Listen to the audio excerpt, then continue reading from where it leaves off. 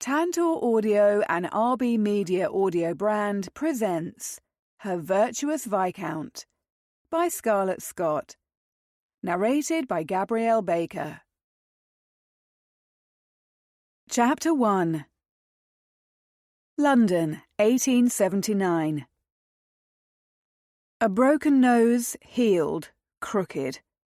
A diamond and emerald betrothal ring, returned to him by the lady he once loved.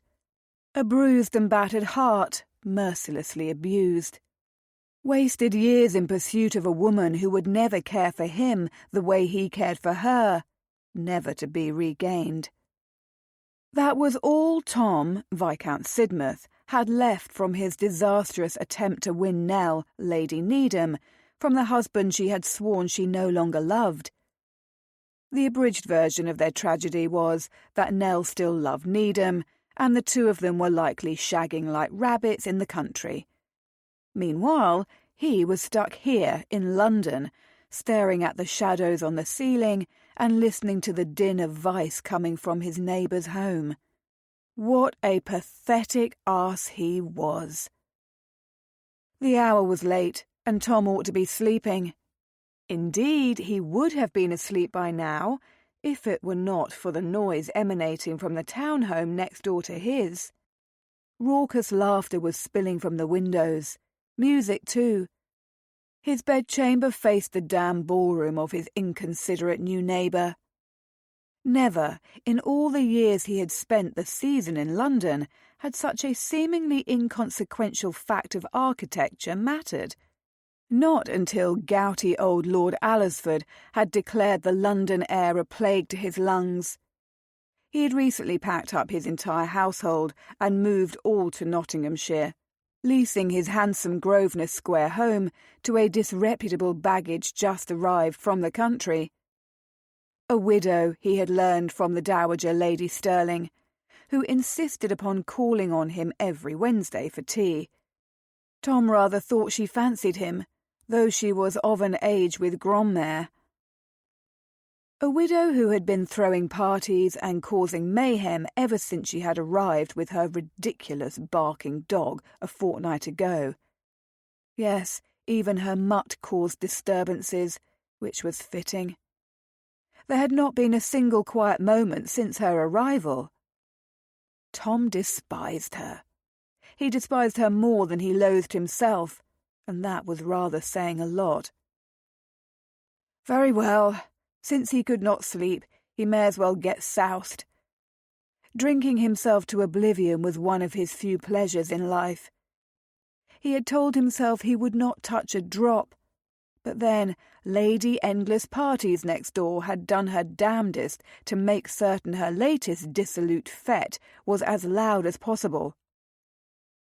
Rising from the bed where he had been miserably tossing about in an effort to get some rest, a practice which had been compounded by the unmerciful stifling heat of the evening, he sighed and donned a banyan.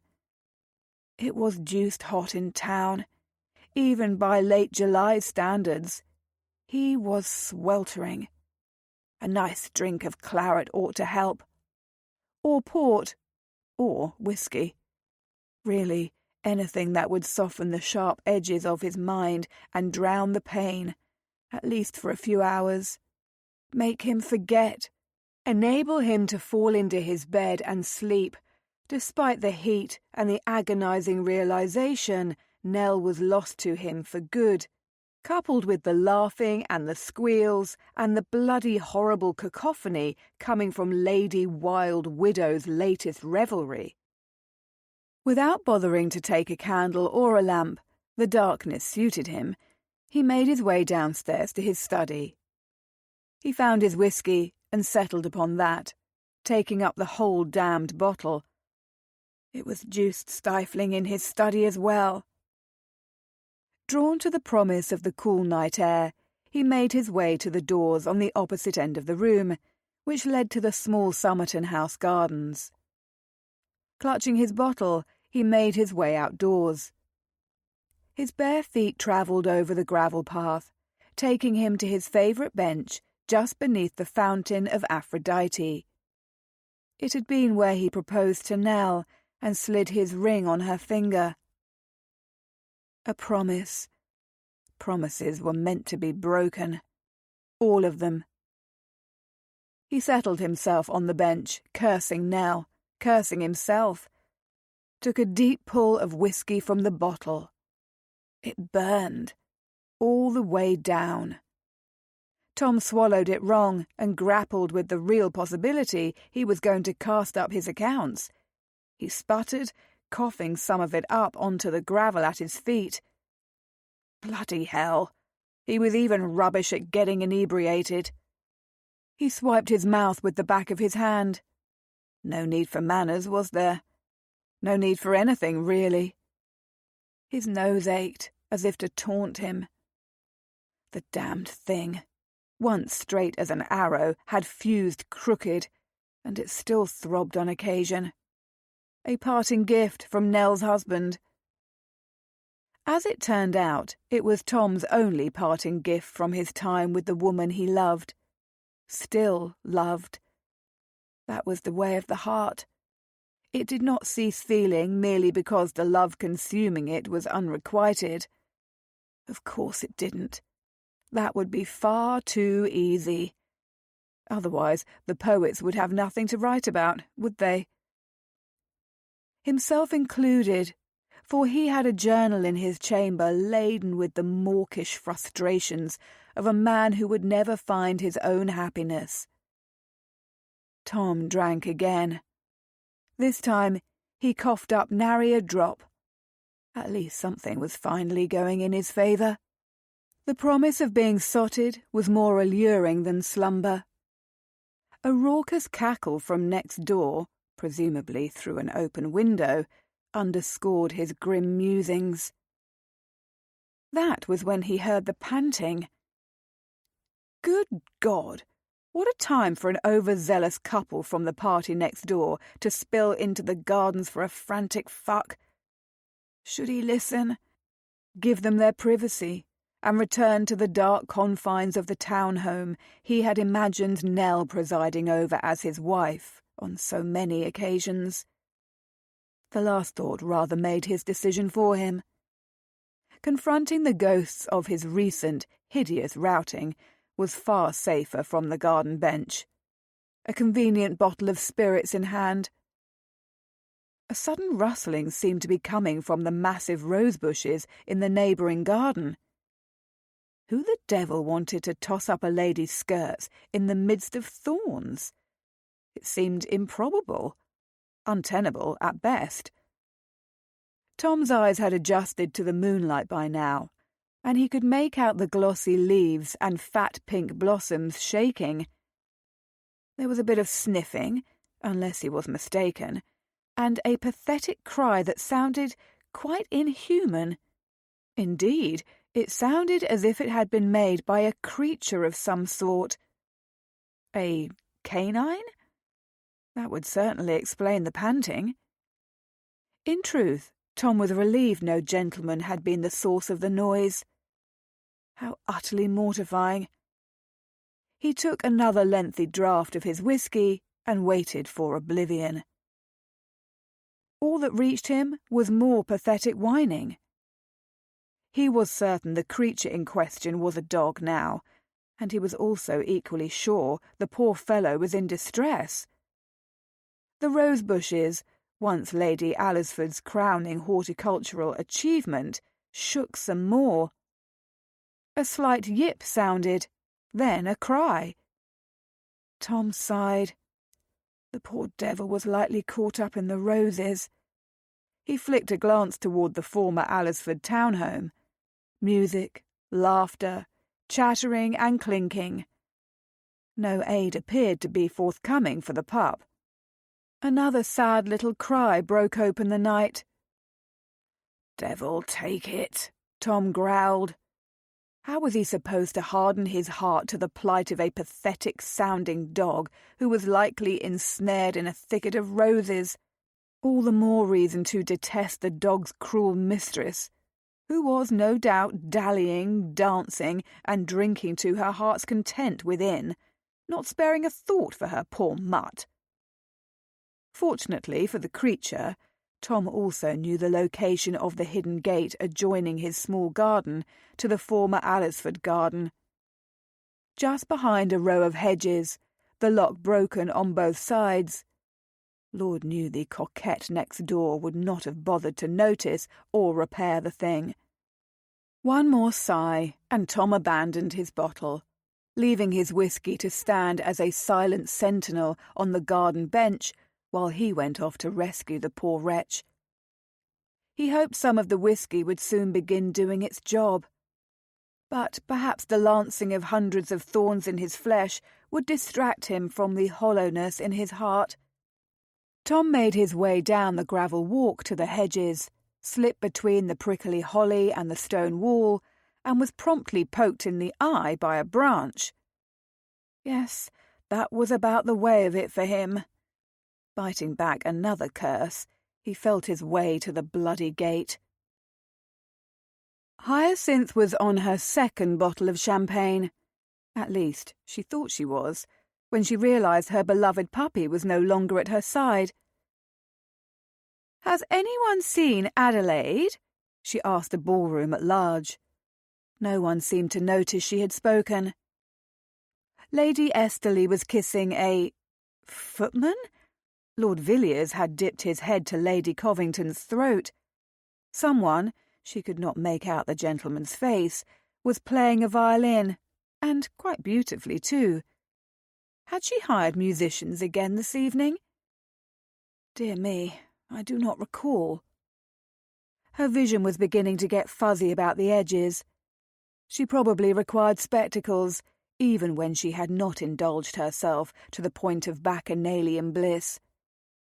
Now that she was thoroughly in her cups, the latent deficiency was proving more pronounced. However, the room was also beginning to swirl, which was a clear indicator she had overindulged. Southwick had never allowed her to consume a drop of wine with her dinner. Spirits, like everything she had thrown herself into following her arrival in London, were new again to Hyacinth. A joy and a curse in the true way of life. Freedom. Why would it be any different than captivity had been?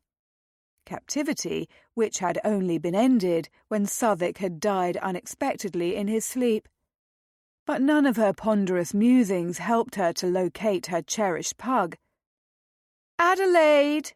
she called over the din of the violin, and Lady Down chortling over a sally the Honourable Mr. Buchanan had told her. "Lady!" There was no answering scamper of paws, no big brown eyes staring up at her from an adorably rounded face, no tongue lolling.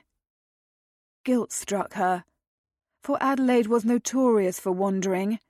Indeed, it had been one of Hyacinth's primary concerns in moving to London from the country.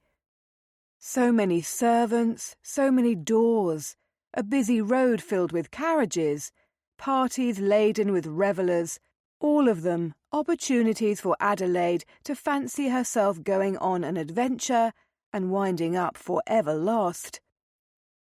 But Adelaide could not be lost. Adelaide, lady, was Hyacinth's sole comfort, aside from her friendship with Lottie, and even that had been strained by necessity from the time she had spent shackled to Southwick. Lottie was not the sort of lady with whom Hyacinth had been permitted to convene. The result had been a stilted friendship during her marriage, though Lottie had obligingly returned to Hyacinth's life in full force following her return to town. There was no telling where her friend had disappeared to now, or with whom. Lottie was a widow, just like Hyacinth, and her set was rather wild, as was Lottie. Hyacinth's old bosom beau had changed quite a bit since the days of their mutual come-out.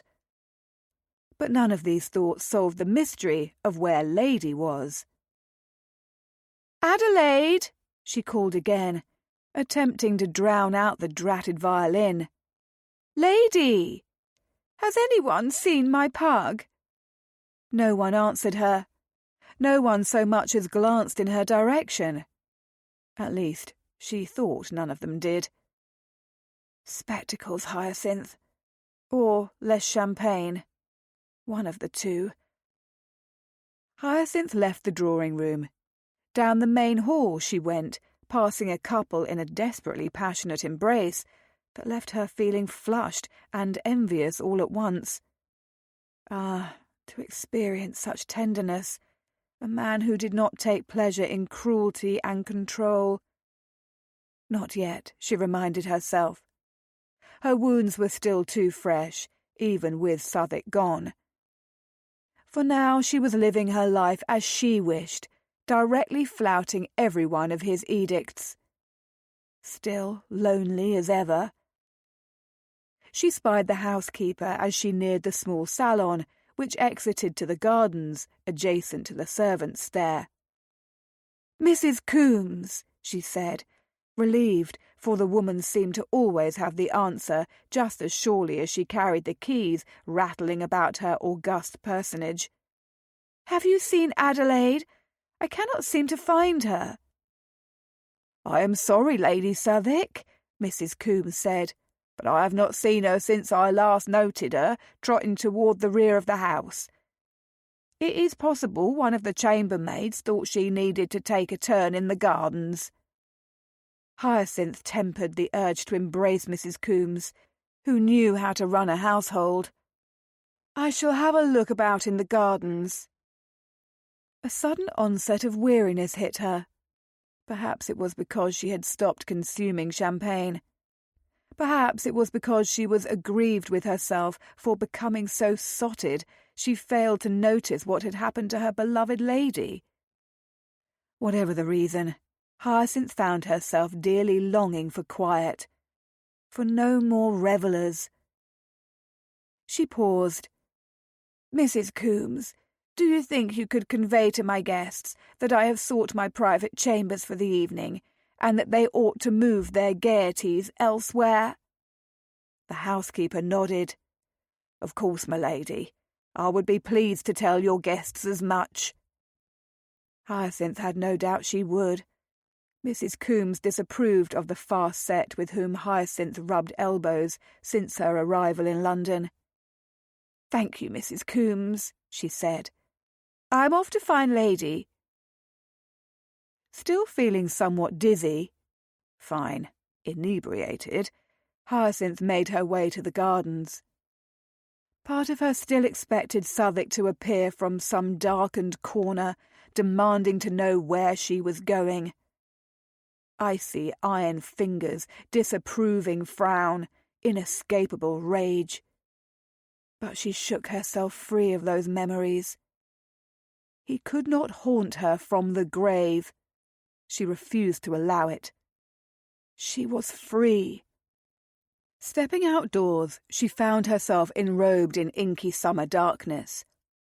London at night was not nearly as noisy as London during the height of the day. Excepting the cacophony emerging from her own open windows, that was.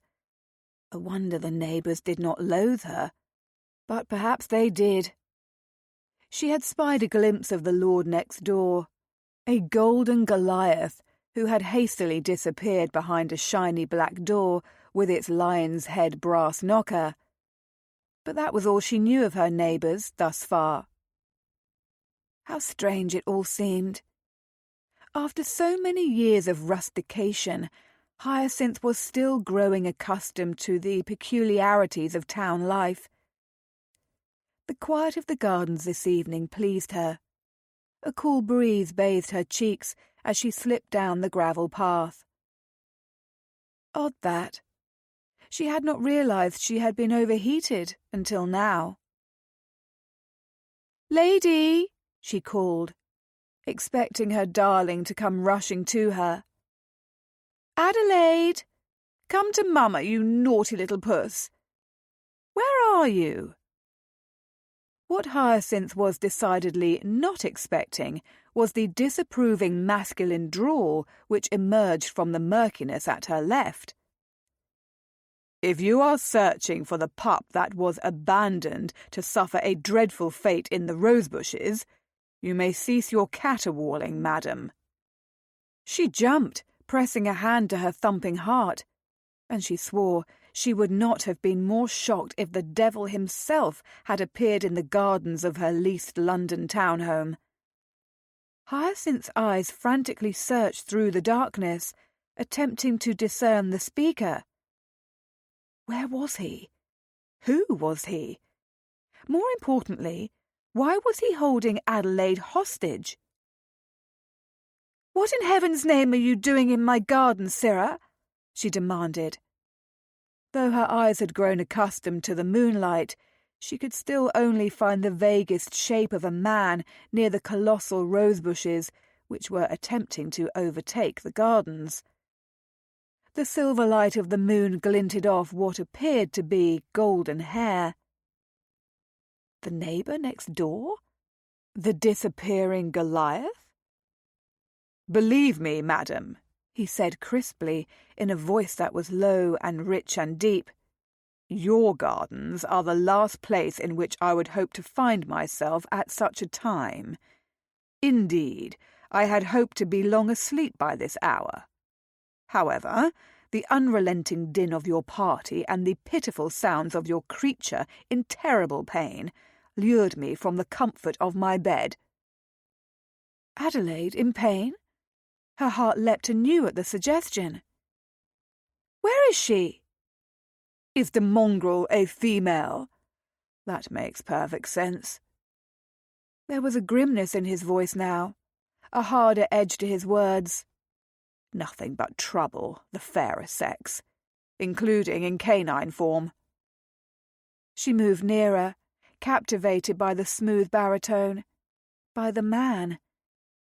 Even in his cool agitation, there was something about that voice, and if he had heard lady in distress and had rescued her, why, Hyacinth could scarcely countenance the notion of such a man who cared. "Lady is indeed female," she said, her eyes searching the details of his face now that she was close enough to detect him. Adelaide was in his arms, being cuddled, the traitorous little minx. Had he just dropped a kiss upon her head? Not that Hyacinth could blame Adelaide, of course. That broad chest looked an inviting place to nestle. Indeed, Hyacinth entertained a brief, foolish vision of herself held to that chest, of those strong masculine arms embracing her rather than hurting her as she had grown so accustomed from a man. Mayhap she was a harlot, just as Southwark had always told her she was. Perhaps her constitution was lacking, her conviction absent, her morals corrupted. Did she deserve what Southwark had done to her? Yes, said that awful voice inside her. The one that inevitably made her pour another glass of spirits. "She may have some thorns embedded in her paws," the interloper in her garden said. "She was crying and howling when I came upon her, and quite caught up in the rose-bushes. In the darkness, I cannot see her injuries properly." Something inside her shifted, softened, melted. This man, whomever he was, had heard a crying dog in the night and had come to rescue her. Surely he could not be all bad, even if he had somehow found his way into Hyacinth's gardens, where he decidedly did not belong. And now he was concerned about whatever injury she may have sustained, thanks to those hulking, overgrown rosebushes. Hyacinth ought to see them removed, truly. But they were so lovely to behold, their fragrance so enchanting. Not worth Lady getting hurt again, however. "Injuries," Hyacinth repeated, her tongue feeling thick and unused. What manner of injuries can she possibly have sustained? She was scarcely in the gardens for a few minutes. "How do you know how long she was in the gardens?" the man asked, sounding outraged. And that was the trouble, was it not? Hyacinth did not, because she had been too busy consuming champagne and hosting a party, because she had failed to notice when Adelaide had gone missing. "It cannot have been long," she lied, hating herself in that moment. "Give her to me, if you please. I shall see to her inside. Nothing can be done for her in the darkness." "Do you promise to take better care of the poor mutt? I find myself reluctant to relinquish her, now that we are acquainted." Surely he was jesting. Hyacinth narrowed her gaze, peering at the man through the darkness. "You are suggesting you will steal my companion?" "Your companion whom you deserted in the gardens?" he asked pointedly. "Forgive me, my lady, if I question your sincerity. This unfortunate canine was whimpering, crying, and altogether caught up in the rose-bushes. I shed a few drops of blood myself, rescuing her from her plight." Oh, poor lady! It was not the first time she had been embroiled in the rose-bushes, and since her favourite bone had landed deep within the tangle, Hyacinth knew it would not be the last. Lady would attempt to rescue her prized bone, thorns or no. Something about this man's championing of Adelaide had wound its way around Hyacinth's heart, or what remained of her heart anyway, the charred and scarred remnants, more like. "Thank you, sir," she managed. "Lady is beloved to me. I would never want her to be in pain. If you rescued her, I owe you a debt of gratitude." He was silent for a moment. Hyacinth took advantage of the time to draw nearer, to take in more details of his face, his form. He was tall, deliciously handsome. The Goliath next door suddenly had a voice, and she liked it, much to her trepidation. "A debt of gratitude, you say, madam?" he repeated, his long fingers stroking Adelaide's fur. And fancy that, Hyacinth, envious of her own dog. But oh, to feel such a tender touch upon her skin, rather than wrath. To be soothed and stroked instead of punished. "Yes," she repeated, cursing herself for the breathlessness in her voice, for the catch, the tremble. "A debt of gratitude. How can I repay you?" What was it about this mysterious intruder in her gardens, who had cared enough for Adelaide to find his way to her rescue in the midst of the dark night? "I can think of any number of ways you might repay me," he said slowly. "But the first one to come to my mind cannot be shaken, regardless of how much common sense, intellect, and reason would like to disperse it." That sounded promising. Now that Lady was found and in good health, cuddling with this man who had Hyacinth at 6s and 7s, all was well in her world again. She ran her tongue over her suddenly dry lips. "What do you want from me, sir?" "Ask, and it shall be yours." Within reason, she ought to add. But something about this man, perhaps his rush to attend a wounded dog, perhaps his mannerisms, perhaps both, made her think she could trust him, made her think he was good. "A kiss," he said. "That is what I want from you." Chapter 2. A kiss?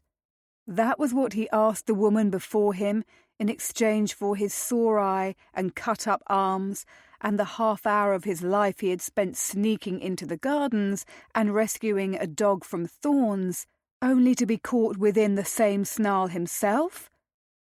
Was he mad? Desperate? Hopelessly sotted? Yes, to all those questions, Tom feared. He hoped he had not voiced his request aloud. Perhaps he had only thought it. "A kiss," she repeated, dashing his optimism. Here was his chance. He could rescind the offer. Remind himself she was the hated cause of all the unrest next door for the past fortnight. That even if she did look as luminous and lovely as an angel in the moonlight, an entanglement with another female, particularly this one, was the last thing he ought to entertain. "Yes," said his stupid mouth. "Very well." Her voice was surprisingly no-nonsense as she moved nearer to him.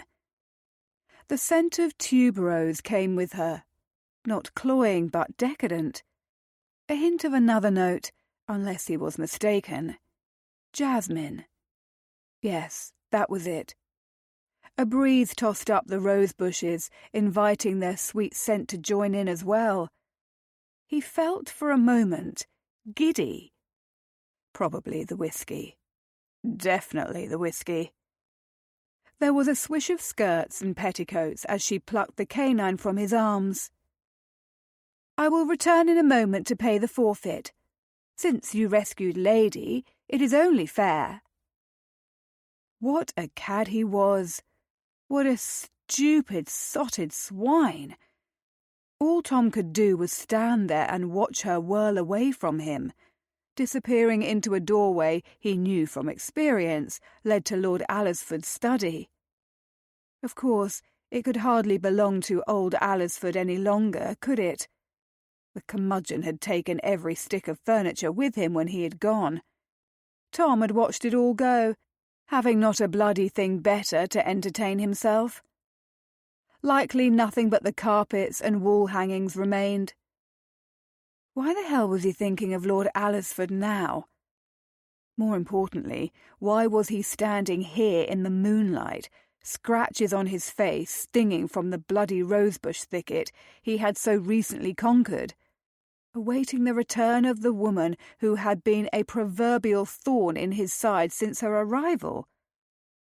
He ought to slink back to where he belonged, take up his whiskey bottle and drink himself to oblivion before passing out in the grim haven of his empty bed. And yet his feet would not go. He remained stationary. He missed the comforting, soft warmth of the dog, who had licked his face upon her rescue. Tom had not realized he liked dogs. Perhaps he ought to find himself one. Just the thing. He would spend the rest of his life a desperate bachelor covered in dog fur and slobber. "Throw your caps at me, ladies. Not all of you at once, if you please." He let out a bitter bark of laughter at the notion. Suddenly, she was fluttering back through the door, rather in the fashion of a butterfly. Skirts sailing about her, small and elegant and delicate and ethereal. Yes, that was the proper word to describe the way she looked tonight. Ethereal. Beautiful, too. That last fact hit him, sank into him. "Are you feeling well, sir?" she asked, sweeping forward. Her gown appeared liquid in the moonlight, silver and silken, swishing. He was briefly, suddenly entranced. The urge to forget everything, to become mindless, struck him. It hardly mattered who this woman was, or that his dislike of her was severe enough that he had wasted hours plotting how he might have her removed from the premises. A sternly worded letter to Lord Alresford, paying some street urchins to let loose a bushel of rats within the house. Hell! He was not particularly proud of the latter now. "Sir?" She had reached him, close enough to touch once more, her voice hesitant. A pleasant throaty voice she had, not at all like Nell's, and thank the devil for that. It occurred to Tom that he had been too lost in his thoughts, and that he had failed to answer her. "Madam," he returned, also in question form. She had asked him something, but he could not recall the query. All he could remember in this moment was that he had requested a kiss from her, and she had accepted. Not just accepted, but returned to pay the forfeit, as she had so oddly phrased it. She could have disappeared within, lost herself in the depths of her depraved party once more. "You required a kiss for your rescuing of Lady," she said, using that tone once more, which reminded him of the governess who had presided over him when he had been in leading strings. "Now then, here I am, sir. Are you ready to collect?" He swallowed. Ready to collect. Pay the forfeit. Such a strange creature, this woman. "You speak as if we are at war, as if I am the enemy." "And are you not?" She eyed him warily. He detected it despite the moonlight. "My enemy, I mean. Surely if you were an ally, you would not have threatened to take Lady from me. I might add I have no notion of who you are, sir. You could be anyone here in my gardens. Why, you could be a thief attempting to filch the silver for all I know." She had backbone, the widow next door. Tom approved wholeheartedly. Of course he did. When had he ever been drawn to weak, spineless ladies? Never, and that was his problem. He ought to seek out virginal misses.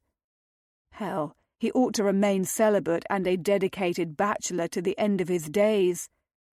His history was abysmal. And yet he remained where he was, more drawn to widow endless parties than ever. He ought to learn her name before he kissed her silly. Because he was going to kiss her silly. Whether it was the whiskey, or the way she looked in the moonlight, or, dear Lord, the scent of her in the wind, or her voice, he could not say. All he knew was that he wanted his mouth on hers. His pride could torture him later. "I assure you, I am neither the enemy nor a thief," he said, resisting the urge to touch her. Not just yet. "I am Viscount Sidmouth, your neighbour, as it were." He sketched an exaggerated bow, as if they were meeting in a ballroom rather than the shadows of an overgrown rose garden. Something truly ought to be done about the flowers, but he was hardly the sort to tend to anything these days. Or to give a damn. "Ah!" She was so still, and yet he felt her gaze upon him as if it were a caress. "Lord Sidmouth, I ought to have known, I suppose." She ought to have known? What did that mean? "Has my reputation preceded me?" he asked, unable to keep a grim note from his tone. He had made no secret of his courting of the very married Marchioness of Needham. He had not had the heart to take a glimpse at any of the gossip swirling about town since his return, partly for fear he would read some blissful accounting of Nell's reconciliation with her husband, partly for fear of what he might read about himself. "Reputation?" She drew even nearer. So near, her hems brushed his trousers. "Have you one? One which might give cause for gossip?" "Yes," he acknowledged simply. He was an honest man, yet another of his many faults. "Oh," she breathed, sounding intrigued instead of repulsed. "Are you a rogue, my lord?" The answer to that question was complex. Not by my estimation. Perhaps in the eyes of others, such as the eyes of the Marquis of Needham. Tom owed the fellow a broken nose. "Not a rogue," she guessed, "even if you do blackmail your neighbours for kisses." Hardly all my neighbours, he felt compelled to argue, though it was deuced difficult to manage a coherent thought at the moment. Her hand had settled upon his chest, as light as a bird, and yet he felt that touch burning through his banyan like a brand. And I have only ever required a kiss from one. Something told him, some instinct, to hold still, to allow that touch.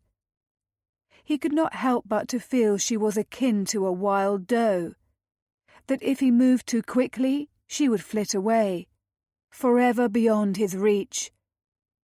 And he wanted to keep her close, so close, closer than close.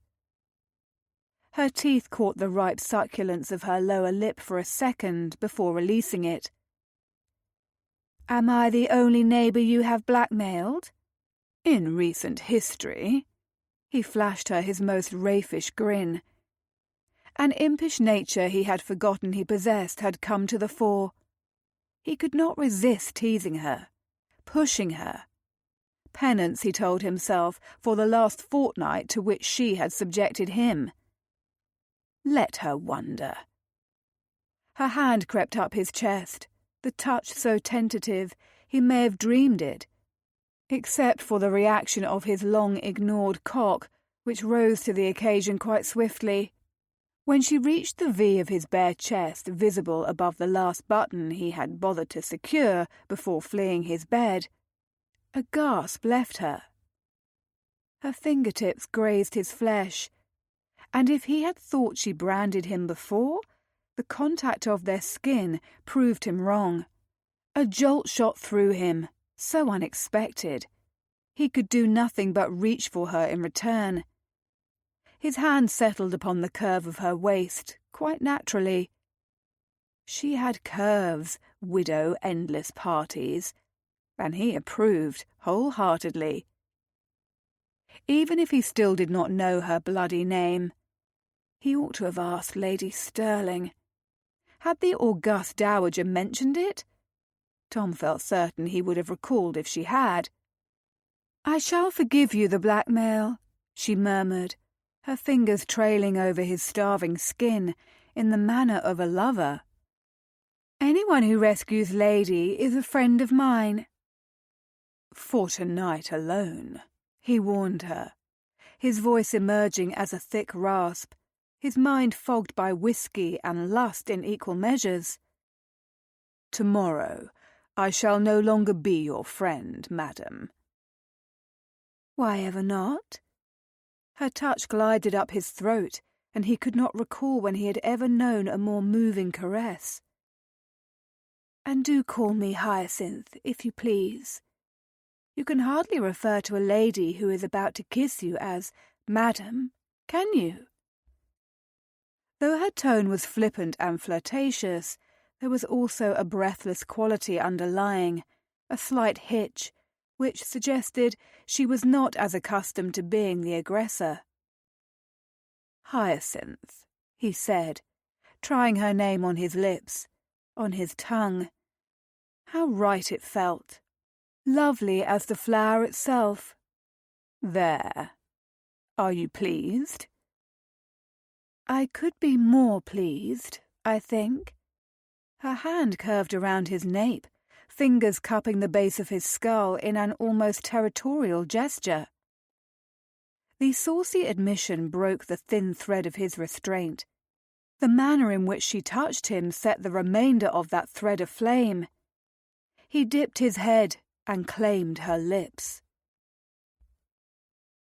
Soft as velvet, and yet insistent, passionate yet controlled, firm but tender. That was the way this stranger in her gardens, Lord Sidmouth, who she knew not, and who told her on the morrow they would not be friends, kissed her. No man had ever kissed her thus.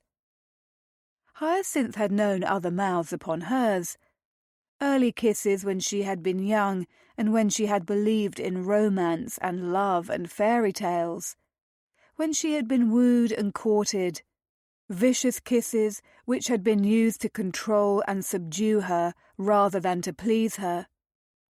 But this kiss, this man's mouth upon hers, was unlike any others which had come before it. Instinctively she knew any that would follow could never compare either. This kiss was not just a revelation.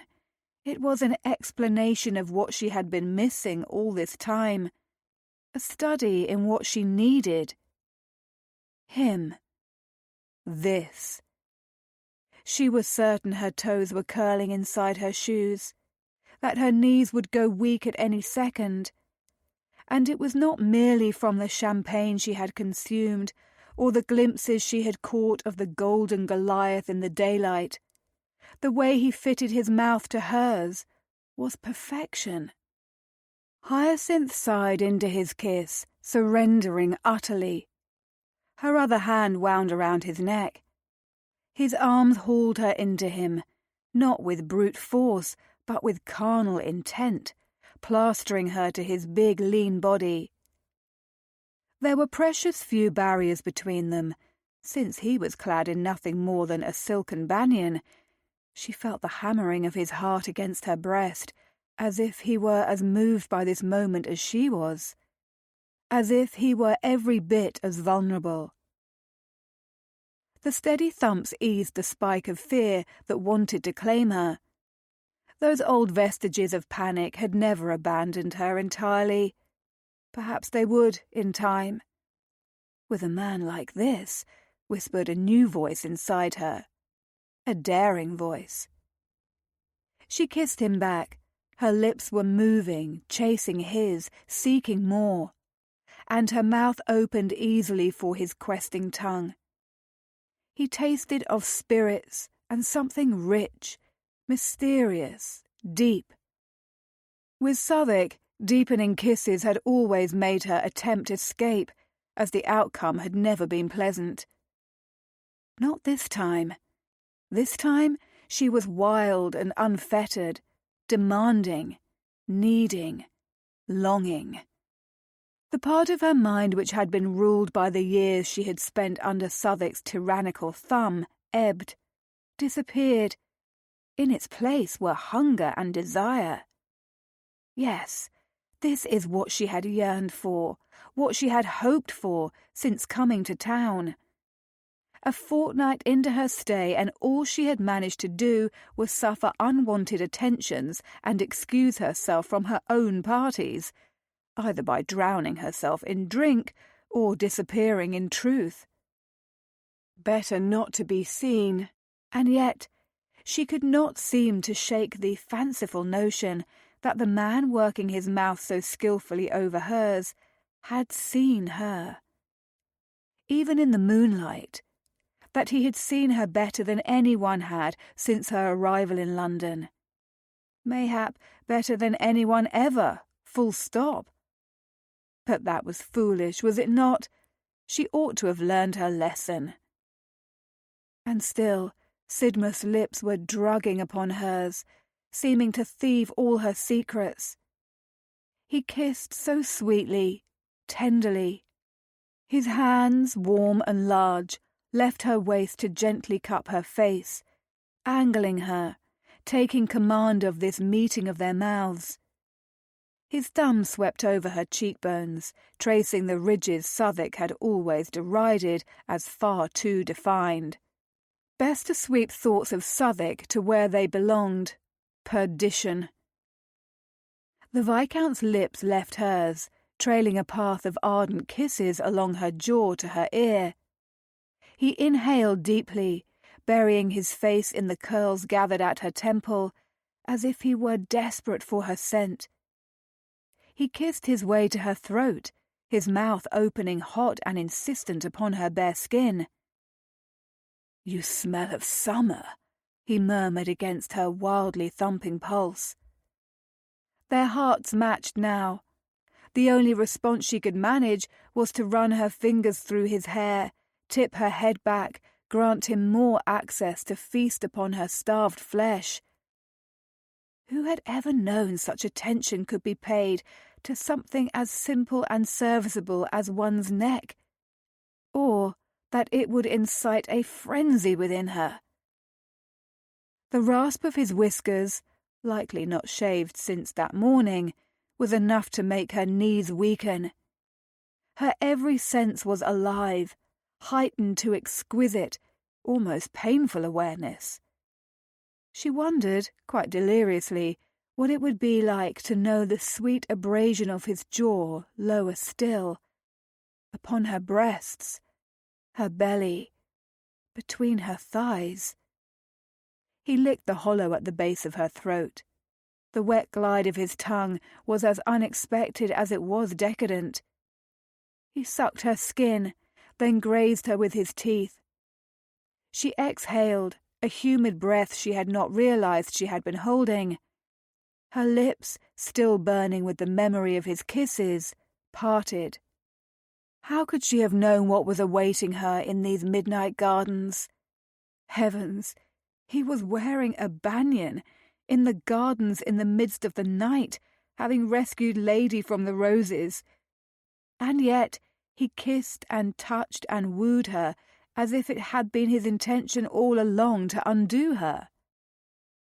When she knew, without a doubt, it had not. "My lord," she said, when he nibbled at the cords of her neck. "Tom," he corrected. She could not call him that, could she? Not just his given name, but a diminutive. It seemed so personal, so intimate. But when he kissed the underside of her jaw, before working his way back to her lips, how could she do anything other than surrender to him? What could possibly be more intimate than her body pressed against this man, his delicious lips upon her? Tom, then. A plain, abridged name for a man who was anything but ordinary. "We must stop. You have had your kiss." Yes, common sense told her to say those words. The rest of her? The rest of her very much wished she would cease her protestations. Still, this was too much. Too much too soon. Dread assailed her, suddenly, unexpectedly. Old dread, not meant for the man who had kissed her so skillfully, but wrought from the demons she could not seem to shake. Demons bestowed upon her by the man she had married as an idealistic, youthful fool. That fool had seen all her dreams crushed beneath a boot heel, slapped away by an unforgiving hand, burned in the grate and turned to naught but ashes. Lord Sidmouth seemed to understand her tumult before she did, stepping back, releasing her abruptly. Through the darkness, she felt his gaze boring into her, searching, knowing. Shame crept over her, hot and miserable. She wanted to disappear into the darkest corners of the garden, where no moonlight shone. "Forgive me, madam, Hyacinth," he said, "if my attentions were unwanted." "They were not unwanted," she interrupted, hating the notion of him somehow believing himself in the wrong when his kisses had been everything she had ever longed for, without knowing what she truly needed. "You were not unwanted. Indeed, you are not unwanted. Quite the opposite, in fact. I am merely— forgive me, my lord— I am not myself this evening." "Understood." He rubbed his jaw, watching her from 3 paces away, decidedly the opposite of menacing. "I am hardly myself either. I have not been for some time now, I expect." She wondered what could have upset such a man as Tom, Lord Sidmouth. He certainly seemed infallible to her now.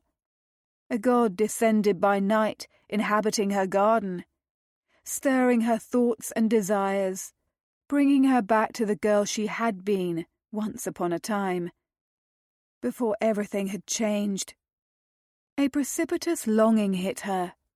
to take away the sadness in his voice, to kiss away the demons he possessed as well as her own. She wanted to banish anything that would upset him, to stalk into the darkest corners of his life like a knight of old, chase the shadows with her sword. How silly, when she could not force her own shadows to retreat. They hovered on the periphery of her every minute, every hour. No hope of escape any time soon. And yet, Hyacinth felt a connection with the man before her. Inexplicable as it seemed. Impossible as it seemed. "Kissing you made me feel the most like myself that I have in years," she admitted softly, before she could think better of the revelation. "Thank you, my lord. Thank you for rescuing Lady, and thank you for some much-needed distraction this evening." She should go before she embarrassed herself further. The champagne's effects upon her waned. Or perhaps it was the reality, forever crushing, threatening to overwhelm. Whatever the source, whatever the reason, she could not shake the effect he had upon her. What was it about Tom, Lord Sidmouth? Surely other men were handsome and breathtaking.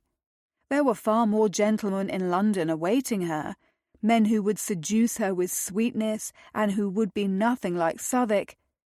A veritable bevy, if Lottie was to be believed.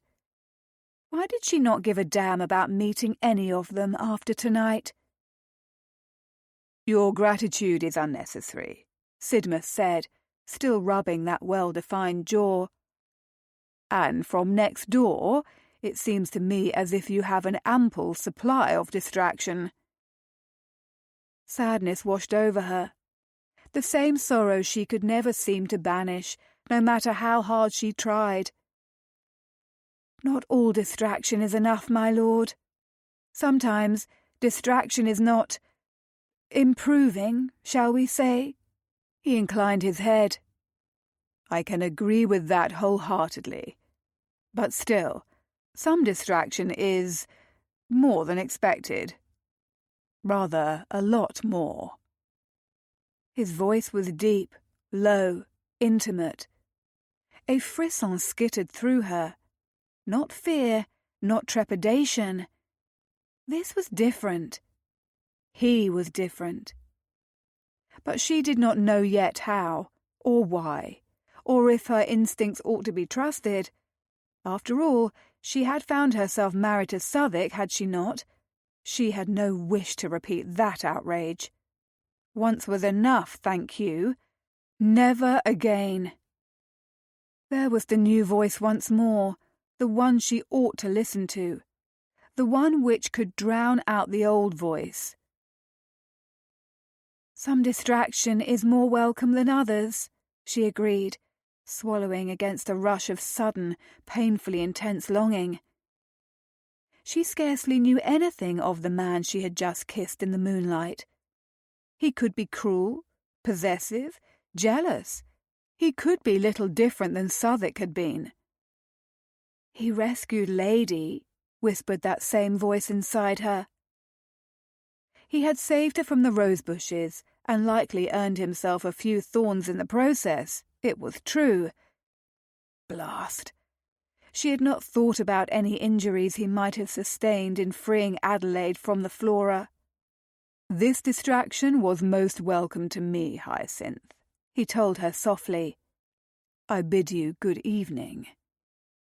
He swept into a bow that would do any ballroom shame. She swallowed down a rush of emotion. This was all so very new. These feelings, this man. Freedom. "Good evening, Lord Sidmouth," she said, his title feeling terribly formal and odd on her tongue after his mouth had just been upon hers. "Lady thanks you. I thank you as well. Perhaps we shall meet again in the light of day." "I have no doubt we shall." He rose, inclining his head.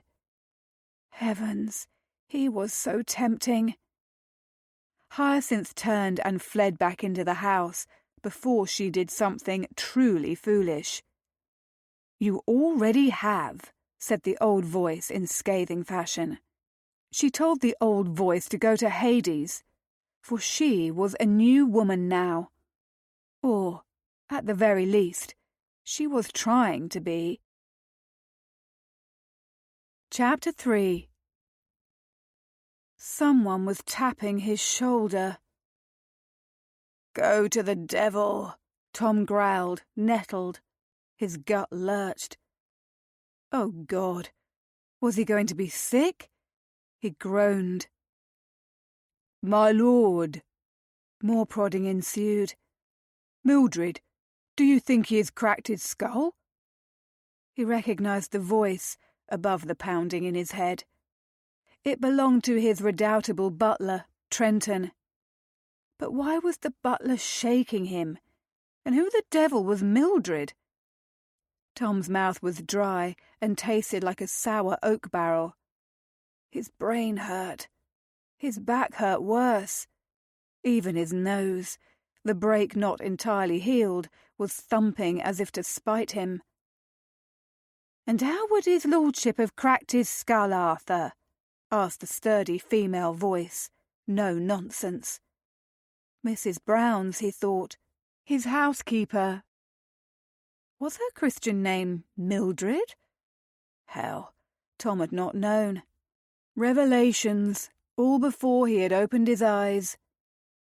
The bright light seeping through his eyelids promised further pain. Mayhap if he feigned sleep, his domestics would go away and leave him to his misery. He had no wish to face the sun. Not now. Possibly not ever. "Over-imbibing," elucidated the masculine voice, speaking slowly. "He stinks of it. He could have fallen and hit his head upon the corner of his desk." "Arthur!" Mrs. Brown's tone was scandalised. "Bite your tongue. Shame on you speaking thus of his lordship. The Viscount is a paragon." "Was a paragon," corrected his butler, Trenton. Correctly, as it happened. Once upon a time, Tom had been a paragon, and then he had fallen in love with a married woman, who had promised she would wed him as soon as she was freed from her husband via divorce.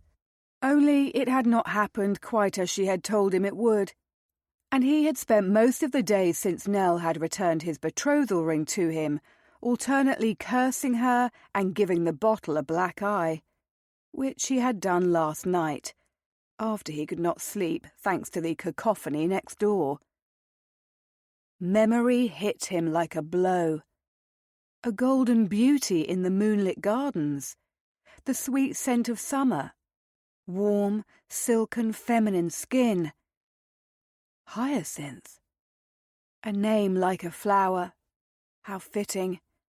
He had kissed his nemesis after rescuing her dog from the rose bushes, after which he had promptly retreated to his own gardens when she had disappeared, where his abandoned whiskey had been awaiting him, along with his self-loathing. He recalled tippling, finding his way into his study, tippling some more, growing tired and lying on the floor. Little wonder his back hurt. "Hush, Arthur! What if his lordship hears you? I think his lashes are stirring," cautioned Mrs. Brown. Lord, Tom was miserable, pathetic really.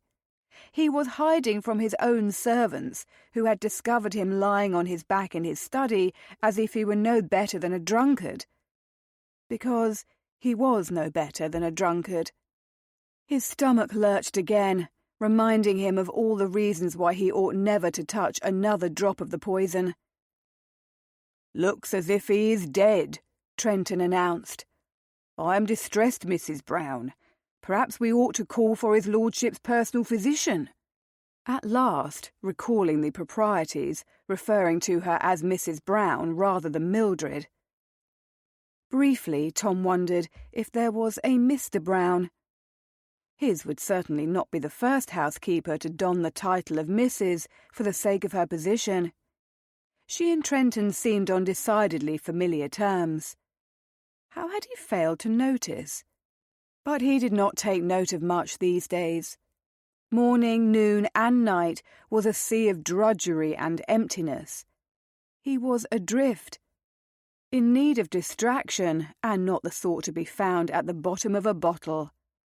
He was too bloody old for that. No, he needed a different sort of distraction altogether.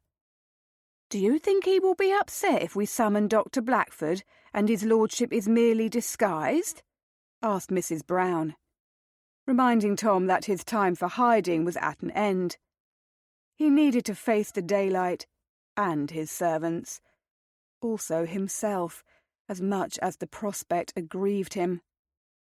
He opened his eyes, groaning anew as the light from the diligently drawn curtains sank into his skull with the force of a blade to the eye socket.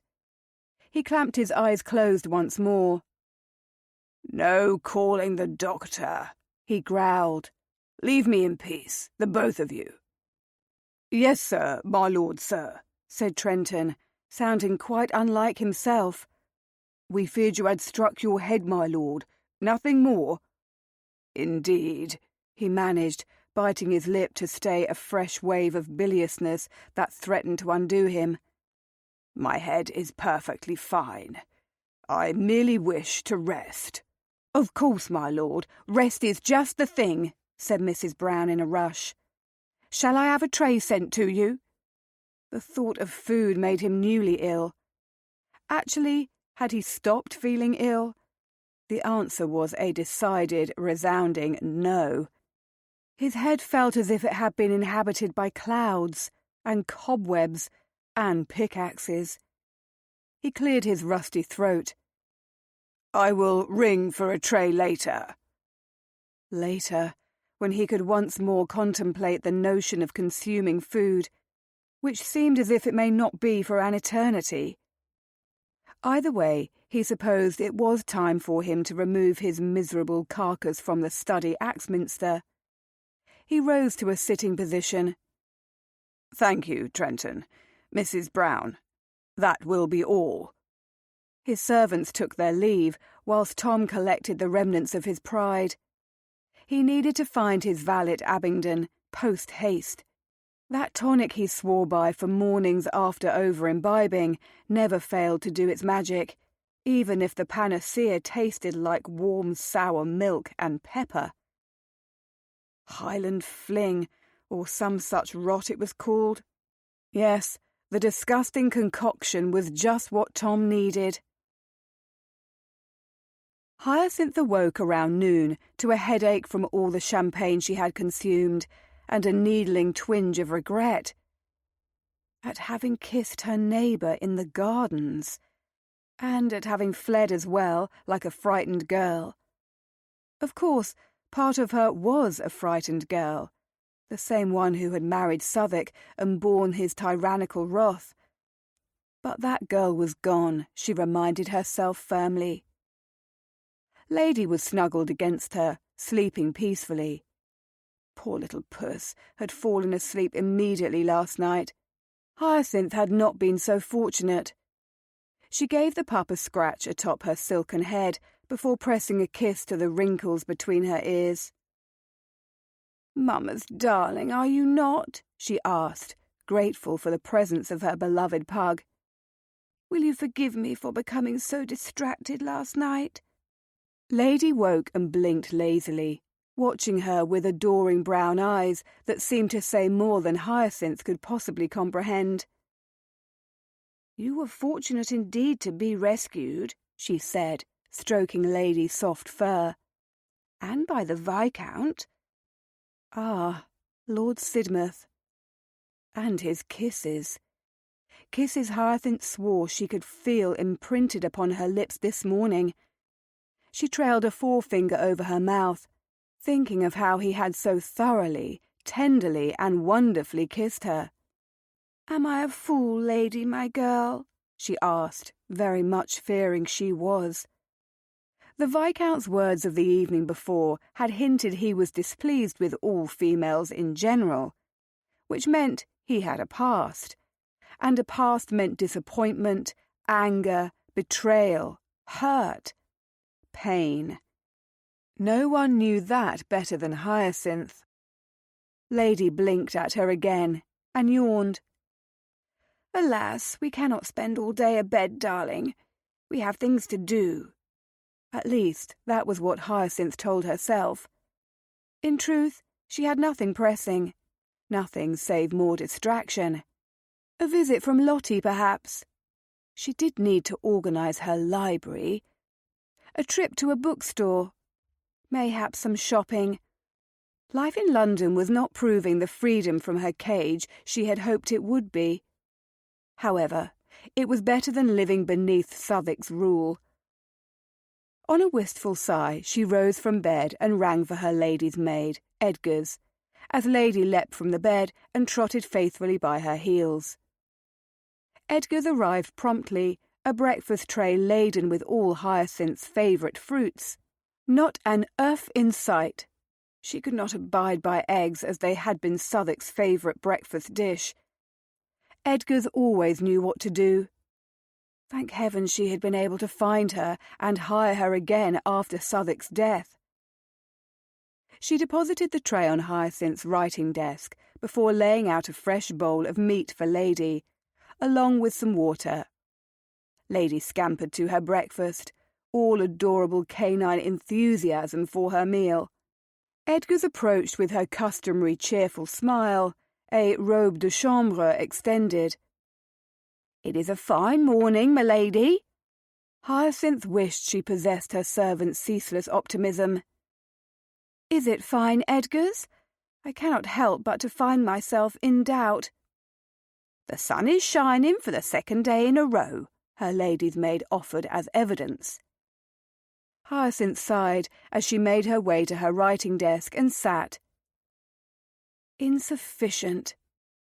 Aside from her nocturnal adventure, her life since coming down to London had been decidedly uninspiring.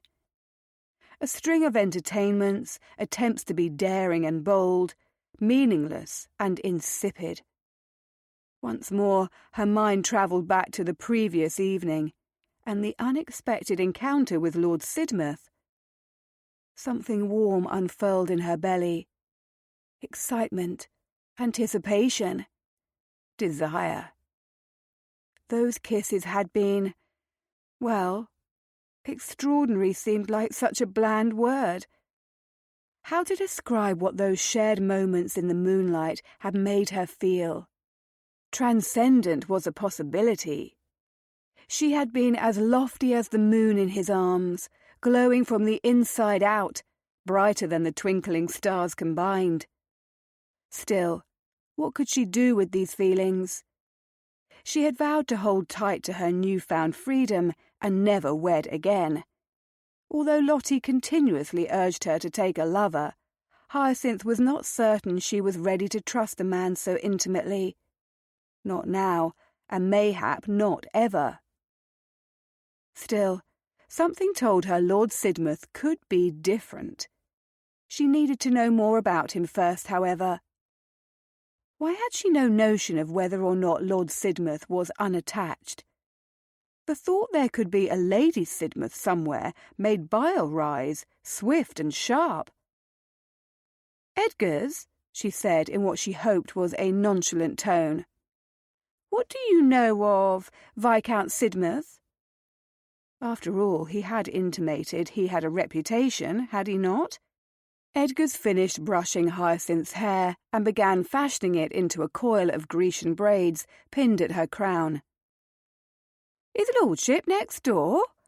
Seems to be a bit of a souse these days, judging from below-stairs gossip.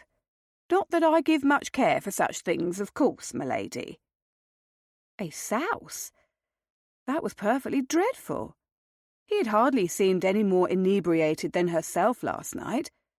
But, of course, Hyacinth had been too gleeful in her consumption of champagne, which was also dreadful, now that she thought upon it.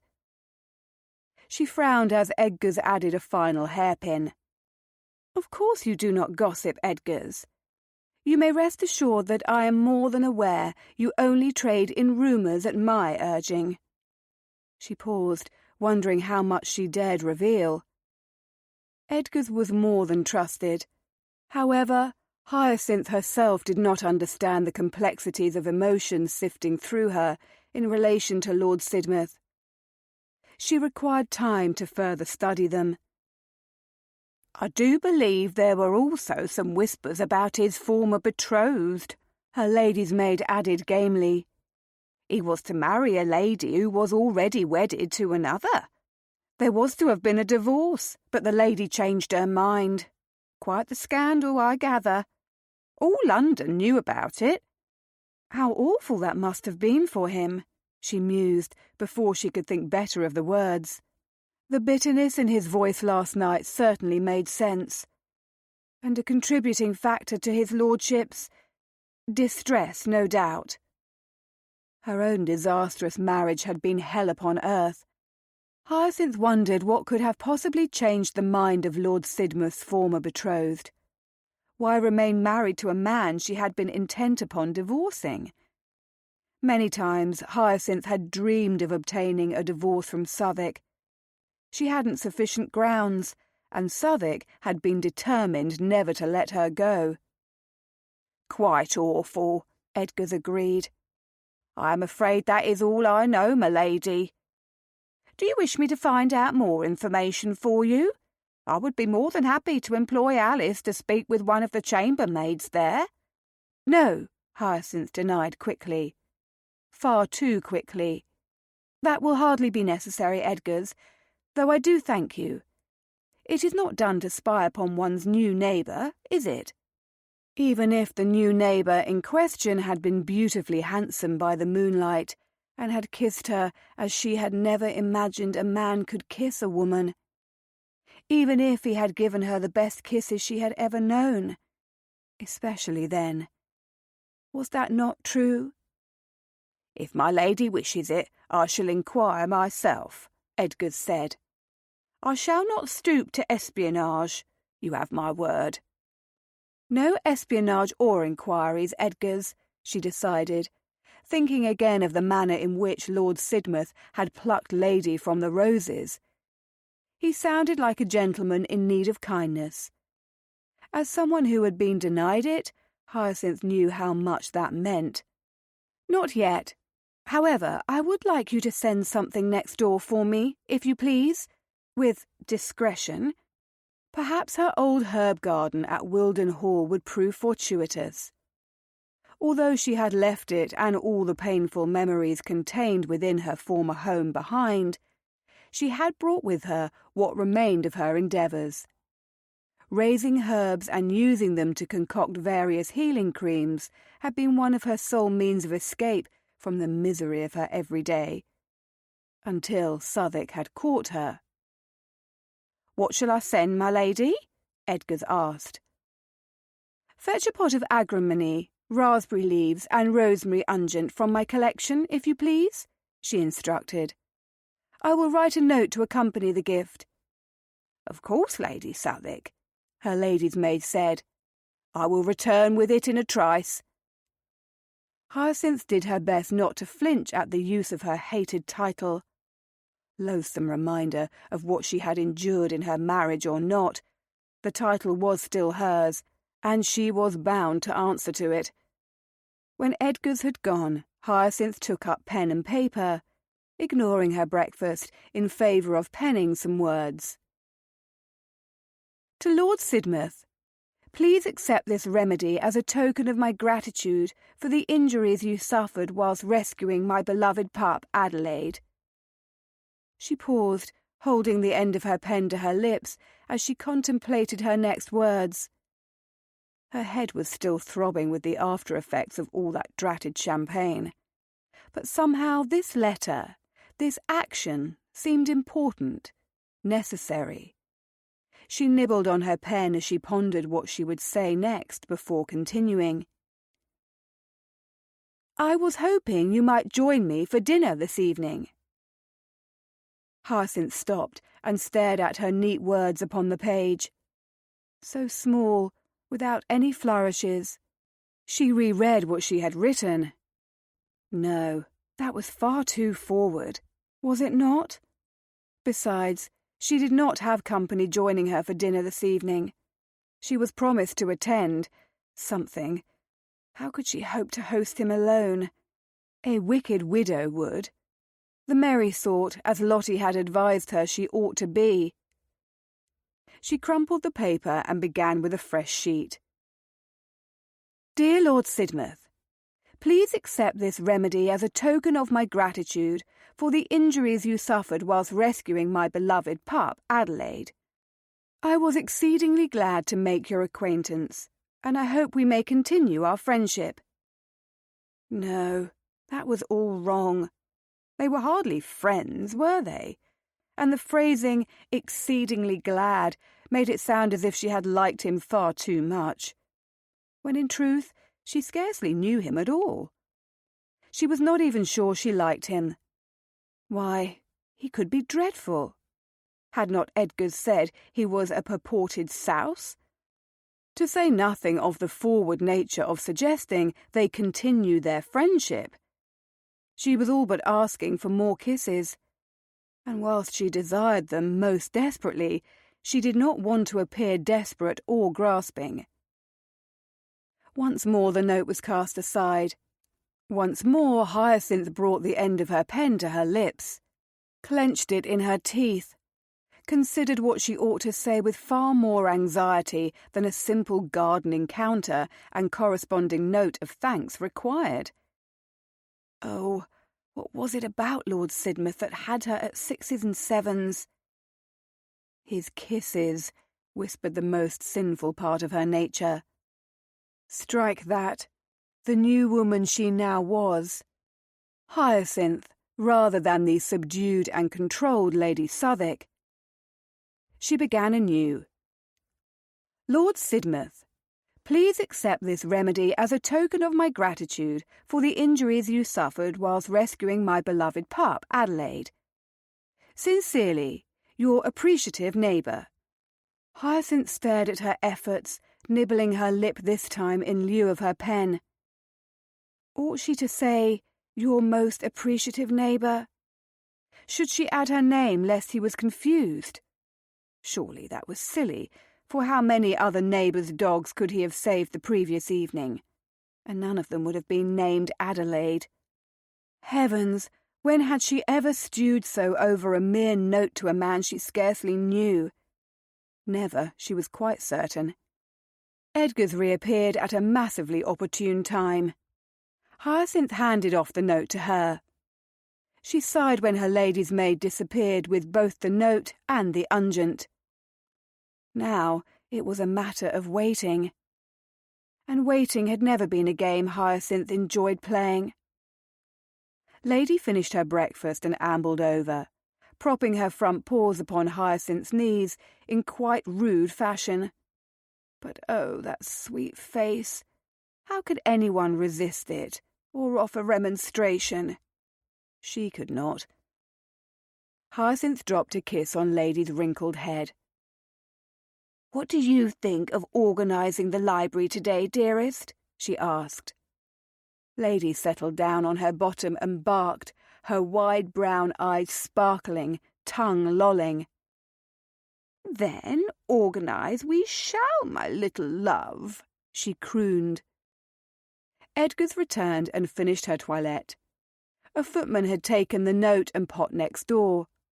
The butler had accepted it on behalf of Lord Sidmouth. There had been no sign of the lord of the house himself. Hyacinth tried not to be too disappointed by her lady's maid's revelations. She also told herself it was for the best if last night's stolen kisses were to be the extent of her interactions with the Viscount. She was seeking distraction and flirtation, nothing more. A man with a past was decidedly not what she needed, no matter how delicious his kisses had been, and despite her current longing for more. She descended to the library, Lady following in her wake, and occupied herself with the task of organising the books she had recently purchased. The library at Wilden Hall could eat this library for breakfast, but Wilden Hall had never been home. This was not home either, but it was a start. It was the beginning of a new era, one in which she could flourish. She had scarcely been arranging her books for 10 minutes when a note arrived for her. As if Lord Sidmouth had appeared in her library himself, everything inside Hyacinth turned to liquid heat. She accepted the note from her servant and tore it open without hesitation. To my appreciative neighbour. I thought the canine's name was Lady. The concoction has an odd scent, but I must thank you for the gesture of goodwill. Sincerely, the neighbour who is most unappreciative of your barking dog and the raucous parties without cessation keeping him awake at night. The note was not what she had expected. Not at all. Not after those heated kisses. Was this what he had meant when he had said he would no longer be her friend by the light of day? What a miserable curmudgeon, she fumed to Lady. The sheer gall of the man, questioning your name, telling me my unguent has an odd scent. He all but states he will not try it. Hyacinth realised she was pacing and clutching the note written in stern sloping scrawl. Boldly masculine, commanding, and yet with a slant that suggested he was not as regimented as he hoped. She was going to respond. She had to. Hyacinth fetched pen and paper and dashed a few words on the page. Dear neighbour, who is most unappreciative of my barking dog and raucous parties without cessation, keeping him awake at night. Lady is a sobriquet for Adelaide, and I can think of better uses for your sharp tongue than discourteous notes. Sincerely, the neighbour you demanded a kiss from. There. Her heart thumped as she gazed down at the bold words she had written. Words she was not certain she dared send. She read them once, twice, thrice. She felt as fidgety as a wild bird about to wing into the sky away from an approaching fox. She bit her lip as Lady padded over to her and sat at her feet, blinking with glossy brown eyes, as if to offer her opinion on the matter. "Shall we do it, Lady?" she asked her dog, for there was no one else about for her to put the question to. The pug was her accomplice now. Lady huffed out a polite little dog sneeze, and then offered a yip. Hyacinth took it as acquiescence. The note was sent. Her stomach felt as it had each time she had incited Southwick's wrath, all cramped in knots. But this time there was not a hail of rage awaiting her. There was no fear, only trepidation. A new emotion. Better than fear. Her butler, Pennington, arrived at the library door. "Lord Sidmouth to see your ladyship," he announced dourly. She stifled a gasp. He was here. She glanced down at her gown, passable, and thought of her hair. It would have to do. Her suddenly damp palms clenched her skirts. "See his lordship to the green salon, if you please, Pennington. I shall join him there." Pennington bowed and disappeared, leaving Hyacinth alone with Lady. What in heaven's name had she done with her impulsive words? There was only one way to find out. "Wait for Mamma right here," she told Lady. "I will be back in a trice." Chapter 4. Tom prowled around the perimeter of the salon, to which he had been escorted by a butler who looked as if he had been sucking on lemons all morning. The fellow could take a lesson or two from Trenton when it came to sociability, but Hyacinth's domestic did have to suffer through his mistress's unlimited social engagements. Perhaps that was the reason for his air of irritation with the world at large. Certainly, the nonsense of the last fortnight would grow taxing upon a body. Lord knew it had upon Tom himself. Of course, there was always the possibility the forfeit she had paid him the evening before could be considered reparations. He cleared his throat, trying not to think about those luscious stolen kisses, lest the southern portion of his anatomy get too carried away. Instead, he turned his attention to the chamber in which he found himself. Once Lady Alresford's prized sewing-room, it already bore evidence of the eclectic tastes of the new lady of the house. It hardly resembled the bland room it had once been. The walls were hung with emerald damask. A massive gilt mirror dominated the space above a velvet chaise longue. Other pictures abounded, most of them dark, turbulent landscapes. As he waited for Hyacinth to appear, he wondered what the devil he had been thinking in calling upon her. Strike that. He knew what he had been thinking. Her words had been a sensual challenge. One he had accepted. It was only now, as he was alone, that he contemplated the wisdom of his rash actions. He had spent the last few years chasing after a beautiful blonde woman who had been daring, bold, and the absolute light of every gathering in which she had been involved. A woman who had shattered him, who had returned his betrothal ring and ultimately told him her heart belonged to another. Yet here he was, playing the fool once more, unable to keep his distance from Hyacinth when another entanglement was the last thing he needed. Awaiting her in the salon as if she were his queen and he her loyal vassal. He ought to go. Mayhap he would. The appearance of an angel on the threshold of the room brought his nettled pacing to a halt.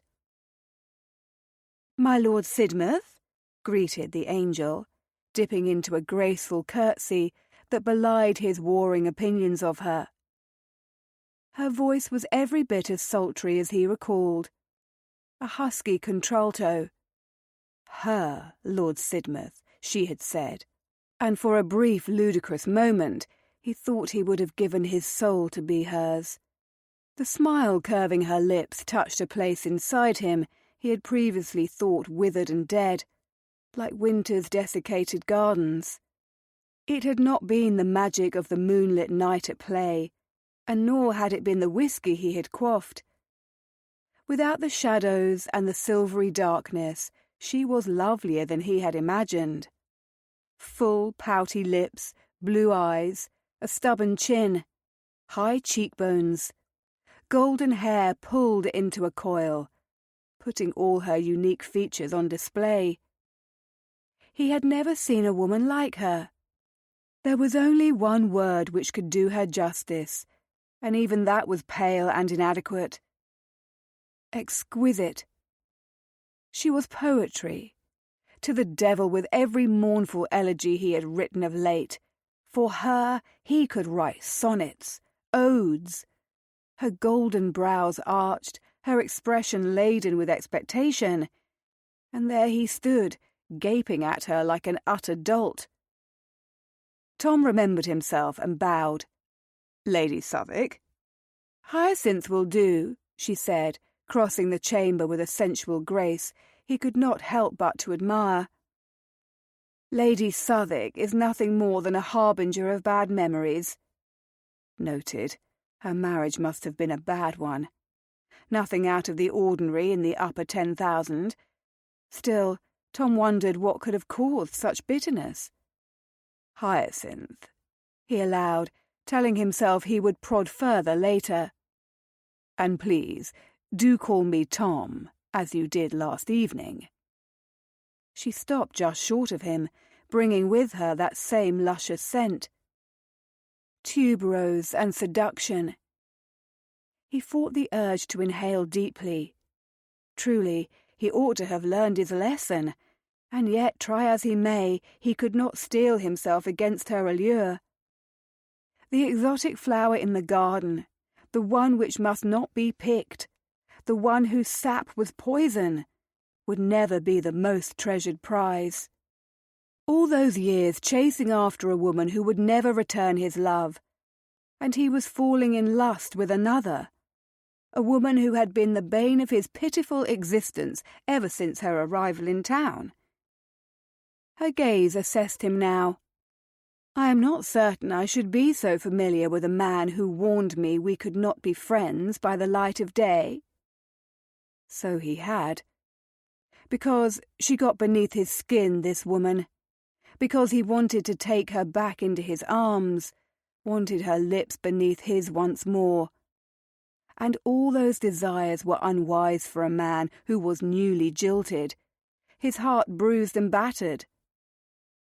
I may be willing to make an exception, he said, like the idiot he was. But will I? She asked softly. Excellent question. She had him at 6s and 7s as no woman ever had, not even Nell. With Nell he had known what to expect. With Hyacinth, uncertainty was an aphrodisiac. Only you can answer that, my dear, he said with a calm he did not feel. Their gazes melding, searing, burning. He wanted to touch her. It was a physical ache within, a deep-seated urge in his chest. But to his surprise, she was the first to move, lifting her hand to his face. She traced his jaw with the ghost of a touch. Just her fingertip, nothing more. The graze was tender with a hint of pain, but lust quickly chased the discomfort. You are a wounded man, she observed, catching her lower lip between her teeth and nibbling upon it as she continued to study him with a frankness that stole his breath. Hell yes, he was a wounded man, in every sense. How did she see so much? He swallowed, reminding himself she was speaking of his appearance. Your rose bushes, madam.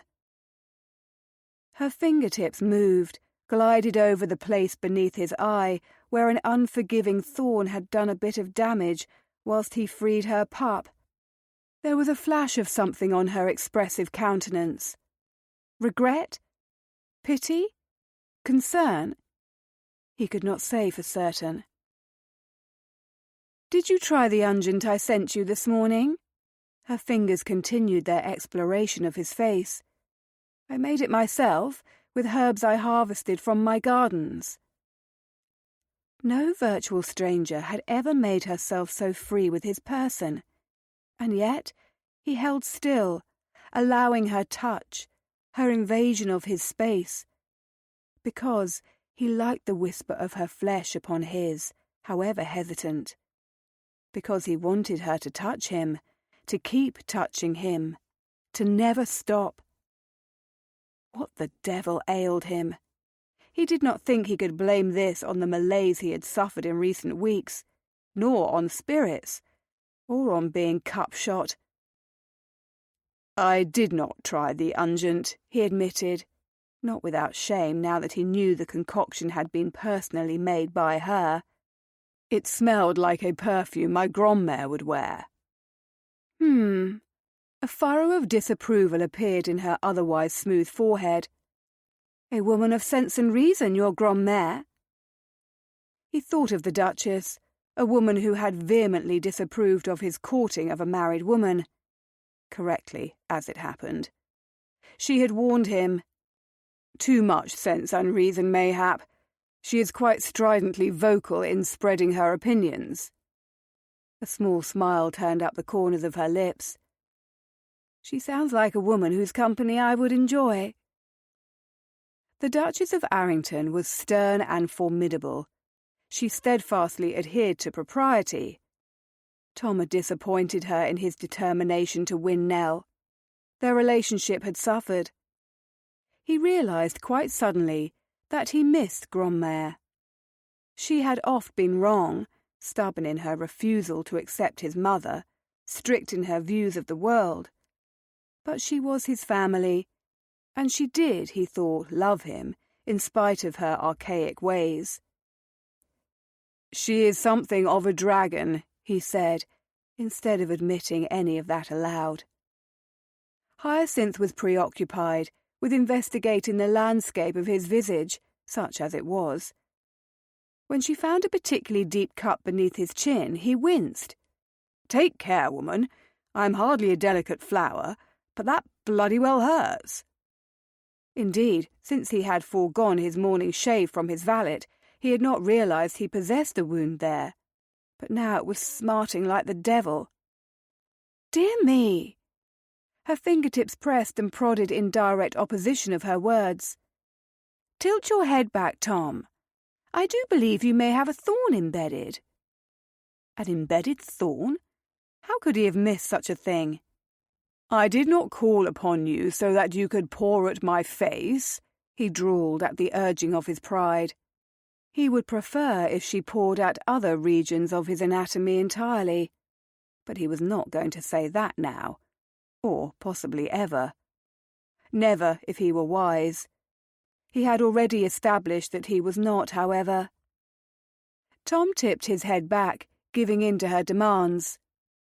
"Forgive me," she said, without a hint of contrition, poking at the underside of his chin.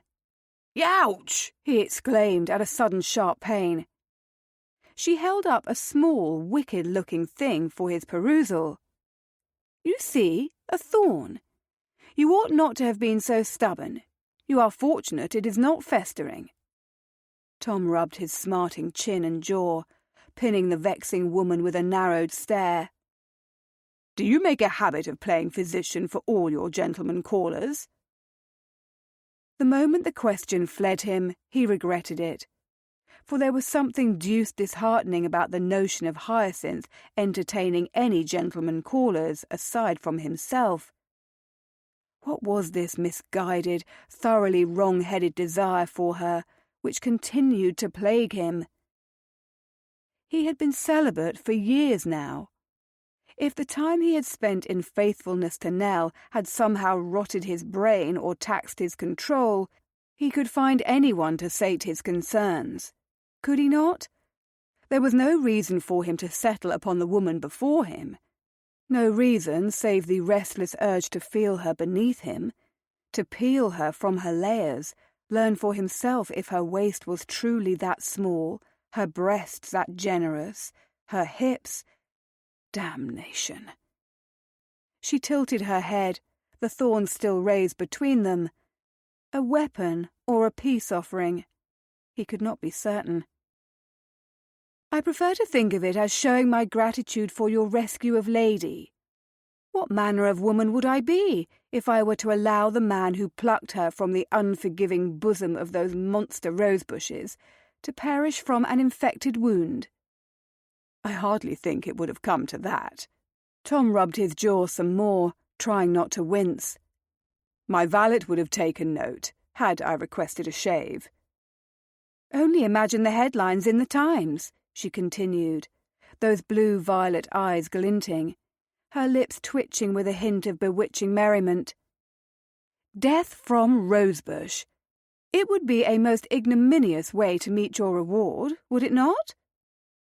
He could not quite contain his mirth. She laughed along with him, the sound sweet and melodic. Her levity produced something else beside a clenching in his gut.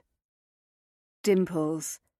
2 of them, perfectly even, adorning either side of those lush lips.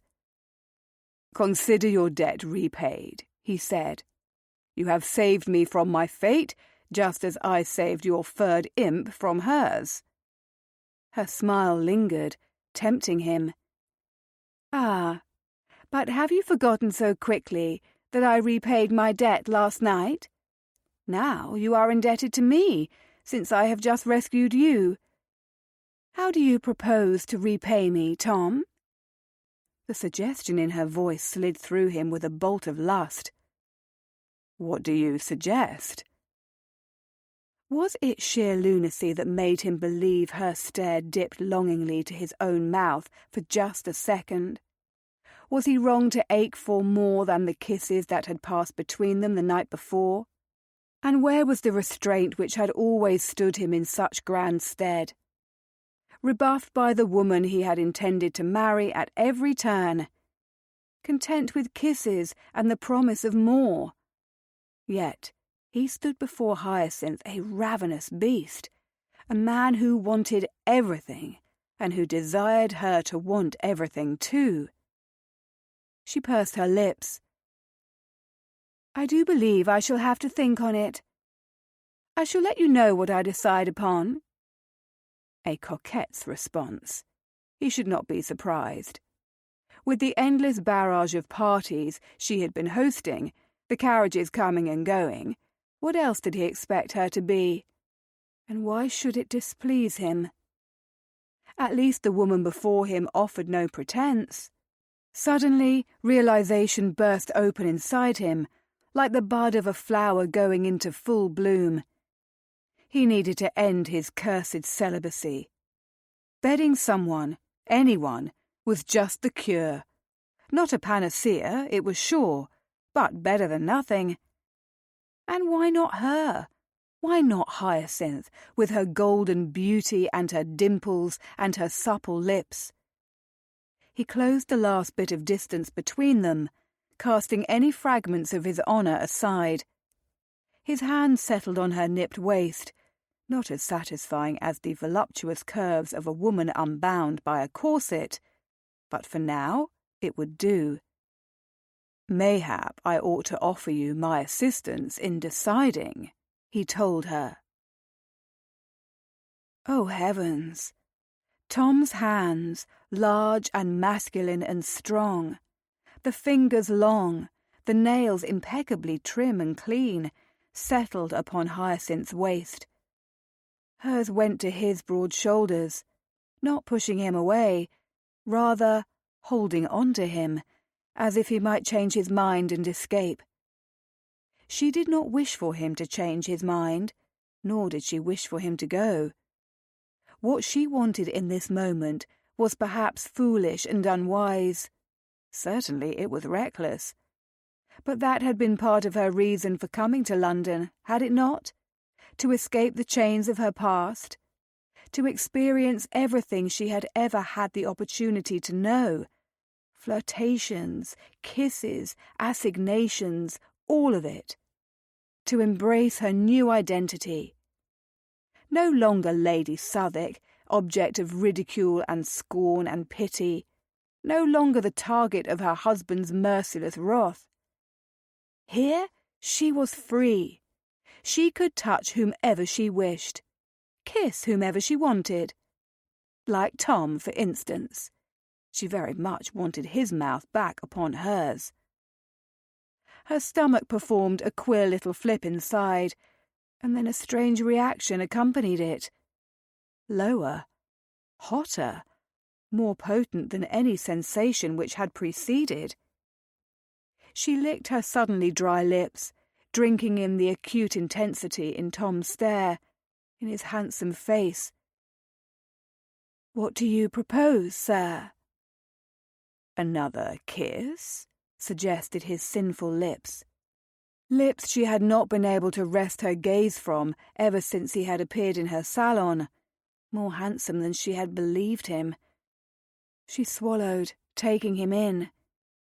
The gorgeous slash of his jaw, though marred by scratches and the pricks of his golden whiskers, leading to his proud chin, the slight indentation there.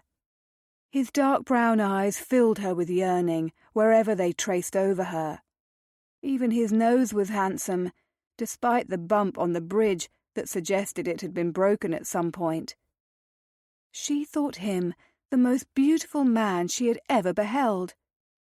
Not just because of the way he made her feel, wanted, delicate, beautiful, desired, but because of something innate. There was some natural spark between them, pulsing in the air, which she could not deny, shimmering and glowing and filling her with fire. "Yes," she told him, twining her arms around his neck. Yes to his mouth on hers. Yes to more of this potent connection, whatever it was. He lowered his head on a growl, sealing their lips, And that was when she knew for certain. It had not been the moonlight.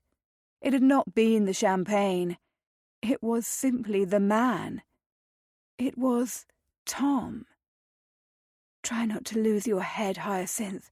This is only flirtation after all. The stern words of warning she issued to herself died a swift death beneath the force of his mouth on hers. The way he kissed, it was heaven. It was incendiary. She had convinced herself the kisses of the night before had been figments of her imagination, that the miracle of his mouth had been false, that his lips had not felt so right upon hers, that all the champagne she had consumed had lulled her into the erroneous belief that there had been magic in his kiss. Kisses could not be magic after all.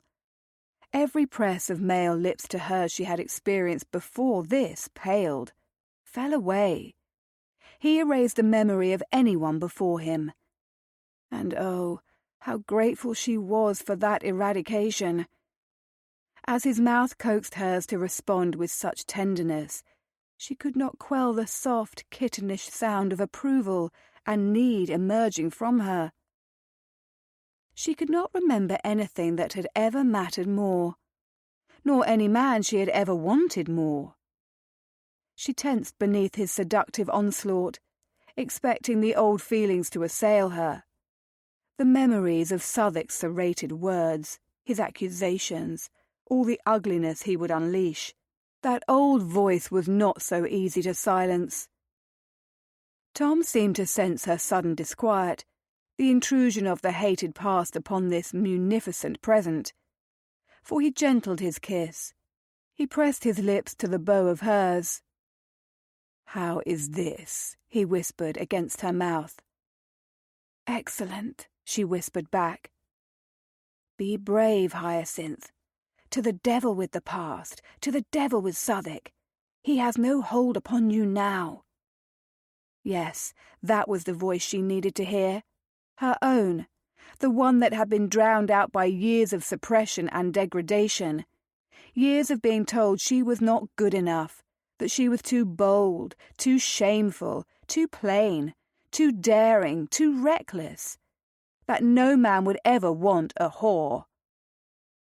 Beneath the sweet tutelage of Tom's kiss, Hyacinth banished all those memories. He sucked on her lower lip, then traced the seam of her mouth before dipping inside. He tasted of tea this morning, sweet and bitter, forbidden and delicious. Her fingers sank into the rich strands of his cropped golden hair. Soft, so soft. Just the way he kissed. Everything about him was luxurious and decadent, especially his scent. She inhaled deeply. Southwick had always stunk of his soap and tobacco, hated smells to her now. But Tom smelled like a summer breeze wafting through a pine forest. Musk and citrus and bay mingling with fir. How refreshing, those notes invading her senses, charming her the way the man did in spite of his warnings, despite her own logic. Reason told her this was not the man with whom to dally. He was broken. The rumours her lady's maid had relayed to her suggested another woman still owned his heart, that perhaps he had resorted to drowning his worries and regrets in the bottle, that there could be more to him than the charming gentleman with the clever lips. And yet he kissed her as if he would never again kiss another, as if this were to be the last communion of mouths he would ever enjoy, and he meant to make the most of it. He kissed her as if he wanted to devour her. With his lips on hers, she was sure she wanted the same thing. The hands on her waist tightened, and her feet left the floor. She was floating over the carpets, clinging to him. Their kisses never wavered, never ended. He was carrying her, she realized, cumbersome skirts and all. She clung to his neck tighter, returning his kiss with equal fervour. Wherever he was taking her, She would gladly go. Never mind that it was the midst of the day and her servants were about. Never mind anything but Tom and his lips and his strong arms and his delicious scent and the way he made her feel. Light and heavy and filled with flame and aching with the need to know more. He carried her across the salon. She gave not a whisper of protest. Why would she? Where else had she to go?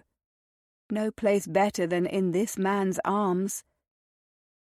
Tom spun them, kissing her still, and descended to the chaise longue, taking her with him. Hyacinth landed in his lap, and it was only then that their lips parted. Her breath was ragged, but she was gratified to see his was as well. They stared at each other, his warm brown eyes burning into hers, seeing parts of her she knew she would do well to hide, seeing all of her, wanting her anyway. She had never sat in a man's lap, but she did not fool herself that her reaction to finding herself in any man's lap would be the same. Only this one. Beneath her gown, her small tournure was askew, meaning she could feel him through the layers of her skirts. Strong thighs radiated heat into her. Pressed into her left thigh, the unmistakable ridge of his hardness had her nipples tightening and her sex pulsing with newly discovered yearning. This was need in its rawest and purest form, new and strange, and once forbidden. His hands coasted up her spine, caressing, worshipping. He touched her the way he kissed her, as if she were precious, priceless, worthy of the greatest care. It was intoxicating. He was intoxicating. "Forgive me," he said, his voice a thickened rasp that told her he was every bit as much affected by their interlude as she was. Evidenced by his rigid staff, of course, but his eyes had also deepened to a rich chocolate. There was a slight tremble to his words, more than desire, she thought, and welcomed the realization, for what she felt transcended mere lust as well. She traced his lips with her forefinger, enraptured by his mouth. "What have you done that requires an apology?" He pressed a kiss to the fleshy pad trailing around those sinfully sculpted lips. "I do think I may have overstepped my bounds." He was teasing her, watching, allowing her to make the next move, to control the speed of their progression, much like a coachman handing over the reins of the carriage. Gratitude poured over her. "I wish you would overstep your bounds more," the new Hyacinth whispered. His hand found her nape, caressing her there. "How much more?" Her lips parted, the warmth of her own breath sluicing over them, heightening her awareness. She could give herself over to his languorous touches all day. He seduced with scarcely any effort. But she forced herself to pay attention to his words. "Very much more," she admitted, on an acute burst of longing. His other hand slipped beneath her hem, finding its way beneath her petticoats. Long, elegant fingers trailed up her calf, all the way to her knee. Through her silken stockings his caress was a brand. "I am amenable." His touch glided higher. "Are you?" "Oh, yes." Though she had instinctively pressed her thighs together when she had settled in his lap, a wanton urge had her relaxing, allowing them to part and fall open, allowing him to skim over her drawers all the way to the slit. He took her mouth at the same moment he circled the bud of her sex. Just a slow, wicked swirl of his fingers over her aching flesh. Her hips jumped. She gasped into his mouth. She had never been touched with such sweet tenderness before. How did he know what she wanted before she did? Lightly he traced lower, finding her lips and parting her. The evidence of her desire was on his fingertips. She was almost ashamed of her own wetness. Except with Tom's mouth feasting on hers, there was no room for embarrassment. There was only a wicked, surging need. He skimmed over her entrance, leaving her wanting more, before returning to her pearl, stroking her there once more. She was on the edge just from his fingers on her flesh. Her relations with her husband had never been fulfilling. They had been hasty and unwanted, an onerous duty on her behalf, sometimes painful. Only when she had been alone had she found release. But she skated dangerously near to a crisis in this man's lap, all from a handful of furtive caresses. His tongue lapped at hers. His fingers moved faster, flying over her. The slick sounds of him toying with her mingled with ragged breathing and the frantic thumping of her heart. She clutched his face, her hands cupping his jaw.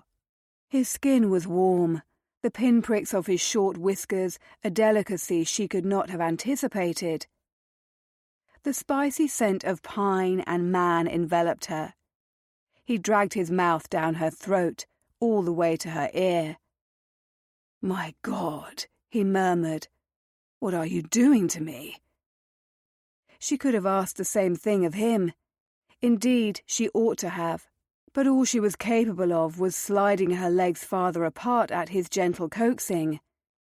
His fingers travelled back to her dripping core. Another teasing, shallow dip when she wanted deeper. Yes, to her shame, she wanted him quite desperately. "Please," she begged. "What do you want, Hyacinth?" he asked, licking the whirl of her ear before biting the fleshy lobe. "Tell me." "You." There, that was all she could muster. She was drowning in need when he sank a finger inside her, giving her what she needed. One long finger, a quick, delicious thrust. She clenched on him, his thumb fluttered over her pearl. Everything exploded. Mayhaps she did. If she had suddenly discovered she was fashioned of flame, she would hardly be surprised. Bliss rocketed through her like a display of fireworks bursting in the night sky.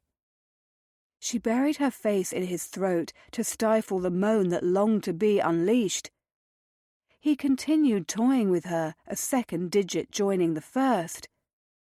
A sinful slide deep within her, before a withdrawal that had her gasping, her hips pumping in a search for more. In he went. She was dripping for him.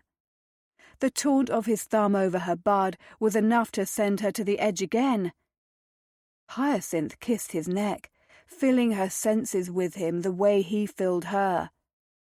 Deep inside, he thrust once more, then curled his fingers inward, reaching a place so intensely sensitive, she thought she might be propelled into another realm altogether. "Hyacinth," he said her name over and over again, a litany against her throat, along with kisses. "Hyacinth." He withdrew his fingers. His other hand shifted between them, and she realized he was fumbling with the fall of his trousers, that he was going to release himself and slide into her within the next few moments. Servants were just beyond the closed door. What she was doing was wrong, salacious. She had no wish to stop. To the devil with consequences. To the devil with anything but the way Tom made her feel. He helped to reposition her so that her legs framed his, so that her knees were bent on the smooth upholstery of the chaise longue, and he was reclined. The thick protrusion of his shaft brushed against her. He sank a hand into her braid, holding her in place while he ravished her mouth with a torrent of kisses.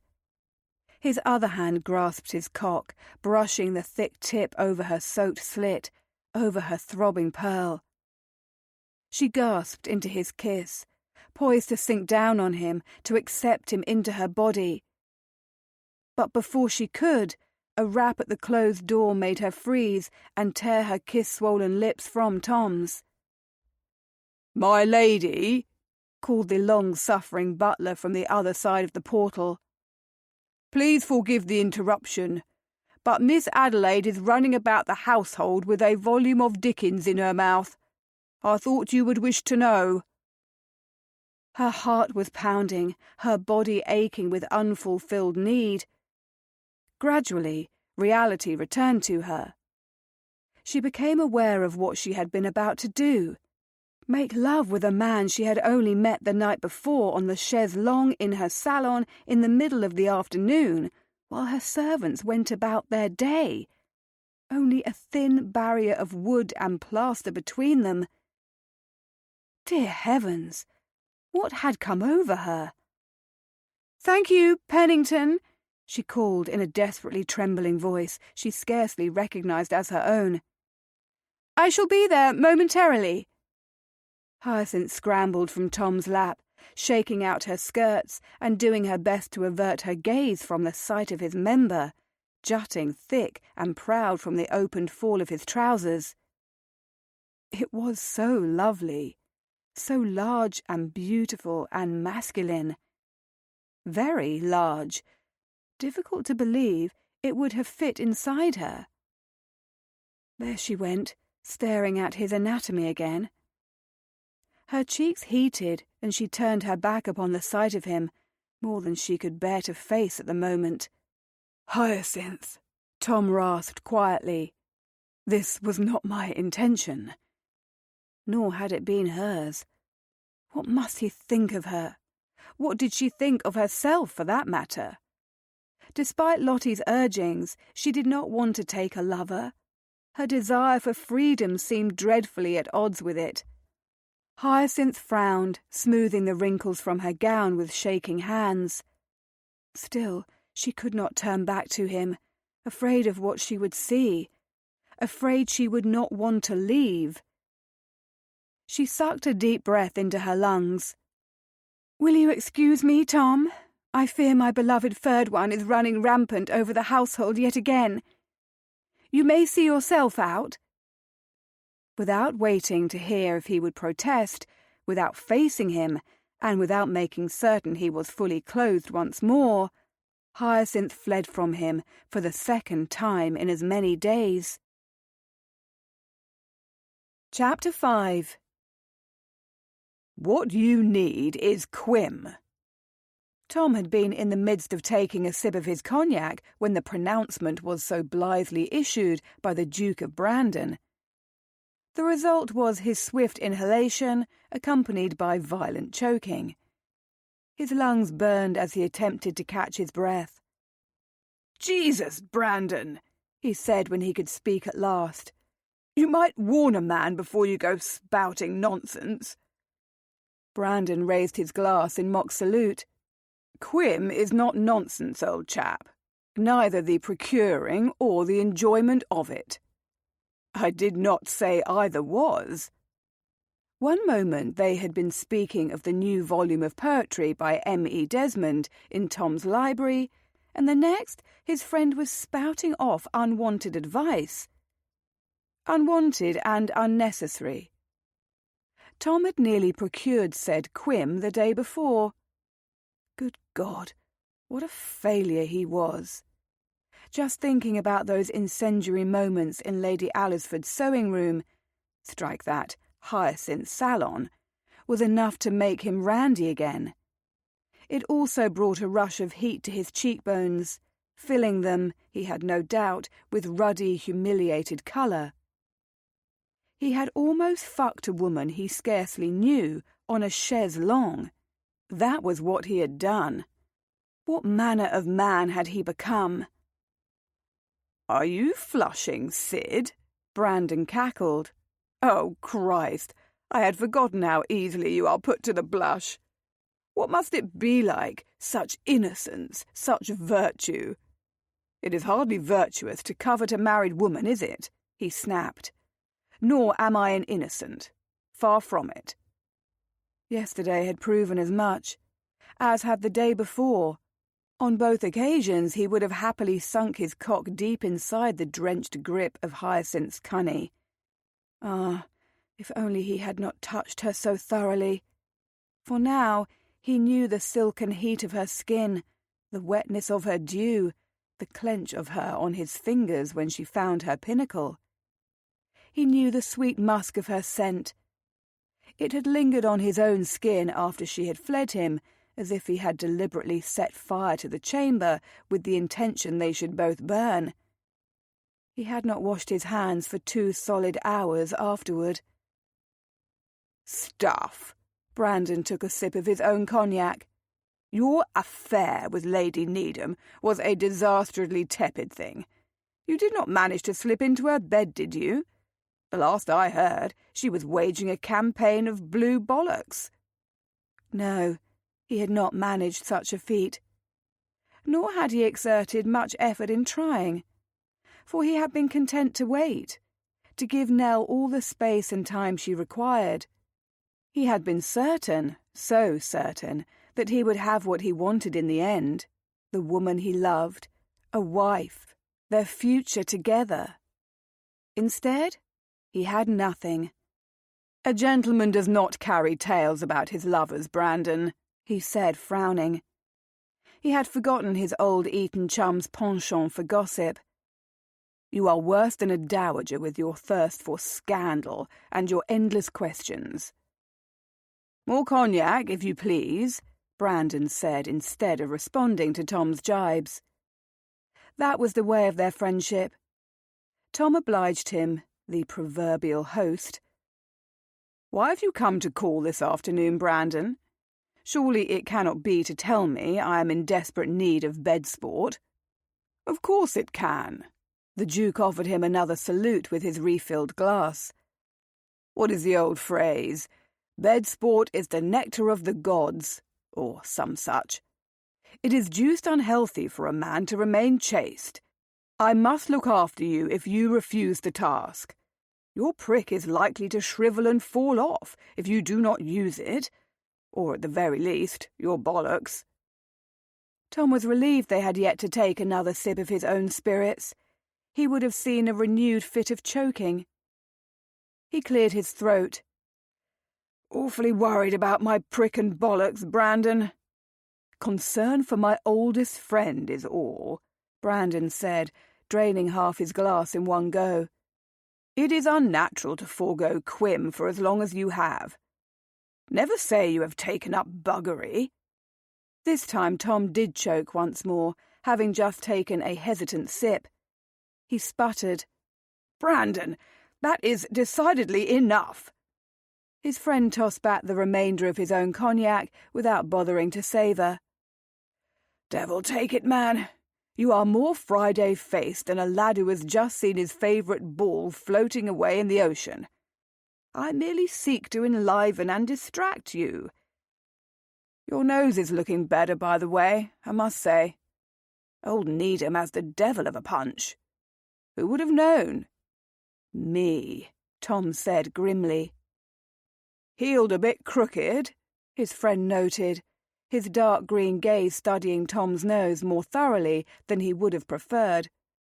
"Fortunately for you, I am hosting a masked ball this evening, rather than the ordinary sort.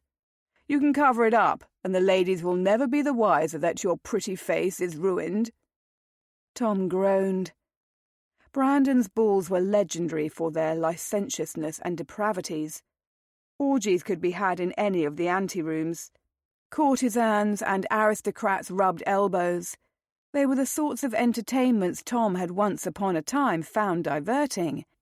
He had been far too weary for them for years now. "I'm not attending," he told his friend. "Yes," Brandon announced with an authoritative air. "You are." "I am not." Calmly, Tom sipped some more of his cognac. "Ah," Brandon grinned. "You know you cannot deny me when I am determined to have my way.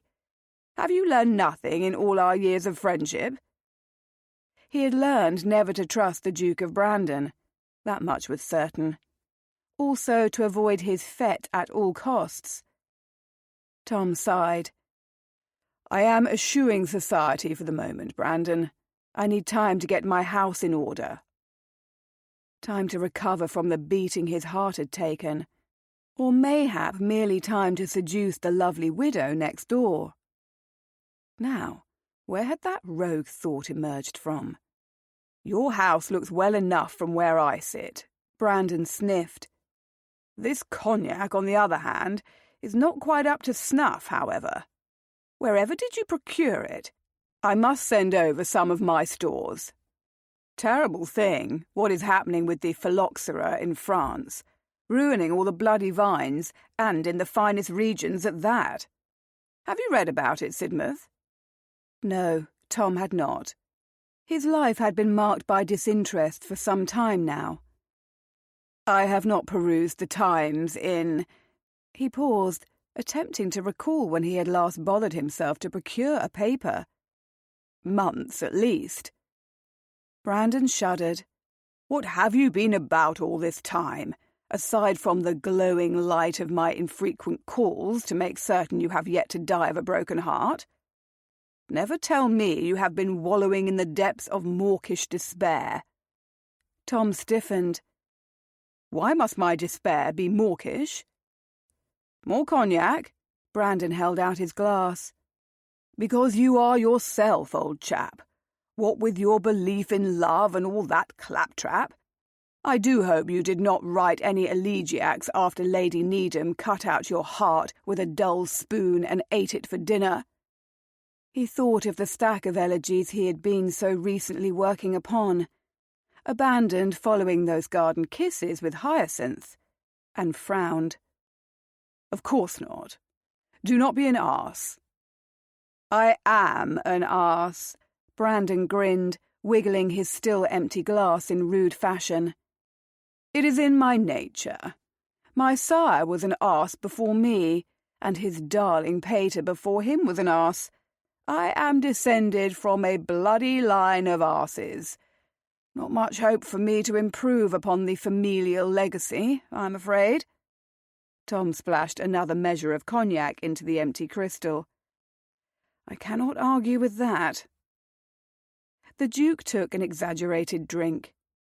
Ah, I was parched. So parched I could scarcely form spit, old chap. This is more the thing, even if your cognac is middling. One cannot be sober when one hosts a ball, you know. It is simply not done. I am reasonably sure most hosts are, he could not resist pointing out, at least when the evening begins. How unfortunate for them. Brandon waved his fingers in a dismissive gesture, as if to suggest he could hardly be bothered with such pedestrians. Say you will come tonight, Tom. I promise you it shall be the diversion you need. There was only one diversion he wanted at the moment, and it was not a nameless, faceless shag at the Duke of Brandon's wicked mask. Hyacinth's bright loveliness rose in his mind, along with her smile. Had he ever seen another lady whose smile could compare? He did not think he had. He shook himself free of the notion. That did it. What had Brandon called him? Mawkish? Yes, he was guilty. Still, I do not want to attend your ball, Brandon, though I do thank you for the invitation. Speaking of which, I do not believe I saw a formal one arrive. Are you answering any of your correspondence these days? His friend asked quite shrewdly. Blast. No. It is settled. Brandon emptied his glass once more and stood. I must run, old chap. I say, did you know you have the loveliest neighbour? Deuced improvement upon old Lord and Lady Alresford. Runs with the fast set. Nicest pair of bubbies I have seen in at least the last week. Had a delicious red-headed friend with her as well, though her bubbies were not nearly as large. Anyway, I have invited the two of them as well. Mayhap I shall take a poke at one, or better yet, both at once. The thought of Brandon taking a poke at Hyacinth had Tom shooting from his seat as if he had been made of flame. He balled his fists at his sides and clenched his teeth with so much force they ached. Naturally, she declined. Who? Brandon was already to the library door, his mind apparently having moved on to a new subject as quickly as his feet had been taking him from the room. Oh, the delicious little filly next door? No, indeed, she was only too happy to accept. Brandon, he called, chasing after his friend. Could he brain him with a fire poker without doing the man permanent injury? She is not your sort. I forbid you from dallying with her. Oh ho! Brandon turned back to him, grinning like the devil. Have designs upon their virtues yourself, do you? If so, I am afraid you must attend this evening. The gauntlet has been thrown. May the best man win the lady's hands. And Quim. On a bark of laughter, the Duke disappeared over the threshold. Bloody hell. Tom stared at the empty doorway, knuckles sore. He had forgotten what a heartless blighter his friend could be. And now there was no way he could allow Hyacinth to become Brandon's next conquest. The Duke had bedded half of England. Besides, Hyacinth was Tom's. His neighbour. Yes, that was all she was to him. But just the same, Tom stalked from the library in search of his valet. And a costume. It would seem he was attending Brandon's masque after all. An invitation from the Duke of Brandon. Lottie found herself as they stood on the periphery of the Duke in question's madly crushed ballroom. I cannot credit such a feat. And you, new to town. Do you know, I have been angling for an invitation for the last 2 seasons. It hardly seems as if invitations are in short supply. Hyacinth could not help but to note Riley from behind her mask, as she took in the glittering ladies and gentlemen in attendance. Indeed, at first glance, she was reasonably sure the Duke had invited roughly half the population of London. You are not familiar with Brandon's reputation, Lottie said needlessly, for of course Hyacinth was not. Before she had chance to pass him on the pavements earlier that day, and he had gamely extended his invitation to herself and Lottie, Hyacinth had never heard of the man. Country life and years of marriage had left her with an appallingly limited knowledge of society. I admit I never met him before today, Hyacinth said, giving her own fan a flutter. It was dreadfully warm in the ballroom, and her shepherdess costume, borrowed from Lottie, who was no stranger to masked balls of this nature, was possessed of too many layers and panniers and flounces for comfort, all whilst leaving most of her bosom on shocking display. She had felt quite naked emerging from her chamber with so much air upon her flesh. But Lottie would not hear of changing into an alternative costume. It is the shepherdess, or it is nothing, I am afraid, my dear. But trust me, you shall not regret the shepherdess. You will have all London on its knees for you. Why, I am almost a little in love with your bosom myself. You are unfairly endowed. Lottie was silly but beloved, and truly not nearly as silly as she pretended. Her marriage had left her as devastated as Hyacinth had left her, merely for a different reason. Lottie had been wildly in love with her husband, the Earl of Grenfell. Lord Grenfell had never returned her feelings. One does not need to meet Brandon to know of his reputation, Lottie was continuing now, flapping her fan with such effort, her brilliant red curls wafted in the breeze she had created. Everyone is familiar with the Duke of Brandon. He is London's best lover. Lottie, Hyacinth said, scandalised. Someone could overhear. I am not saying a word that would surprise anyone in attendance. her friend reassured her, still fanning away. "Oh, my dear, whatever you do, do not chance into any of the anterooms. Some of them are reserved for pleasure." "Pleasure?" Hyacinth repeated, thinking she needed more champagne, because that lone word made her think of Tom. Again. The man who had almost made love to her the day before. The man whose subsequent silence had been driving her to distraction. Truly, it had been the sole reason she had accepted the Duke of Brandon's invitation this evening. Well, that and the pointed presence of Lottie's elbow in her ribs. "Orgies," Lottie hissed, fanning in more rapid succession than before, as if the mere utterance of the word had raised the heat of the ballroom to unconscionable heights. Hyacinth wondered if Tom was in attendance. After all, the Duke of Brandon had been on his way to Tom's townhome when he had crossed paths with Hyacinth and Lottie. It stood to reason. Surely they were friends. Her gaze searched the crowd, looking for a tall, golden-haired Goliath of its own accord. She gave a non-committal hum to her friend, thinking that whatever Lottie had said must require an answer. "Is that all, Lottie?" Her friend closed her fan and delivered a stinging rap to Hyacinth's arm. "Is that all? Have you participated in one before? Tell me, what can be the reason for your unmitigated sang-froid in such a circumstance?" No sign of him yet, much to her dismay. She sighed and turned her attention back to Lottie. "Have I participated in what, dearest? This is the first masked ball I have attended." Lottie's brows arched above her silken mask. "An orgy!" "An orgy?" she repeated, flapping away at her fan as her cheeks went hot beneath her own mask. "Good heavens, no! Have you? No, pray do not answer, I beg of you. Whatever would give you such a ridiculous notion?" "What indeed?" Lottie's eyes narrowed. "You do seem distracted this evening.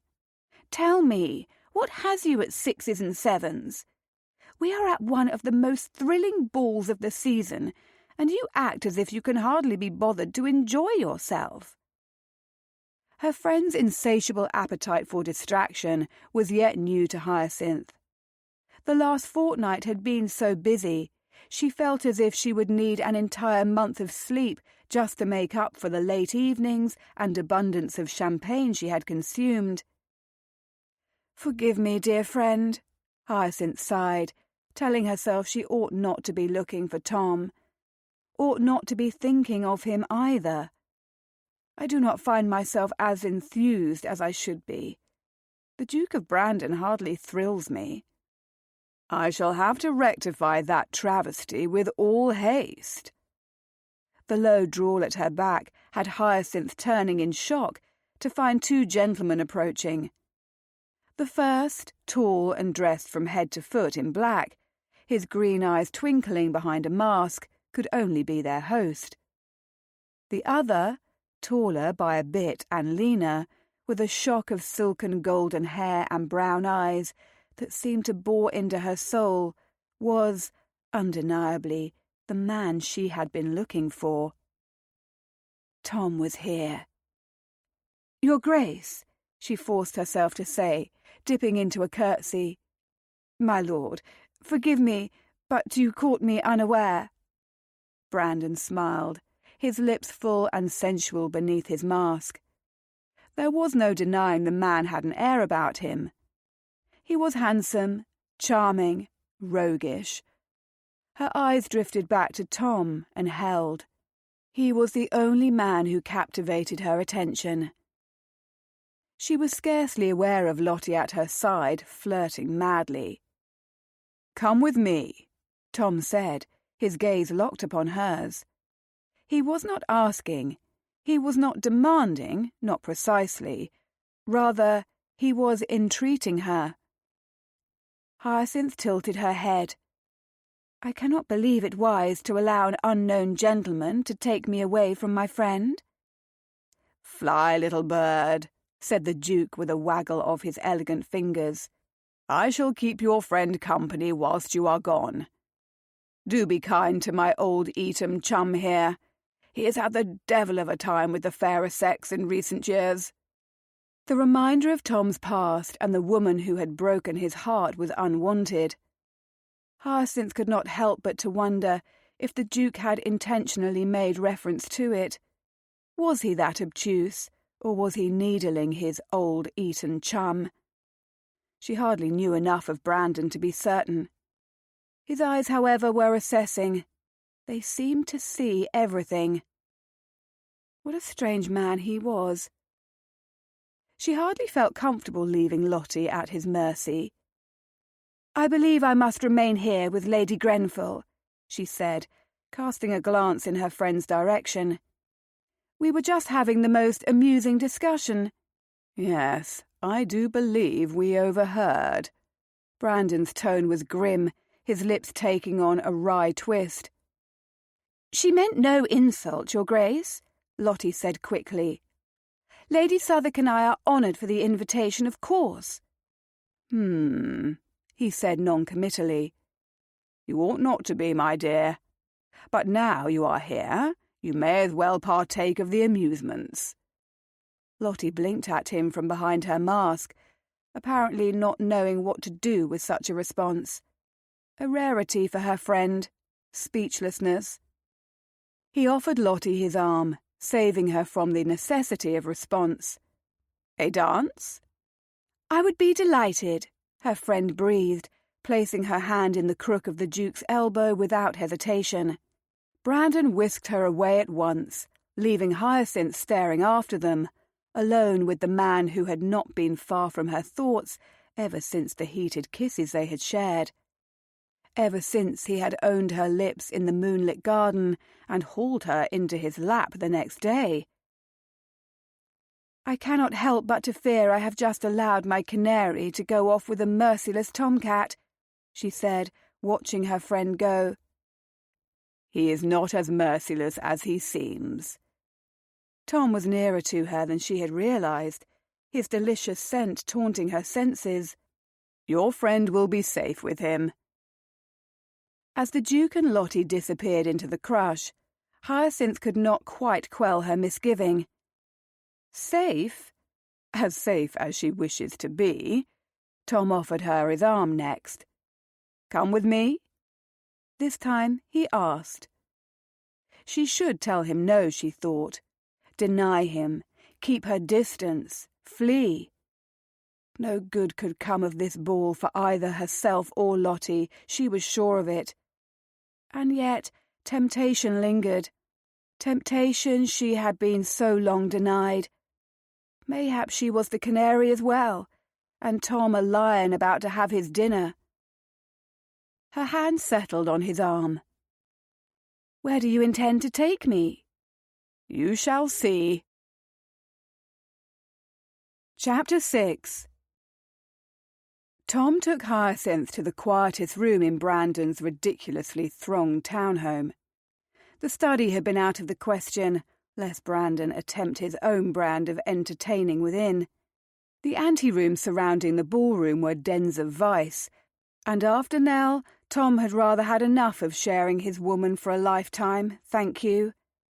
Moreover, he did not relish spectacle. He had not the taste for licentiousness the Duke possessed. He was not a voluptuary.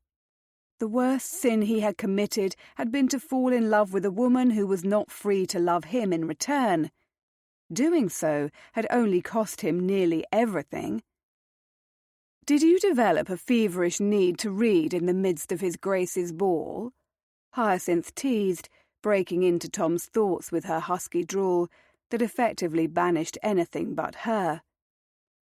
Now that they were ensconced in the library, walls of tomes surrounding them, he had to admit he had no further plans. He stopped them alongside a built-in bookcase that went from floor to ceiling. Her eyes sparkled beneath her silken mask. The urge to see her lovely face without the hindrance of her disguise could not be denied. He disengaged from her and found the ties of her mask. "May I?" "Yes."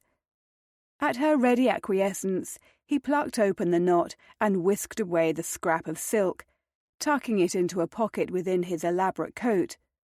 He had dressed as a courtier from the last century, but he had eschewed the accompanying wig. Nothing worse than growing overheated and suffering an itchy scalp in the midst of a ball.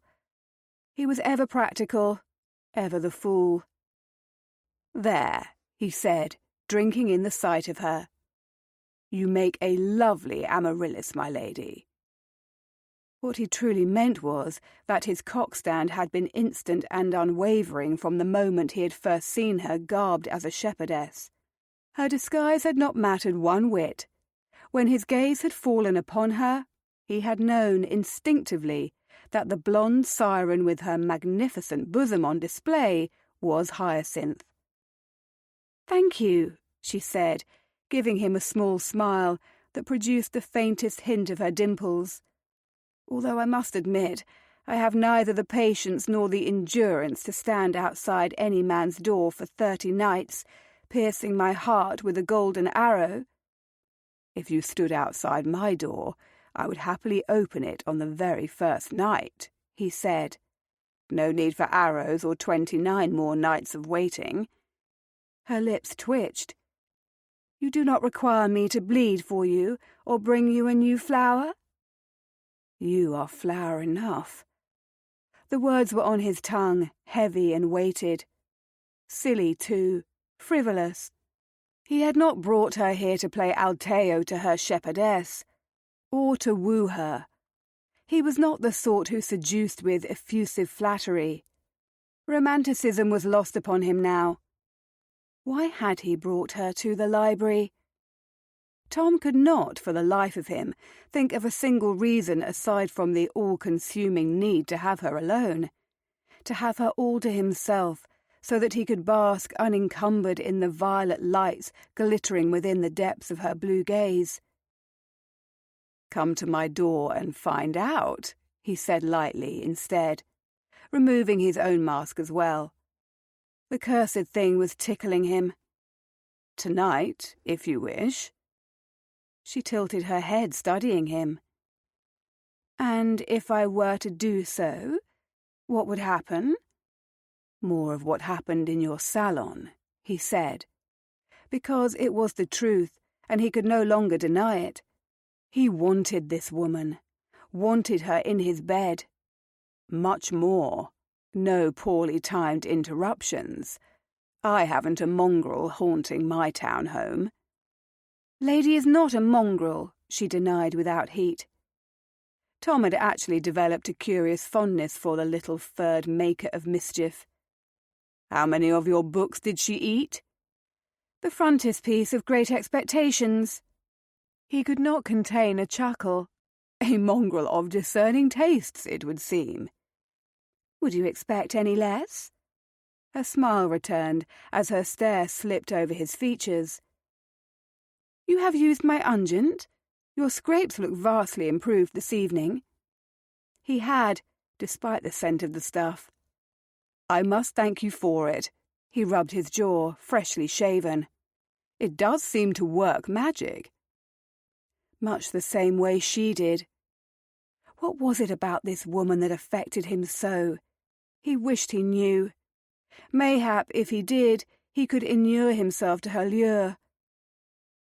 "And do you smell like your grom mare now as well?" she asked, stepping nearer. She rose on her toes and leaned into him. So close, he had the most astounding view of her bosom. Straight down her gown, all the way to the pink hints of her nipples. If he had a modicum of decorum, he would avert his gaze, stare at the spines of the tomes on the wall behind her. She inhaled, her nose nearly grazing his neck in the process, and he kept his eyes fastened upon her breasts. Whoever had provided her with that costume deserved a bloody medal. He cleared his throat, holding himself still, grasping every bit of restraint he owned to keep from seizing her in his arms, raising her skirts to her waist and fucking her into the next century against the books. What was the question she asked? Oh, yes.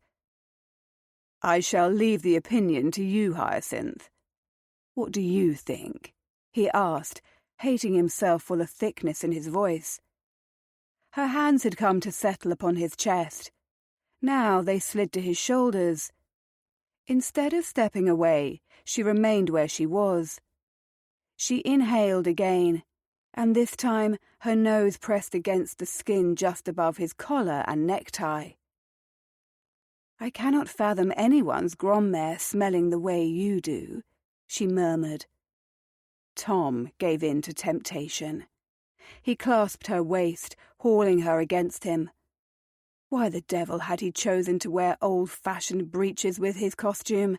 They were painfully snug. Or perhaps that was merely the effect of Hyacinth's nearness upon him. No more talk of grandmothers, if you please, he growled. It hardly seemed proper. But there was nothing proper about this moment, this woman, or the way he felt for her. Everything was deliciously, wickedly improper. And though this was decidedly not the reason he had whisked her from the ballroom to Brandon's library, he was not going to walk away now that he had her in his arms. Forgive me, she tipped back her head, searching his stare with hers. You never did say why we are in the library. This seemed a better place to converse without being overheard, he managed. Talking was the last thing on his mind just now. His entire body was aflame, all from her nearness, her touch. She kissed his jaw. Just a fluttery touch of her lips as light as a butterfly upon his skin. That was all, and yet that simple gesture sent lust careening through him. The urge to possess her was stronger than ever. Had he ever felt this intensity, this craving for another? He could honestly say he had not. But that was to be expected, was it not? There was desire and there was love, two separate entities. What did you wish to speak about? She whispered, pressing another kiss to the corner of his lips. The generous swell of her bosom was crushed into his chest. His cock had burrowed into the pliant softness of her belly. By God, she did not seem to be wearing a corset this evening. How was he just realizing it now? His hands investigated her waist, confirming he felt no boning, no stays, only luscious feminine curves. Strangely enough, I have no wish to speak after all, he admitted, and then he took her mouth. He kissed her deeply, thoroughly, kissed her with the promise of passion burning within. She clutched him, her fingers pressing into his shoulders, the half-moons of her nails scoring him through his own layers. Her tongue was there, rubbing sinuously against his. The kiss turned hotter, wetter, more vividly carnal. Until he forgot where he was, forgot why he must not take this woman here and now, forgot everything but the need to be inside her, deep inside her. He moved them, guiding her backward until her back hit the shelves of books. The scent of leather and paper mingled with the rich notes of tuberose and jasmine. His fingers sank into the fall of her skirts. Panniers were no match for a man of his determination. Her gown was hiked to her waist before he ended the kiss. I want you, he told her. Yes, she nodded, her golden curls trapped in an elegant updo, catching on the books behind her. Now. Now? Hell yes. Never let it be said he was not a man who could accept the demands of his woman. Hold your hems. She blinked, her mouth deliciously swollen from their kisses, her pupils dilated wide. Hyacinth took them from him. He tugged on her bodice, and her nipples sprang free. Ripe, pink, puckered. Tom lowered his head and took a plump bud in his mouth while his fingers found the slit in her drawers. He parted her folds to find her warm and wet. So very wet. He slicked her juices over her pearl, working the tender nubbin until she gasped and her hips pumped hungrily against him. He was a feral beast now, intent upon having not just what he wanted, but giving her everything she wanted as well. He wanted to please her until she screamed with her release, wanted to make her come a dozen times before he stuffed his cock inside her drenched cunny and fucked her into the wall of books until the volumes rained around them. Tom suckled on her other nipple. Hyacinth made the most divine throaty sound, like the purr of a kitten. He was pulsing in his breeches, his bollocks already drawn tight. It had been so long, too long, and the glimpses into paradise she had given him the past 2 days had turned him into a satyr. He freed himself from his breeches, his cock rigid and ready, then guided his tip to her entrance. Tom released her nipple and rose to his full height, taking in the sight of her in her naughty shepherdess's costume. Like a fallen goddess before him, pale, gorgeous breasts on display, nipples pebbled, face flushed, lips parted. Against the row of leather-bound volumes, all brown and nondescript at her back, aside from their gilt stamping, she was vibrant. The need to be inside her was the rawest physical ache he had ever known. To become one with her, to unite their bodies. He thought he could die a happy man if he could slip his cock within the sweet cove of her cunny just once. "Are you sure?" he asked her, giving her this one last chance to deny what they both so desperately wanted. If she told him no, he would back away. He would stop this madness, even if it killed him. There had to be certainty in this crazed moment, however. There had to be justification. Tom was not the sort of man who went about shagging women against the wall in his friend's library. "I am sure," she said, breathless. Just the way he wanted her. He had meant to take his time, but her words broke open something inside him. He sank into her body in one swift thrust, eased by her desire. She was drenched for him, so slick and hot. Her channel clenched, welcoming him, drawing him deeper. The angle of their union was exquisite. A roar erupted within his head. A conflagration anointed him with decadent fire. He hooked her leg around his hip, opening her, allowing him to impale her completely. The breath fled her, wafting over his lips like a kiss, as he pinned her to the shelving with his cock. All this waiting, all this time spent remaining celibate, frigging only his own hand, it had been worth it for this. For her. He wanted to stay inside her forever, but he also wanted to take her hard and fast and deep. His body was beyond his control now. He was governed by raw, rampant needs. He buried his face in her throat, inhaling, finding the sensitive cord there and biting. All the while his hips pumped, moving in and out of her with flawless precision. She grew wetter as he moved, and his fingers found the sleek bud of her pearl playing over her. It was all she needed to reach her pinnacle.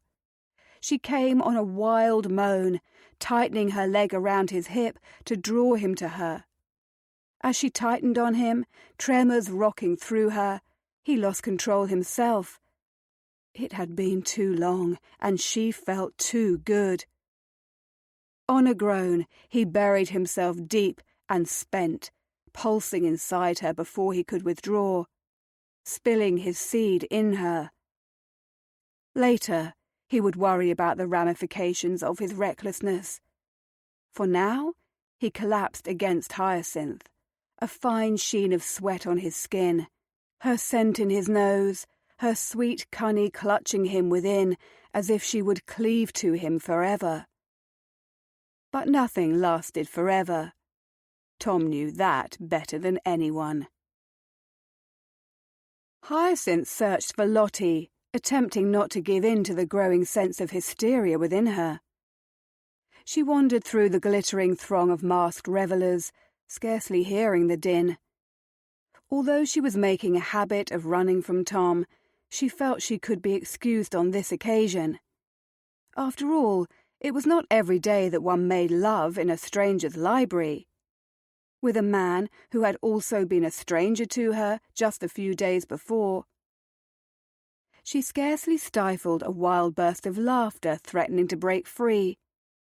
Not that it would matter. She was masked once more.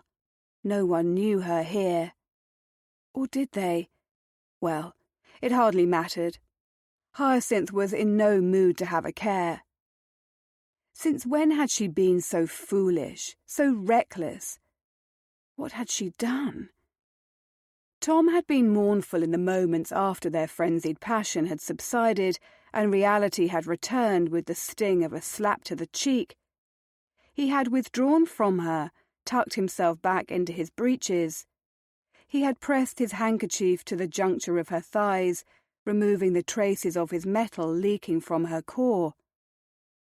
Hyacinth had stood there, propped against the bookshelf like a broken doll, belatedly taking note of volumes that had somehow crashed to the Axminster in the maelstrom of their union.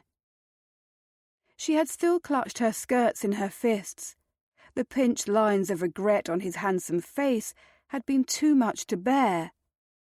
"There are precautions a lady can take," he had suggested, still blotting her with that monogrammed scrap of linen, "to protect against unwanted pregnancy."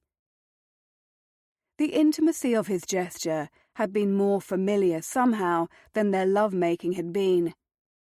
No man had ever tended to her thus.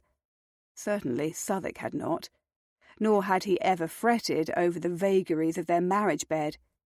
He had wanted an heir, and she had proven unable to provide. "I will ask Lottie," she had blurted to Tom, unable to bear a moment more of the discourse between them, too embarrassed to speak of her inability to produce a child. She had thanked him after, had she not? Thanked him as if he had done her the grandest of favours. She had dropped her skirts, asked for her mask, and all but run from the library. In her haste to return to the ballroom, she had initially gotten lost and wound up in one of the chambers she had been warned against. By that time, she had possessed the presence of mind to have at least restored her mask. To her shame, she had searched the debauched ladies within that room for a head of flaming curls. Thankfully, she had not discovered Lottie within. Little different than now, for she still could not find her friend. What if a similar fate had befallen Lottie? Feeling dizzied, Hyacinth walked the periphery of the gathering, searching for a tall, black-clad gentleman and a vibrant-haired lady. "Hyacinth?" The familiar sound of her friend's voice had her spinning on her heel, relief flooding her, as Lottie approached. Alone, she noticed. Brandon's towering form was nowhere to be seen. "Lottie!" Her face was hot. Indeed, her entire body was thoroughly overheated. She could only blame her fluster upon one thing. Or rather, one man. Was she flushing? She hoped not.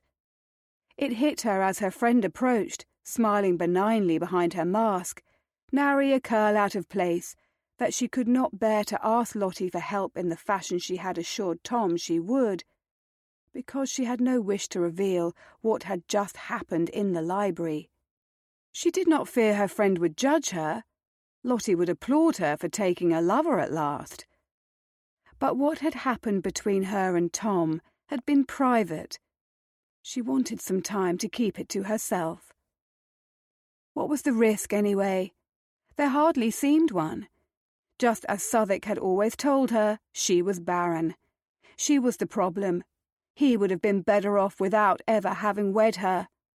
Just once, she wished she would have had the courage to say the same words back to him.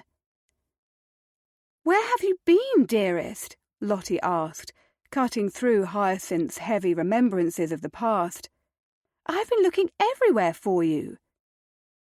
Hyacinth feigned a smile. "I could say the same of you. I feared Brandon had swept you off to one of his dens of iniquity, and I would be forced to spend the remainder of the ball alone." Lottie gave her a small smile beneath her mask. "The Duke was a consummate gentleman. Why, if I did not know better, I would believe an entirely different man had staged this sinful affair. I own it is strange, Hyacinth. He danced with me and bowed, and I have not seen him since." Now that was intriguing. The irony was not lost upon Hyacinth that the very couple most likely to have been engaged in wickedness had instead shared a simple platonic dance. Meanwhile, Hyacinth and Tom had run off to the library and shagged like a pair of wild beasts, unable to help themselves. A renewed flush swept over her. "That is indeed unexpected, Lottie." She cleared her throat. "Do you think we might go? I'm finding myself suddenly weary." "Already? I suspect the festivities have only just begun." Her friend frowned at her. "Is something amiss, Hyacinth? You look rather flushed. You are not feverish, are you?" The fever which had so recently been her affliction was of a decidedly different variety. Hyacinth cleared her throat. "I am perfectly well. It is merely that Lady is up to her usual scrapes. I have hardly slept a proper wink since taking her under my wing." Excellent excuse.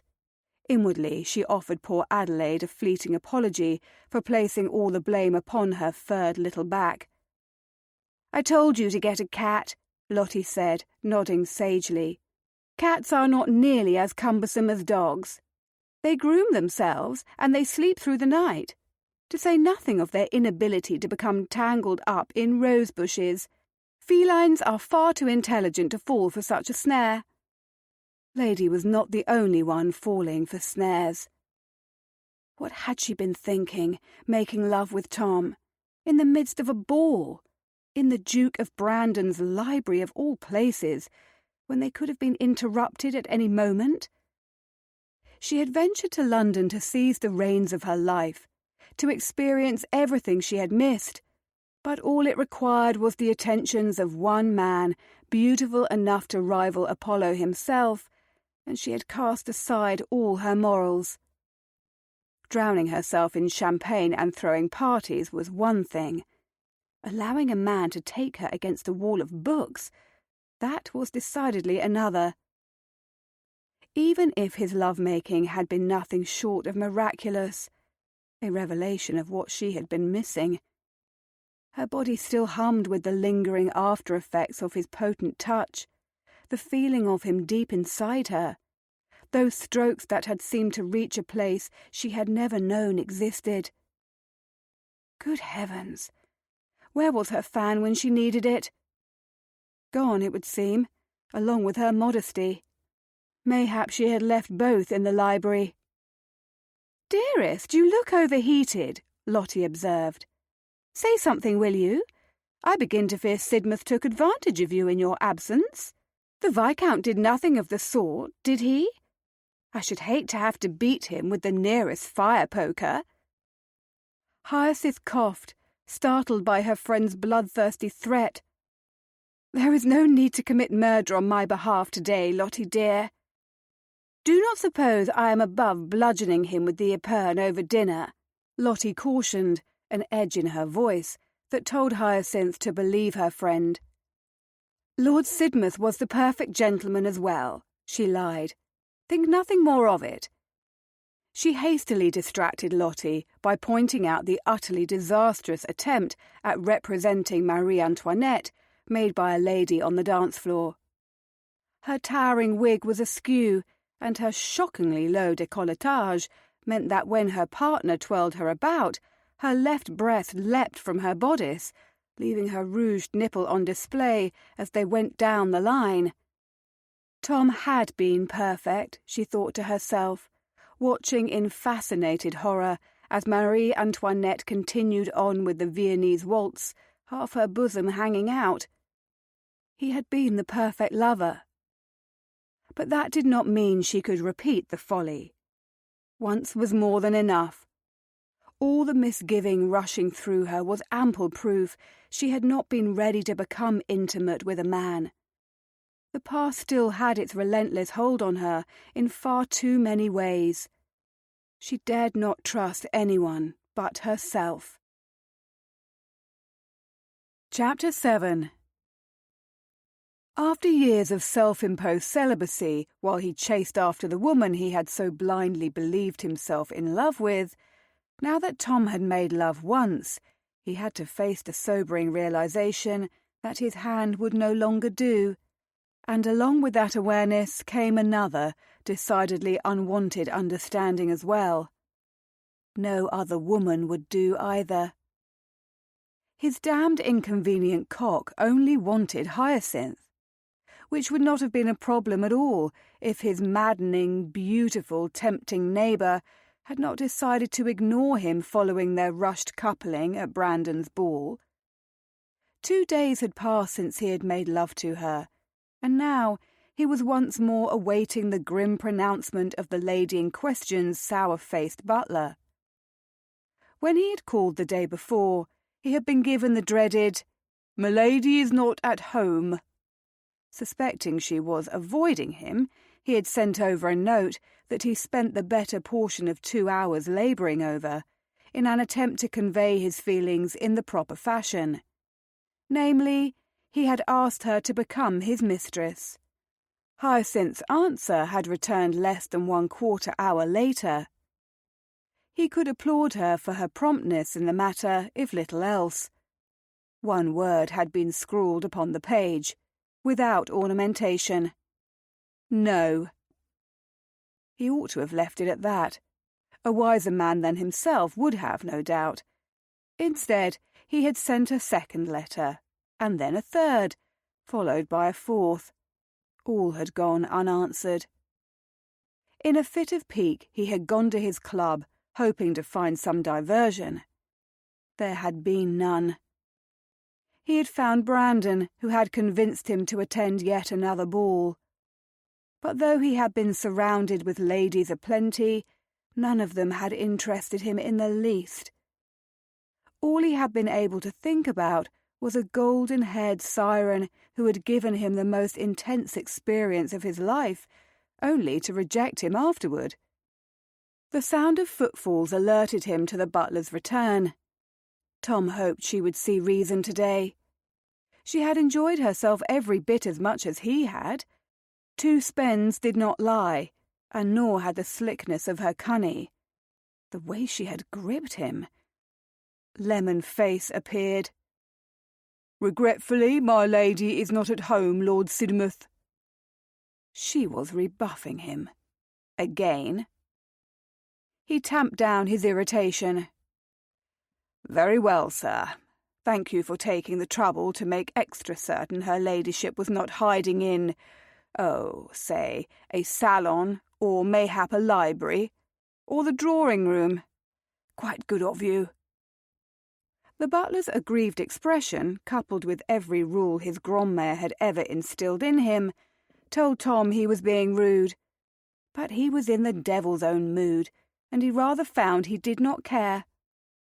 He turned on his heel and left. But he was not truly going anywhere. Whatever game she played, he would end it today, one way or another. For the last 2 evenings, Hyacinth's windows had been dark.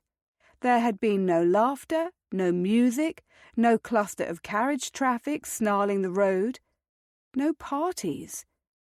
Her silence and her evasion troubled him far more than her rejection of him did. He was an old hand at rejection, thanks to his former betrothed. Tom waited for the old rush of bitterness to hit him, threatening to drown him in its endless sorrows, as he returned next door. Strangely, it did not arrive. Excellent news, that.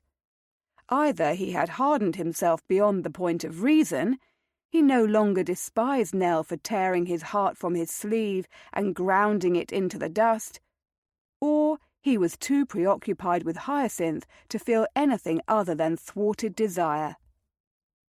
Mayhap his prick was running rampant, now that it had been unleashed. "My lord?" Trenton appeared before him as he entered through the front door, looking uncharacteristically unkempt. "I did not expect your return so soon." Tom's eyes narrowed as he flicked his gaze over his butler's person. The ordinarily impeccable man had his shirt misbuttoned. His black suit bore the undeniable insult of wrinkles. "Where is Mrs. Brown?" he asked, giving in to his suspicions. Mayhap his ludicrous fascination for Hyacinth was making him think everyone around him had fallen into a similarly hopeless state.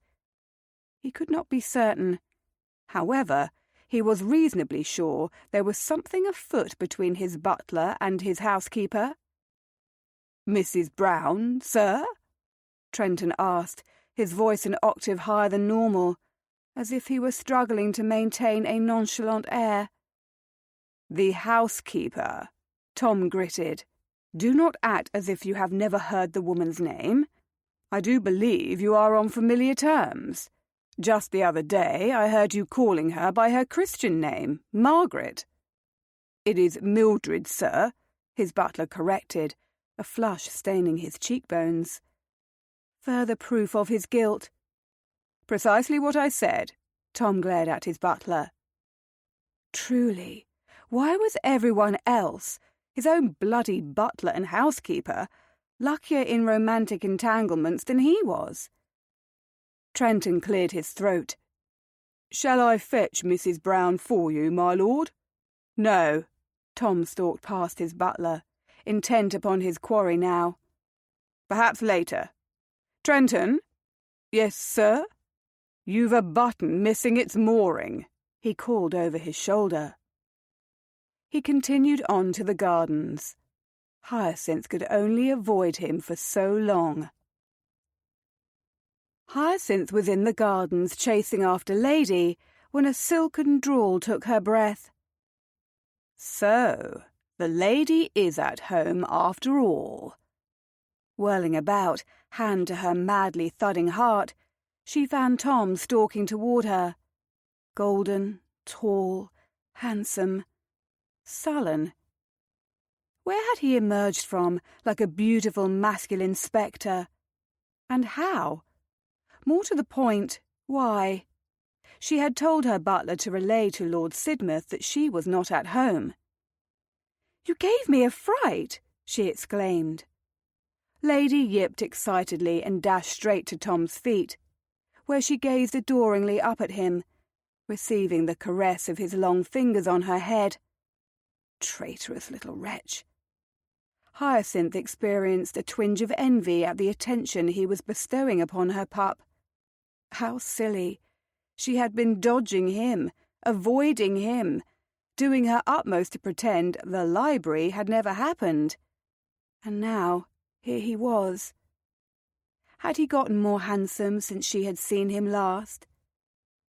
Her cheeks flared with the heat of 1,000 suns, or so it seemed, beneath the intensity of his regard as he scooped Lady effortlessly into his arms. She rewarded him with an eager lick to the chin. In this, too, Hyacinth knew a kinship with her companion. Viscount Sidmouth was eminently worthy of worship with the tongue. Oh dear, now where had that errant thought emerged from? She flushed some more. "Well, my lord, do you have a reason for appearing in my gardens like some sort of wraith?" He continued stroking Lady's head with those fingers she could not seem to wrest her gaze from. "I wish to practice my skills as a conjurer. Later I will be pulling a pair of doves from my top hat and teaching a turtle to play the flute." She bit her lip to stave off a startled chuckle, for he was not smiling, though his words were nonsensical.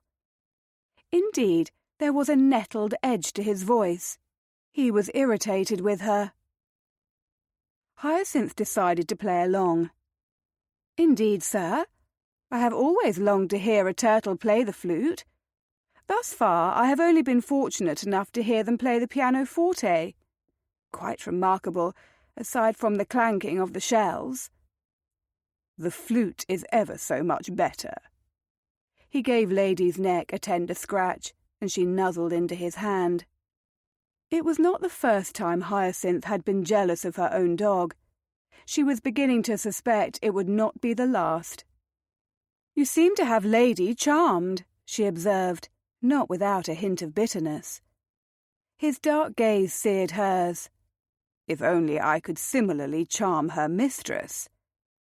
"You already did," she admitted against her will, "and that is the problem." He moved nearer.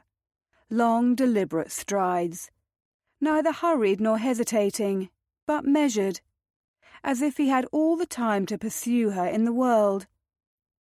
"I fail to see the problem."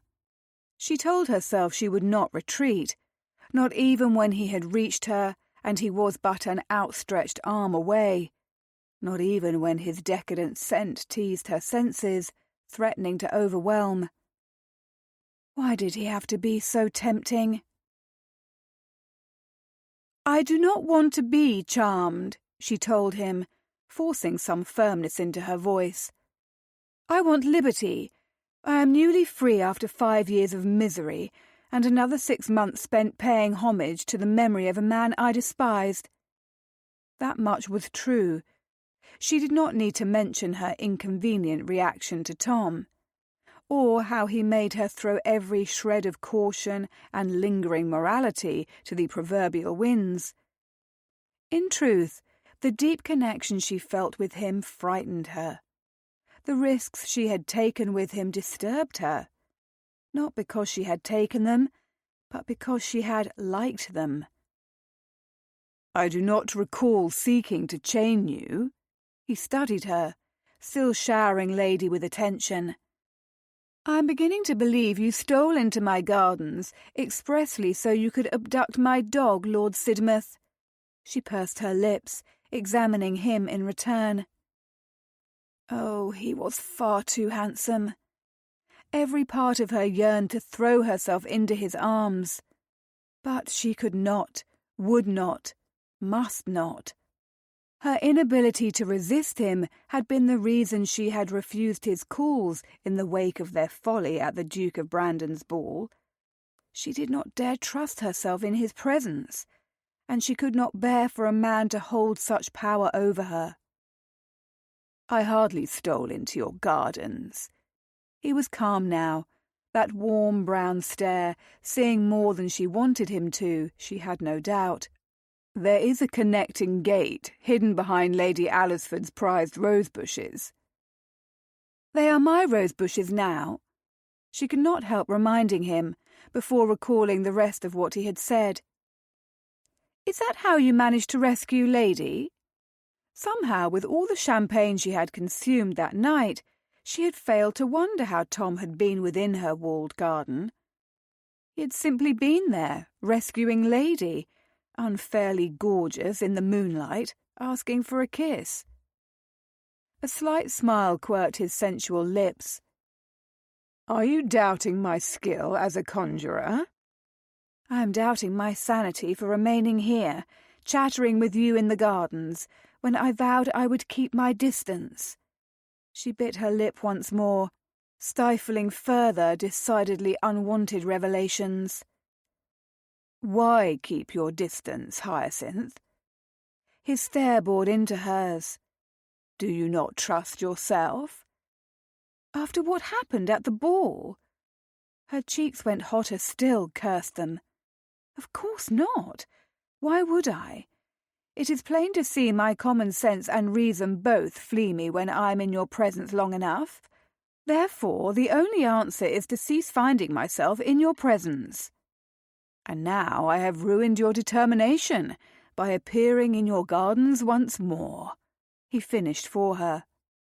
Lady licked his chin again, her adoration evident.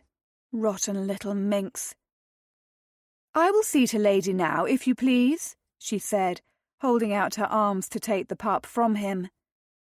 But Tom was not in the mood to comply. "She seems quite pleased where she is." Hyacinth knew the feeling all too well. Tom's arms were an excellent place to find oneself. Too excellent. "Nevertheless, it is time for her to have her nap. I insist." She reached for Lady. Tom relinquished the adoring pug with reluctance, but his gaze had never strayed from Hyacinth. She felt his stare as viscerally as a touch, a caress, the glide of his fingertips over her bare skin. She had made love with him, and yet it had been rushed.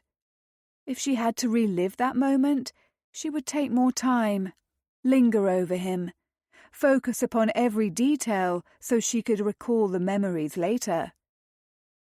Lady licked her, dispelling the fancy. "You ought to return to your side of the wall, you know." He gave her a half-smile that was somehow a trifle sad. "I ought to have done a great many things, and it seems to me I have not done most of them.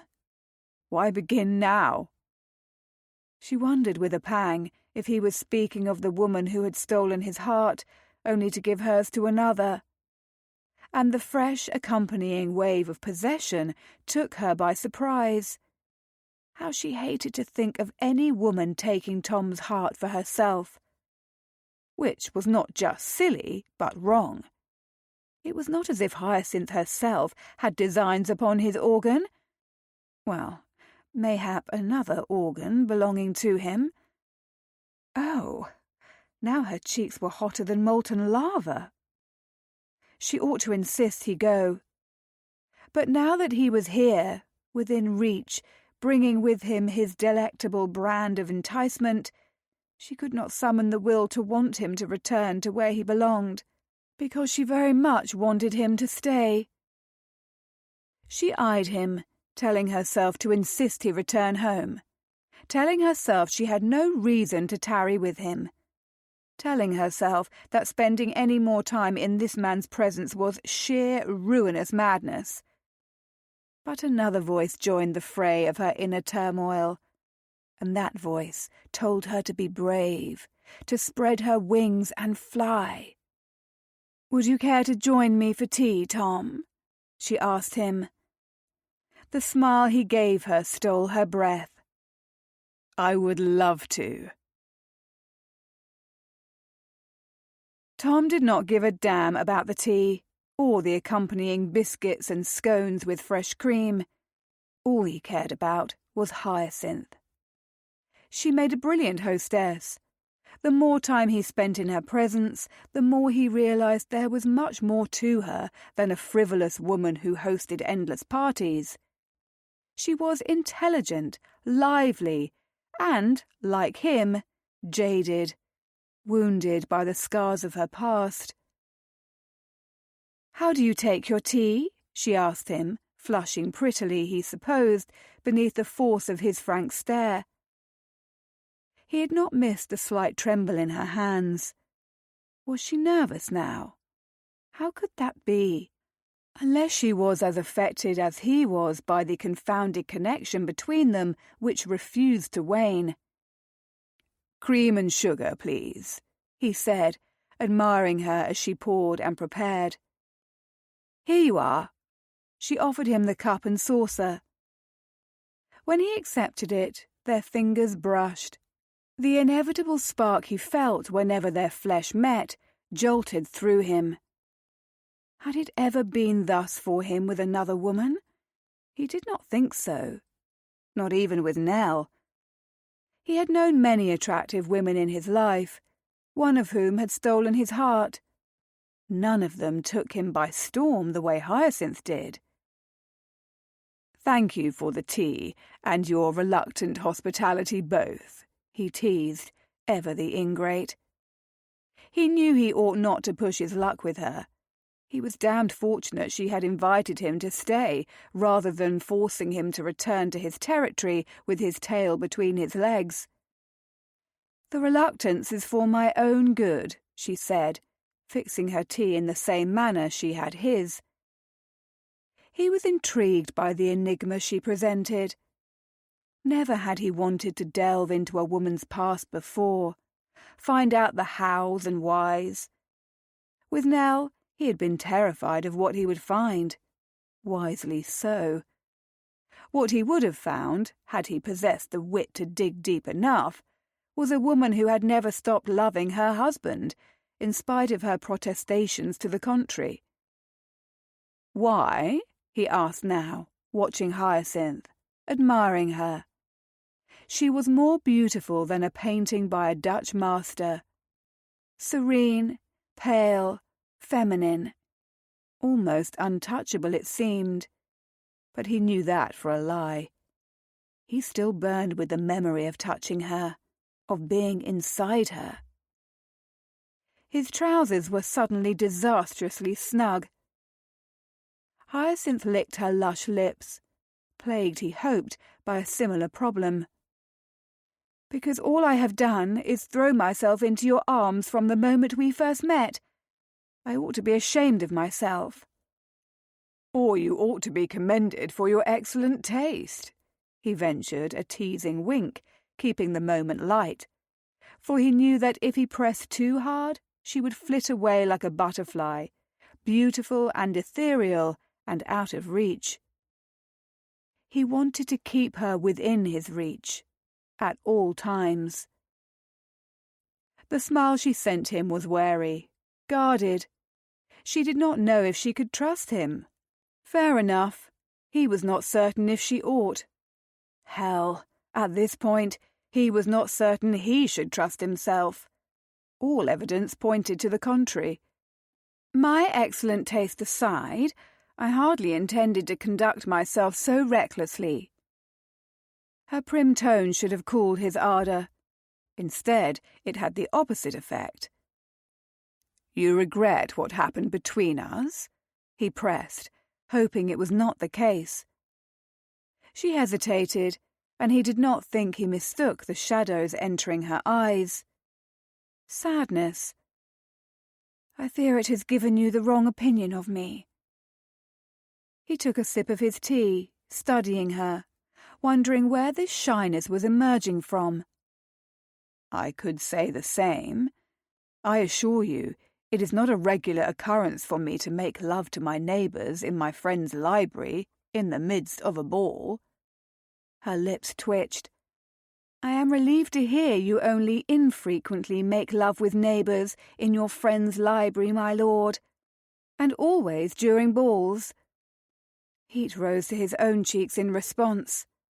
"Touché, my dear. In truth, it was the only such occurrence. I am hardly a rakehell." Her blue eyes sparkled with an emotion he could not define. "Am I to find comfort in your revelation? It does not ameliorate my own sins." "Need we consider our actions a sin?" he prodded. "Cannot we just be man and woman, finding comfort in each other's arms?" "We have already done so," she said. "We do not dare do so again." "Why not?" he challenged, the thought of making love to her once more striking something deep within him, bringing to life a fierce, abiding need. The aching chasm Nell had left behind was no longer so empty. Hyacinth stared at him. "Because doing so would be foolhardy." "What if we were to take our mutual comfort in a different, more circumspect fashion?" he asked. "What if we were to have an arrangement between us?" What the devil was he saying? She had already turned down his offer once. The moment the words fled him, he wondered if he ought to call them back. But they felt right, to his marrow. He wanted to keep this woman in his life, in his arms, in his bed, if only for a little while. Their relationship could be finite. He could throw himself headlong into it, knowing there would be an end. His heart had already been eviscerated. There was nothing left to lose. Her lashes fluttered yet again. An arrangement? He wished he could read her. Had he gone too far in asking again? But how could he have? Was she not the same woman who had been hosting raucous parties this last fortnight? Was she not the woman who turned to flame in his arms? Was she not the siren he had made love to in the library? "I want you to be my lover, Hyacinth," he said plainly. "I am not ready to give you up just yet. Once was not enough." Boldly, stupidly mayhap, because her luscious lips parted, moving soundlessly as if she could not find it within her to form the words, to give voice to her thoughts. "For 1 fortnight," he added, just enough time to have his fill of her, to distract himself, to renew himself, to forget all about Nell and the way she had decimated him.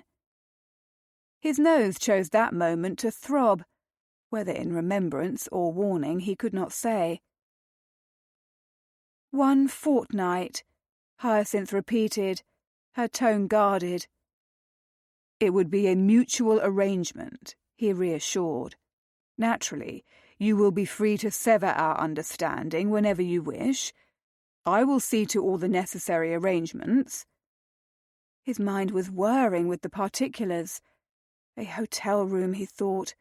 They could arrive separately. It would all be quite tidy and discreet. And quite delicious. But a hotel could also be difficult. Claridge's would certainly not hold with assignations taking place within their august walls. His mind instantly flitted to Brandon, who kept a love nest in St. John's Wood. His friend hadn't had a steady mistress in some time, which would mean the house was free. Considering Brandon's urgings that Tom procure himself some feminine companionship, it seemed just the thing. Yes, he would speak to Brandon at once and make all the necessary arrangements.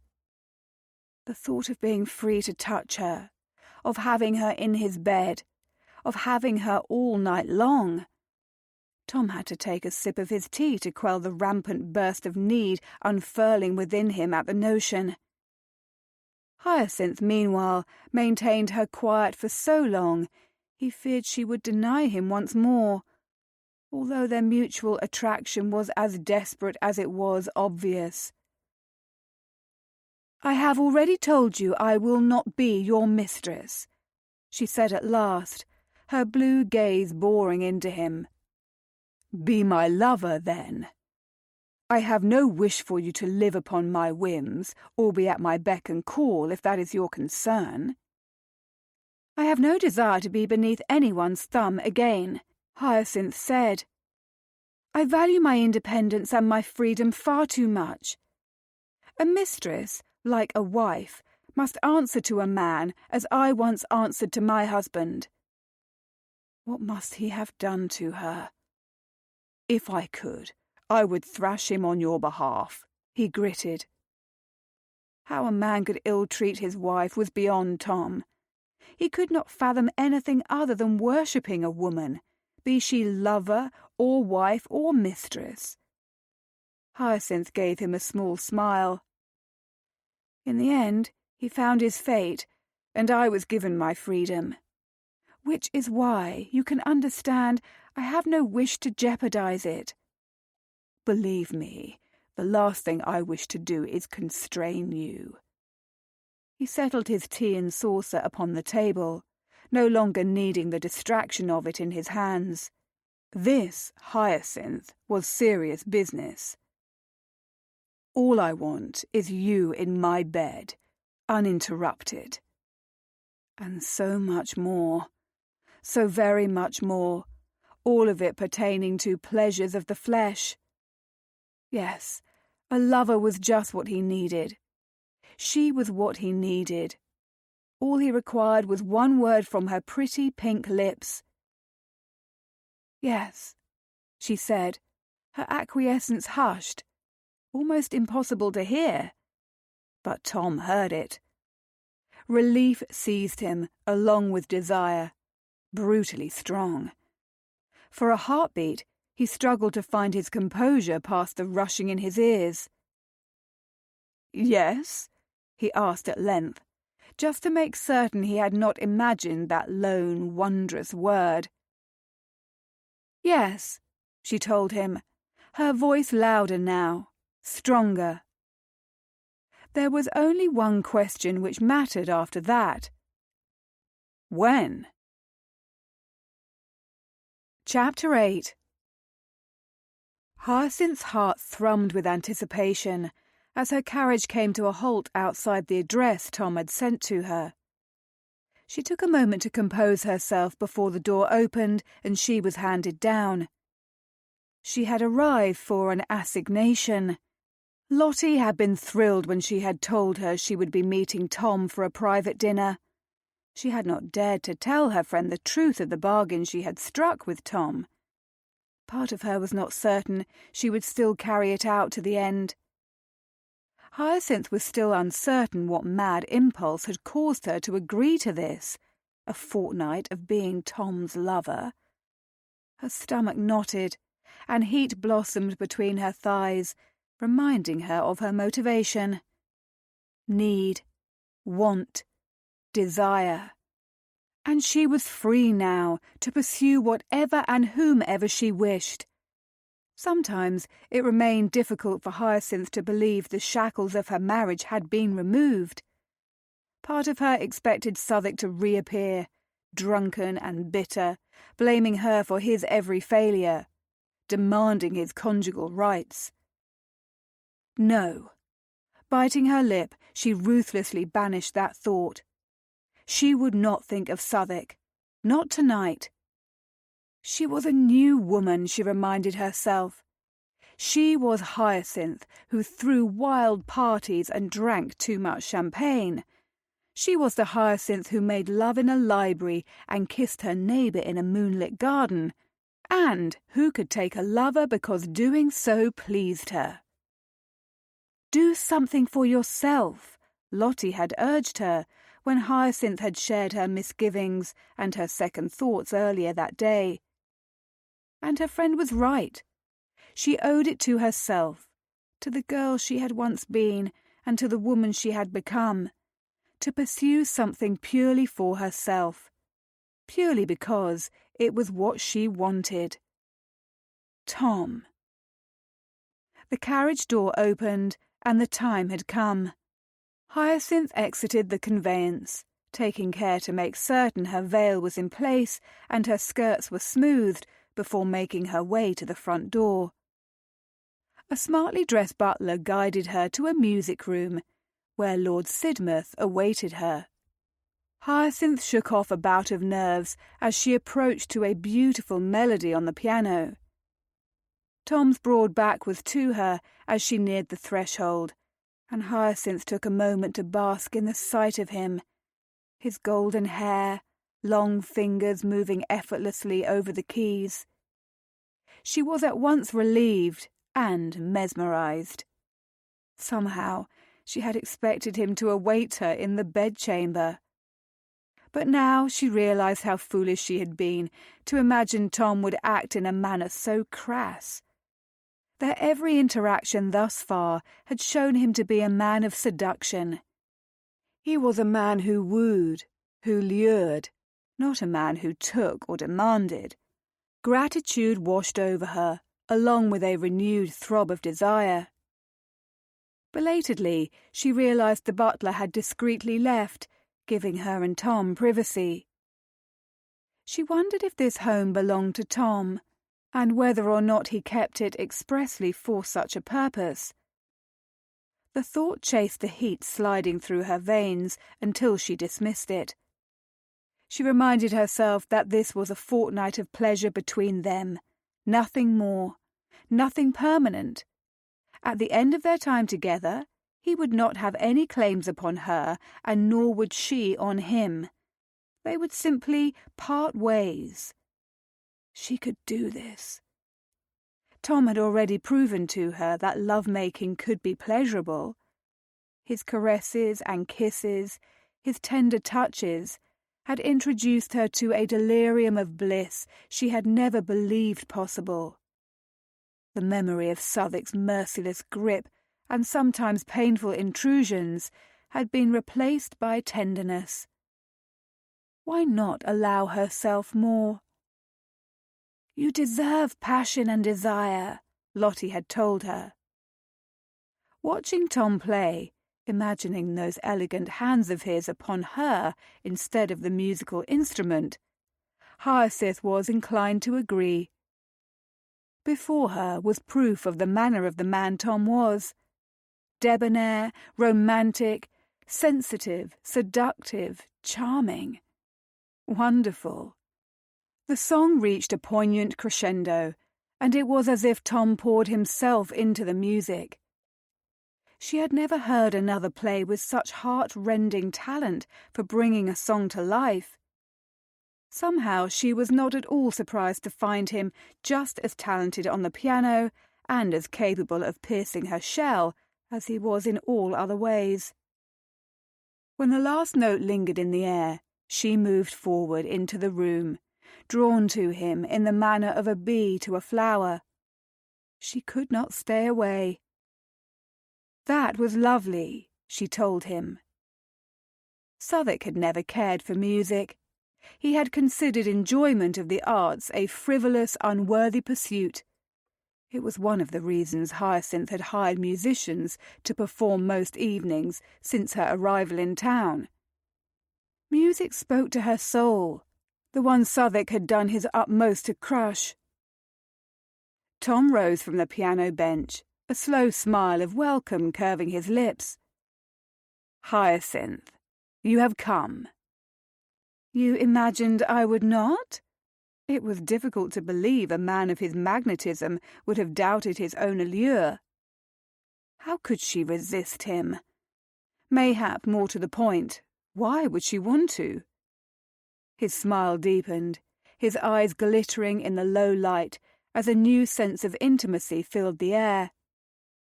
"I hoped you would, but I am not the sort of gentleman who takes a lady for granted." A sudden wave of shyness hit her.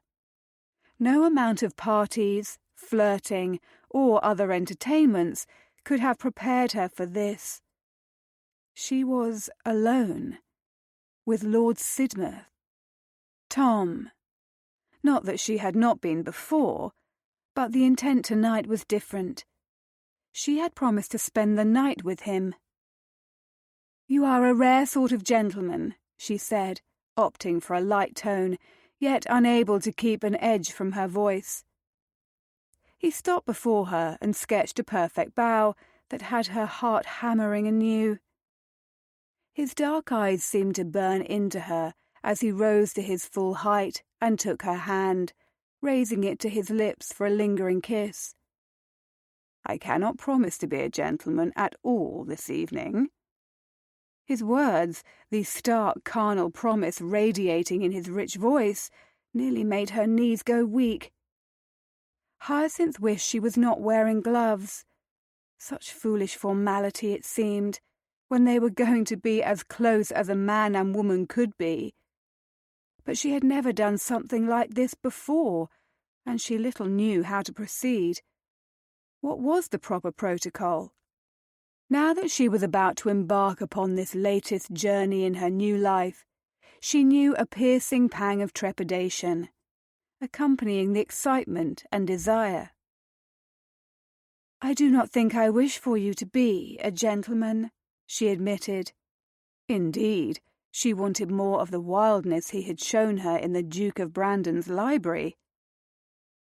"Do you play, Hyacinth?" he asked, still holding her hand in his as if he had no wish to relinquish it, which was fine by Hyacinth. She found herself similarly affected. She too was loath to sever the connection between them. She wanted to stay here, near him, his decadent scent teasing her senses, the impact of his masculine beauty manifesting itself as a hitch in her breath and an ache between her thighs. "I did," she said, "but I have not in years. Not since before she had married Southwick."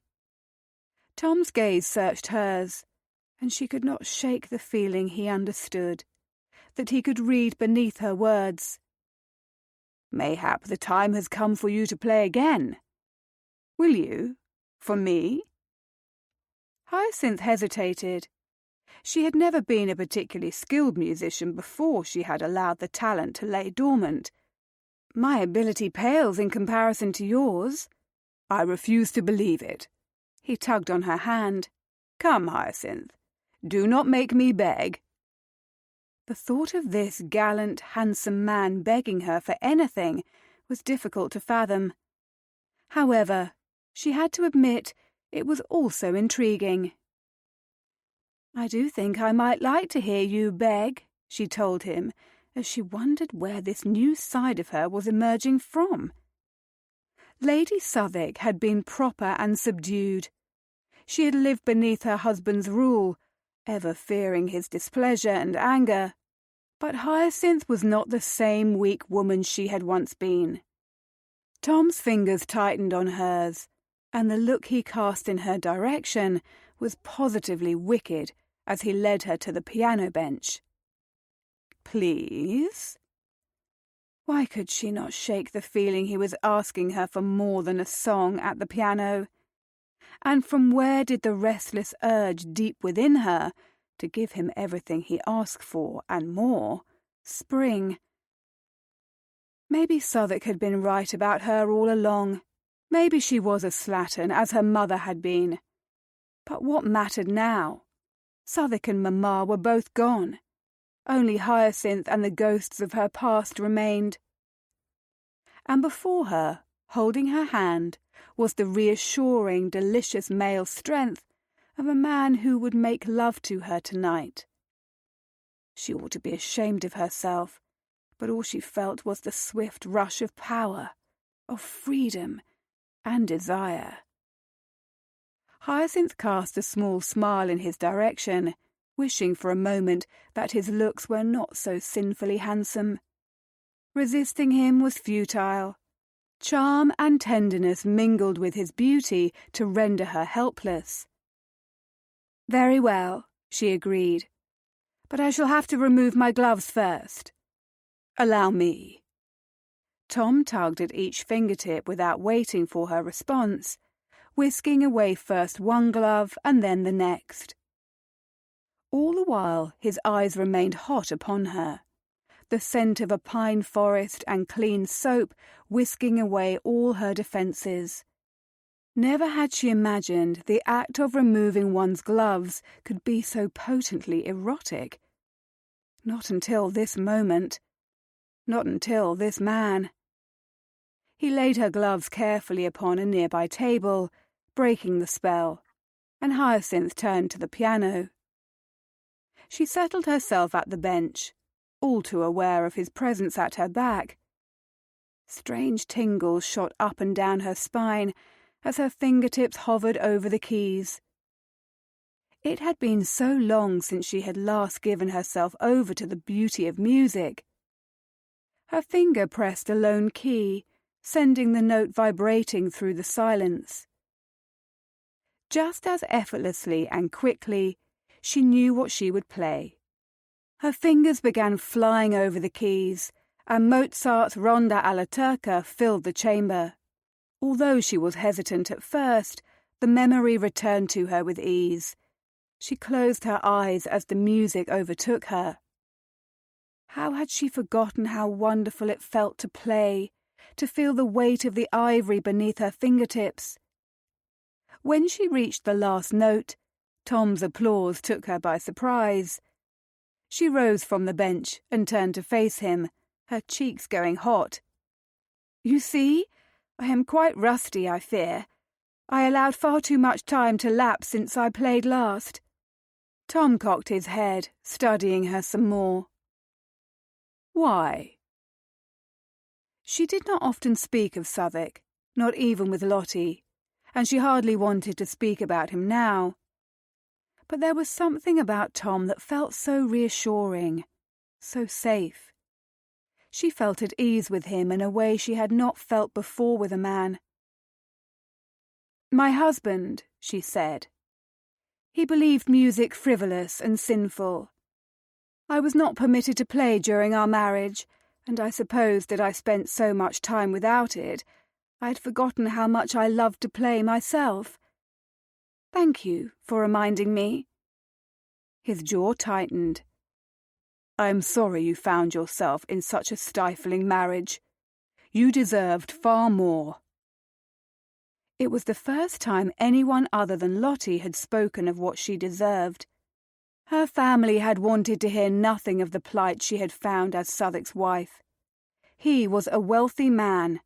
She had wanted for nothing of a material fashion. Marrying him had made her a viscountess in her own right. As far as Hyacinth's family had been concerned, it was more than enough. She ought to have been grateful. Once, in the early days of her marriage, she had left Southwick, returning to Evesham Manor and, she had supposed, the loving bosom of her family. Southwick had come for her 2 days later, and her father had seen Hyacinth off with the stern warning that she must never again bring shame upon her husband by abandoning him. "Thank you," she told Tom now, a sudden sting of tears in her eyes at his compassion, taking her by surprise. She blinked furiously. "But enough of such serious matters. The past is where it belongs. I would far prefer to leave it there." Tom inclined his head. "You play beautifully, Hyacinth. Some men are not worth the skin they were born into, and I loathe that you found yourself shackled to one. However, I consider myself fortunate indeed that you have joined me tonight. I find myself famished. What of you?" The hunger stirring within her could not be satisfied with a 10-course meal, but she refrained from saying so. "Yes, of course." "Excellent." He offered her his arm. "Brandon's chef has prepared a veritable feast for us this evening." "Brandon's chef?" she repeated, frowning as she wondered why the Duke of Brandon's chef would be in Tom's kitchens, unless— "Indeed," Tom began, guiding her from the music room. "This home belongs to him. We have his blessing in using it as we wish for the next fortnight." Ah, that made sense. If anyone would be in possession of a home strictly used for assignations, surely it would be the debonair Duke. Relief she had no right to feel washed over her. "Do not grow too attached to him," she warned her heart as Tom led her to dinner. "This is temporary." 1 fortnight was all she dared allow herself.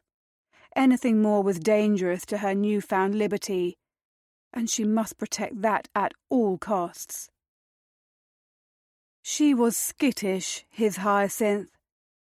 Dinner had passed companionably enough. She was an intelligent woman, and speaking with her, listening to her husky voice, hearing her opinions, had been a pleasant diversion. She was in favour of women's suffrage and the reformation of married women's property law, as was he. She spoke knowledgeably about poetry and the great writers of their day. She was also unafraid to laugh at herself when the situation arose. The music of her mirth was as charming as everything else about her. But pulsing beneath every passing minute, lurking under every interaction, was the heartbeat of desire, the sure knowledge of what was to come. Tom decided, as he led her to the bedchamber following their repast, that he would have to proceed slowly. Whatever the particulars of her marriage with Southwick, it was more than apparent that the union had been a hated one on Hyacinth's part. Tom had no personal knowledge of Viscount Southwick. He did not recall their paths ever having crossed. But he did seem to remember rumblings about Southwick's family history, now that he thought upon it. Some rumours of madness in the bloodlines, unless he was mistaken. There was no doubt in his mind that Hyacinth's marriage was the reason for her wariness. If Southwick were not already dead and buried, Tom would have been sorely tempted to beat the bastard for treating his wife so cruelly. Her words rang bitterly in his mind. "I have no desire to be beneath anyone's thumb again." Tom would do his utmost to make her forget all about her past suffering and pain, to show her how desirable and lovely she was, to woo her and seduce her, to make her his while he could, to prove to her that not every man sought to clip a lady's wings, that some wanted their women to fly. But all his good intentions, to proceed with caution, that was, fled the instant they crossed the threshold to the bedchamber and the door closed behind them.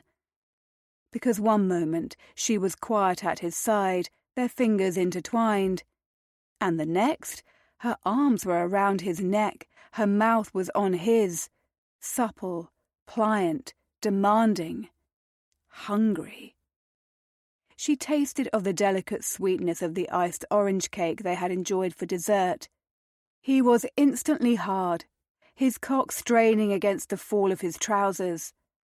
He cupped her face and angled her head, kissing her back with far more need than he had intended. Heat lanced him from the inside out. He was back in the library at Brandon's ball, unable to control himself or the way the woman in his arms made him feel. He had to have her, had to be inside her. No, he had to go slower, to worship her, to show her how glorious she was to him, to show her she was beautiful and passionate and worthy of admiration.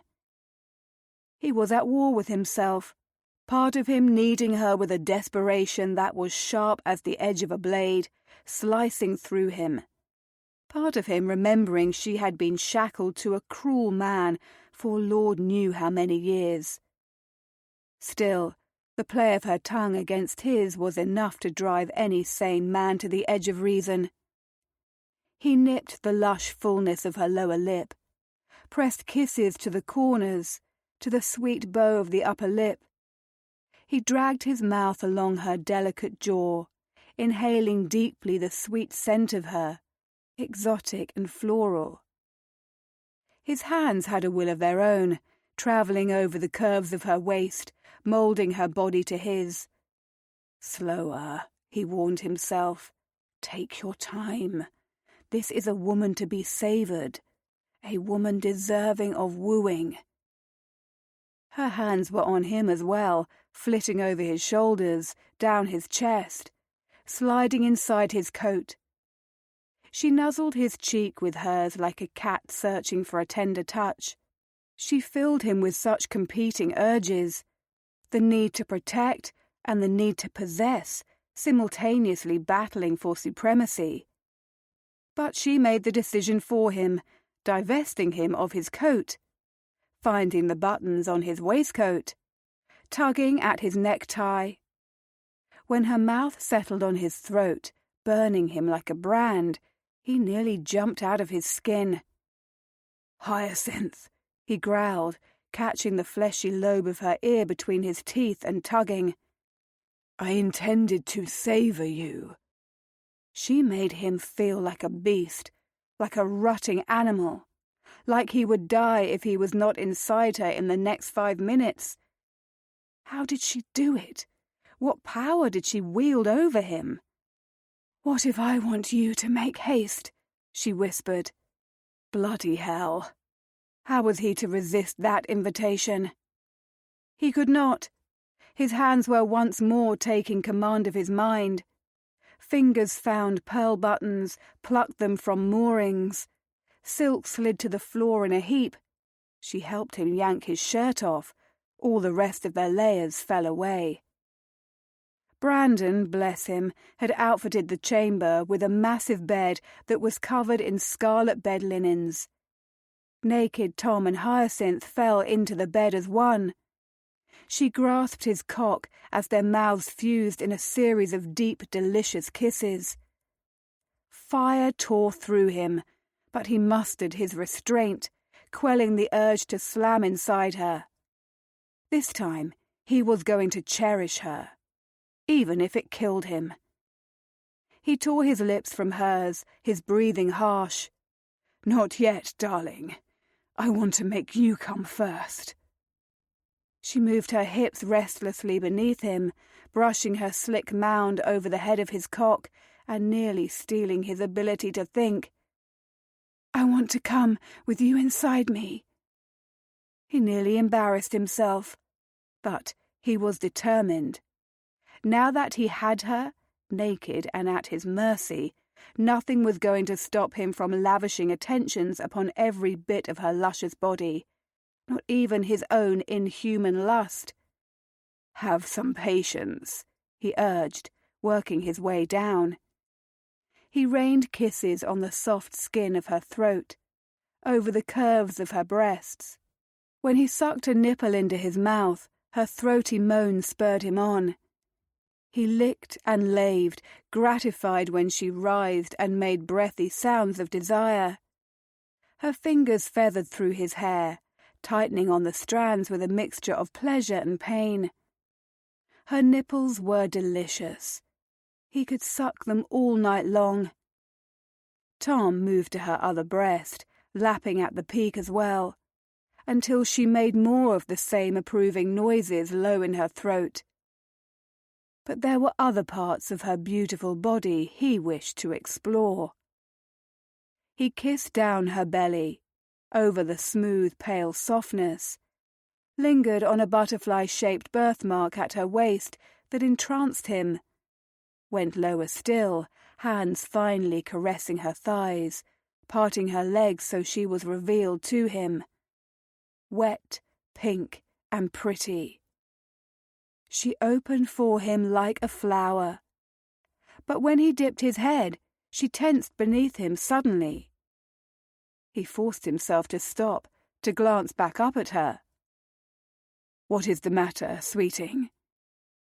He was so close to paradise, the sweet, musky scent of her excitement taunting him.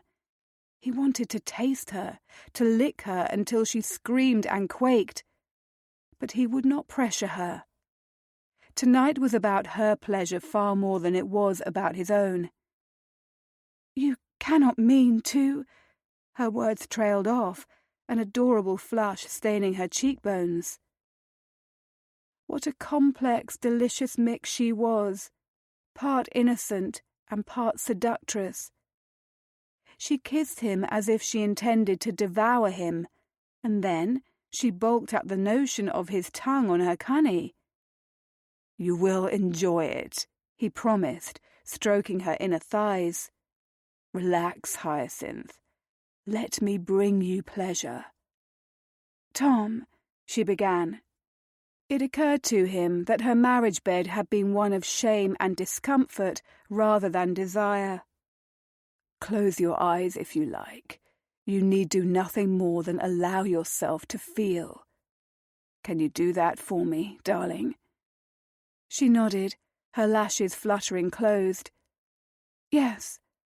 "Good." Without waiting a moment more, he lowered his head and flicked his tongue over her pearl. Her hips bucked. She was more responsive there than he had supposed from their previous coupling. The taste of her was sweet and musky and feminine. He could not squelch the rumble of appreciation bursting from deep within him. Tom's hand slid beneath her rump, cupping her buttocks and holding her to his mouth so he could devour her as he wished. He licked up and down her slit before alternating between running his tongue over her and sucking, working the plump bud of her sex. Her hands, which had been fisted in the bedclothes in her initial embarrassment and uncertainty, found their way back to his hair, caressing him tentatively at first, and then with more fervour as he brought her nearer to the brink. "Yes, Hell yes. This was what he wanted, what he needed, what Hyacinth needed too. The delicious woman beneath him, so passionate, so lovely, so untouched by passion. He told himself to focus upon her. But it was deuced difficult to find the line of demarcation separating his desire from hers. They were blending now, merging, becoming one. With every pass of his tongue, each gentle bite he delivered to her engorged nub, she thrashed beneath him in increased urgency. Her hips thrust in a mimicry of love-making, driving him deeper into paradise. To test her frenzy, he slowed his pace, gentling the pressure he exerted with his lips and tongue. The instant reward was the frustrated sound she made in her throat, in the way her body continued arching into his ministrations. The way her fingers tangled in his hair, urging him to continue. He sucked on her pearl languorously, slowly, wringing a lusty moan from her sweet lips that could have outdone the most theatrically inclined courtesans. Better, Hyacinth's enthusiasm was not feigned. Rather, it was all too real. And his, he could not recall when he had ever been so completely moved by pleasuring a woman. He could go on like this all night, licking her to spend, starting again. She tasted so good, and she was so wet, slicker than she had been in the library, more ready for him. As he returned to her pearl, he could not resist sliding a finger into her. It was the spur she needed. Her sheath contracted on him, gripping him and drawing him into her dripping heat. He suckled her tongue once more as she trembled and came undone, the sounds of her bliss ringing through the hush of the chamber with beautiful abandon. He pressed reverent kisses over her mound, glancing up her body to find her eyes open again, her stare fastened upon him. There was the brave beauty who had kissed him that night in the gardens, who had owned him so thoroughly in Brandon's library. The bashful woman who had been mistreated by her former husband was nowhere to be found now, and Tom was heartily glad of it. "I never—" Her confession trailed off, her cheeks flushing once more. "I am grateful to be the man to show you," he said, meaning those words with everything in him. "Thank you, sweet, for trusting me. After that, I do believe I would follow you to perdition if you but asked," she said, her breathing still ragged. Tom grinned, pleased, and dropped a kiss upon each of her inner thighs. "Never to perdition. But into bed?" He kissed the slight protrusion of her hip bone, the hollow alongside it. "Yes." "Into my lap?" "Also yes." He kissed his way back up to her breasts, those deliciously pink nipples jutting like ripe offerings he could not help but to accept. "And into a bath, or a library." He sucked her nipple until she moaned, kissed all the way to her throat, where her pulse fluttered wildly beneath her silken skin. "Mayhap a kitchen." Tom kissed her ear, settling himself between her thighs. "Or a carriage. Do you know, I have never made love in a carriage." She cupped his face, gently pulling his lips from her jaw so they faced each other. Her gaze plumbed the depths of his, refusing to allow him to hide from this moment of raw, real intimacy. "Thank you, Tom." "You need not thank me for pleasure, darling." He wondered if she had experienced so little in her life, and that was the reason for her gratitude. "Pleasing you pleases me. I am a selfish man in that way."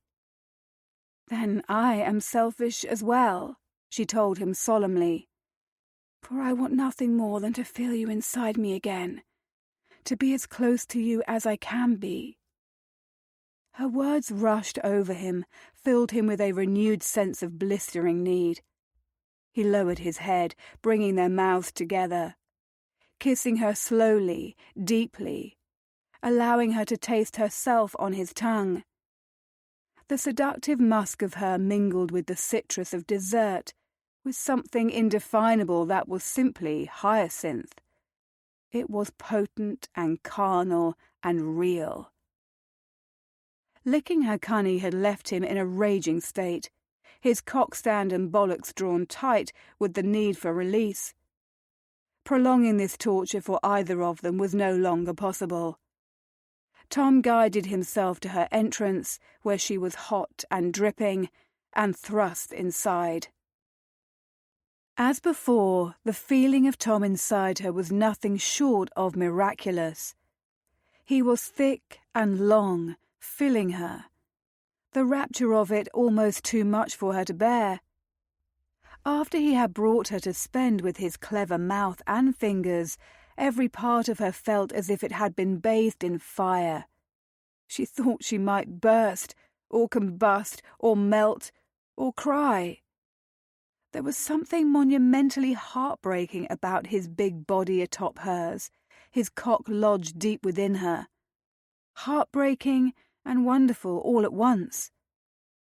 When he would have withdrawn, she wrapped her legs around his waist like a shameful hussy, clutching him to her. She wrapped her arms around his shoulders, fingers digging into the corded muscle there. "Not yet," she begged, breathless. "Stay here just a moment." She wanted him throbbing and huge inside her, wanted to savour this seduction, so thorough and different, so tender in a way she never could have expected. Tom cared about her pleasure. He worshipped her body. He never looked upon her with scorn or disgust. He did not ill-use her. The difference was so stark it brought tears to her eyes. And to her shame, they seeped from the corners before she could banish them, trailing tracks down her cheeks. Tom caught them with his lips, kissing them away, pressing his forehead to hers. "Why tears? Have I hurt you, sweeting?" "No," she swallowed, trying to find the proper words, a way to explain just how he had set her free. "Quite the opposite. You make me feel things I have never felt before." Not just desire, but something far more potent, something indefinable yet profound. He kissed her mouth, tenderly, sweetly, as if she were the most precious gift in his arms. "I will stay like this forever if you wish it. You feel like heaven." He felt the same to her, better than heaven. He felt as if he were a part of her. And this passion between them, it felt preordained, as if it had always been meant to be. Impossible as it seemed, and as much as the rational part of her scoffed at such a notion, there was no denying the rightness of this man. She kissed him again, their tongues tangling, before she relaxed her hold upon his waist, her feet going flat on the mattress and their soles finding purchase on the luxurious scarlet bedclothes. "Make love to me," she told him. "With pleasure." He kissed her, and he began to move. His hand anchored itself on her hip, guiding their bodies as they found their rhythm together. In and out of her, until she thought she would swoon from the delirious pleasure of the friction. Each time he sank back inside, she swore he could not get any deeper. But he angled her hips, thrust harder, and he would. He reached a part of her that sent blinding white light rushing before her eyes. He swallowed her cries with his kisses as he rode out the waves of her second climax. She felt him tensing beneath her, his thrusts growing shallower, harder. Her legs wrapped back around his waist of their own accord, and she ground herself against him shamelessly, awash with bliss, greedily seeking yet another splintering of herself into 1,000 glittering shards. "Hyacinth," he rasped, burying his face in her throat as he pushed into her again and again. "I am going to spend—" His words made her wilder, more feverish. She pumped beneath him with abandon, wanting him as deep as he could be when he lost himself, wanting him to flood her with his release as he had done before. "Yes," she whispered. "Fill me." He groaned, his hips continuing to work up and down, rocking into her again and again. "I need to withdraw. I was careless last time. We dare not risk a child." "I am barren," she confessed, and for once the acknowledgement of her inability to bear children did not fill her with dread and despair and sadness. Instead, she was glad for it, because it meant she could have this wonderful man exactly the way she wanted him. "You are sure?" he asked, his voice suggesting he was barely holding on to the fraying threads of his restraint. "Utterly." Her husband had hated her for what he had deemed her failure as his wife. But she knew no shame now. She felt, in these fleeting, decadent moments with Tom, as if she were restoring the pride in her femininity that Southwark had stolen from her with his cruel words and his bitter resentment. She did not need to bear this man's children. All they owed each other was pleasure. A fortnight of it. And she meant to collect her due. "Spend inside me," she urged him, clawing at his back. "Please, I want to feel you lose yourself." On another groan, he slammed his mouth to hers, kissing her as his entire body stiffened and the warmth of his seed flooded her. They remained as they were for an indeterminate span of time, locked together, hearts pounding in time, kissing quite desperately.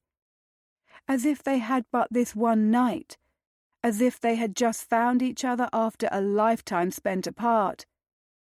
And in a way, they had. At long last the ferocity of Tom's kisses gentled. He withdrew and rolled to his back at her side. She expected him to draw the bedclothes over them and to fall asleep, or mayhap for him to go, as Southwark had always done following the claiming of his conjugal rights. But instead, Tom slung an arm around her waist and kissed her crown.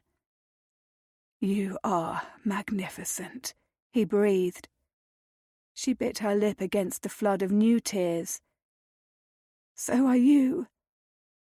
Oh, how she meant those words, far more than he could possibly know.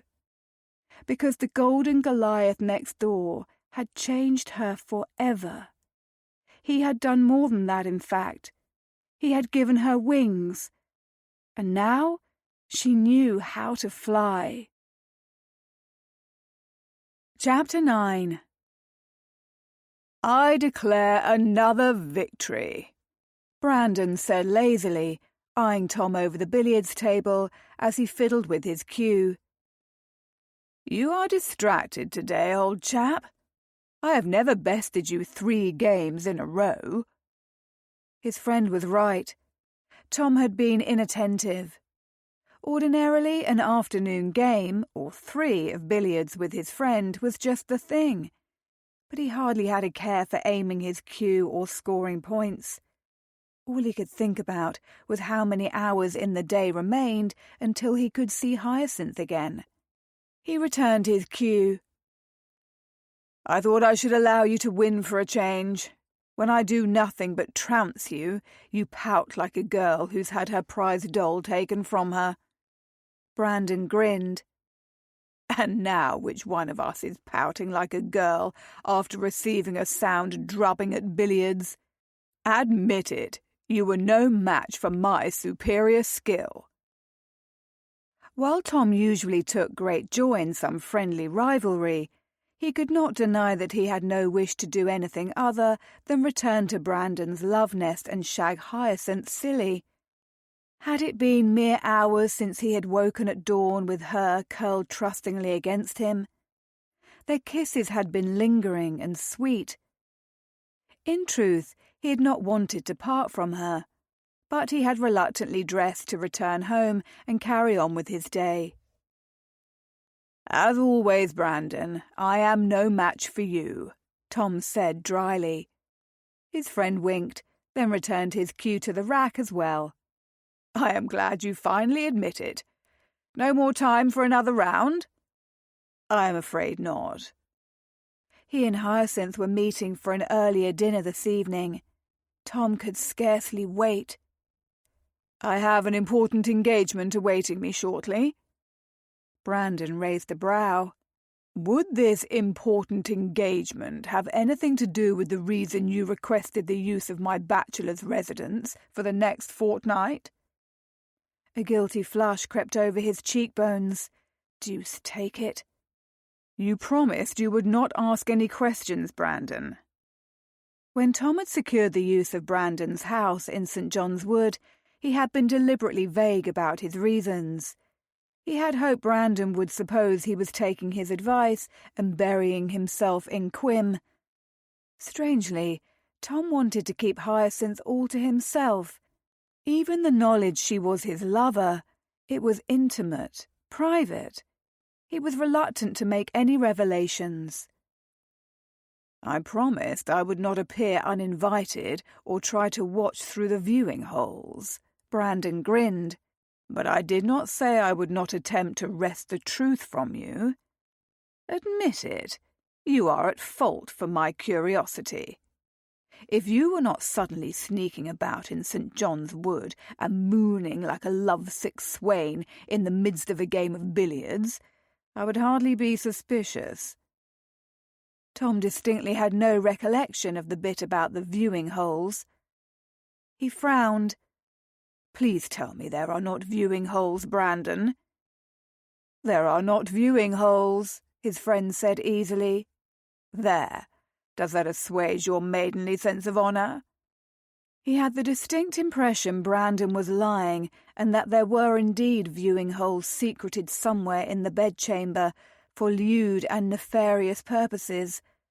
Although Tom was no stranger to debauchery, he had never engaged in the seedier elements of society. Brandon, however, had seemed to embrace them. "You are an utter libertine, Brandon," he said. "I shall hold you to that promise. If I have the slightest inkling you are lurking about in the shadows, watching, I will thrash you." Brandon laughed.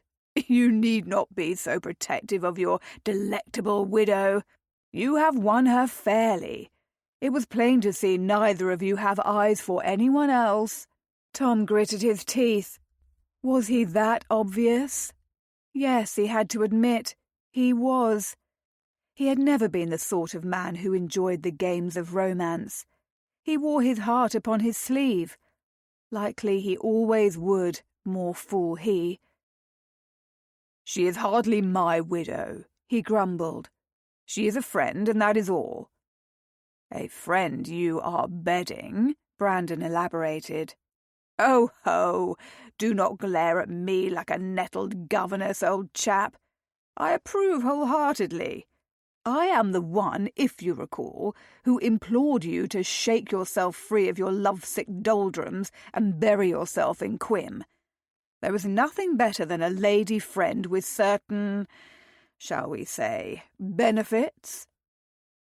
A lady friend with certain benefits. Like bedding her senseless, like stripping her bare and kissing every speck of silken skin his lips could find, like licking her sweet cunny until she trembled beneath him and came on his tongue, like filling her with his cock until they were breathless, mindless, and boneless. Tom swallowed hard. "I am sure I know nothing of the benefits you refer to, Brandon." His friend only chuckled. "Naturally not.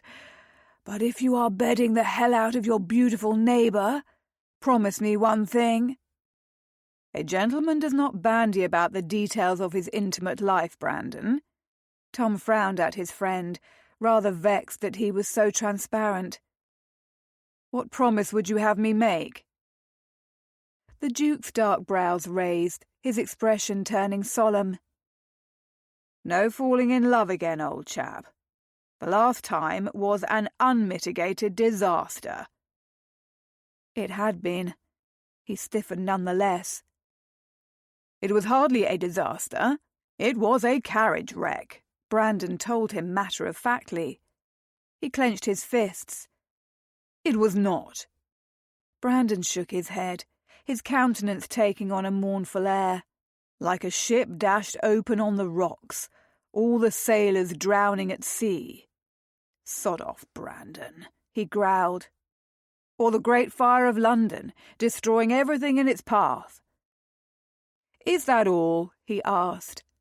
"If you have ceased amusing yourself at my expense, I truly must go."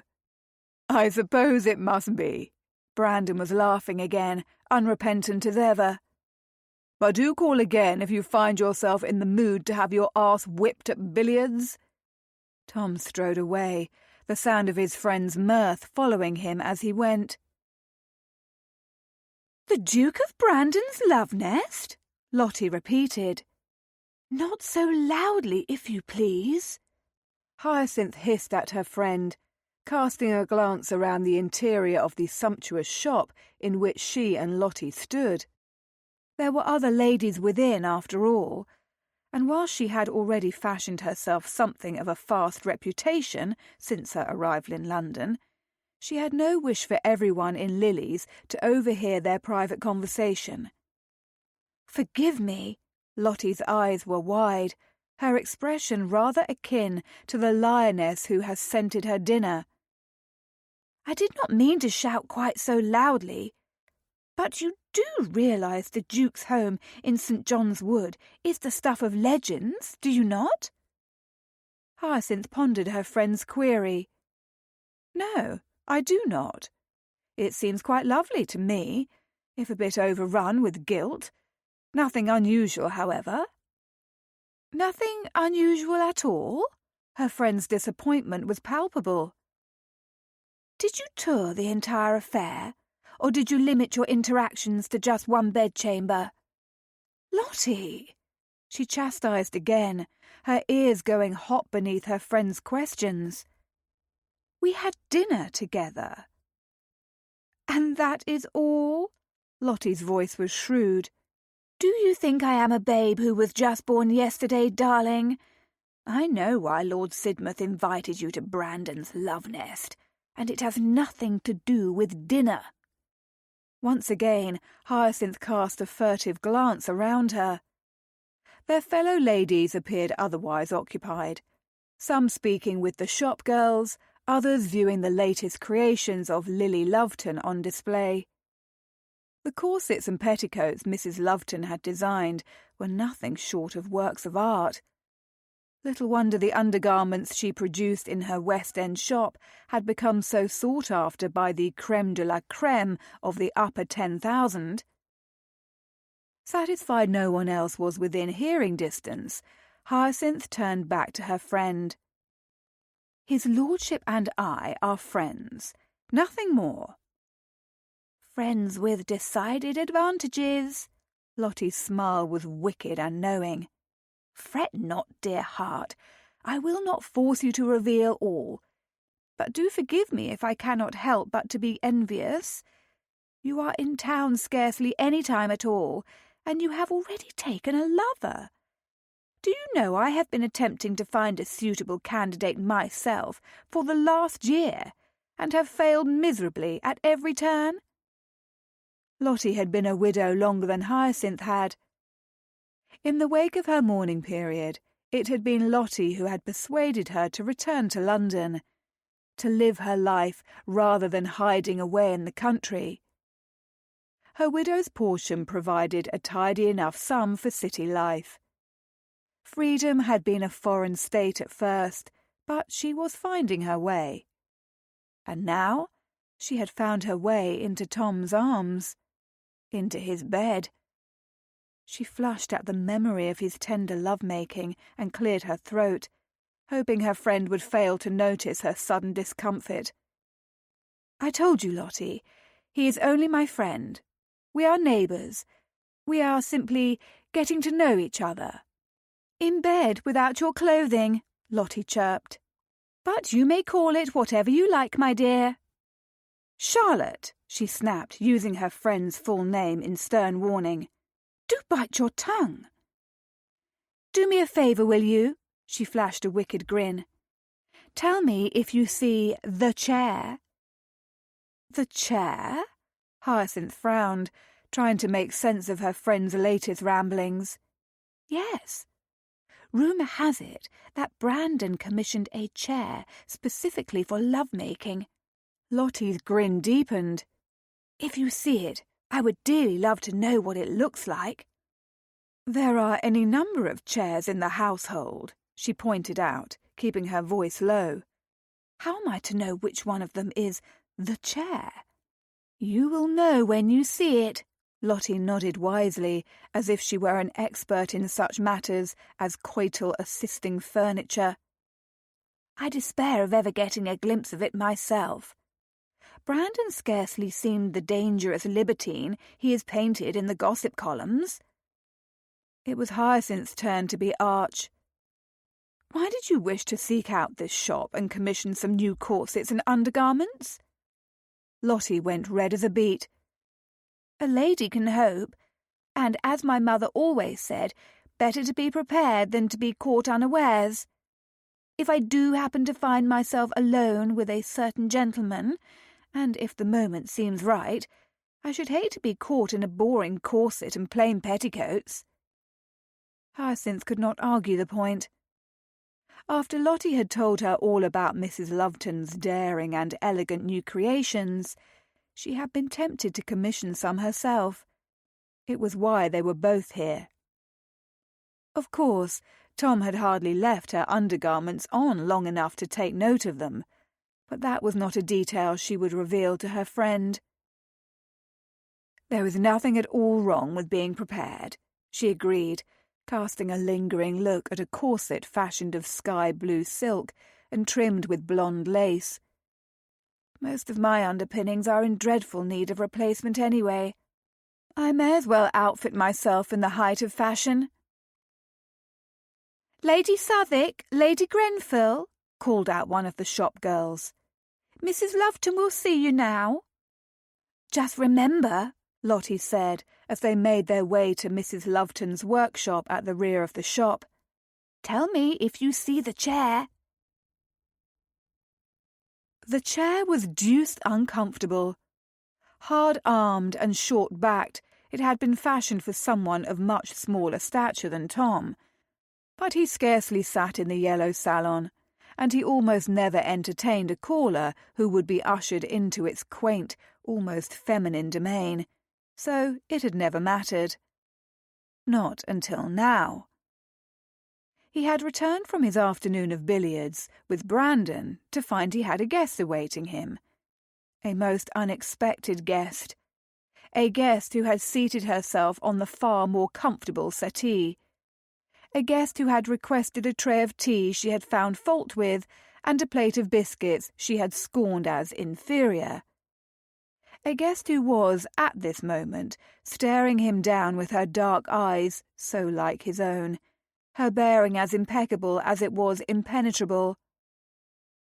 Grand-mère had arrived in London, and the Duchess of Arrington had taken up residence in the yellow salon, the room she had always favoured. "What brings you here, Grand-mère?" he asked. Her eyes narrowed. "Do not sound so pleased to see me, Sidmouth. Your enthusiasm shall go straight to my head." Chastisement duly noted. "Of course I am happy to see you," he said, which was partially true. He was pleased his grandmother had deigned to call upon him for the first time in as long as he could recall. He loved the stubborn dragon after all. What he was less thrilled about was her timing.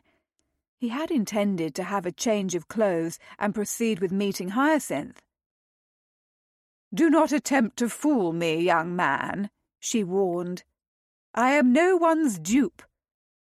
I would never presume to insult your intelligence."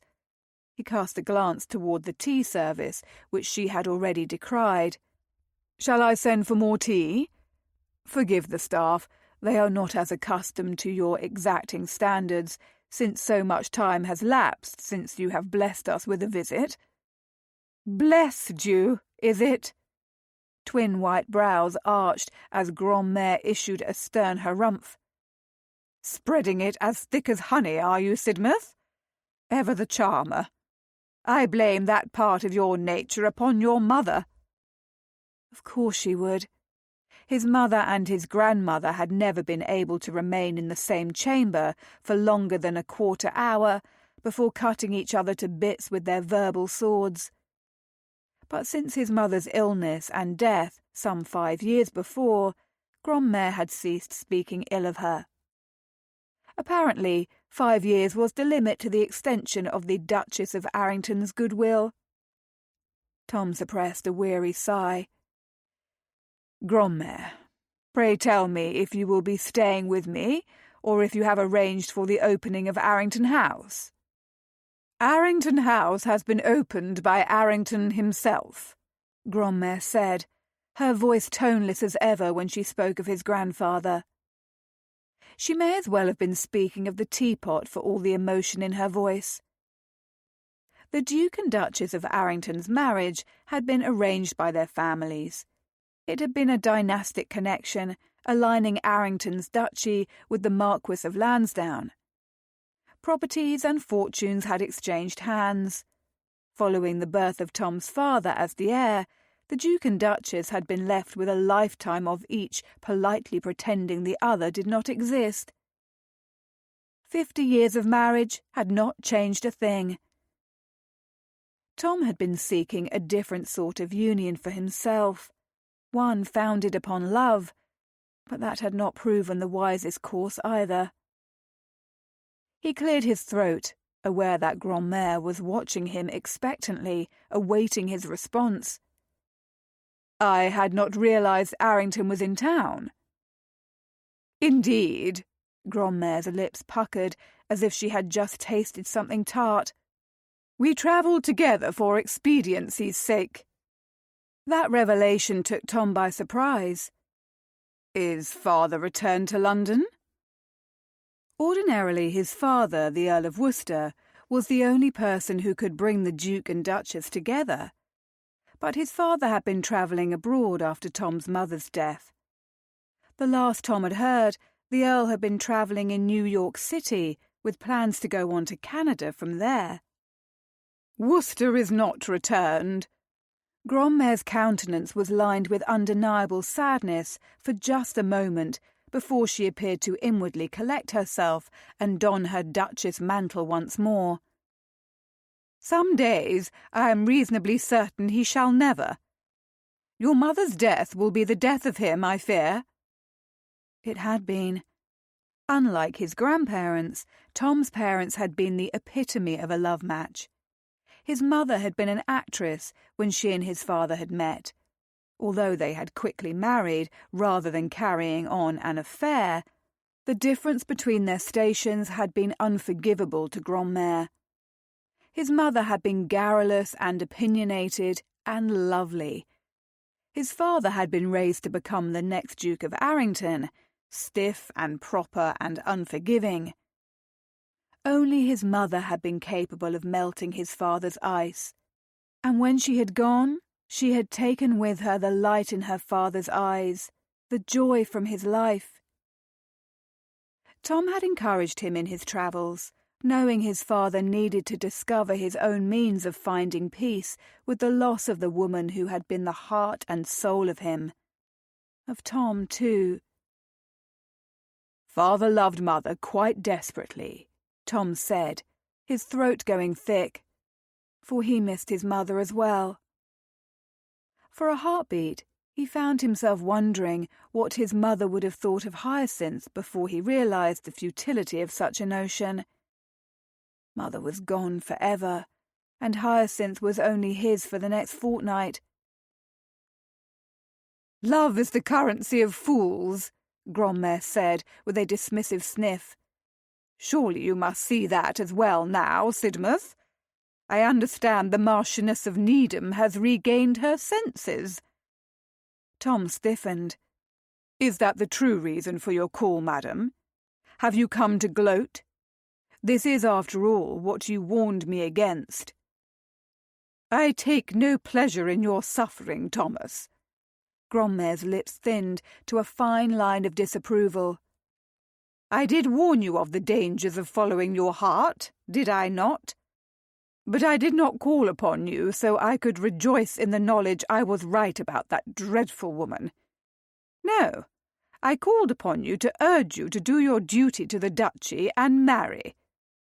Now that you are unencumbered by foolish notions of wedding the Marchioness of Needham, you must see yourself settled with a suitable wife." Bloody hell. "I have no wish to take a bride now, Grommare." "Not now, and not ever." "Arrington's health is ailing," she pronounced grimly. His grandfather had been in ill health for the last few years. It was an unfortunate but unavoidable fact. "I fail to see what that has to do with me finding a wife, when I have no inclination to marry." "His heart cannot sustain any more scandal, Sidmouth. You have no notion of how he has suffered all this time, believing his grandson would sully the Arrington line by marrying a divorced woman."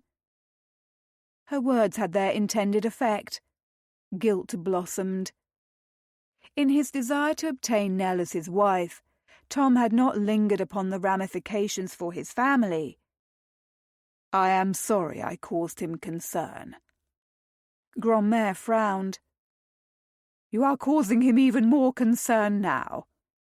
Lady Stirling has written me with most unsettling news. It would seem all the world is going to the dogs. Wild parties, a widow with a stained reputation next door, to say nothing of word travelling that you have been drinking yourself to oblivion." "There is nothing stained about her reputation," he interrupted on Hyacinth's behalf, angered by his Grommare's cavalier dismissal of her. "And for that matter, of Lady Stirling's unprecedented tattling." "Lady Stirling is a vicious scandal-monger, and she is not to be trusted." He wondered if Lady Stirling had also written to Grommare that she had been touching his sleeve too lingeringly during tea, and suggesting she preferred to spend her evenings in the company of younger gentlemen. Now that he thought upon it, it was entirely possible that his last rebuff of her was responsible for her scurrilous gossiping. "It is true, then?"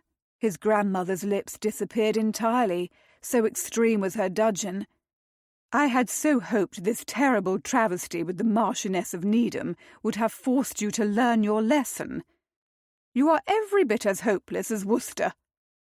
"I am afraid you shall have to despair of me," he said, without a hint of apology. But secretly his Grommare's disapproval settled in his gut with the weight of a boulder. He had been foolish when it had come to Nell. He had fallen in love with the wrong woman, and he had paid the price with a broken heart and nose. To say nothing of his reputation and his relationship with his family, excepting his absent father, lying in tatters.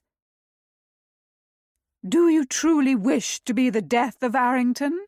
his grandmother demanded, rising, clutching the golden handle of her cane as she leveraged herself.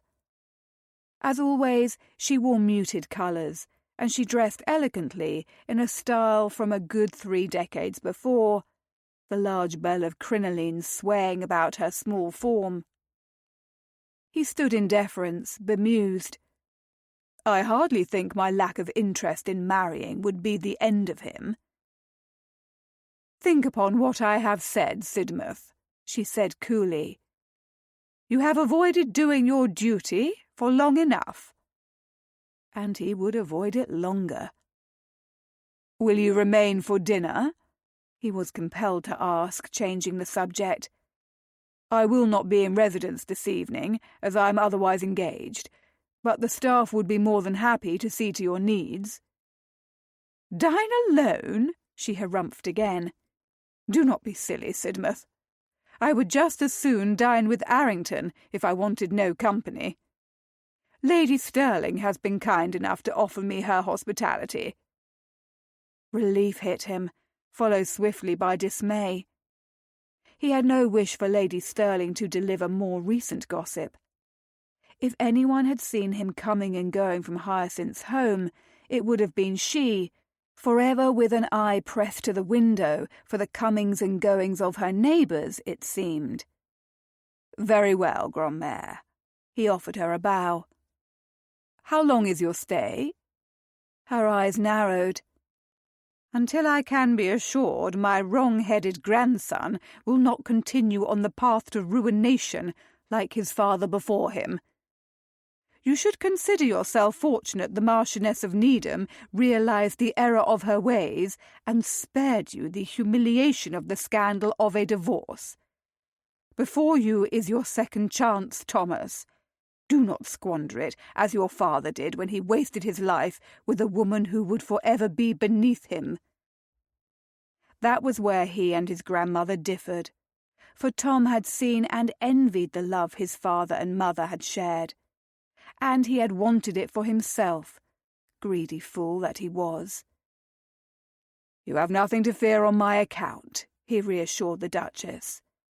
"I have no intention of giving my heart to anyone." "There is no place in life for such base emotion," Grandmère warned. "It will only destroy you." With another regal swish of skirts, she turned and swept from the salon. Tom watched her go. He could not argue that love was destructive. Look at what it had done to his father. The loss of that love. He was a shell of his former self.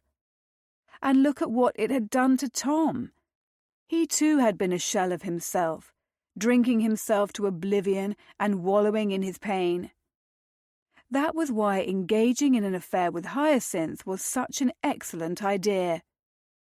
He had no fear of losing his heart. Nell had already crushed it to bits in the dirt beneath her dainty boots. Grandmère was right about one thing. Love most certainly was the currency of fools, and Tom had no intention of trading in it ever again. Chapter 10. Tom was late for their assignation. Hyacinth tried not to allow his absence to bother her when she arrived at Brandon's house in St. John's Wood, only to find the man she was meant to meet had yet to appear. To distract herself, she made herself at home in the music room and played. 4 songs later, Tom had yet to arrive. The clock on the mantel struck 7:30. He was half an hour late, to be precise. Her fingers stilled on the keys, and she forced herself to face the real and devastating possibility that Tom was not going to come this evening. After the intimacies they had shared the night before and the way he had held her this morning, his defection stung. "Do not stop playing on my account?" The velvet drawl made her jump. She swivelled on the piano bench and found him there, handsome as ever. Watching her from beneath a hooded gaze, he was dressed impeccably, wearing evening finery as if he were attending a social engagement rather than meeting his lover for dinner and an evening of love-making. Relief washed over her as she stood. "How long have you been standing there, listening to me play?" "Not nearly long enough." The smile he gave her was one of frank admiration. He stole her breath, made her heart pound, turned her knees to pudding. "Pray do not flatter me with unnecessary praise," she said softly, moving toward him of her own accord. "I know I require a great deal of practice. I allowed far too long to lapse. Now I find myself wanting to bask in all the things I missed, like making love to the most handsome gentleman she had ever met. You play beautifully. He moved to her and took her into his arms, holding her as tightly as if it had been an eternity since he had last seen her, rather than that morning. She clutched him to her as well, inhaling deeply of his masculine scent, loving the imprint of his large, lean body against hers. Not as beautifully as you do. He kissed her cheek, then pressed his forehead to hers, rubbing his nose along hers in tender fashion as his hands gently stroked up and down the small of her back. Nonsense. You do not give yourself enough credit, Hyacinth. Not nearly enough. Forgive me for my tardiness this evening, please. His admission had her tipping her head back to study his face, to search his stare. You are forgiven, Tom. You owe me nothing. But as she said the words, and even as she acknowledged their truth, she hoped he would confide in her. They were friends after all, were they not? Unlikely friends, friends who knew each other intimately, but still friends. My grand-mère paid an unexpected call, he said, a line furrowing his forehead that suggested the unexpected call had not entirely been a source of joy. Did she smell of the unguent I made you for your scratches? She teased, opting for levity. No. Tom flashed her a smile that made her want to kiss him. You must also forgive me for being a curmudgeon about your salve. It worked marvellously. She nodded, pleased that the unguent had done its job, but still curious about the general air of disquiet surrounding her lover this evening. Her call was not entirely pleasant. She harangued me. Tom winced. She reminded me of my familial obligation to marry. She disapproved of my former romantic entanglements, I'm afraid. Of course he would be expected to marry. The reminder ought not to cause Hyacinth's stomach to clench, nor should the reference to his romantic entanglements. Yet somehow both did. It was the first time he had directly mentioned the woman to whom he had been betrothed. Hyacinth could not quell her curiosity. All your romantic entanglements, or just one? Tom sighed, the sound weary, making her regret her questions. Just one. He said nothing more than that. 2 words. 2 words that told her far more than they should have. He was not ready to speak about his past with the woman he had loved. Hyacinth knew she should not be hurt at all. She had only known him for days. Their relationship was, by its nature, finite, intended to be grounded in pleasure and freedom. There were not meant to be chains or any of the spectres of their pasts weighing them down. But still, she would be deceiving herself utterly if she said she did not know a sudden stab of envy. What manner of woman must she have been, the woman who had been fortunate enough to win Tom's heart? Certainly she had not been deserving of him. So Hyacinth decided to chase away the heaviness of the moment the only way she knew how. She wanted to erase the worry lines from his forehead, to banish the shadows from his eyes. Rising on her toes, she pressed her mouth to his. Tom wasted no time in responding. He kissed her back ardently, masterfully. He kissed her so thoroughly that all her doubts and worries, including the envy she felt for his former betrothed, fell away. And all she could do was feel, bask in the wonder of this moment, this man with his arms wrapped around her, his lips moving over hers. Because there would come a day when he was no longer hers, when she was no longer free to touch him and kiss him and lie naked in bed with him, which meant she must make the most of this time they did have together. She must not be greedy. They had an agreement. It was for the best.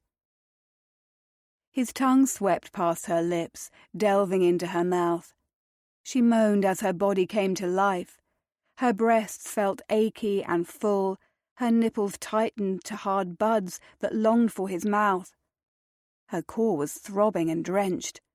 Though it was shameful, she wanted him, here and now. She wanted to erase his memories of the woman he had once loved, the woman who had caused the rift between him and his grandmère, the woman who haunted him still. She wanted to heal him, to please him. As he deepened the kiss, she grew brave. Her hand slid from his waist to the front placket of his trousers. Her palm skidded over the undeniable ridge.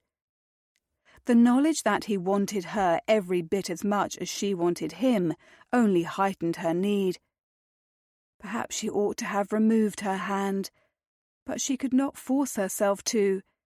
Instead, her fingers curled around his length. Hyacinth nipped at his lip. He growled and tore his mouth from hers. His breathing ragged, his eyes dark and fathomless, he looked down at her. He was so beautiful. He made her ache. "Make love to me," she whispered.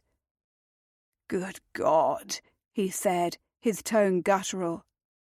For a moment she feared she had shocked him, that she had gone too far. But he dashed her worries in the next moment when he kissed her again, so soundly her knees threatened to give. Everything else in the world fell away in the face of this man. Nothing and no one existed but him. He cupped her face with the most reverent of touches, as if she were fashioned of the finest Sèvres porcelain. Kissed her so sweetly she thought she might weep. Tom took her hand in his. "Come." Fingers tangled, they raced to the bedchamber like a pair of children who feared getting caught sneaking into the kitchens. The servants remained discreetly distant as they barged over the threshold, slamming the door closed at their backs. In her haste, Hyacinth stepped on the hems of her skirts and nearly tumbled to the floor. But Tom was there, and he caught her about the waist, keeping her from falling. A startled laugh burst from her. "You are so damn beautiful," Tom said, his molten brown gaze burning into hers. She clutched at his broad shoulders, a swift rush of tenderness overwhelming her, joining the hunger. The laughter fled. She tugged his head back down to hers, sealing their lips. She had never before felt cherished or desired, not until this man. With her mouth, she showed him all the words clogging up within her, all the pent-up emotion, gratitude, joy, yearning. He lit her up from the inside as his hands worked over the evening gown she had selected with great care. One of her best, layers of cool green silk, trimmed with pink rosebuds. He found the fastenings with ease, undoing buttons, removing hooks from eyes. Her flounces fell away, dropping to the floor unheeded. Her hands were on him too. He had been the first man she had helped to disrobe. The intimate act had not shocked her. Rather, it had given her a sense of power. After last night, her fingers knew where to go first. Together they shed his coat and waistcoat. She undid the knot of his necktie. He rained a series of hot kisses down her throat. "I have been waiting all day to see you, to touch you. God, what you do to me, woman. I cannot get enough of you." She knew the feeling. Hyacinth grabbed a fistful of his shirt and yanked it from his trousers. In her haste, she ripped off one of his buttons. It flew to the carpet, followed not long thereafter by his shirt. Warm, delicious male flesh was hers to explore. Her tournure and petticoats dropped. Because she had known where this night would lead, she had eschewed her corset cover. Instead, The new corset she had purchased earlier in the day, commissioned by another lady who had become anciente, and the perfect size for Hyacinth, was on display. Tom paused, taking a moment to look at her, his expression one of undeniable appreciation. "Do you like my new corset?" she dared to ask. Because, of course, she had purchased it with him in mind. When she had first trailed her fingers over its opulence earlier in the day, she had envisioned just this moment, revealing it to him. Tom disrobing her. The sky-blue satin was embroidered with flowers and edged in blonde lace, much like the corset she had admired in the shop's public rooms. "I bloody well love it." Tom traced the lace over the tops of her breasts with a lone finger, the touch like a brand. "It matches your gorgeous eyes, a blend of the sky and seas." She swallowed as he continued his delicious caress. "Unhook it." Though she scarcely understood where this new Hyacinth, bolder and more demanding than she had ever been before, emerged from, she was embracing it. Tom did not need to be told twice. He worked over the hooks. The laces had not been cinched tightly. She had seen to that as well when she had dressed for this evening. Everything facilitated the removal of her undergarments. Her new corset fell to the floor with ease. Beneath it, she wore a chemise only. No stockings or drawers. The allure of the chemise was in its near transparency. Tom cupped her breasts, thumbs brushing over her hard nipples. His mouth was on hers once more, and they kissed and kissed. Her fingers trailed over his warm, smooth flesh, the planes of his back, the hardness of his chest. As their tongues slid against each other with sinuous decadence, she moved down his taut abdomen, lower still, until she cupped his rigid cock through the thin barrier of his trousers. How delicious he felt in her hand, this part of him so forbidden and yet pulsing with warmth and desire. She knew an answering ache between her thighs. She too had spent all day yearning for him, wanting to feel him inside her again. He growled into their kiss before pulling his lips from hers. "I need you," he rasped. "Yes," the lone word was all she could manage. In a frenzy, they divested each other of the remainder of their trappings. Stockings, trousers, chemise, shoes and boots. Gone, all of it. More kisses. They moved toward the big bed, hands all over each other. Neither of them could seem to have their fill. She reached for his bare cock, grasping him from the root, stroking. He was so thick and big.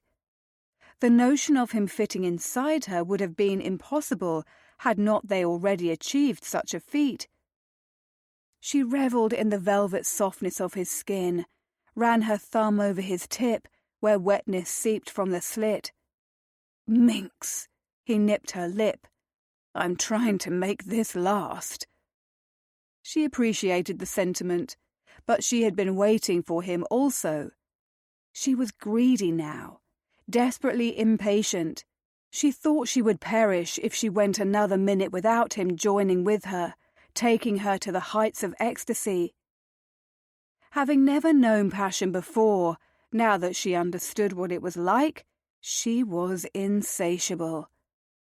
How had she lived 24 years without this, without him? Hunger surged again, threatening to overwhelm her. Her nipples grazed his chest with each breath she took. "I need you, Tom." Her words wrung a growl from him. In the next instant, they were on the bed together. Tom pulled her atop him so that she straddled him, but he surprised her by grasping her hips and urging her up his body. "Come here, sweet." His eyes burned into her, voice low with sensual intent. She was helpless to do anything but obey as he guided her to his mouth. His tongue slicked over her pulsing flesh. She balanced herself over Tom's handsome face, trembling as he licked her, then sucked her sensitive nub. What could she do but give herself to him and the sensations he elicited? She was sure this was wicked, that it was wrong. All those years of living under Southwark's edicts could not be so easily erased by time or this new desire. But neither could she stop herself. It felt too good. Tom held her to him, his hands caressing her hips. His tongue was inside her, and she was coming undone with such unfettered ease. He slid a hand up to her breast, cupping her possessively, his thumb rubbing over her painfully erect nipple. Just when she thought the dam inside her would burst, he returned to suckle her pearl again. One draw on her intimate flesh was all it took. She was trembling, shuddering, white-hot bliss rocketing through her as she spent. She was still awash in delicious pleasure when he rolled her to her back and plunged inside her. One deep thrust and she was filled, stretched. His lips glistened with the evidence of her desire as he moved in her. The slide of him was divine, in and out, his path eased by her readiness. He sealed their mouths in a kiss. She tasted herself on his lips, on his tongue, as she wrapped her arms around his neck and deepened the kiss. Hyacinth nipped him as he had done to her. He groaned into their kiss, pumping faster. Their joining was furious and sweet all at once. He reached between them to play with her already sensitized nub, and that was the spurring she needed. She reached her second crisis on a cry he swallowed with his voracious kiss. As she clenched and spasmed around him, he sank deep, his body tensing. He ended the kiss, throwing back his head as his cock pulsed and the jet of his seed flooded her. They were united, joined so perfectly, so beautifully. Tom collapsed against her, and Hyacinth held him tight as pleasure continued to shimmer through her. Her fingers stroked his sweat-dampened skin. She pressed a kiss to his cheek, reveling in the way this big, strong man felt atop her. How right the weight of him felt. How perfect the pounding of their hearts, almost as one. Filet de bœuf aux truffes with sauce champagne had never tasted as decadent as it did this evening. They dined on the floor in a pile of pillows. Hyacinth was wearing his shirt, her pale, curvaceous limbs peeping beneath the hem of it. He had not seen a more erotic sight. He was dressed in nothing more than his trousers. He expected they had given the servants cause to wag their tongues below stairs with their antics. However, considering the household was Brandon's, he had to suspect they were accustomed to ardour taking precedence beneath this roof. Hyacinth seemed to read his mind. Her gaze sought his over the mounds of pillows. What must the servants think of us? I expect Brandon pays them well enough to think nothing of anything that occurs within these walls, he said, trying not to think what his friend was about with his mistresses here. He took a bite of his filet, the burst of flavour on his tongue as welcome as it was delicious. He would have to remember to commend the chef. As expected, Brandon's staff was impeccable. But of course, only the best of everything for the Duke of Brandon. He was known as a voluptuary for a reason. Hyacinth's expression changed. A pink flush creeping on her cheekbones. Of course. God, she was beautiful when she blushed. Actually, she was beautiful, full stop. No qualifiers necessary. "What is it you are not saying, darling?" he asked her. Lottie said there is a chair here that is used for relations. The pink deepened to rose.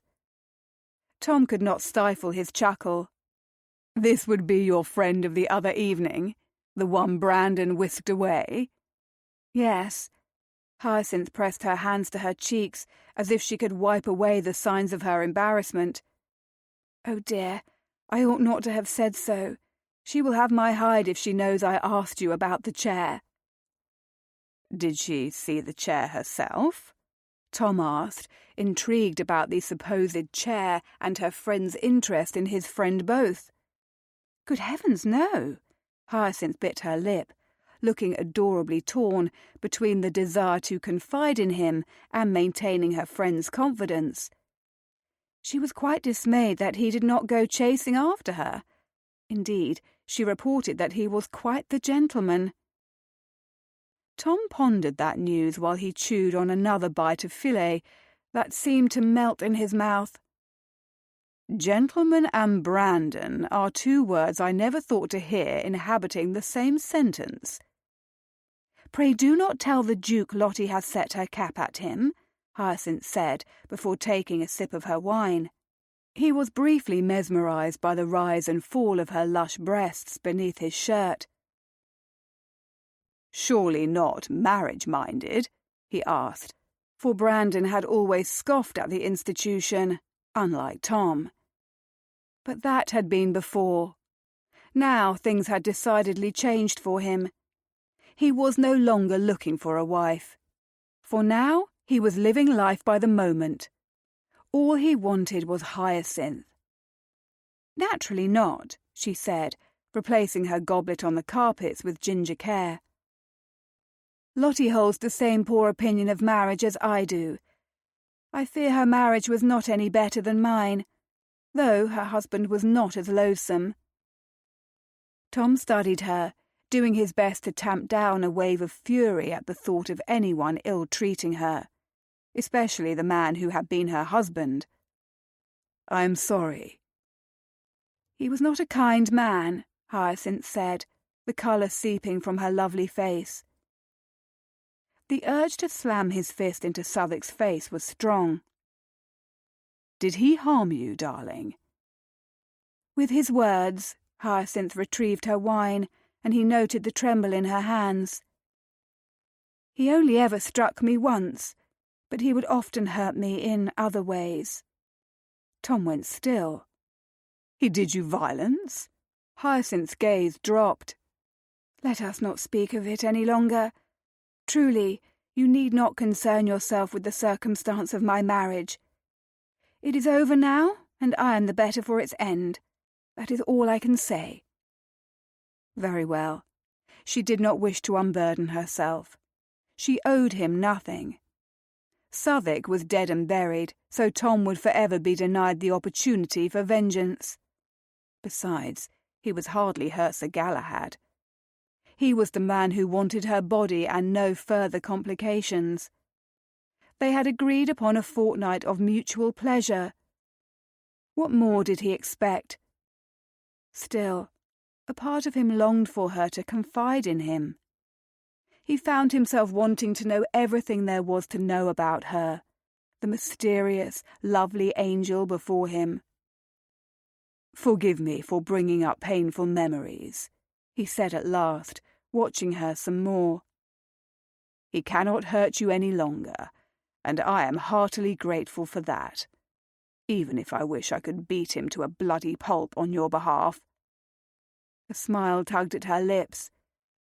I rather fancy the notion of you charging to my rescue like a knight.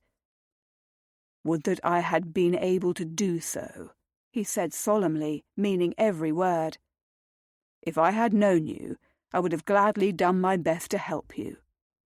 The way you did with your former betrothed? She asked softly. Her query took him by surprise. He had not believed she knew anything of his relationship with Nell, and he was not sure he liked it. The reminder of his failed bid at marriage left a sour churning in his stomach. The urge to change the subject, to close this part of himself off like a door, was strong. But Hyacinth had just made some small revelations to him, and he felt it was only right to answer in kind. "I hardly charged to her rescue," he said slowly, struggling to give voice to what he had shared with Nell. Time had passed, but his wounds remained painful. Not nearly as painful as they had been a few days ago, he was surprised to realize. Was Hyacinth the reason? The thought left him bemused. Hyacinth took another sip of her wine. He could not help but to note she had scarcely eaten any of her dinner thus far. Her marriage was an unhappy one, however, she pressed at length, appearing to choose her words with care. He inclined his head. She was unhappy in her union when our relationship began, yes. Her husband is a former friend of mine, an old school chum. He left her and was living abroad. I had always admired her, and I saw that she was lonely. Soon I became convinced I was the means by which she could extricate herself from her unwanted marriage. You must have loved her very much, Hyacinth said. I thought I did. The admission left him with difficulty, bringing with it a new question.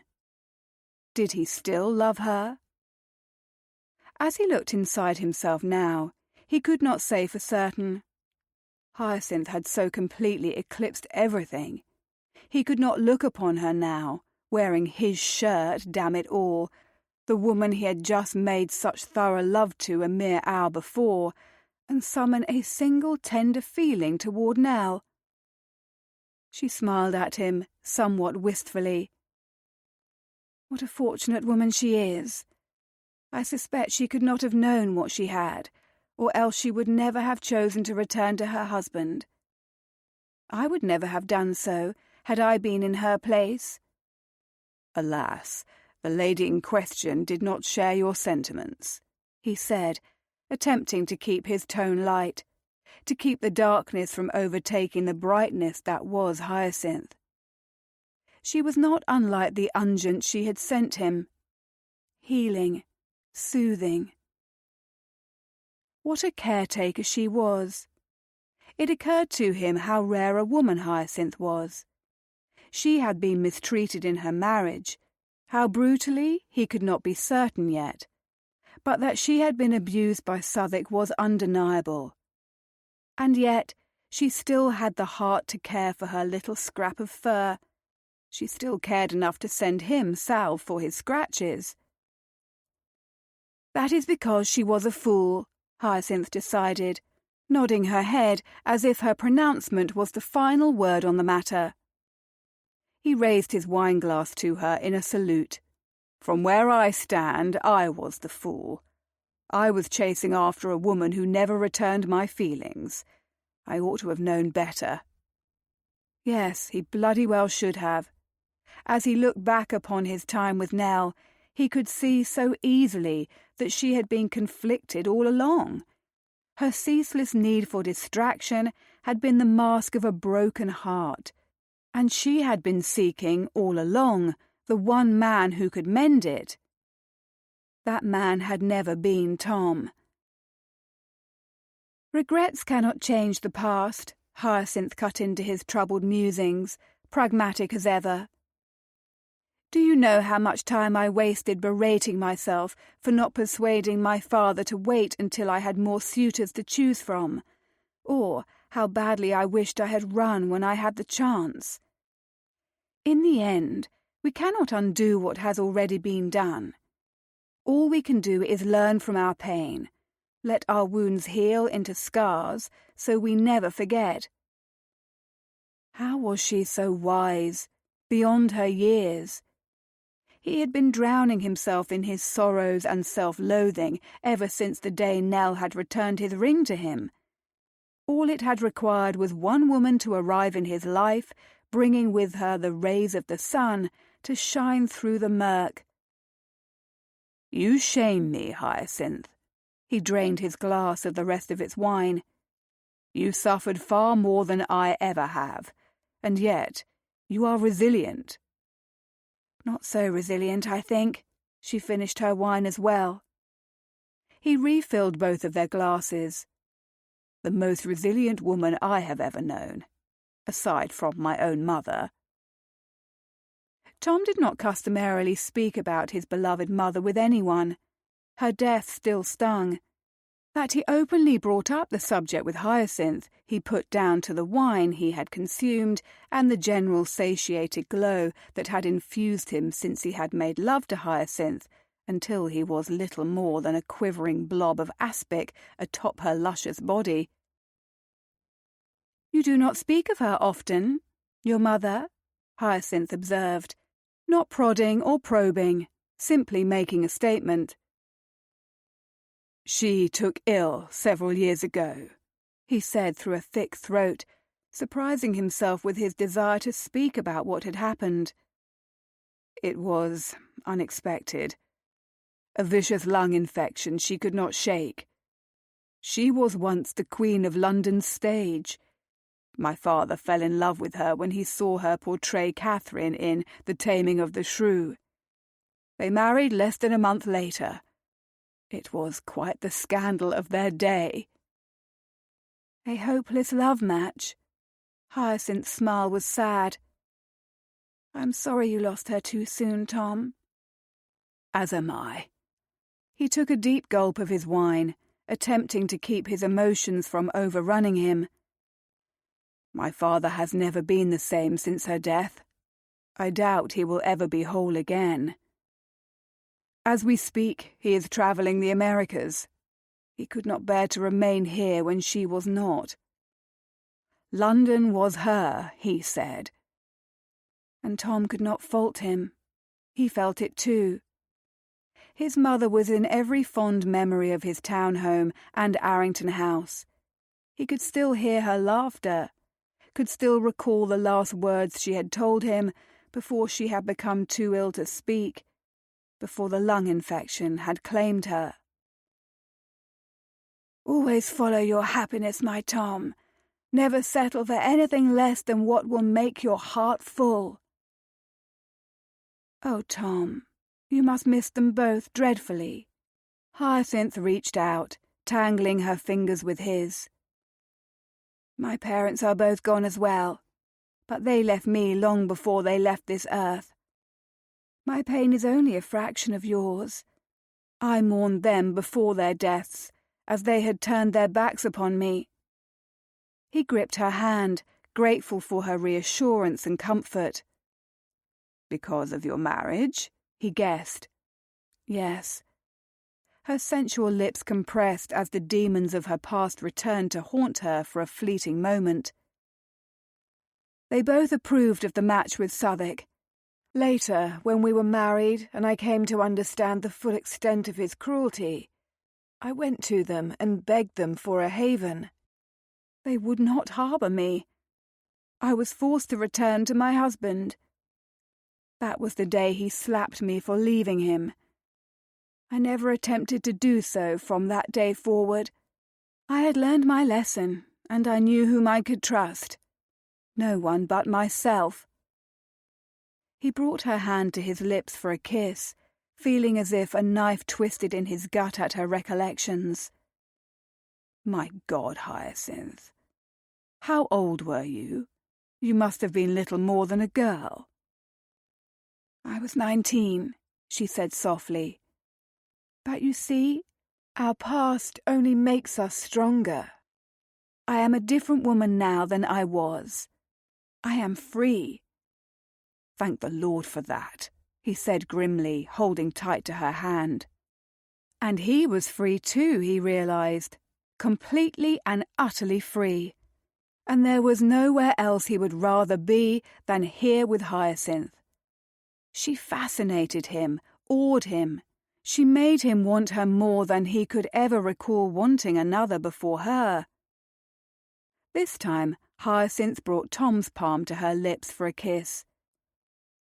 "Thank you for sharing your past with me, Tom."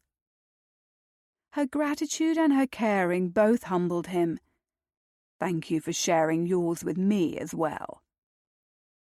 He could not resist cupping her cheek and sealing their mouths together for a slow, deep kiss.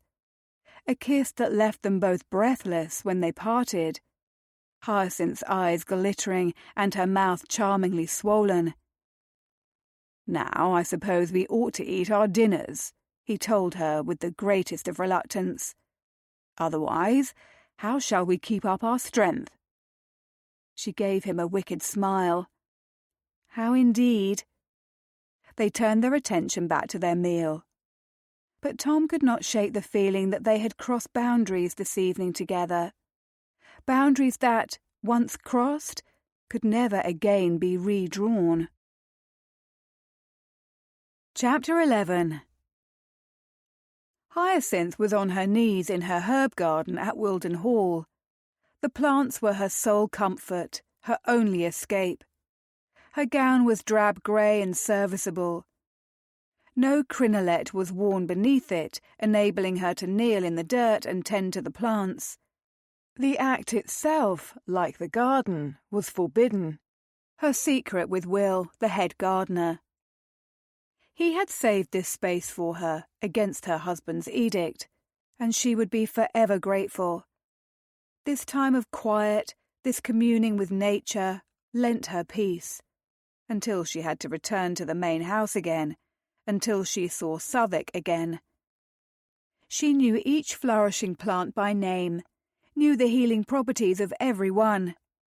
Rosemary, lavender, chamomile, raspberry canes, monarda, feverfew, lamb's ear, comfrey. She plucked weeds by hand, fingertips kissing the dirt. Southwark would never know. He would not see her here, could never find her. He prohibited her from performing such a task. Southwark was cold and unforgiving, filled with anger that festered from the inside. The whispers from the servants suggested why, but she was too afraid to believe them. Instead, Hyacinth preferred to lose herself in her gardens. Rosemary, lavender, chamomile, raspberry canes, monarda, feverfew, lamb's ear, comfrey. She chanted the names of each plant, ran her fingers over their soft leaves. The bee balm smelled of catmint and oregano, pungent and calming, the scent rising in the warm air. Once summer in the country had been beloved to her. It had been a time of warmth and sun and growing grass, of leafy trees and rain puddles and fresh berries bursting with ripeness. Now, each season was no different than the last, each one an endless refrain. Oh, to be a plant, unencumbered, nothing to do with her day save raise her face to the sun and worship. No one to crush her, nothing to fear. Footsteps crunched behind her on the gravel walk. Her heart pounded in her chest, all the saliva fled her mouth.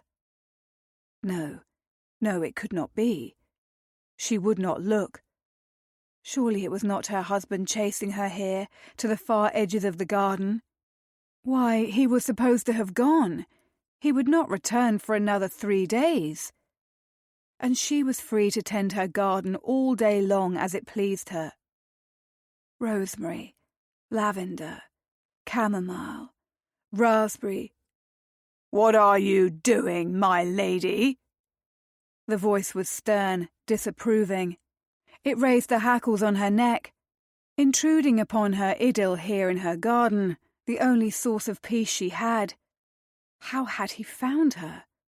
When had he returned? On her knees she braced herself, preparing for a stinging slap. She knew he would not hesitate to raise his hand to her. Southwark had already done so once, had he not, after her family had forced her to return to Wilden Hall? And he had warned her. She had no more chances. Her next infraction would be dealt with far more sternly than the last. Surely this was all but a dream, a nightmare from which she would wake. Southwick had travelled to purchase an Arabian mare to build his stables. He would not have returned so soon.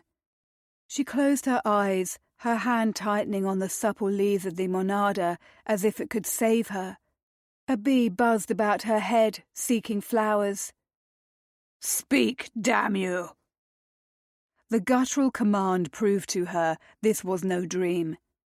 No nightmare save the one she lived each day. I am tending plants, she stammered, still clutching the bee balm. The leaves were macerated in her hand now, crushed in her palm. The scent rose in the air, mingling with the tang of her own perspiration and fear.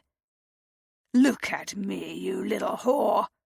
The sting of his words, as always, was as potent as a whip. Yet on her knees, Hyacinth turned her head toward him, opening her eyes. Southwick loomed over her, his cold blue eyes hard as flint. His greying hair glinted in the sunlight behind him, the effect nearly blinding. The day was so clear, so calm, until now, until this. Why had he returned? How had he found her? She instantly thought of her new lady's maid, the one who had suddenly replaced her trusted Edgar's.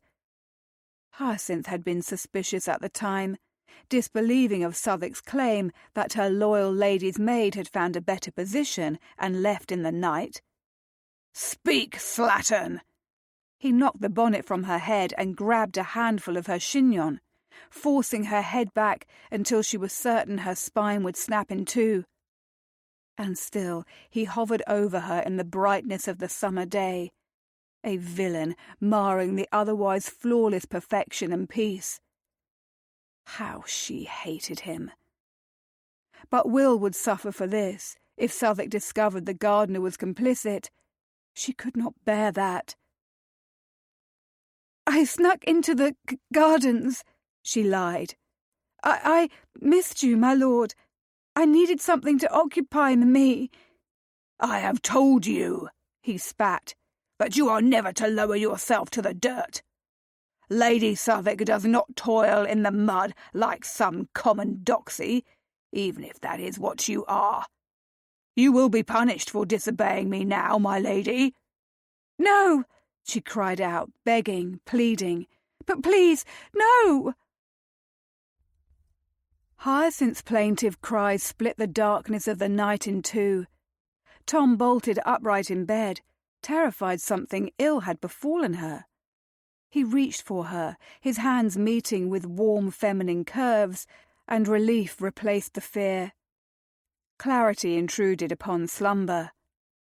She was having a nightmare. They had been spending most nights together for the last week, and she had slept like a babe on each occasion when they had finally fallen into the arms of Queen Mab, sated and spent. But this, it was undeniable. Some unknown terror held her in its grip. "No, but please, no!" she begged, whimpering. Terror lent a new, heretofore unheard tone to her low, husky voice. Her breaths hitched. In his arms she trembled, then began struggling. She pushed at his chest with surprising strength for such a petite woman. "No!" she cried out again, her palm shoving. "Hush, darling," he said soothingly, attempting to calm her. "It is Tom. You are having a nightmare." But she remained wrapped up in the horror of her dreams, struggling against his hold. "Let me go! Do not hit me!" Anger sliced through him at this further evidence that Hyacinth's husband had abused her. He kissed her crown, ran tender strokes up and down her back. "You are safe now, Hyacinth. Hush! It is only me holding you. It is only Tom." "Tom?" She ceased her fight and took a deep, shuddering breath. He held her tighter, tucking her face to his chest. "You were having a nightmare, sweet." The arms that had been skirmishing with him now clutched him instead. "Forgive me for waking you. I had not had one in some time." He pressed a kiss to her warm, smooth cheek, inhaling deeply of her sweet scent. "There is nothing for which you need apologize." She felt so small and defenceless in his arms, and he could not bear to think of her facing her monster of a husband alone, could not bear to think of what could cause such terror in her sleep, with the man dead and buried. His gut clenched, but his anger was not for her, and it would do neither of them any good in this moment. He needed to remain calm and collected. For an indeterminate span of time, he held her to him, caressing her back, her spine. He had never felt a greater protective surge than he knew now over the woman in his arms. He wanted to keep her here forever, to promise her she never again need know fear, to erase her every nightmare. They had fallen asleep naked after their last bout of love-making, too tired to return to their respective homes once more, and that meant there were no barriers between them. His chest absorbed the rapid thuds of her heart, growing slowly more normal as the panic receded. He would not push her to speak or to share her nightmare with him. The cause was clear: Southwark, and it pained Tom mightily to think that mayhap their frank conversation earlier had caused her to revert to painful remembrances of the past in her sleep. He told himself it was not his place to pry, that he was here to comfort her, that they had agreed to a 2-week affair of nothing more than the mutual slaking of desire. "I have embarrassed myself quite thoroughly, I fear," she murmured into his neck. "Never," he vowed, his hand settling beneath the fine strands of her unbound hair. Her natural wave sifted through his fingers. He was no longer tired. Indeed, he felt he could spend the rest of the night like this, holding her to him, comforting her, chasing her ghosts. She was silent for a while longer. He continued stroking her hair, holding her tight, allowing her to take her time. "Tom," she asked, her voice hesitant, interrupting the murk of the night once again. "You needn't say another word," he told her. The last thing he wanted was for her to feel pressured to unburden herself to him any more than she already had. She took a deep breath. "I want to. I think it may help me to speak of it. Unless you are tired. How presumptuous of me." "Tell me anything you like, darling." Once again, a fierce protective rush overwhelmed him. "Mine," said something in his heart. "Beat, beat, beat, mine." It was an old nightmare. She shivered, and he gathered her closer. "I have not had it for some time. I was back at Wilden Hall. My only happiness there was tending my herb gardens, but Southwark forbade me from working in the dirt.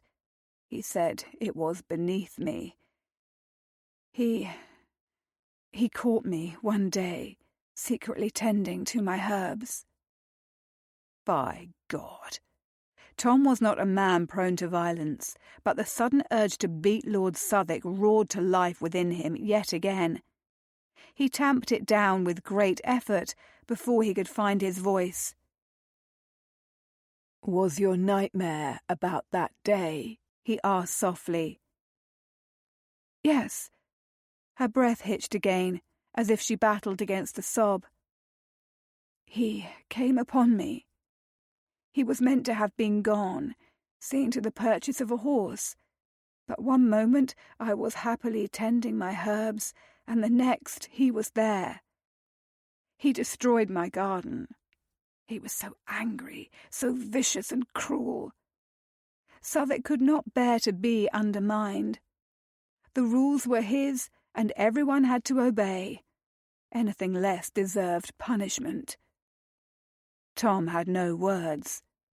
What could he say? What could he do to ameliorate the suffering she had known at the hands of her bastard of a husband? He searched inside himself, but could not find a suitable answer. "I am so sorry, Hyacinth," he whispered, still running a hand over her hair, soothing her in any way he knew how. "I cannot begin to imagine what you endured." "It is over now. In the past." She moved, the warmth of her breath leaving his throat. Her lips were pressed to his cheek in a chaste kiss. "Thank you, Tom. You are the finest gentleman I have ever known. Protector of lost pups and ladies." He could not stifle his smile at her words. "Nonsense. There is nothing fine about me. I am a scoundrel who attempted to break up a marriage, a disgrace to my grandmother, a sower of scandal, a fool who spent the last few months drowning himself in his sorrows, to say nothing of the callous fashion in which I initially treated my lovely new neighbour." Hyacinth kissed his jaw. Her lips curved in what he knew instinctively was one of her brilliant smiles. She was always smiling, always happy, always sweet and kind and good. When she had absolutely no reason to be, after the manner in which she had been so disgustingly ill-treated by the man she had married. "Tom?" "Yes, Hyacinth?" Was it wrong of him to experience a sudden urge to spend every night just like this, wrapped up in a cocoon of intimacy with this extraordinary woman? If it was, he would proudly be wrong, again and again and again. Of course it was. The both of them had sworn off marriage. Their time together was limited. He had already done enough damage to his family name by pursuing Nell. The last thing any of them needed was more scandal and upheaval. Not Hyacinth, and certainly not Tom. "Will you hold me just like this, until I fall asleep again?" she asked, her tone hesitant. Sweet. So bloody sweet. He did not hesitate. "Of course." She laid her head on his shoulder, a sigh escaping her, and he held her close, staring into the shadows of the chamber as her breathing grew steady and even once more. But for Tom, sleep was not a state so easily reached, because he was beginning to fear the affair which had been meant to be temporary could fast turn into something far more, and that would be dangerous indeed. Hyacinth was in need of distraction, which was why, at 3:30 in the afternoon, she was not paying a call to Lottie as she had planned, but instead organising the shelves of her library with Lady slumbering on a pillow nearby. The even rhythmic breaths of her companion ordinarily calmed Hyacinth on the worst of days when the past returned to her like the waters of a flood, threatening to pull her under and drown her, just as her nightmare had last night. She exhaled on a long sigh as she glared at the wall of books before her, embarrassment washing over her anew at the manner in which she had clung to Tom. She had revealed too much to him. What had she been thinking? She had known him for scarcely any time at all. One moment he had been her reclusive neighbour, and the next he was her tender lover. Meanwhile, she was giving in to the nightmares she had kept at bay for the last few months, clinging to him as if he were the banks of a flooded river. A knock at the door interrupted her frustrated musings. "Come," she called. The door to her library opened to reveal her butler, Pennington. "The Duchess of Arrington to see you, my lady." The Duchess of Arrington was unknown to Hyacinth. Her butler's announcement took her aback. "The Duchess?" "Yes, my lady." Pennington's expression was disapproving as ever, even for a personage as august as a duchess. "I have ensconced her in the salon." She paused for a moment, considering.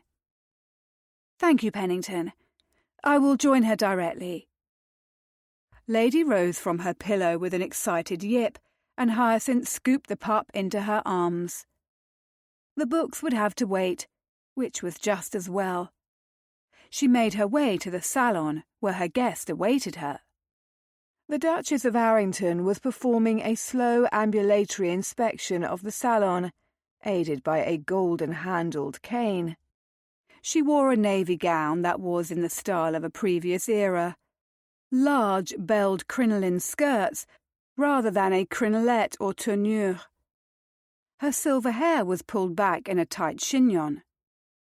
The look she cast Hyacinth's direction brimmed with disapproval. "Oh dear." "Your Grace?" Hyacinth dipped into a curtsy, still holding Lady. "I am pleased to make your acquaintance." The Duchess pursed her lips. "I expect you are, Lady Southwark." The woman's dislike for her was palpable, but Hyacinth could think of no reason for it. "To what do I owe the honour of your unexpected call?" she asked hesitantly. The Duchess approached, cutting a formidable figure. There was something familiar about her, something Hyacinth could not quite put her finger upon. "Lord Sidmouth," the Duchess clipped. "My grandson. His lordship is the reason for my call." Good heavens! The commanding matron before her was Tom's grandmother. That certainly explained the sense of familiarity haunting Hyacinth. It did nothing, however, to justify the call. Hyacinth offered a tentative smile. "Forgive me, Your Grace, but I cannot think of a reason why you would call on me because of his lordship." "Can you not?" The Duchess's gaze was shrewd. "Do not play games with me, Lady Southwark. Coyness ill suits you." What had Tom said about his grandmother? That she was a dragon? Hyacinth could see the resemblance quite plainly. Her countenance was grim, her air one of determination. There was no doubt about it. The woman before her was laying siege. "Lord Sidmouth was kind enough to save my darling lady from the rosebushes," she said calmly. "But aside from that, we have scarcely had occasion to talk. Will you take some tea, Your Grace?" "Tea will not be necessary, thank you. Although perhaps this is a dialogue that would be better conducted sitting down," the Duchess suggested. Hyacinth inclined her head, forcing a bright smile to her lips as trepidation unfurled within her. "Of course. I do apologize for my lapse. Would Your Grace care to have a seat?" The Duchess of Arrington seated herself with regal elegance. Hyacinth did the same, but her own elegance was severely injured by Lady, who began wriggling the instant Hyacinth's bottom touched the cushion. Although she did her best to placate her pup, Lady leapt from her arms and raced directly toward the Duchess. "Adelaide!" Hyacinth called. "Come back here, you naughty minx." But Lady had other ideas, and the way she was eyeing the Duchess's silken lap gave Hyacinth cause for alarm. It looked as if Lady was about to make herself quite at home. "Lady, no!" she cried out. Her admonition emerged too late. Lady launched herself through the air, landing with deft precision upon the Duchess of Arrington's lap. Had the moment not been so serious, Hyacinth would have laughed. Indeed, as it was, She had to swallow against a sudden rush of inappropriate mirth. The Duchess looked as if she were about to have an apoplectic fit. "Down, you little rotter!" her Grace shouted. "You shall ruin my skirts!" When Lady merely bedded down upon her, the Duchess changed tactics, skewering Hyacinth with a glare. "Lady Southwark, kindly remove your creature from my person. Canines make me sneeze." Hyacinth found herself strangely relieved she had chosen for Lady to accompany her. She remained where she was, watching the Duchess grapple with the pug. "Perhaps it is a scent," she said benignly instead. The Duchess harumphed and thwacked her cane upon the carpets, rather in the fashion of a petulant child being told she was not about to be given her way. "I do beg your pardon. Surely I misheard you. A scent?" "Yes." Hyacinth feigned a bright smile. "Adelaide was drawn to Lord Sidmouth as well. Mayhap the two of you give off a similar scent." Goading the Duchess was far too entertaining. Hyacinth knew she ought not. But one of the benefits to being a new woman was that she had stopped listening to the voice that told her no. Her Grace glowered. "I can assure you Lord Sidmouth and myself do not share a scent. Now, if you please, the removal of the pug?" Adelaide gave a satisfied snort that sent a spray of droplets onto the Duchess's silk. "But she appears quite comfortable," Hyacinth protested, somehow keeping the laughter from her voice. It was horribly wrong for her to leave the Duchess stranded with Lady in such a fashion. However, since the Duchess of Arrington had been looking at her as if she were an insect which had found her way into the gardens and destroyed all the lovely flowers, part of her could not help but to feel her lack of contrition had been earned. "Lady Southwark, I insist you retrieve your mongrel," the Duchess snapped, her voice like the crack of a whip. Hyacinth could not quite say what devil had gotten a hold of her, but she was in a most unusual mood. There was something about the appearance of Tom's grandmother that suggested trouble to her. Having had enough disappointment, upset, dismay, and all other manner of unpleasant emotions during her marriage, she decided she was going to leave Lady where she was. After all, the Duchess of Arrington had yet to sneeze. Lady chose that moment to bounce on her paws and deliver a lick to the Duchess's nose, then another to her gaping mouth in quick succession. Hyacinth bit her lip to stifle her laughter. The Duchess gasped. "Lady Southwark," she roared, "your dog!" Hyacinth finally took pity upon Tom's grandmother. She rose and hastened to scoop up her wriggling, naughty bit of fur.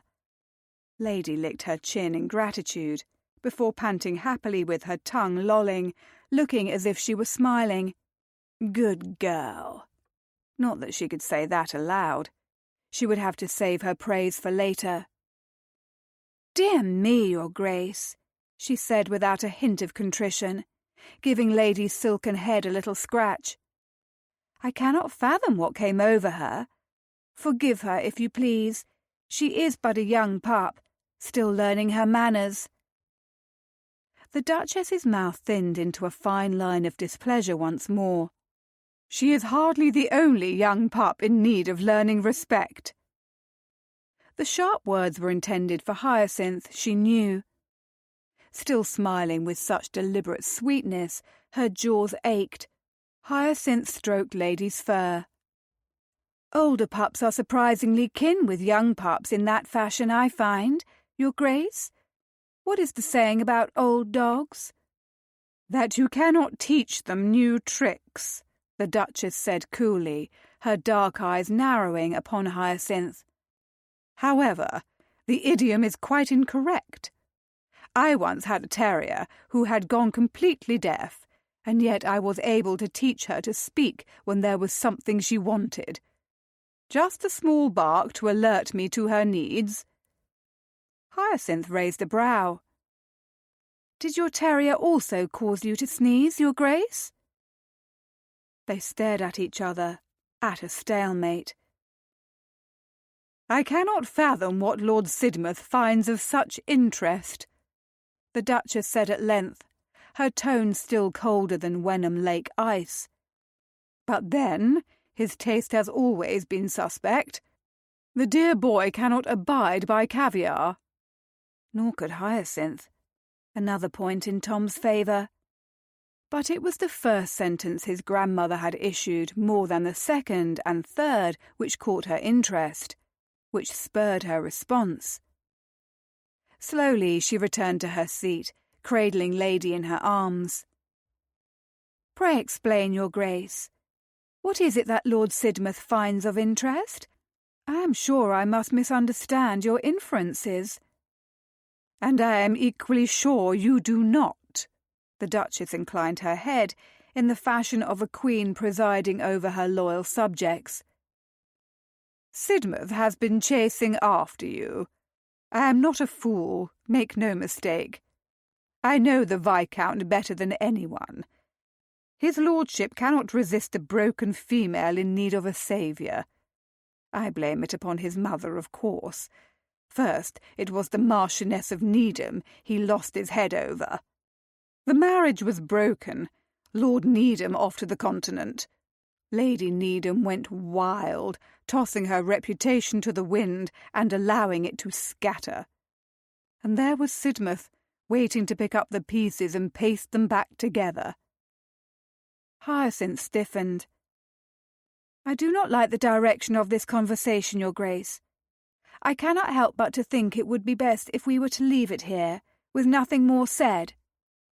"But I am not finished, Lady Southwark." The Duchess's spine went straighter. "When Sidmouth was a lad, he adored rescuing wounded creatures. Once it was a bird which had been captured by a tomcat and suffered a broken wing. On another occasion it was a frog. There was the turtle who found himself on his back in the gardens. As a man fully grown, his inclination to save has not stopped. But now he settles upon unsuitable creatures instead." Hyacinth did not care for the comparison her Grace was drawing between herself and the Marchioness of Needham. There was something about hearing the name of the woman Tom loved and had wanted to marry that was most unsettling. Nor did she enjoy being likened to a bird with a broken wing or a turtle on her back, even if she had rather felt like both of those creatures at times in the last few years. "I cannot fathom what any of this has to do with me, Your Grace," she said simply, striving to affect a calm mien. "As I have already mentioned, I am hardly familiar to him, being nothing more than his neighbour."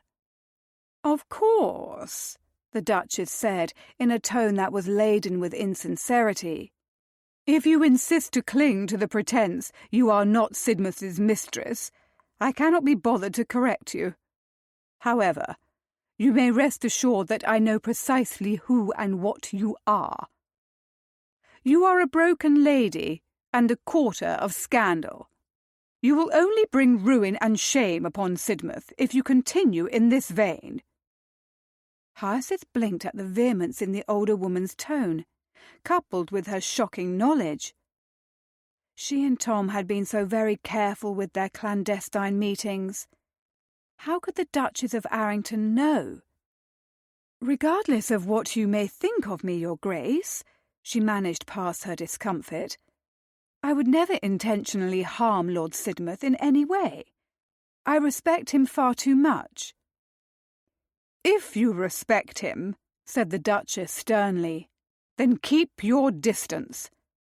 My husband, the Duke of Arrington, is in dangerously ill health, Lady Southwark.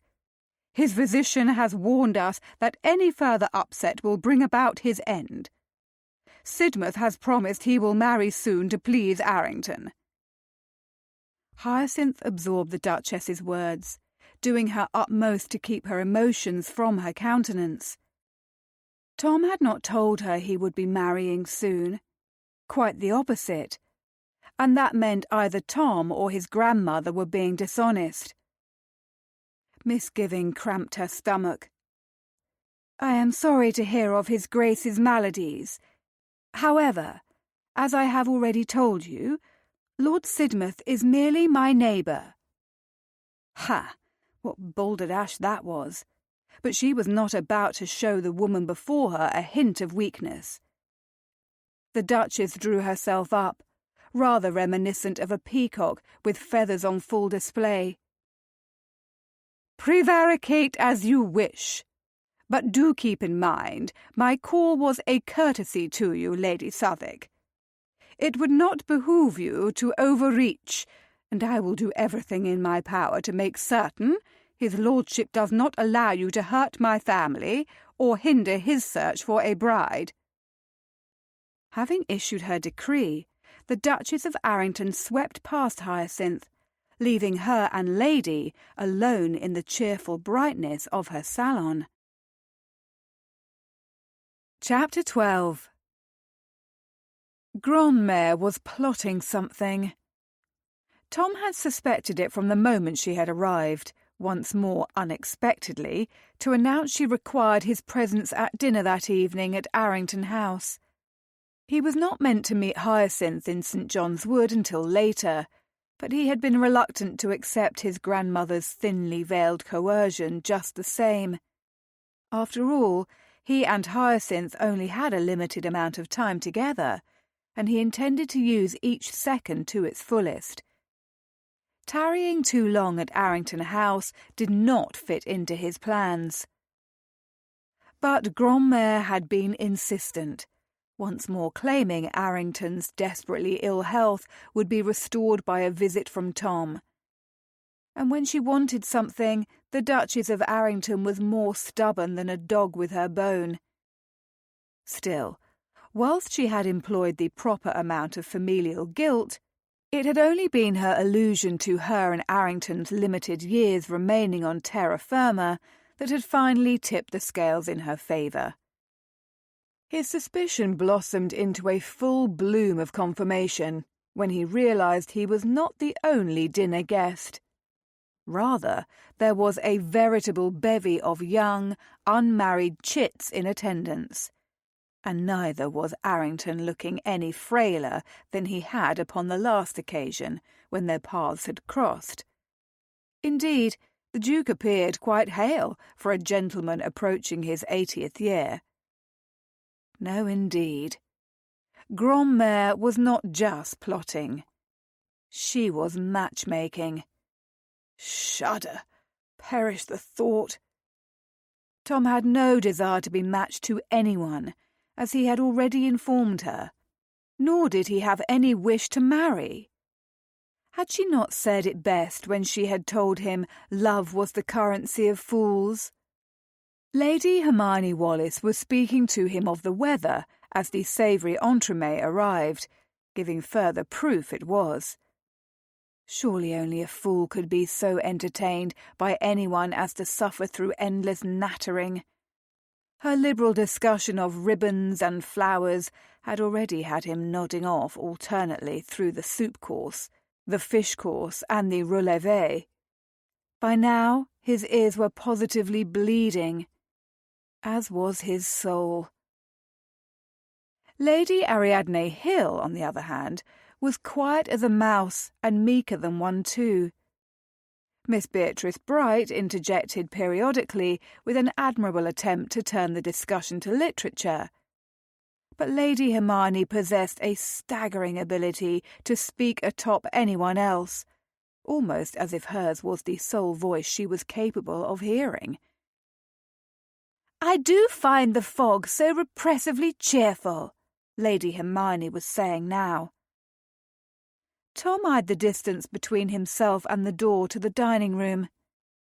15 paces, mayhap less. Freedom so close, and yet so far away. "Repressively cheerful?" asked Miss Bright, sounding as perplexed as Tom felt. "Indeed, Miss Bright?" Lady Hermione arched a dark brow, as if to censure her fellow diner. cheerful and repressive at once. But that hardly makes sense, Miss Bright persisted. If one finds something repressive, how can one also find it cheerful at the same time? The two states are quite opposite, I should think. Of course, Miss Bright, Lady Hermione said, with a patronising smile. Unfortunately, we cannot all be blessed with an artist's soul. Good God, the woman was ludicrous. Miss Bright flushed. But while on Hyacinth a flush incited him to the point of madness, rosy cheeks had no such effect on him on any other woman. His time alone with her this evening beckoned like a lighthouse, luring his ship across storm-tossed waters. He could scarcely wait to see her. Artist soul or no, there is logic and reason, and there is all the rest, Miss Bright muttered. But Lady Hermione, bless her overbearing soul, did not notice. Instead, she launched into a lengthy discussion of embroidery as the ices arrived. Her mother, the Countess of Beaufort, smiled benignly throughout, seemingly unaware of her daughter's repellent nature. Poor Miss Bright continued to be flummoxed. Lady Ariadne continued to be silent. By the time the ladies took their leave, Tom was all but crawling out of his skin with eagerness to flee his grandmother's dreadful dinner party.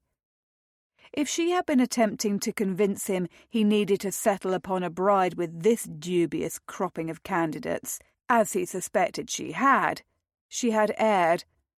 He was more grateful than ever he had taken a lover. Having Hyacinth all to himself for a fortnight was one of the best ideas he had ever undertaken. 2 weeks, no emotions, only passion. Then an easy parting of ways. No broken noses, no drowning himself in whiskey, no scandal. No Hyacinth either, whispered a taunting voice within. A voice he quashed. He could find another lady to hold his interest, even if the very notion made bile rise in his throat just now. After the ladies had gone, his grandfather spoke as the customary port and cigars were had amongst the remaining gentlemen. Tom, the Duke, a few of the fathers of the ladies in attendance. "A toast to Lord Sidmouth this evening, gentlemen," His Grace suggested. His voice strong, his gaze lively and bright as he lifted his goblet high. "I could not be more pleased that he is in search of a wife." All eyes were upon him. He could not help but to notice the cunning assessment in more than one of the gentlemen's gazes. This evening, and indeed the Duke and Duchess travelling to London together, Grandmare's surprise visit to him, her insistence Arrington was ailing, the two of them hosting a formal engagement, made perfect sense. They had decided he must be brought to heel, restored to the familial flock now that his unacceptable betrothal was broken. Curse it! He would not be their marionette. Tom forced his lips to form a smile and lifted his own glass in a mock salute. "I have always been pleased to do my duty, Your Grace." Duty was all his grandfather had ever given a damn about. Not his wife, not his son, not his grandson. All he cared about was his legacy, the title, the lands. His son had disappointed him, and Tom had as well with his intention to marry a divorced woman. But now the sainted Duke of Arrington was ready to welcome Tom back into his circle, as long as he married a lady of his choosing and provided the heir and the spare. Well, his grandparents could bloody well go stuff themselves for all Tom was concerned.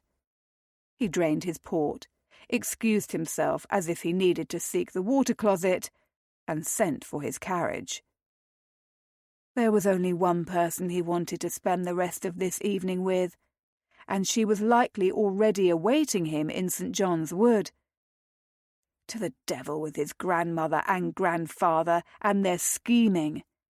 He wanted nothing to do with marriage. "Your favourite form of poem?" Hyacinth asked Tom as they sat in the bath together. They had already made love once, and now she was seated in his lap, the hot water lapping deliciously at her skin. Even more delicious, Tom's hard chest burning into her back, his head tucked alongside hers so that his lips grazed her ear with each word he spoke. He had made her forget the tumult of his grandmother's visit with such ease. Her delight at seeing him had been quickly eclipsed by her desire, and then all else had fallen away. "The sestina," Tom told her, his voice low and intimate. "Yours?" They were indulging in a game they had begun playing over the course of their clandestine meetings. It involved the idle spouting of their favourites. Sometimes they shared them, other times their opinions differed. Hyacinth pondered his question for a moment before deciding. "I do believe a sonnet." Sonnets possess undeniable merit," he allowed. "Your favourite colour?" "The green of the spring grass when it is vibrant and new," she said easily, biting her lip to suppress a delighted moan when he circled her nipple beneath the water. "What is your favourite colour?" He rolled her nipple between his thumb and forefinger, plucking and sending liquid heat shooting directly to the apex of her thighs. "I am torn between pink and blue." She arched her back, pressing her breast into his palm more fully, shamelessly seeking more of his touch. "Those seem disparate colours. I'm not certain I believe you." "Why?" He gave her breast a gentle squeeze, pressed a kiss to her ear. "The pink of your lips and the blue of your eyes are what have me hopelessly undecided. Of course, there are other parts of you that are delightfully pink as well." The wicked man. She turned her head and caught his mouth in a kiss, cupping his jaw and holding him still while she plundered, taking control. He kissed her back with every bit as much fierce hunger. Beneath her bottom, she felt him stirring, his shaft going rigid once more. An answering ache throbbed deep within her. But she was not ready to abandon the sensual intimacy of their bath together just yet. This was the first time she had ever bathed with a gentleman, and she had to admit she found the act intoxicating. There was a closeness achieved in the mutual baptism of the water, in the act of worshipping and cleaning each other's bodies. She had never felt closer to another person than she did to Tom.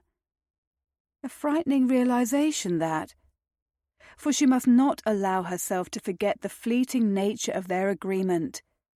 Friends with decided advantages, as Lottie had so wittily phrased it, did not form lasting entanglements. The new Hyacinth did not dare reach for anything other than pleasure and impermanence, both states she could trust, not to mention the worries the Duchess of Arrington had brought to her door earlier. Hyacinth ended the kiss before she wanted to, the reminder of the impending end of their affair and her dismay over the Duchess's visit filling her with dread. Her eyes fluttered open to find him gazing at her, that dark brown gaze boring and intense. But none of that seriousness now. It took her a moment to gather her thoughts and recall what she had intended to ask him next. Ah, yes. "Favourite scent?" she asked. He kissed the tip of her nose. "Much easier answer to that one. Tuberose and jasmine." She blinked. "That is my scent." The grin he gave her melted her insides. "Precisely." Oh. A new sensation of warmth blossomed within her. He smiled. Yours? Pine, citrus, and musk, which was his scent, of course. And she was not answering merely to compliment him. Her favourite scent in the world was Tom. She very much suspected it would always be, even after they had inevitably parted ways. He made a low sound of approval and kissed her again, sealing their mouths, his tongue delving deep. All too soon he ended the kiss. Poetry or prose? Prose, she answered breathless. You? Poetry, he said, closing the distance between their lips again. The kiss went on and on. When it deepened, he tore his mouth away. Your favourite dessert? How can I choose just one? She asked, still breathless from their interlude. Rules of the game, he quipped lightly, his gaze travelling over her face in a manner that made something deep inside her clench. He made her heart pound. Never had she experienced anything in her life to compare to the way Tom made her feel. She felt as if she had spent years trapped in the cold darkness, in the absence of emotion and touch and desire. And then he had somehow emerged from the ether to save her. It startled her every day how much she looked forward to seeing him, how much she longed for him when they were apart, how much she spent their time apart longing for the time when they would be together once more. Chocolate gâteau, she said, deciding hastily. But I would far prefer kissing you to all the chocolate in the world. He grinned, more handsome than any man had a right to be. Good heavens, what that smile did to her! They were alone in the tub, entirely naked, and he was hers for the remainder of the night, and yet she still felt a rush. Then mayhap you should kiss me, sweetheart. His smile deepened. Do you admit defeat? Defeat already? They had scarcely just begun. Nonsense, she said. You have not shared your favourite dessert. Easy. He kissed her swiftly before raising his head once more. You. His words touched a place inside her she had not realized existed. She was warm everywhere, and in a way not even the water or the presence of his large, strong, masculine body beneath hers could match. You cannot eat me, she pointed out. Your response is a violation of the rules. Therefore, you must concede defeat. On the contrary, darling. His gaze darkened, settling on her mouth. He brushed their lower lips together in a half-kiss that was deliciously erotic. I can prove to you that you are the finest dessert there is. All you have to do is allow me to show you. His breath was hot, falling on her mouth like a kiss. His promise was hotter still. Are you suggesting we should abandon our game and our bath? He nipped her next, suggesting, yes, we can both claim victory this way. She liked that, but the misgiving that had been steadily pricking her conscience ever since his grandmother's visit chose to return at that moment, needling her once more. You seemed serious earlier when you arrived. Is anything amiss? She had not told Tom about the call the Duchess of Arrington had paid upon her, and indeed she was not certain she would.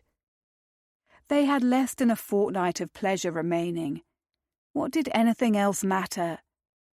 If he truly needed to marry soon to make his ailing grandfather content, she would have nothing to do with it. When I am here with you, nothing is amiss at all, he said, before kissing her slowly and sweetly. It was not an answer, but his lips were robbing her of the ability to think. And anyway, she knew the feeling all too well. Tom banished the ghosts of her past. He kept the demons at bay. He brought her to life once more. The kiss was dark and deep and potent, drugging her.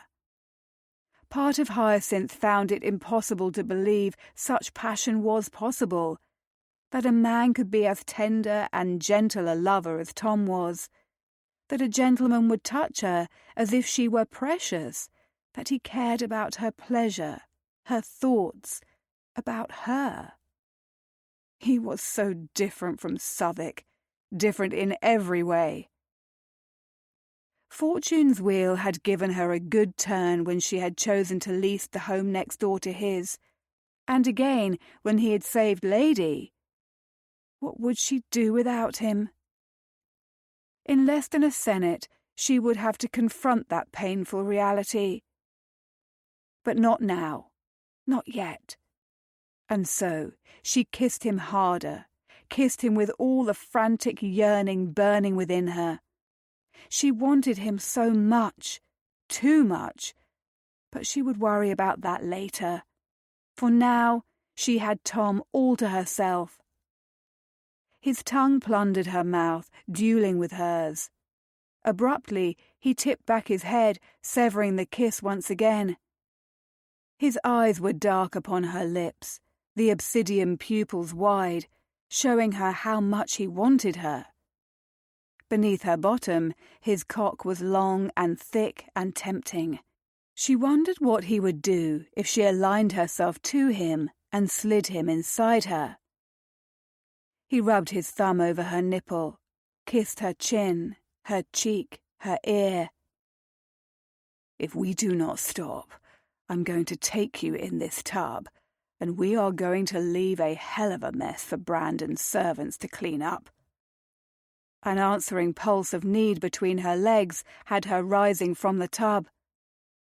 Warm water sluiced down her body in rivulets.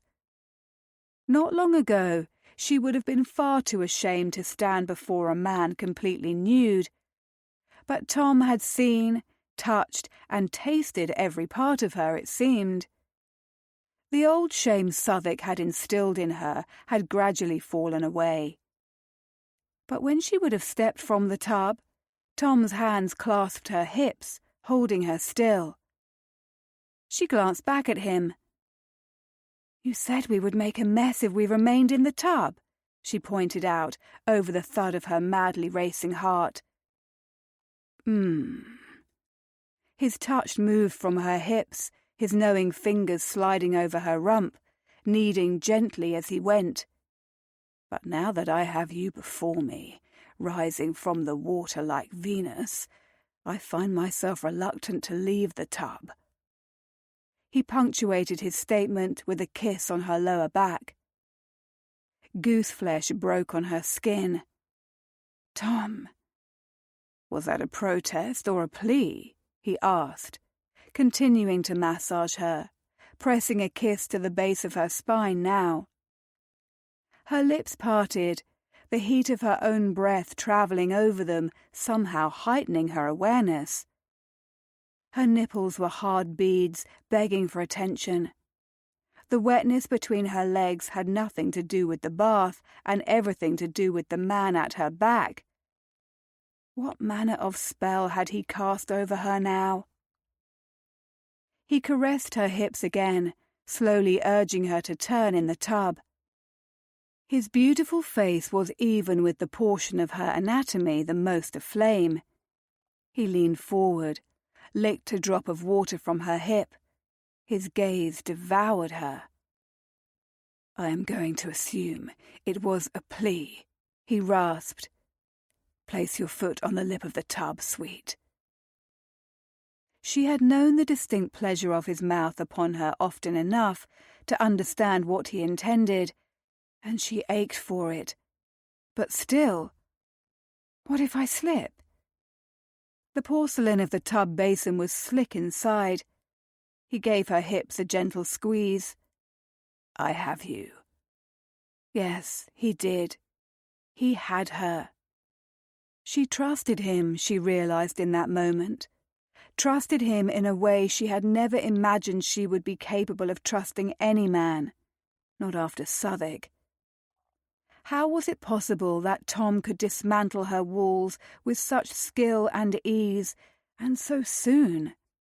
His gaze linked with hers when she remained as she was, the implications of her thoughts slamming into her. "You do trust me, do you not, Hyacinth?" He kissed her right thigh after he posed the question. "Yes," she whispered. "I do." "Good." He grazed her inner thigh with his teeth before dipping his hand into the water, his fingers closing around her ankle. "Then, trust me some more. I will not allow you to fall, I promise." She braced herself on his broad shoulder, relishing the heat and strength of him, and allowed him to guide her foot to the lip of the tub as he had instructed. The action left her legs parted. She was open to him, for him. Cool air kissed her intimate flesh. She swallowed against a rush of yearning at the expression on Tom's face. He looked at her as if he wanted to consume her, as if she were worthy of all his worship. And she felt, for the first time, that she was. She felt beautiful and free and alive. The ugly words and accusations, the bitterness and cruelty of Southwark, none of that could hurt her now. None of it could touch her. He was gone, and she was here, alive, on fire. She was Tom's. "So perfect," he murmured, his gaze upon her. "So pretty everywhere." His praise settled into her heart. There was no excising it now. That part of him would forever be there. He chased the words with his lips, dipping his head to kiss her starved flesh. The touch of his lips on her swollen pearl made her jerk. But when she would have lost her balance, Tom was there to hold her, to keep her from falling. She clutched his head as he laved her with his tongue, her fingers finding purchase in the damp, silken strands of his blonde hair. He licked her as if she were every bit as delicious as the dessert he had claimed her to be. When his tongue travelled down her slit to her entrance, and he thrust inside her, she moaned, arching into him, wanting him deeper, as deep as she could get him. And he obliged. By the time he returned his attentions to the sensitive bud awaiting him, she was ready to spend. He gave a lusty suck, and she lost control. 1,000 tiny sparks unleashed inside her. Pleasure ricocheted, starting at her core and rippling outward. She cried out, her fingers tightening on his hair as she gasped for breath and grappled to stay on her feet. Her heart was pounding, her entire body weighed down by sensation. As she gradually returned to herself, the urge to do the same for him hit her. Tenderly, he aided her in getting out of the tub. When he joined her on the tile floor of the bathing room, she went to him with a fluffy towel, which she used to blot the water from his magnificent body. Satisfied with her efforts, she dropped the towel to the floor and sank to her knees upon it. "Hyacinth," he protested. But his cock was hard and long and thick, and she wanted him in her mouth. She wanted to make him lose control the way he had done to her. She wanted him to find his pleasure, and she wanted the taste of him on her tongue. It was an act which had been expected of her in the past, distasteful and unwanted, a duty just like her marriage to Southwark had been. She had held her breath, closed her eyes, and done the deed, separating her body from her mind. But the thought of pleasing Tom only filled her with a freeing sense of power, and also with the deep, drugging pull of desire. Because the pleasure she would give him was not expected or required of her. It was not an obligation, but a blessing. "Let me," she said, caressing his flanks the same way he had done to her. He was such a powerful man, lean and strong and healthy, so vital, so beautiful. Hyacinth was no stranger to the male form, having spent several years of her life as a married woman. But there was no comparison between Southwark and Tom. Her former husband had been despicable to her, whereas Tom was... beloved was the word which came to mind first. She banished it, because that word could not be. Tom had familial duties to uphold. He would have to marry, and Hyacinth wanted no part of that institution. No, pleasure was all they had. And it was enough. She would bask in the time they had remaining, and after that, in her retained freedom. "Hyacinth," he said again, caressing her cheek, "I give you pleasure for the sheer joy of making you spend. I never intend for you to do so in turn." Of course he did not, did he? A woman could not share a man's bed without coming to know him in ways no other could. And she knew that Tom was a caretaker. He was an attentive lover, always making certain she reached her peak first, and often more than once. Seeming to understand what she needed, he was never demanding or abrupt. He was gentle, tender, and seductive, wooing her with words, caresses, sweet kisses. Because he was so giving, because he always put her first, she wanted to do this for him. The act had filled her with revulsion previously, but the new Hyacinth would not be bound by the chains of the past. And there was something about Tom that felt so safe. He was at once comforting and familiar as home, and yet wickedly seductive. "Tom," she told him, with a firmness that surprised her, "cease your protests, if you please. I want to do this." And that was what made all the difference. Power. Hers. She could choose this.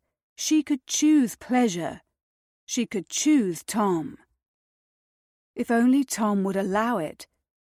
His expression was strained, his face honed into stark angles and planes, as if he were exerting all the restraint he possessed to keep from seizing the gift she offered. She blew on the tip of his shaft, teasing him. He groaned. "Darling, please." But his words trailed off when she clasped his length and ran her tongue along him, travelling from root to tip. His skin was damp and smelled like the oils from their shared bath. Orange and a hint of bergamot. He was smooth and hard, softer than velvet to the touch, but firm and thick. He tasted salty and musky and sweet. A rush of desire hit her. How delicious this was, having him at her mercy, in her hand, in her mouth. He was hers, for the taking. Growing emboldened, she sucked the tip of him into her mouth. Not much, just his cockhead. She tensed, holding herself still, waiting for the jerk of his hips, for the push of him down her throat. She would accept it and bring him to completion because he was Tom. She had endured it before. But Tom was not anything like the man she'd had the misfortune to marry. Never was that more apparent than now, in the gentle way he cupped her head as he held himself completely still. He neither asked nor demanded. Instead, he allowed her free rein. He whispered words, encouraging words, beautiful words. He told her she was lovely and wonderful and perfect. He told her she made him wild. And all she could think was, good. Tentatively, she sucked him deeper into her mouth. There was something deliciously carnal and wicked about his cock pulsing between her lips. She relished it in the same way she delighted in his mouth upon her. It was a gift between the two of them, a sacred connection. She stretched wide for him, taking more, swirling her tongue against him, but he did not empty himself into her mouth. This, sadly, was the extent of her knowledge of such an act. Southwark had rammed down her throat and spilled in haste, leaving her with a sore jaw and calling her a slut for her forced participation. She wondered if she was doing something wrong. Beset by a sudden rush of shyness, she disengaged, his rigid cock slipping from her mouth and jutting proudly between them, slick with the sheen of her saliva. The slit on the perfect tip entranced her, a tiny bead of his metal leaking from it as she watched. Would he be shocked if she licked it up? Was this all the spending he would do from her mouth alone? Perhaps every man was different. "Did you not like it?" she asked him, meeting his dark, stormy gaze. "I loved it," he said thickly. "Need you ask? You make me mad with desire to have more of you, sweet." "But you did not spend," she said, confused. "If I have done something wrong, you must tell me, Tom. It is my intention to please you." "You please me without trying," he reassured her softly.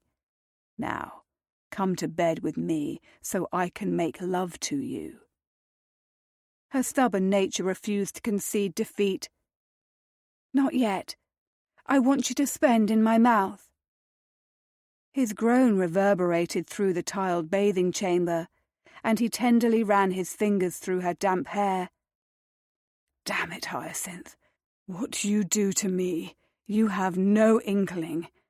I am trying to be honourable when it is plain to see the bastard you were married to did not give a damn about your own desires."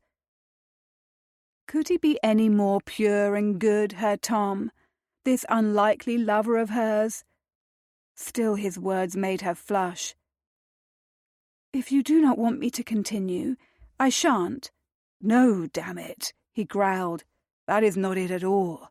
I'm merely attempting to keep myself from turning into a rutting beast on you. I will not be like him." There went more warmth settling in her heart, more Tom locked deep inside her forever. You could never be like him. Truer words could not be spoken. The difference between Southwark and Tom was as disparate as winter and summer, death and life. There was nothing about Tom that was anything like her husband, and she could not be more glad of it. "Hyacinth, darling," he protested nevertheless, "let me take you to bed." But a renewed desire to bring him to his crisis hit her. She wanted to undo him. She had made the choice, and that was what was making the blood flow like warm honey through her. That was what was making her desire pound between her legs. She was slick and wet, so wet, naked for him, on her knees for him, and she wanted him to give himself to her, to let her pleasure him. "Tell me what pleases you," she said instead, stroking him. As she did so, more seed leaked from the tip, and she used her thumb to swirl it over his head, the wetness sending an answering surge of yearning straight to her core. His excitement fueled hers. "You please me, Hyacinth," he said. "Just you. Very much." He was not giving her the instruction she needed, but never mind that. She would follow her instinct. She dipped her head and took him back into her mouth, sucking on the tip of him. The tang of his seed flooded her mouth. She laved and licked and drew him deeper, taking more of him. He was so large she had yet to take half, and he was already nearing the back of her throat. She removed her hand from the base of his cock, and she exhaled, relaxing to accept his full length. Hyacinth did not stop until she had all of him. The feral groan that emerged from him was part of her reward. The rest was in the way her saint lost control. His fingers slid into her hair, and his hips were no longer still. Instead, he moved with her, the action sending his cock deeper. She held him there for as long as she could, before she gradually pulled away, keeping her lips tight around him as she went, all the way to the tip. "Damn you, woman," he rasped. "You are making me lose—" She moved again, drawing him back down her throat, clasping his firm buttocks in her hands and holding him to her. She fed on him, feasting on his desire, sucking, licking, driving them both to the edge, knowing she was bringing him to the heights of pleasure. That he was at her sensual mercy was unbearably heady. With every pass of her mouth over his rigid flesh, she marked him as hers. She was lost in sensation, lost in him. So lost that his climax took her by surprise. He flooded her mouth, and she swallowed against the sudden rush, staying with him until the last tremor passed through him. Only then did she withdraw, wiping her lips, meeting his gaze as she rose to her feet. "Now you can take me to bed, darling," she told him, complete in the knowledge that she would never know another moment like this. It had been sheer perfection. He held her to him, kissing the top of her head, their hearts hammering together as one. The most unwelcome thought hit her, that she never wanted him to let her go, followed quickly by the inevitable reminder that one day soon he would. Chapter 13. "You were right," Tom said, stroking Hyacinth's damp golden curls idly. They had made love after falling into bed together, but sleep had yet to claim either of them. It was as if their bodies were aware on a deeper level that the time remaining in their arrangement waned with each passing moment. He was insatiable as ever for her, and the devil of it was, the more he had of her, the more desperately he wanted her. His desire for Hyacinth was raging like a house fire. The way she had gone to her knees, sucking his cock after their bath, had not helped matters. There had been nothing more delicious than allowing her complete sovereignty over him. For now, he would thrust from his mind all painful suspicions of how Southwark must have ill-used her. Tonight was precious, and he would not allow the pains of her past to intrude. He was damned proud of her for her strength and sensuality in the face of what she must have endured. His Hyacinth was a force, like lightning, like the wind, like a hurricane. Damn Southwark to hell for abusing her, for failing to appreciate her, for thinking to control her, for treating her as anything less than the gift she was. Hyacinth caressed his chest now, sending sparks skittering through him with her touch. "What was I right about?" Her husky voice was low and tender, the play of her fingertips over his skin like velvet. For a brief, wild moment, he wished he could freeze them here like this, Hyacinth in his arms, the night dark and quiet around them, everything seemingly at peace in the world. Nothing and no one to put an end to their idyll. This was what he wanted forever. Just as quickly, he struck the notion from his mind. He was drunk on lust and the potency of their connection. His recent past was ample proof that he was abysmal at knowing what was right for him. Nell had been all bloody wrong, but he had been too blinded to see it by his own emotions. He had not suspected her defection until the moment she had handed him his ring. Stupid sodding fool. "Something was bothering me when I arrived earlier," he admitted, needing to unburden himself. Here was another strange realization. He felt closer to Hyacinth than he had ever felt to another.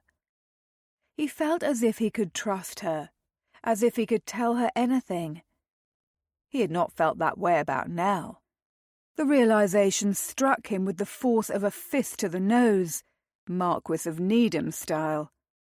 As if in response, the bridge of Tom's nose throbbed.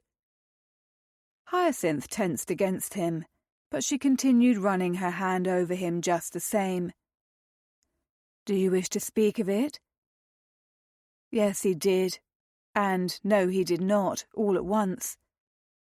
He sighed. "I attended a dinner this evening at Arrington House with my grandparents and, unbeknownst to me, a bevy of marriageable ladies. They are plotting to see me wedded." Hyacinth's questing fingers went still, stopping over his heart. "And you? Do you wish to be wedded?" "No," he assured her. "I have not the slightest inclination. I do believe my former betrothed has cured me of the desire to ever marry." "I understand the sentiment." Her caress resumed. "Her Grace paid a call to me as well." "Grommare?" Tom frowned into the darkness. "She mentioned nothing of the sort to me." "I do not expect she would." Hyacinth pressed a kiss to his chest. "Her intention was, I believe, to warn me away from you. She said you had promised to wed soon, and I gather she fears I would be a detriment to the process." "I made no such promise." The irritation of earlier at the unified meddling of his grandparents returned, this time magnified. "She overstepped her bounds. Rest assured I will speak with her." "Do nothing of the sort." Her fingertips trailed down his abdomen in a slow seduction that already had his cock rising to half-mast once more. "She is merely looking after your best interests, and I cannot blame her. Our arrangement will soon be at an end, and taking her to task hardly seems necessary." Curse it! There it was again, the reminder that the end of their arrangement loomed in grim portent on the horizon. But of course it would. He had known that all along. Why did this latest reminder, along with Hyacinth's light tone, as if she had already accepted the finite ending of their time together, disturb him so? "Nonetheless, I will not have her meddling in our affairs," he said, nettled anew at Grommare's machinations. "In a few more days we will no longer have mutual affairs," Hyacinth reminded him unnecessarily. "4," he said grimly. 4 more days of Hyacinth, and then... what?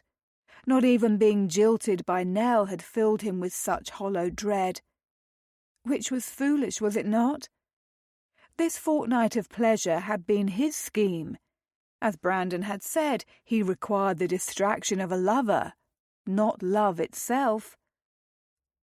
4, Hyacinth agreed, her touch going perilously near to his cockstand once more. "What if I want more?" he dared to ask. "What if 4 is not enough?" She stilled, tension radiating from her. "It has to be enough for both of us, I'm afraid. I will not be a mistress." The old argument once more. Hyacinth feared the loss of her freedom. He could hardly fault her after what she had endured, even if he wanted to extend their time together. Asking for more from her was selfish, and he knew it. He brushed a kiss over her crown. "What will you do after our time together is at an end? Will you take another lover?" The notion made his gut curdle. It was not his place to ask, but he could not help himself. He had to know. "I have not thought about it yet," she said softly, her fingers reaching his cock at last. She gripped him, stroking from root to tip. "And what of you, Tom? You will inevitably marry at some point. Do your familial duty to please the Duke and Duchess of Arrington." How the devil was he to think with her grasping his cock? Indeed, he suspected that was rather her intention. Distract him from their conversation. And she was succeeding admirably. He hissed out a breath when she circled his sensitive cockhead with her thumb. "I am not marrying. My last attempt cured me of the need to wed." "A lover?" she asked, her voice husky, melancholy. He closed his eyes, tried to imagine ever bedding another woman, but all he could see was a golden-haired beauty with pouty lips and eyes the colour of the summer sky. "Mayhap," he gritted, not sure why he said the word when he had no intention of seeking anyone else. He had excellent experience at being the fool. She stroked him again before she rose, straddling his lap. The promise of her warm, wet heat was enough to drive all other thoughts from his mind. Lust roared through him, along with the need to drive inside her, to make both of them forget about the future. "Then I had better make certain you will not forget me," she whispered, just before sinking onto him. "I could never forget you, Hyacinth," he promised, as the overwhelming pleasure of being buried deep inside her rolled over him. "Nor could I forget you." She sealed their lips in a kiss. Tea with Lottie was always an adventure. Ordinarily, it was an adventure Hyacinth looked forward to. Not today. The despondency haunting her refused to be dispelled. She could not shake the impending sadness that grew in magnitude with each day that took her closer to the day when her fortnight with Tom would be over. The conclusion of their arrangement was for the best, and she knew it. Nothing had underscored that more than the Duchess of Arrington's visit, no matter what Tom said to the contrary. He had already endured enough heartache and scandal at the hands of his former betrothed. Hyacinth would not be a burden to him, one more broken creature to be rescued. "Hyacinth, dearest," her friend's voice cut through her doldrums. "Am I a more tedious conversationalist than I realised? I will own the Duke of Brandon's disinterest has been perplexing me ever since that dratted ball. But you are my friend. If anyone ought to be obliged to listen to my nattering without resorting to wool-gathering and glazed eyes, it is you." Guilt skewered her. "Forgive me, Lottie. I am woefully distracted today, but it has nothing to do with you." "And it has everything to do with a certain handsome viscount," Lottie guessed. Hyacinth sighed heavily. "I am beginning to think that town life is hardly everything I imagined it would be." "He is a disappointing lover?" Lottie asked. Hyacinth's cheeks went hot. She averted her gaze to her cooling tea. "No, quite the opposite, in fact." Hosting parties and watching her fellow revellers carry on was one thing Hyacinth had discovered, but she remained shy about having taken a lover. It was not what old Hyacinth would have done. In all her years under Southwark's rule, she would never have dared stray or contemplate the thought of another man. Now that she was free, taking a lover was what new Hyacinth felt she ought to do. Speaking of such intimate matters, however, still put her to the blush. "Oh, do tell, Hyacinth," Lottie said. "It is always the brooding gentlemen who know how to make love to a lady best. I shall live vicariously through you, since I am currently suffering a spell of the dreaded empty bed." A spell of the dreaded empty bed. Hyacinth shook her head. "Lottie, where do you come up with such nonsense?" Lottie smiled brightly. "I fish it from my madcap mind, of course. Where else? But trust me, now that you have taken a lover, as I suggested, you will never want to be without one. Best to choose your next before you are finished with Sidmouth. That way you shan't be importuned as I have been by my lack of foresight. I cannot believe it has been nearly a month since I have been properly bedded. There are likely cobwebs in my drawers by now." She attempted to follow her friend's logic. "I cannot fathom taking another lover at all. Tom is—" She stopped herself from saying too much, feeling foolish as Lottie's eyes went wide. "Never say it." Lottie placed her teacup on its saucer with an inelegant rattle of porcelain. "Never say what?" she dared ask, despite the voice inside her telling her she ought to change the subject. And with all haste, she took a sip of tea to distract herself. "Does Sidmouth have a staff to rival Priapus?" Lottie asked. Hyacinth spat her tea, all over her silken skirts as it happened. She quite feared she had stained them, and she also quite feared her friend was mad.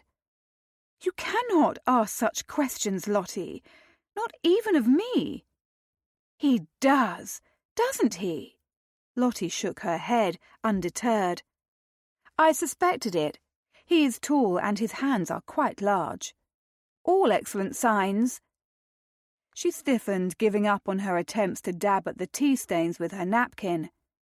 "Lottie, you are utterly outrageous." But still another territorial part of her had her demanding an answer. "Have you been admiring Tom?" "Why would I not? He is handsome. I am a woman with perfectly functioning eyes." Lottie grinned at her. "You need not fear I shall set my cap at him myself, though I would not mind dreadfully if his friend Brandon would come up to scratch. I had such high hopes for him. He is wickedly handsome, and tall as well. His fingers are elegant and long. Do you know, Hyacinth, you can tell a great deal about a man from looking at his hands alone." Hyacinth smiled in spite of herself. She was burning up with embarrassment, but Lottie was Lottie. Poor Grenfell had never been able to keep pace with her. Thank heavens she had not married a cruel man like Southwark. She never would have survived it. Some days Hyacinth still considered it a miracle she had. "I had no notion, dearest," she said, amused by her friend's antics. "You will have to examine Sidmouth the next time you are together." "You are still together, are you not? Has he broken it off with you already? Is that the reason you are Friday-faced?" "No." Hyacinth hastened to reassure her. "We have a bit of time remaining in our arrangement.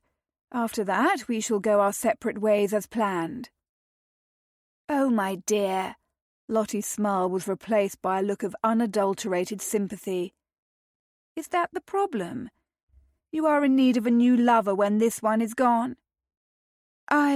Hyacinth began, only to be cut off by her friend's interruption. "Have you thought about who it shall be?" she asked. "I do have some ideas. Lord Villiers is always an excellent option. What do you think of Sir Percival Wyndham? He is tall and blonde as well, to say nothing of the form he has earned from all that cricket he plays." "But that is the problem, Lottie," she admitted at last. "I do not want another lover. I only want this one." Lottie looked positively aghast. Her expression, akin to what it may have been, had Hyacinth suggested they go roll around in pig dung and drink from a puddle. "That is nonsense, Hyacinth. You cannot mean it. It is merely that you are new to town. Once you have acquired some bronze, you shall see what I mean. Lottie, she protested again, I do not need another lover. Stuff! You know what they say. Distraction is the nectar of the gods. Lottie frowned, seeming to mull over her words for a moment. Or is that a man's seed? Dear sweet heavens! Was it her imagination, or had her friend somehow grown more outrageous? Ambrosia, Hyacinth muttered, her cheeks on fire again. I do believe you have it all bollocks up, Lottie. Lottie said non-committally. I think it is distraction, and that is just what you need. After having been trapped in a loveless, hated marriage for so many years, the last thing you need is to saddle yourself with the same lover. Believe me, you are enamoured of Sidmouth because he is handsome and charming. It is like the summer warmth after a particularly brutal winter. But in time, the warmth of summer wanes. You will tire of him. Best to move on before you do. Your freedom has only just begun. Hyacinth mulled over her friend's words. There was an undeniable truth to them. She had spent so much time as Southwark's wife. New Hyacinth had only just begun to test her wings. What if Lottie was right? I do not suppose you are wrong, she allowed slowly. Of course I am not wrong, Lottie beamed. Look at me, darling. I am an experienced merry widow. We are finally able to live life as we wish. Do not settle for one apple when you can have the entire orchard. She bit her lip. The notion of Tom as an apple. Ridiculous. There are also peaches and cherries and plums, Lottie cajoled. Apples are lovely, but one cannot exist on them alone. If she was able to view her affair with Tom objectively, as Lottie had so cleverly done with her lovers, there would be no regrets, no longing for something more, no longing for that which could never truly be hers for so many reasons. She did not want to marry ever again. Nor did Tom. And if he did, the Duchess of Arrington had made her position on the matter clear. Hyacinth was not an acceptable candidate. She could not argue. Tom deserved a woman who could love him, one with a whole heart. An innocent lady who had never been damaged, who had known neither hurt nor fear nor pain. Hyacinth could never be that for him, and he had already been jilted once. His former betrothed had left scars upon his heart. Hyacinth would not add any of her own, nor did she wish to acquire new marks upon hers. I concede the point. Hyacinth paused. Distraction would be most welcome. Lottie clapped her hands together excitedly. There you are! I shall make a merry widow of you yet. Now tell me, pray, have you seen the chair? You are getting too caught up in skirts, Brandon announced as he struck his cue ball effortlessly, sending it across the billiards table where it caromed into the two object balls. What is the count, old chap? 48, Tom said dryly. The Duke of Brandon was an abominable winner. At any moment he would begin crowing with glee at his impending victory. One of his favourite games to play, aside from billiards, was feigning he had forgotten the count when he was winning by an insurmountable lead. "And what have you?" his friend asked. 24? You have lost your touch, I dare say. "Shall I surrender now?" he asked, not bothering to chalk his cue before preparing his shot. "Or will you deign to explain your initial pronouncement?" Brandon eyed him. "That you are getting too caught up in skirts? Is that what has your petticoats in a twist, You are treading dangerously near to receiving a sound blow to the head with this stick," he warned grimly, tilting his head from side to side as he plotted his move. Although he was 2 points from losing the game entirely, he still felt obliged to put in an effort, damn it. "And here I stand, a quiver in fear," Brandon drawled as Tom made his shot. He muttered a curse as his cue sailed into the rail without hitting either of his intended targets. "Damnation, man, you are distracting me intentionally, so you might win." Brandon had the temerity to chuckle. "You are bloody distracted enough on your own, Sidmouth. What has gotten you into such a state? I thought you needed Quim, but now that you are drowning yourself in it, you are as glum as a lad who has had his favourite horse sold." Hell, was that how Brandon viewed the fairer sex? As if they were of no greater import in a man's life than his horse? "Who said I am drowning myself in Quim?" he demanded, his ears going hot. Brandon took his time answering, first staging his shot. "All those viewing holes in St. John's Wood." His cue glided across the green baize, a perfect trajectory. 49. Tom gripped the polished handle of his cue hard enough to snap the bloody thing in two. "By God, Brandon, if you have been spying upon me—" His blighter of a friend laughed. "Oh ho, calm yourself, old chap. Can I be blamed if tormenting you is one of my sole joys in life these days? It must be a sad life indeed, Brandon," he quipped, taking aim without bothering to align his shot. Such was his luck, he scored a point effortlessly. "Sadder than you know," Brandon told him, his countenance going strangely solemn as he made the retort. "But truly, old chap, Quim is what began this problem of yours, and now I fear I have led you astray by directing you in its general direction once more. Damn it, Brandon, I refuse to speak of ladies in such vulgar terms." He snapped at his friend, nettled on behalf of both Nell and Hyacinth. Nell had promised to marry him, led him by the nose for far too long, and jilted him. But for all that, he did not so disdain her as to think of her as nothing more than a vessel for his lust. Indeed, she never had been. "Sheathe your sword, Sir Galahad," Brandon taunted, bending to make his final shot. "It is an illusion, nothing more."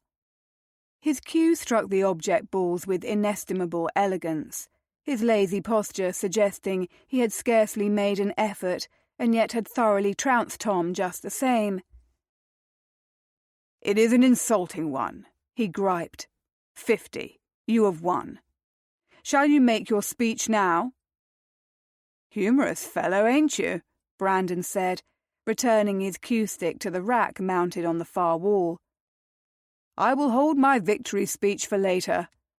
For now, I think it best if I simply deliver a soliloquy on the virtues of not falling in love with everything in skirts that crosses your path."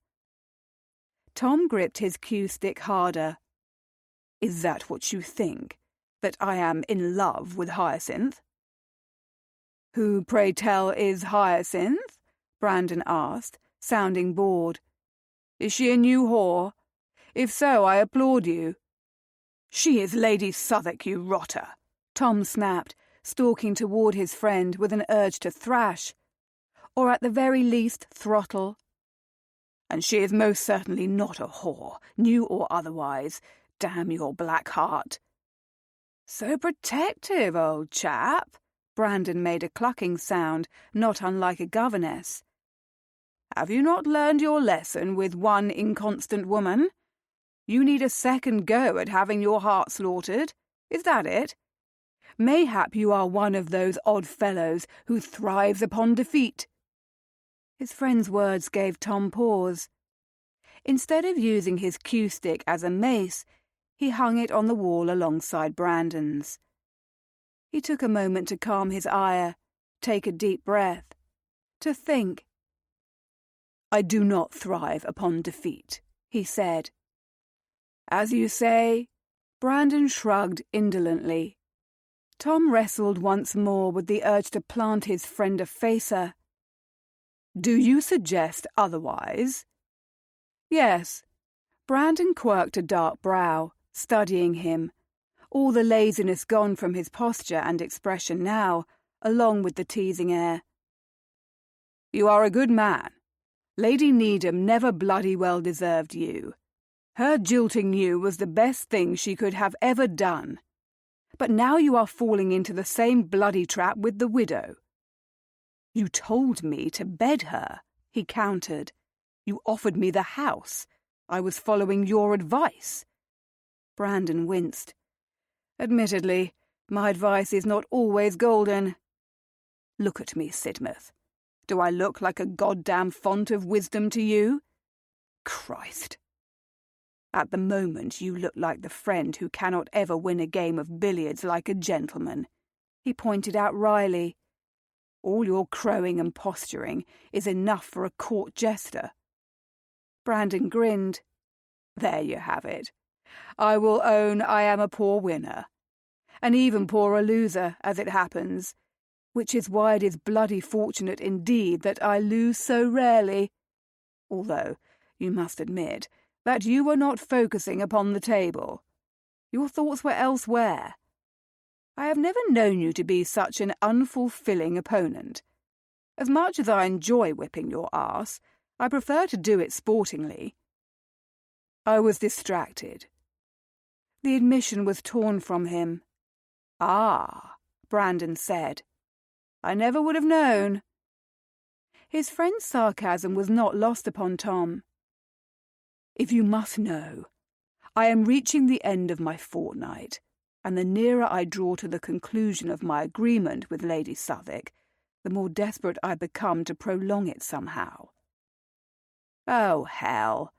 Brandon shook his head, his mien turning mournful now. Desperation does not become you, Sid. You need to remain impervious, a fortress. You are thinking with your cock. No one ought to know about that better than you. He could not resist taunting. Brandon's conquests were legion. Married ladies, widows, young misses, courtesans, 2 women at once. His wicked reputation was the stuff of legends, and yet he somehow seemed as unaffected by any of it as ever. Now that Tom thought upon it, his friend had never been tied in knots over a woman.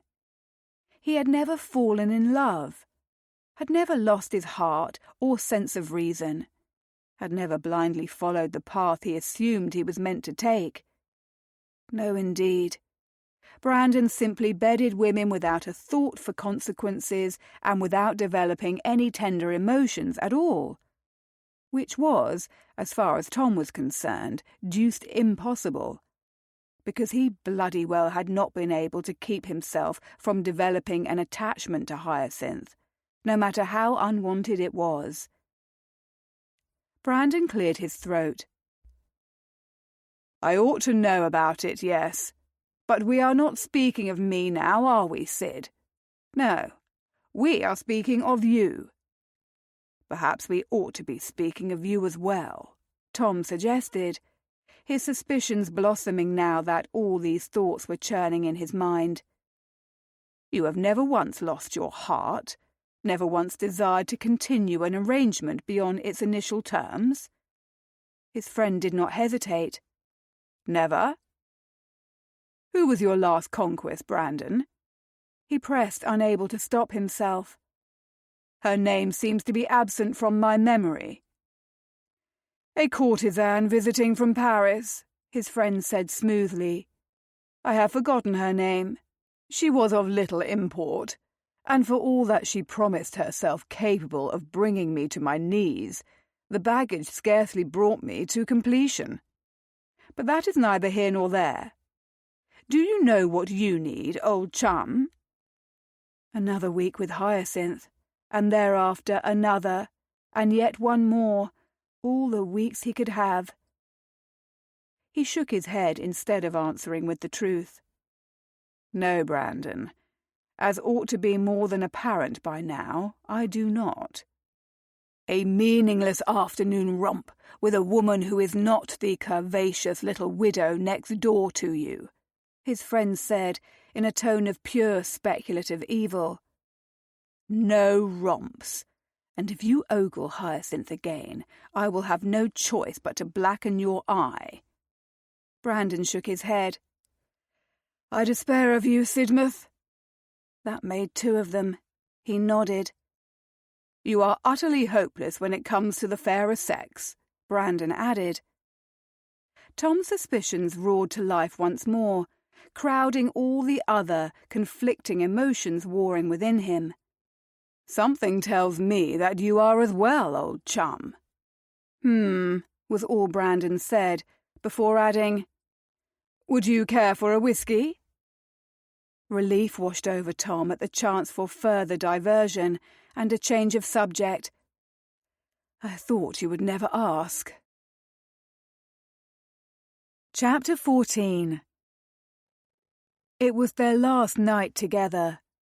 The final evening in their fortnight of passion. The end scene just before the curtains fell. The thoughts became a litany running through Hyacinth's mind, echoing and ceaseless in its taunts. It followed her for the duration of the carriage ride to St. John's Wood, shadowed her up the pavements to Brandon's love nest, a place she would forever remember with fondness and longing, haunted her all the way to the cosy library where Tom awaited her, an open volume of poetry in his hands. He looked up at her entrance, gazing at her as if he had never seen her before. "My God, you are beautiful," he greeted. She had chosen her dress with care.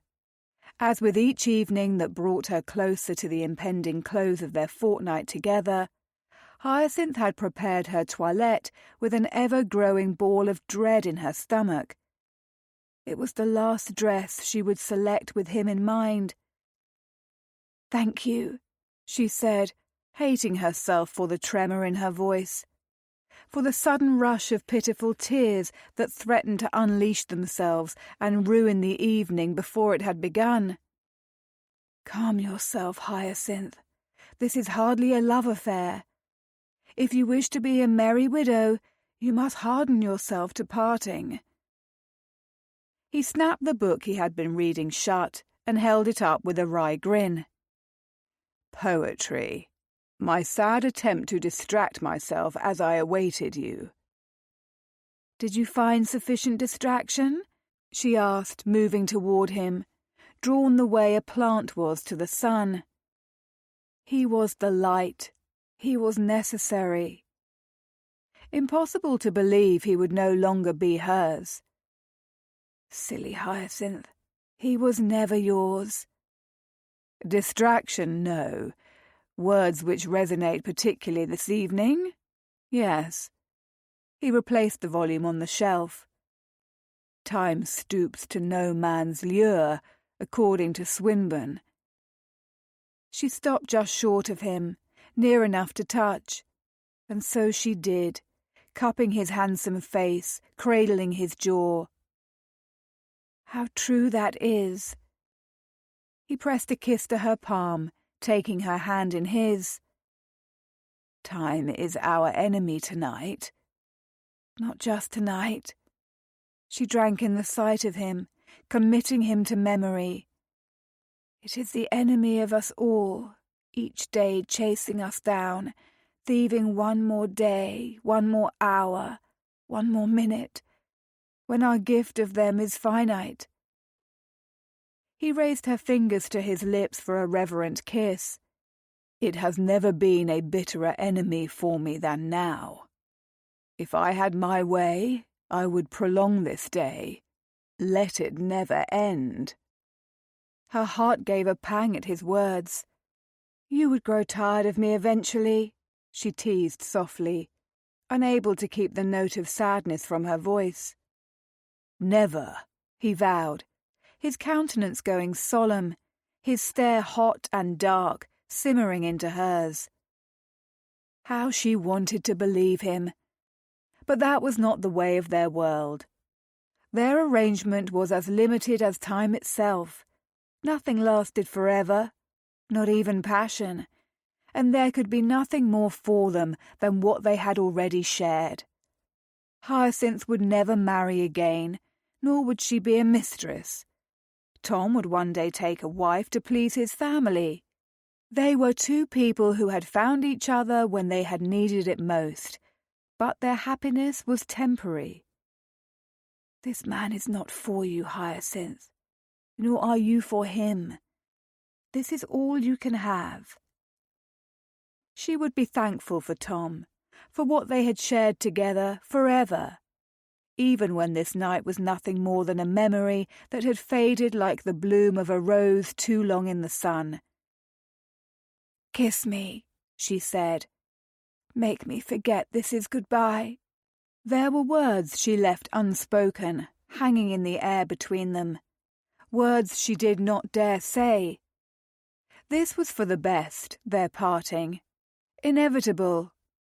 One day she would look back and see all the reasons why. The dusts would settle, the road would be clear. At least, that was what she hoped. "This need not be goodbye, Hyacinth," Tom told her, his voice thick. "Yes," she countered. "It must." He tugged her to him swiftly, their bodies aligned.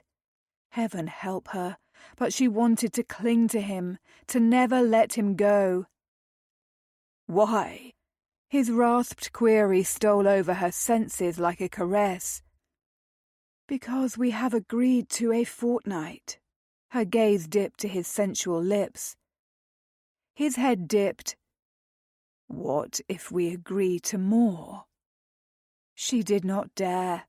More time with him would just make her want him more, and wanting him was futile. Hyacinth shook her head. "More will not do either of us any favours." "No," he agreed. "It will not." His voice, like his expression, was mournful. Unless she was mistaken, he too regretted the conclusion of their arrangement. "I spent too long trapped in a marriage that was abhorrent to me," she said, the reminder as much for herself as for him. "All I want now is freedom." "And I spent too long chasing after a woman who never loved me," he said grimly. "All I want now is passion and pleasure." She knew a stab of envy for the woman he had loved. What must it be like to be the woman this man adored? For a wild moment she wished she knew. "Kiss me," she begged again, before she said something foolish, something she would later regret. Passion and pleasure, he had said. She could give him that, if nothing else. "Please, Tom, I want your lips on mine." She did not need to beg again. His mouth was upon hers, swooping, claiming, branding. Her arms wound around his neck, and she pressed herself nearer, her breasts crushed to the firm wall of his chest. The play of his lips was not gentle or tender this time. Rather, it was possessive. With this kiss, he marked her as his. And oh, how she revelled in him. She was awash in sensation. Tom's warm lips on hers, his scent of pine and musk and everything she would always crave. His strength, his potency. He was life, her golden Goliath. He deepened the kiss, his tongue sliding sinuously against hers. His fingers were in her hair, making short work of all the elaborate efforts her lady's maid had gone to in designing her coiffure. Hairpins were plucked, scattered to the Axminster. Coils fell down her back, braids coming undone. His fist tightened in her unbound curls, pulling her head back gently so he could devour her throat. She shivered as he rasped his teeth over the sensitive skin, then licked into the hollow where her pulse pounded. He kissed his way to her ear, nipping the lobe hungrily. Hot breath skimmed over her, making her wild, making her weak. The knowledge she would never again have this moment spurred her on. She pushed his jacket from his shoulders, and he set to work on her gown. Silk skirts billowed to the floor. She grew frustrated with the buttons on his shirt and began tearing at them in her effort to feel his skin, to run her fingers over the planes of his abdomen she loved so well. Together they finished removing it, and he shucked it to the floor. She took a moment to admire his chest, so masculine, so wonderfully defined. She had never thought a man's form a thing of beauty, a work of art, until now. Until Tom. She would never tire of admiring him. But Tom was not yet satisfied with his own progress, divesting her of her layers. He persisted, whisking away her bodice, which had been fashioned separately from the skirts. "Bloody hell," he growled when he had revealed her corset at last. Brilliant amethyst silk trimmed with black lace and embroidered roses. One of her purchases from Mrs. Loveton, made with him in mind. It had been finished earlier that day, and she had been thrilled at the chance to wear it for him. Beneath it, she wore neither petticoats nor chemise. "Do you like it?" she asked, standing before him in nothing more than drawers, corset and stockings. As she inhaled, her bosom threatened to spill from the top of the indecent undergarment. "I love it." His big hands coasted over her breasts, making her arch her back for more contact. "My God, sweetheart, you are the most glorious woman I have ever beheld." She doubted it, but she certainly felt glorious when he looked at her the way he was now. Hyacinth reached behind her back to pull the laces. As she opened the knot, her corset went slack. With scarcely any effort, she unhooked it and tossed it to the carpet, along with their other discarded garments. "Utterly breathtaking," he murmured, lowering his head to suck a nipple into his mouth. Sensation blossomed. She ached for him, craved him. He found the slit in her drawers, his touch grazing over her desperate flesh. He lapped at her nipple, drew a teasing circle around her pearl. "Please, Tom," she said again, clutching at him. Making love with him was not new, but each time was a revelation. And already she was desperate, needing him inside her. He moved to her other breast, kissing the aching peak. "Tell me what you want." Wicked man, making her put the restless ache within her into words. How could she? His fingers continued their exploration, teasing her without giving her the completion she craved. "Tom," she protested. He blew a breath over her nipple. "Hyacinth, tell me. I want to hear you say the words." She would give him this. In truth, she could give him anything he asked of her. "I want you inside me," she whispered, cupping his hardness through the fall of his trousers. He hissed out a breath, his hips jerking in response. "Yes."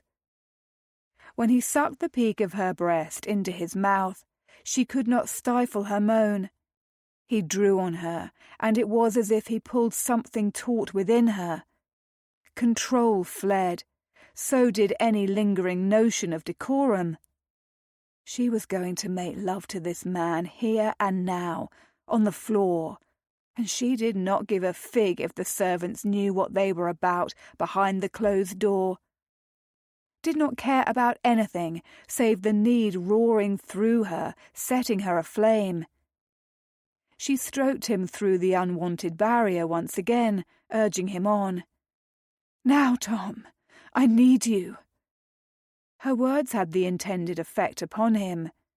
On another growl, he peeled away her drawers, leaving her in nothing but her stockings.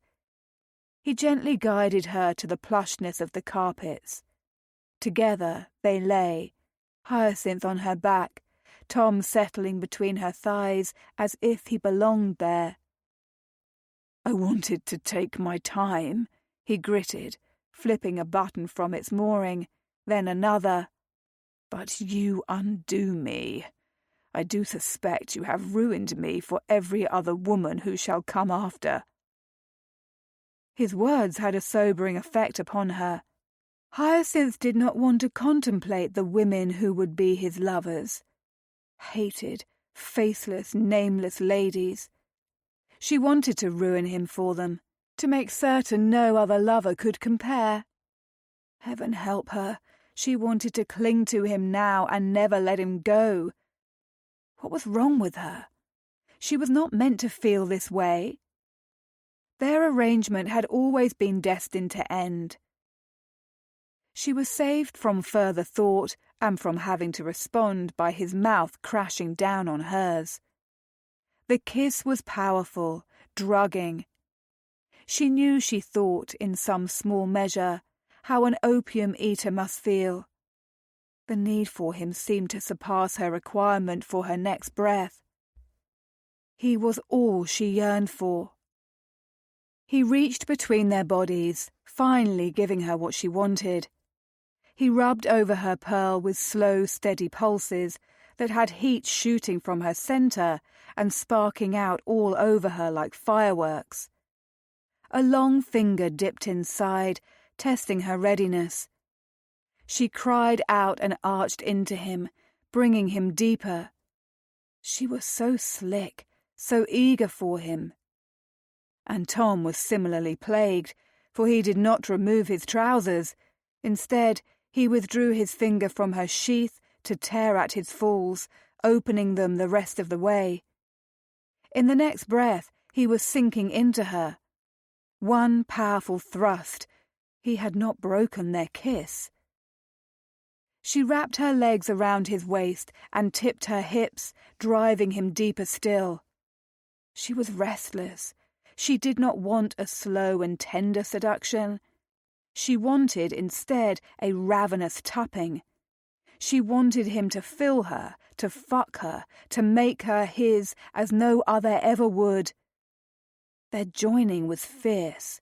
Skins slapped together, bodies moved as one, lips and tongues fused. She clung to him, her body overwhelmed by his in the best possible way. How had any other woman ever left this man? How had his betrothed walked away from him? It was impossible to comprehend as he made love to Hyacinth now, with a decadent combination of frenzy and tenderness. He kissed her as if she were made of glass. He slammed into her as if he wanted to impale her to the floor. His mouth moved from hers, dragging down her throat to the place where her shoulder and neck met. Gently, he bit on the sensitive cord, sending a rush of liquid heat straight through her. Pleasure burst. She clamped on him, finding her release in a brilliant streak of colour. Her release seemed to gush from her, bathing his cock. He moaned into her skin and fucked her harder, his hips crashing into hers with deliciously painful force. Had they been on a bed, she had no doubt they would have been crashing the headboard into the wall. "Tom!" she gasped, as he slammed into her again, sending her sliding across the rug. Tomorrow she would find the evidence of their wild coupling she knew, and she would love every mark, every hint of the way he had loved her. "Oh, damn, you feel so bloody good," he said, his voice low and decadent as velvet. So perfect, sweetheart. Too perfect. Too good. She knew what he meant, because he felt the same to her. He always had. From the moment he had asked her for a kiss in the moonlight, she had been thoroughly, helplessly smitten with this man. She had been his. And she was still his now. For tonight only. For the little time they had remaining. She scraped her nails up and down his shoulders as he continued thrusting in and out, building up the spark inside her to another uncontrollable flame. If he would make his mark upon her, she would leave hers on him as well. A few bites of her nails to match the scrape of the carpet on her back. He worked his way down to her breasts once more, sucking her nipple as he rammed into her. Hyacinth lost herself. On a cry, she went crashing headlong into bliss once more. Spasms of delirious release quaked through her, draining her dry. With a groan, Tom pumped deep, emptying himself. The hot spurt of his seed filled her. He collapsed against her, burying his golden head in her neck, his chest weighing down upon her breasts deliciously. She stroked his back as her thundering heart attempted to return to its normal pace, kissed the top of his head where his hair was thick and silken. Never had she felt closer to another. Her life, she realized before now, had been something of an endless tale of loneliness, abandoned by her family to an unhappy marriage, scorned by her husband, whose death had set her free. "Thank you," she said into the silence that had fallen in the aftermath of their furious lovemaking. He raised his gorgeous head and kissed her again, this time swiftly. "You have nothing to thank me for, sweetheart." How wrong he was. She had everything to thank him for. She brushed a lock of hair that had fallen over his brow, feeling such a rush of tenderness for him that she could scarcely speak past the knot in her throat. "I do, Tom. You have shown me tenderness and pleasure I never dreamed existed. I had no inkling it was possible." His expression turned grim. "He did not deserve you." She caressed his cheek, absorbing the thin prickle of his whiskers growing back in since his morning shave. "I was young when I married Southwick, and quite naive. My parents' marriage was not a love match, and I had no expectations. I knew it was my place to obey my husband in all his wishes, and I was prepared to do so.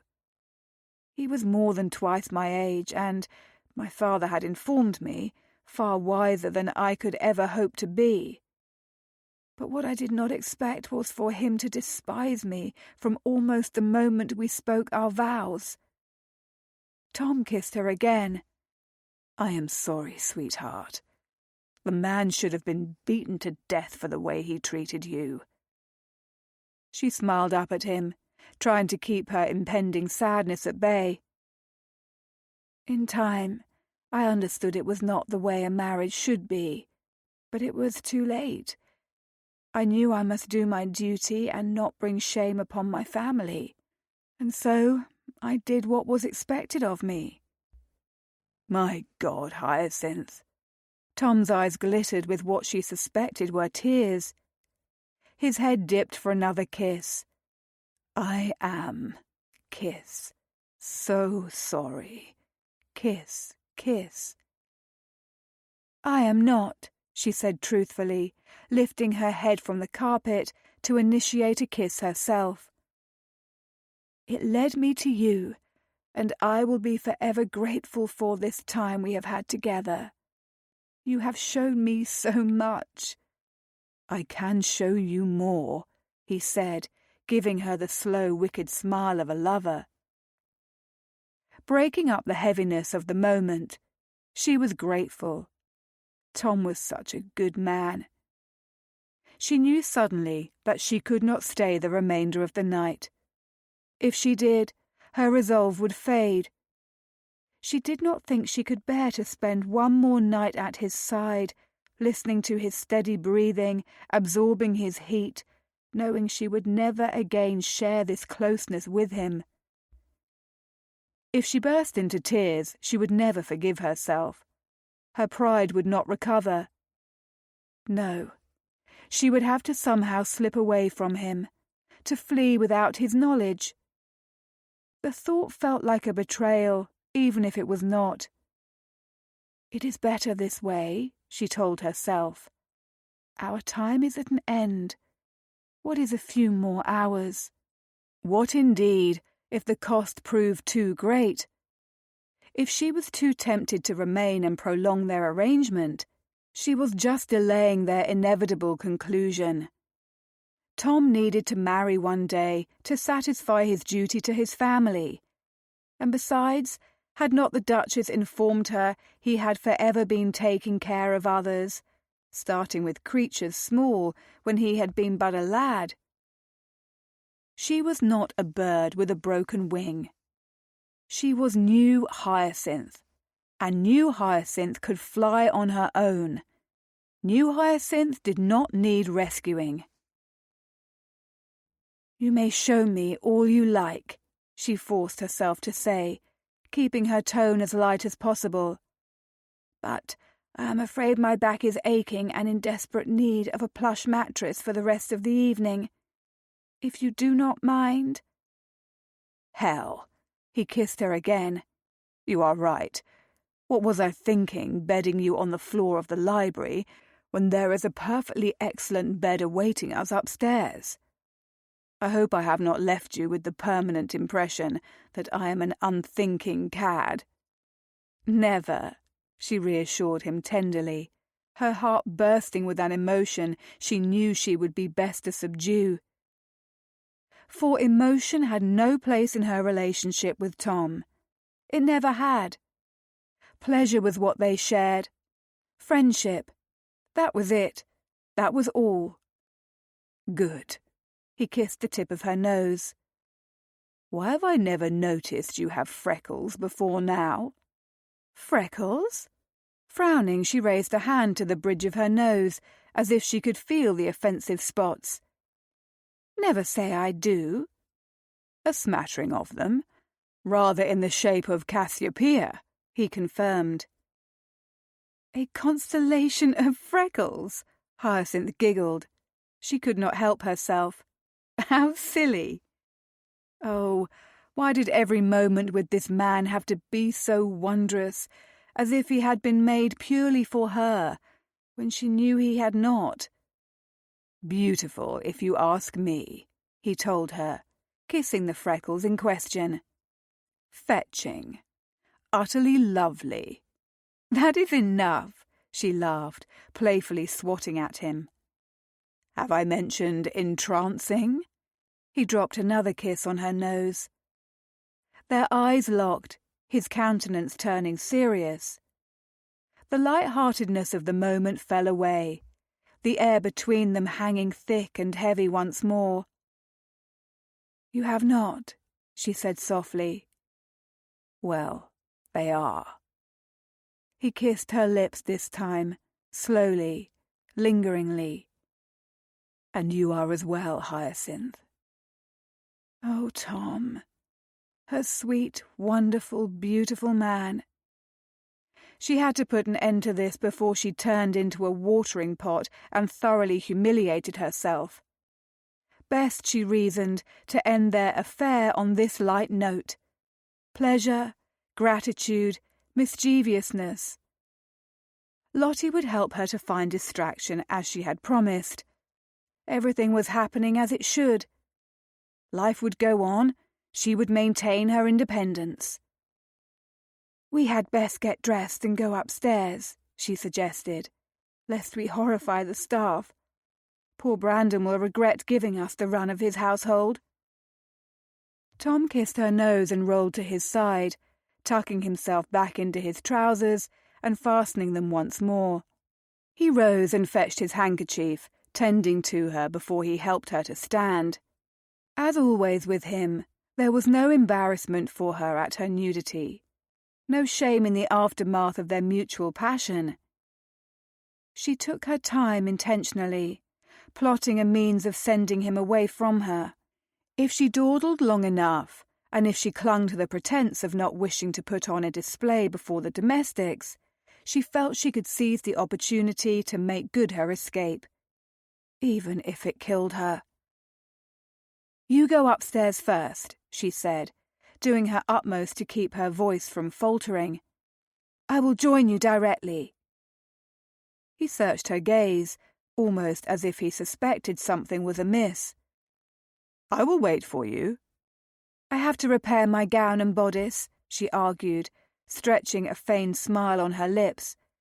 "It will take me a few minutes." She had settled upon her path, and she meant to follow through. Strike that. She had to follow through, or risk humiliating herself. She could not bear for their affair to end in pain or upset. No, best to leave matters between them as they were.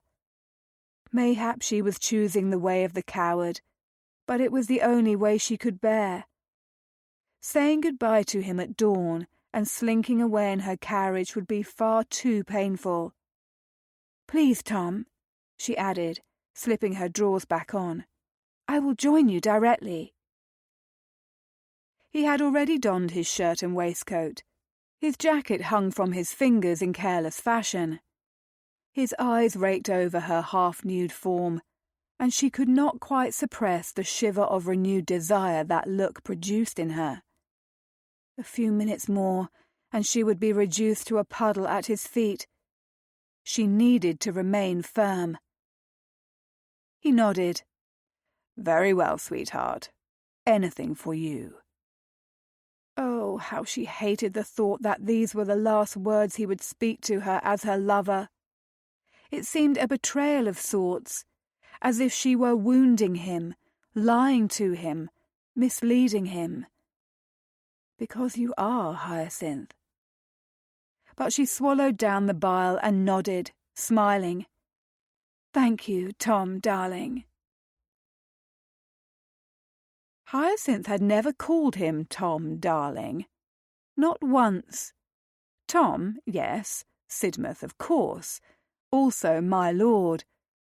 But not just Tom. Tom, darling? No, never.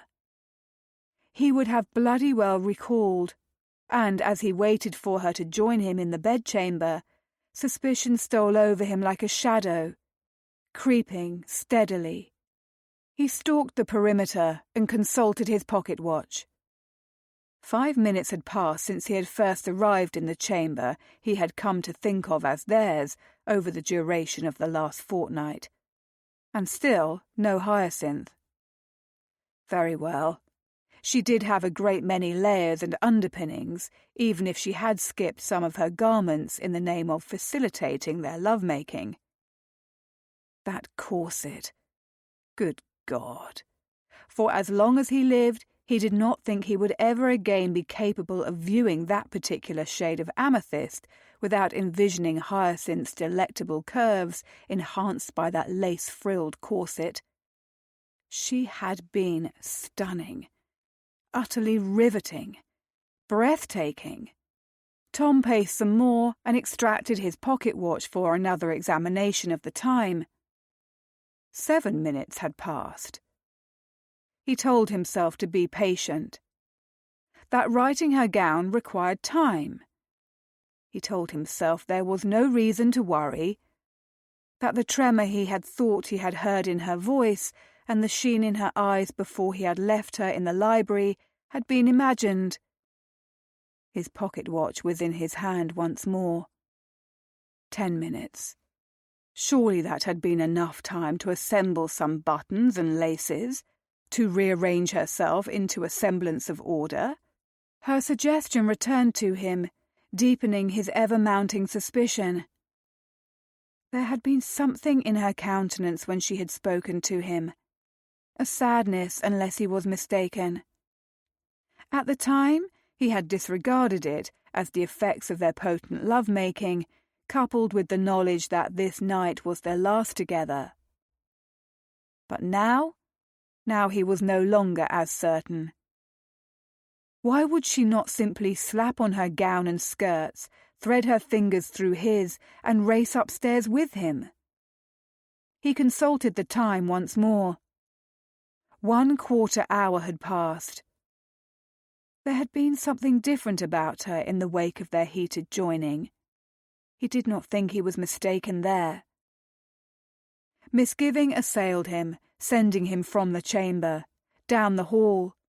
He descended the staircase 2 steps at a time in his haste to find a wide-eyed chambermaid staring at him as if he were a monster who had suddenly sprouted from the fiery depths of Hades.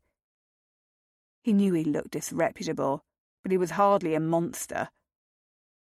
"Have you seen her ladyship?" he asked pointedly. They had not used either of their formal titles with Brandon's staff, mostly out of deference to Hyacinth. Although every domestic had seen her face over the last fortnight, none of them knew her name. The maid dipped into a belated curtsy. "Her ladyship has just left, my lord." His blood went cold. "Left?" he repeated dumbly. "Yes, my lord," said the girl. "She asked for the carriage to be brought round, and she was off." Curse it all to hell and back. In disbelief, he stalked past the chit, slamming into the library like the winds of a hurricane, only to find it empty. Nary a trace of Hyacinth lingered. There were no signs of what they had been about only half an hour before. Indeed, it was as if they had never been there together at all, as if those rare moments of connection had never existed. So this was the conclusion of their affair. A frenzied shag on the goddamn library carpet. He absorbed the shock of it like a blow, because it was a blow which left him reeling, dazed. He had not been ready for their time together to end, but she had obviously been of a different persuasion. She was Lady Endless Parties after all, was she not? The stanza of the poem he had been reading when she entered mocked him now. The Garden of Proserpine. So fitting, for he had met Hyacinth in a garden, surrounded by the scent of summer rose blooms, enrobed in the milk of the moonlight. No loves endure.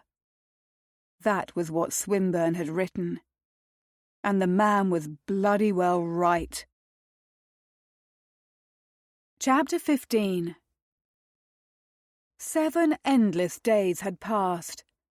7 endless, horrible days of longing and yearning, of telling herself she must move on, that putting an end to her affair with Tom was for the best, that leaving early on their final night together, instead of lingering, had been the only choice she could have made. She could be the merry widow. She could take another lover. She would know other lips which also made her weak, and other hands that brought her to ecstasy. Another man's body would fill her with longing, and another man's tender attentions would make her burn. Tom was not the only man for her. He was not the only man in London. There were any number of gentlemen she could choose for her next paramour. Now that she had taken a lover once, surely doing so again would be commonplace. But alas, she was doing a damned poor job of persuading herself of the validity of any of those arguments. She had spent all the hours since their parting regretting the manner in which she had slipped away. Part of her had expected him to follow her home, to sneak into her garden, to send her an outraged note, to respond in some way other than bleak silence. Tom, however, had neither attempted to pursue her or contact her. Now, Hyacinth edged nearer to the window in her salon, which happened to provide her with an unobstructed view of the walk leading to the townhome next door, Dimly, her mind struggled to focus upon Lottie's words. Her friend had paid a call upon her quite unexpectedly in an effort to shake her from her doldrums. A handsome carriage was just arriving. Hyacinth's stomach cramped. "Hyacinth?" Lottie prodded.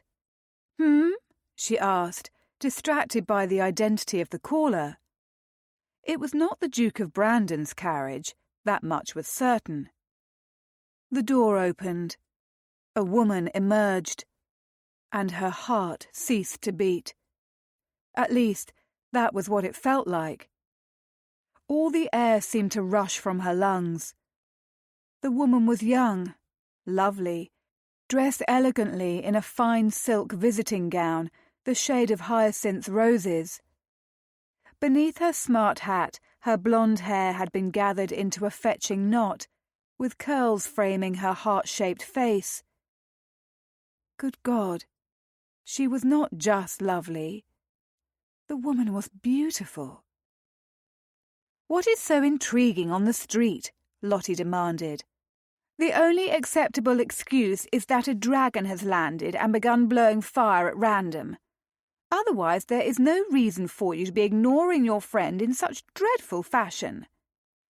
"Forgive me," she said through lips that had gone suddenly dry. "What were you saying?" She watched as the woman made her way up the pavements and disappeared into Tom's townhome. Only when the door closed at her back could Hyacinth pry her gaze from the window. Lottie was watching her with a concerned expression. "Well?" She tried to recall what had been said. Her mind had been divested of everything before the stunning creature in the pink gown had arrived at Tom's home. Who was she? A friend? His next lover? Oh, why should she care? Their fortnight was over. She had walked away from him in the darkness of the night, slipping away without a word. And he had repaid her in kind, acting as if she ceased to exist.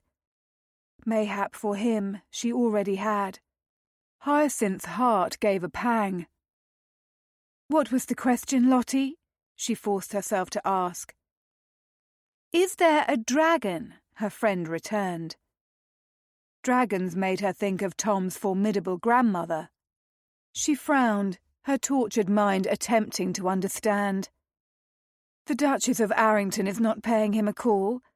It is another lady. A glorious one. A woman who was perhaps taking Hyacinth's place in Tom's life, in his bed. You do not care," she reminded herself. "You wanted to preserve your freedom, and now you have." But part of her was beginning to fear she was lying to herself. "Oh, dear heavens, Hyacinth!" Lottie rose and crossed the chamber, echoing the stern chastisement she was inwardly issuing to herself. "Never tell me you have broken the cardinal rule of taking lovers." Hyacinth bit her lip to stave off an impending rush of misery. What is the cardinal rule? How had she fooled herself into believing she could walk away from Tom unscathed? She should have known better. She should have been stronger, smarter, wiser. Not that she could ever regret any of the time she had spent with Tom, nor any of the intimacies they had shared. He had shown her how rich her life could be, how filled with passion. He had helped her to free herself from the old fears and doubts. But the thought of an unknown lady calling upon him mere days after their affair had ended felt akin to watching her heart be torn from her. "The cardinal rule of taking lovers is that you must never fall in love with them," Lottie told her, once more echoing Hyacinth's turbulent introspections. A sensible rule, that, and she had always believed herself to be a woman of common sense and reason. Until now. She stared at her friend, dismay sinking through her. "I am not in love with Tom." But as she issued the denial, realization hit her. "Are you certain?" Lottie asked, her tone ringing with disbelief. "I have just spent the past half-hour talking to myself." "Of course I am certain," she said, without one hint of the accompanying confidence she claimed.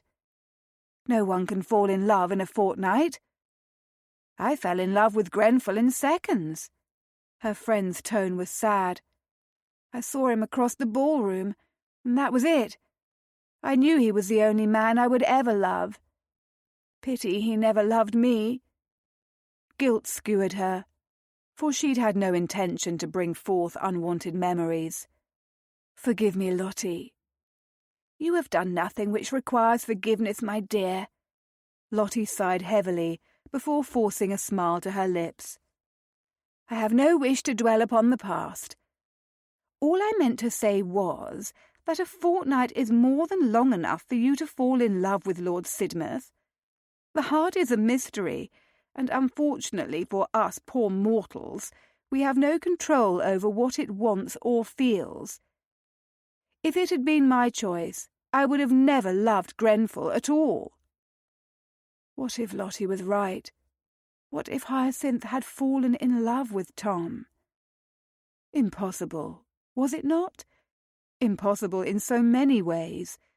And yet she could not discount the suggestion. It lingered, nettling her, sinking beneath her skin. "I am sure I would know if I was in love with Tom," she said, but the protest lacked conviction. "I have never seen you like this," Lottie pressed. "Ever since your arrangement with Sidmouth ended, you have not been yourself." She had been tired, spending too much time in bed, napping in the afternoons, hiding herself in books, eschewing social engagements. She had cancelled every one of the parties she had planned to host. "I have been tired," she argued. "Perhaps I have caught a lung infection. Too many late nights, too much champagne. I have merely needed to rest." A slight wave of dizziness rushed over her. Had she breakfasted that morning? She could not recall. Indeed, she had not been hungry lately, spending most mornings feeling quite queasy as she lay abed. Yes, surely that was the problem affecting her. She was coming down with a malaise. It was not love. She had not fallen in love with Lord Sidmouth. That was impossible. "Hyacinth," Lottie said, taking her hands and giving them a squeeze of sisterly solidarity. "You are making excuses, and none of them make sense. You fell in love with him somewhere along the way." But surely I would have noticed such a thing?" Hyacinth asked, searching inside herself for the answers. "Surely I would have felt something, or there would have been a moment." Lottie gave her a sad smile. "It is different for everyone, my dear." "I refuse to believe it." She shook her head, distress swirling through her. "I am incapable of love. Southwark took the ability to feel from me." "Just because you have never experienced love before, and just because your marriage was a cold and unhappy one, does not mean you are incapable of love." Lottie gave her fingers another squeeze. "Indeed, I have never known anyone more deserving of love, or anyone as kind-hearted and warm as you are." Dear sweet heavens. In love. With Tom. Mayhap it was not as implausible as it seemed. Mayhap it was true. "Oh," was all she could say, pressing a hand to her mouth. Realization turned into dismay. "Oh, no."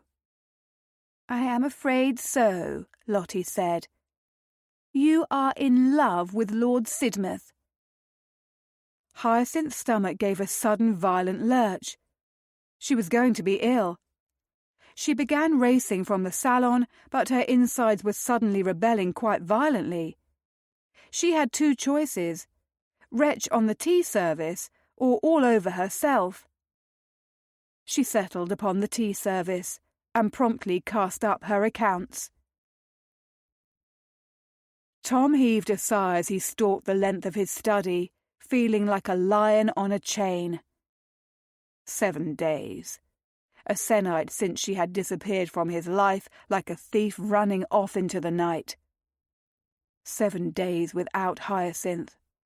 7 days of torture, of self-loathing, of anger and outrage, of desperate longing, of the urge to sacrifice his pride, of the need to see her, to touch her, talk to her, rail at her, anything. He did not know which was more crushing, the prospect of a future looming without Hyacinth in it, or the realization that he was more affected by the end of their fortnight affair than he had been when Nell had returned his ring and told him she no longer wished to divorce her husband. He did not bother to drown himself in spirits this time around. There was no point in it. He would simply start thinking of her, and he would be tempted to slip into the gardens through the gate, still broken, because he had been pathetic enough to check on no less than 3 occasions. But he had his pride, at least the tattered remnants of it. Hyacinth had been clear in what she wanted from the start of their arrangement. Her marriage to Southwick had been misery enough. She wanted her freedom to lead the life she had been living. She wanted pleasure and passion. She did not want to be bound to another.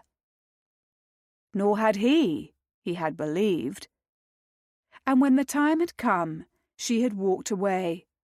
But he had still been standing there like the fool, wanting more from a woman than she was willing to give him. When would he learn? A knock sounded at his study door, interrupting his misery. "Enter," he called restlessly, without ceasing his frustrated stalking. The portal opened to reveal Trenton. "The Marchioness of Needham to see you, my lord." Of all the names, of all the callers, by God, this was hardly what Tom wanted now. Certainly not what he needed now. Once his heart would have leapt at the knowledge Nell was here. He would have hoped she had changed her mind, that she had come back to him. That time was long gone. "Tell her ladyship I am not at home," he instructed his butler. "That will hardly be necessary, Trenton," said a brisk, all too familiar voice. "I can plainly see his lordship is at home." There, behind Trenton, stood his sometime betrothed, effortlessly lovely in a pink gown. Tom looked at her and felt only irritation. He flicked a glance back to Trenton, who looked perplexed at this rude development. But he ought not to have been. Nell had never stood on ceremony, and she had once been quite familiar with his household. "Thank you, Trenton. That will be all," he said grimly. The butler bowed and made himself scarce. Nell swept into the room. "Lady Needham," he greeted her, the salutation feeling oddly stilted. Once they had been much more than 2 strangers politely greeting each other. Once she had been beloved to him, the woman he had kissed, the woman he'd had every intention of making his wife.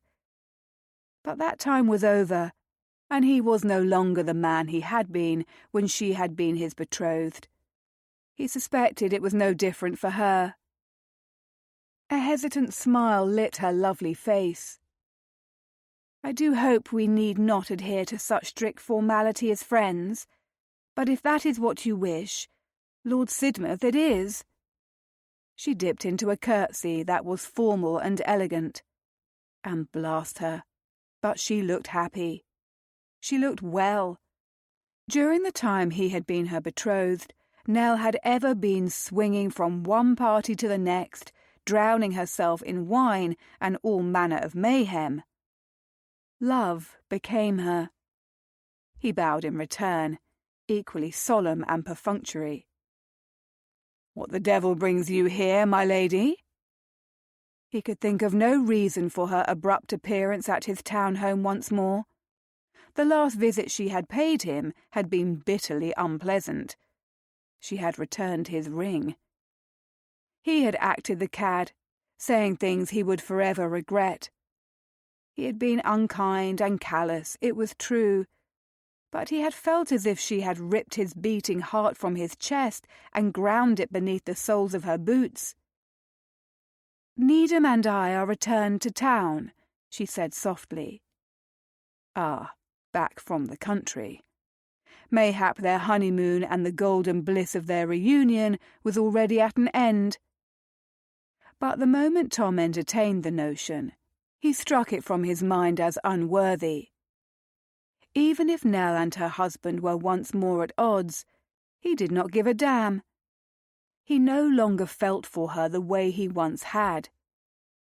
Indeed, when he looked upon her now, he felt different. The love had faded.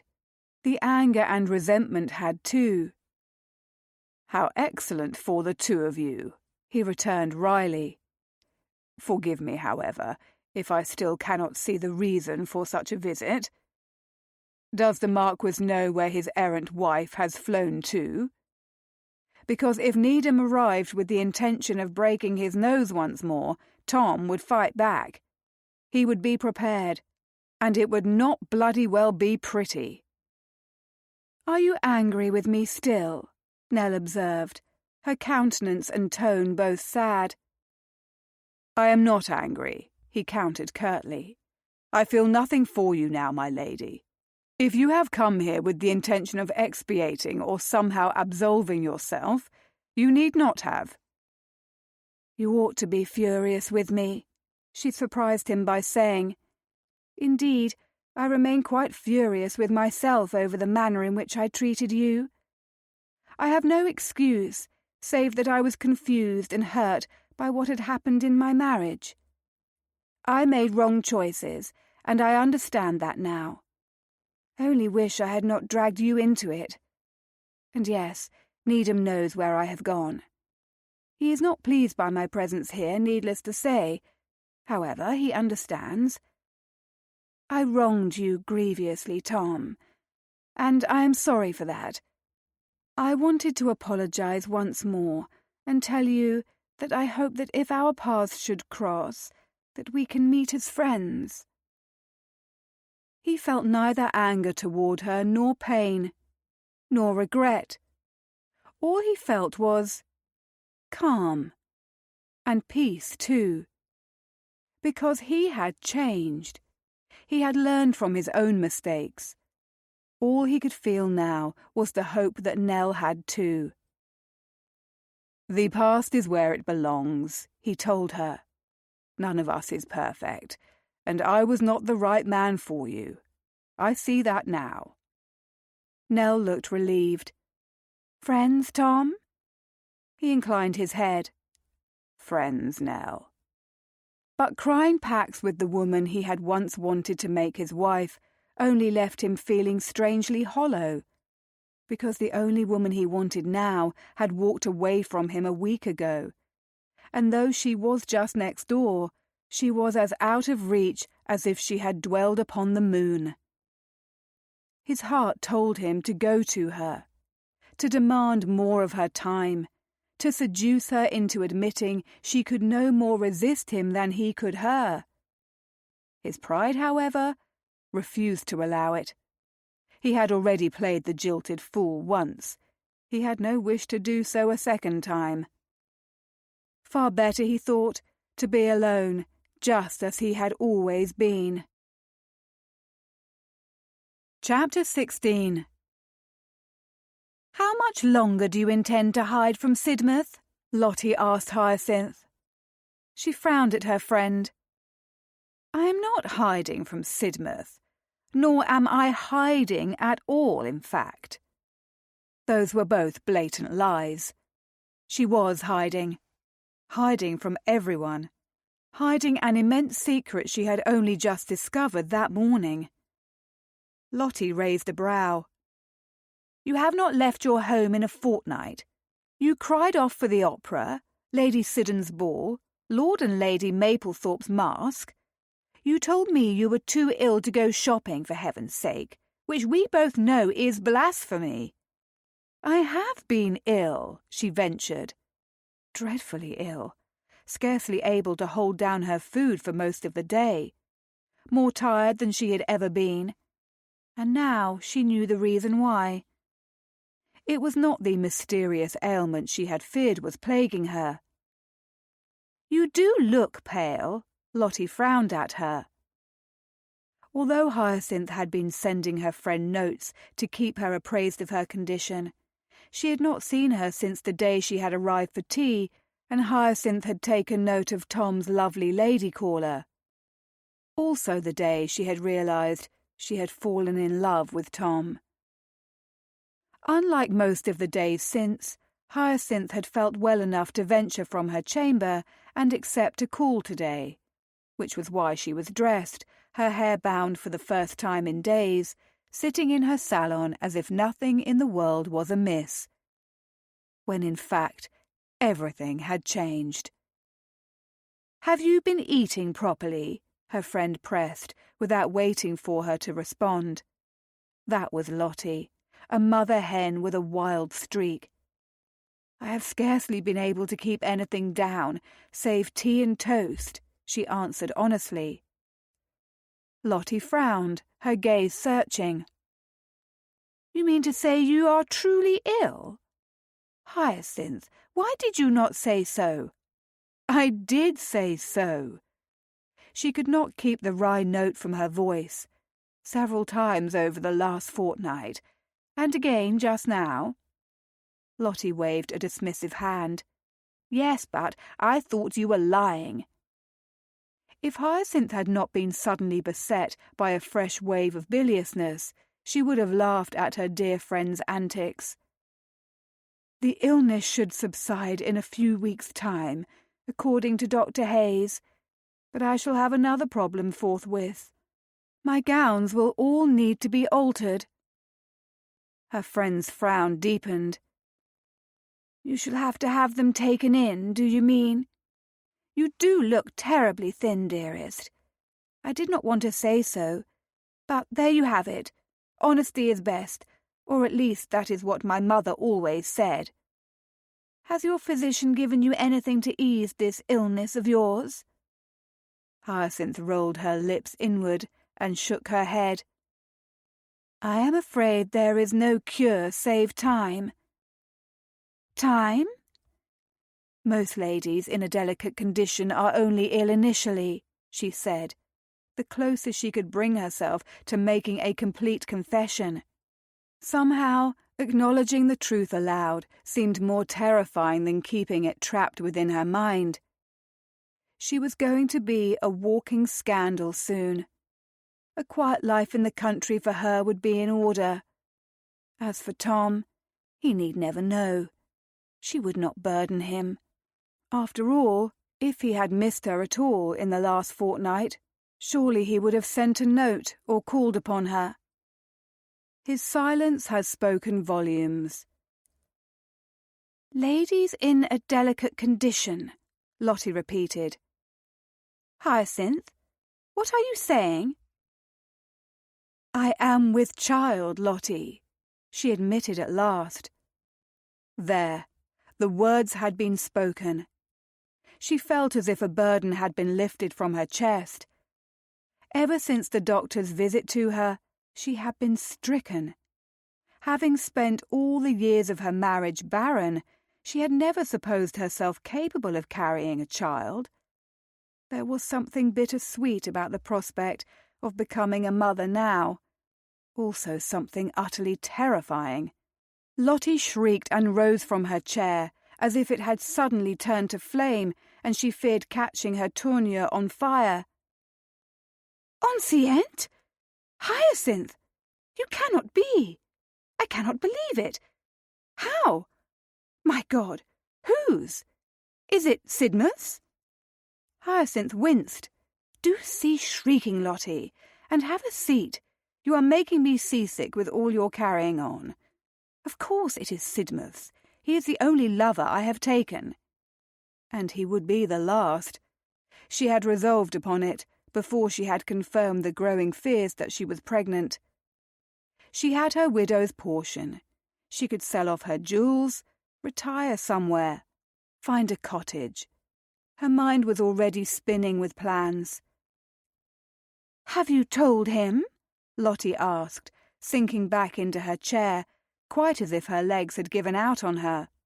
"No, and nor shall I," she was quick to answer. "Our affair is over.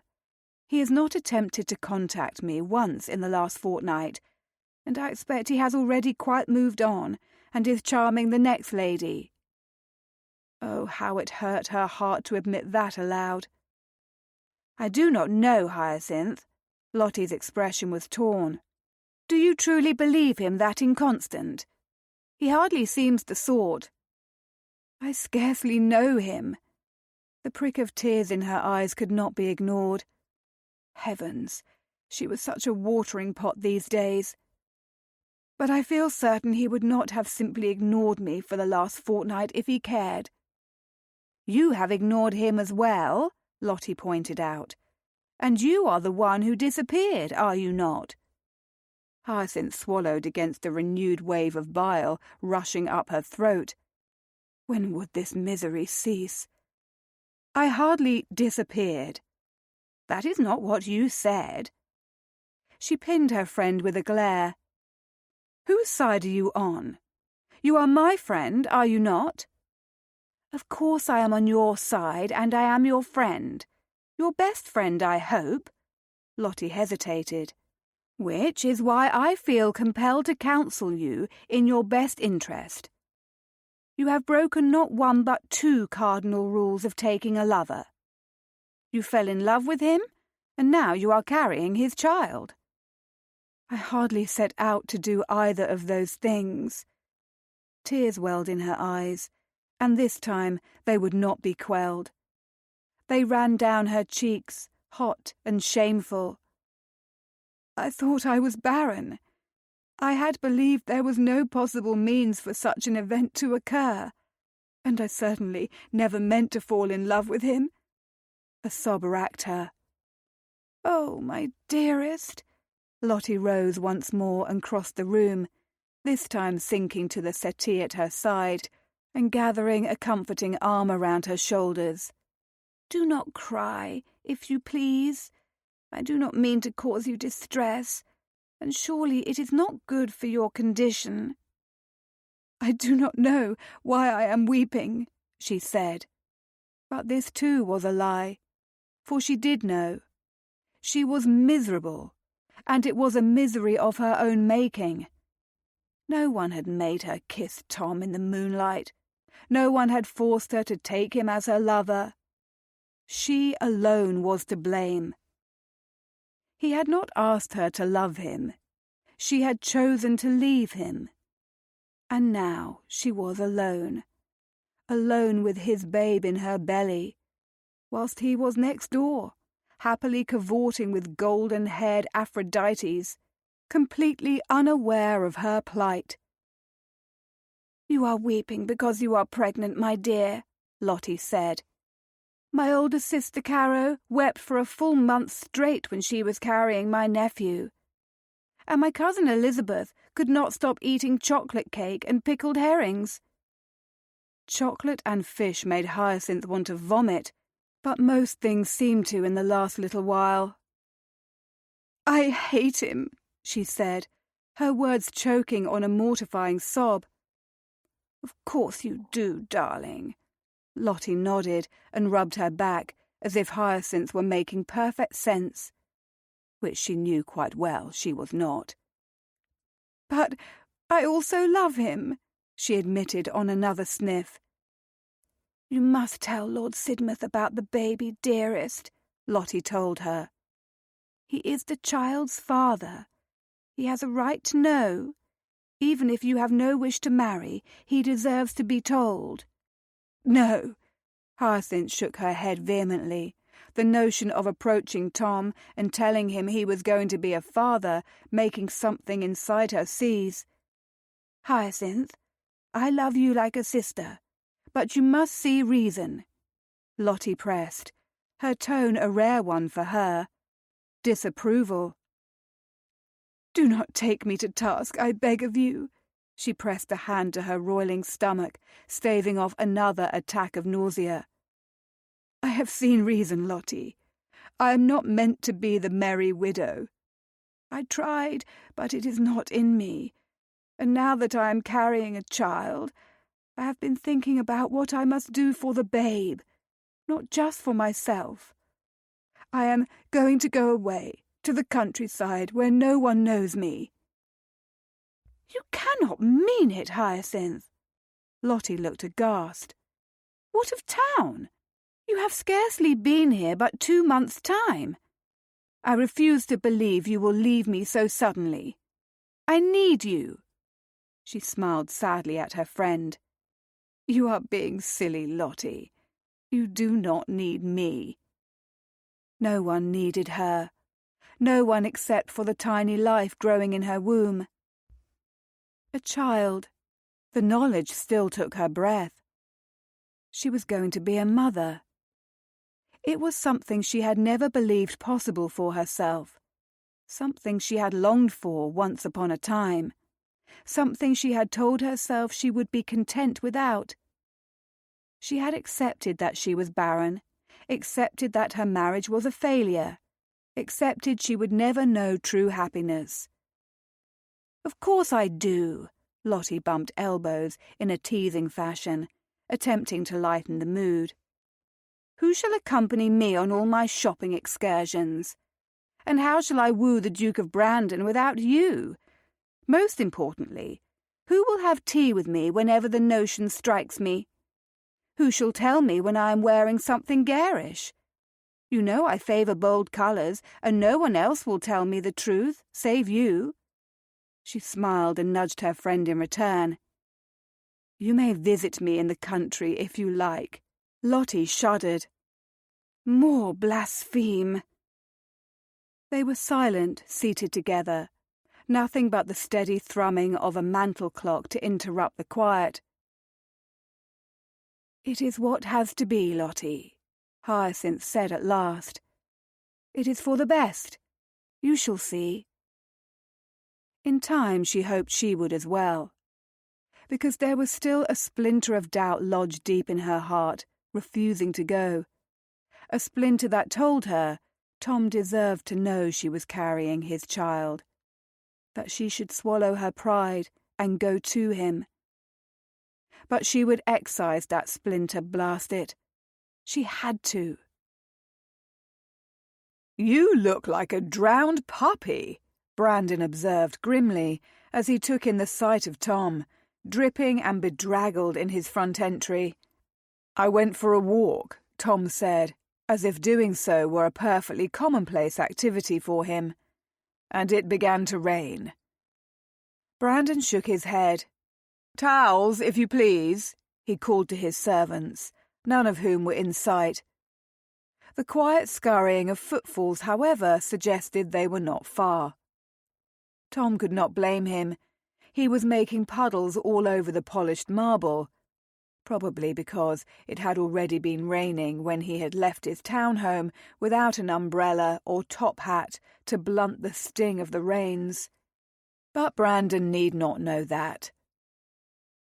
"Towels would be welcome," Tom said, "and mayhap some whiskey." Brandon sniffed the air and raised a brow.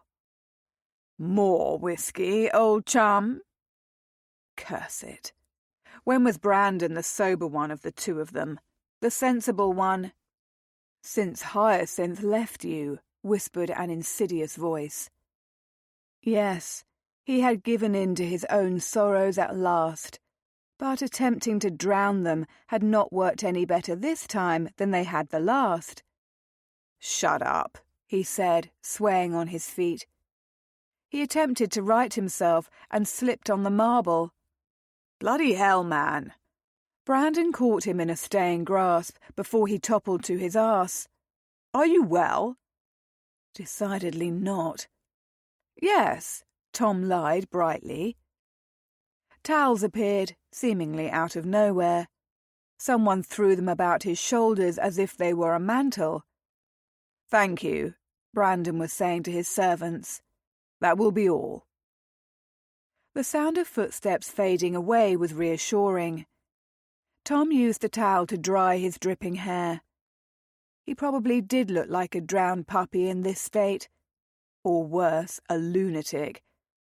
Indeed, he rather felt like one. The last fortnight had been sheer torture. "I owe you a debt of gratitude for giving me shelter from the storm," he said wryly. "And I owe you a sound trouncing for gadding about town in the midst of a thunderstorm with nary an umbrella," Brandon countered. "What the devil are you thinking, Sidmouth? And if you prattle on about that taking a walk nonsense, I will smite you." "I was going for a tidy little walk," Tom countered. "It merely turned into a longer walk than I had supposed it would be. One involving lightning and profuse amounts of thunderclouds." Brandon shook his head. "To the study with you, sir. I despair. I cannot whip your arse in billiards when you are in such a state. Is this because of the lovely widow, Lady Southwark?" Tom clenched his jaw so hard it made his head ache. "Of course not. I was in need of diversion, that is all." A blatant lie. But since when had bloody Brandon become his conscience? Or gained one, for that matter? "Sid," Brandon said, taking on a tone Tom had not heard in as long as he could recall. It meant Brandon was serious, and that was a rarity indeed. Tom finished drying his hair and glanced at the marble, which had been spread with towels all about him. "Am I that much of a ruin, old chum?" Brandon was spared from answering by the sound of footsteps once more approaching in the cavernous marble entry hall. "Another carriage has arrived, Your Grace." It was the cool voice of Brandon's butler. "In this deluge?" Brandon frowned. "Is the carriage marked?" "A footman ventured out," the butler said, "and it would appear Lady Grenfell is within. She wished to be assured of her welcome before she braved the storm. Her ladyship wished to impart that her visit is of the utmost importance." Brandon's frown turned into a scowl. "Curse you, Sid. This has your mark upon it." Tom searched the dank recesses of his memory, but it was true that he had been soothing his misery with whiskey before his impromptu walk, and it was also true that his mind was currently as clear as London when it was beset by fog. "Do I know Lady Grenfell?" he asked, genuinely puzzled.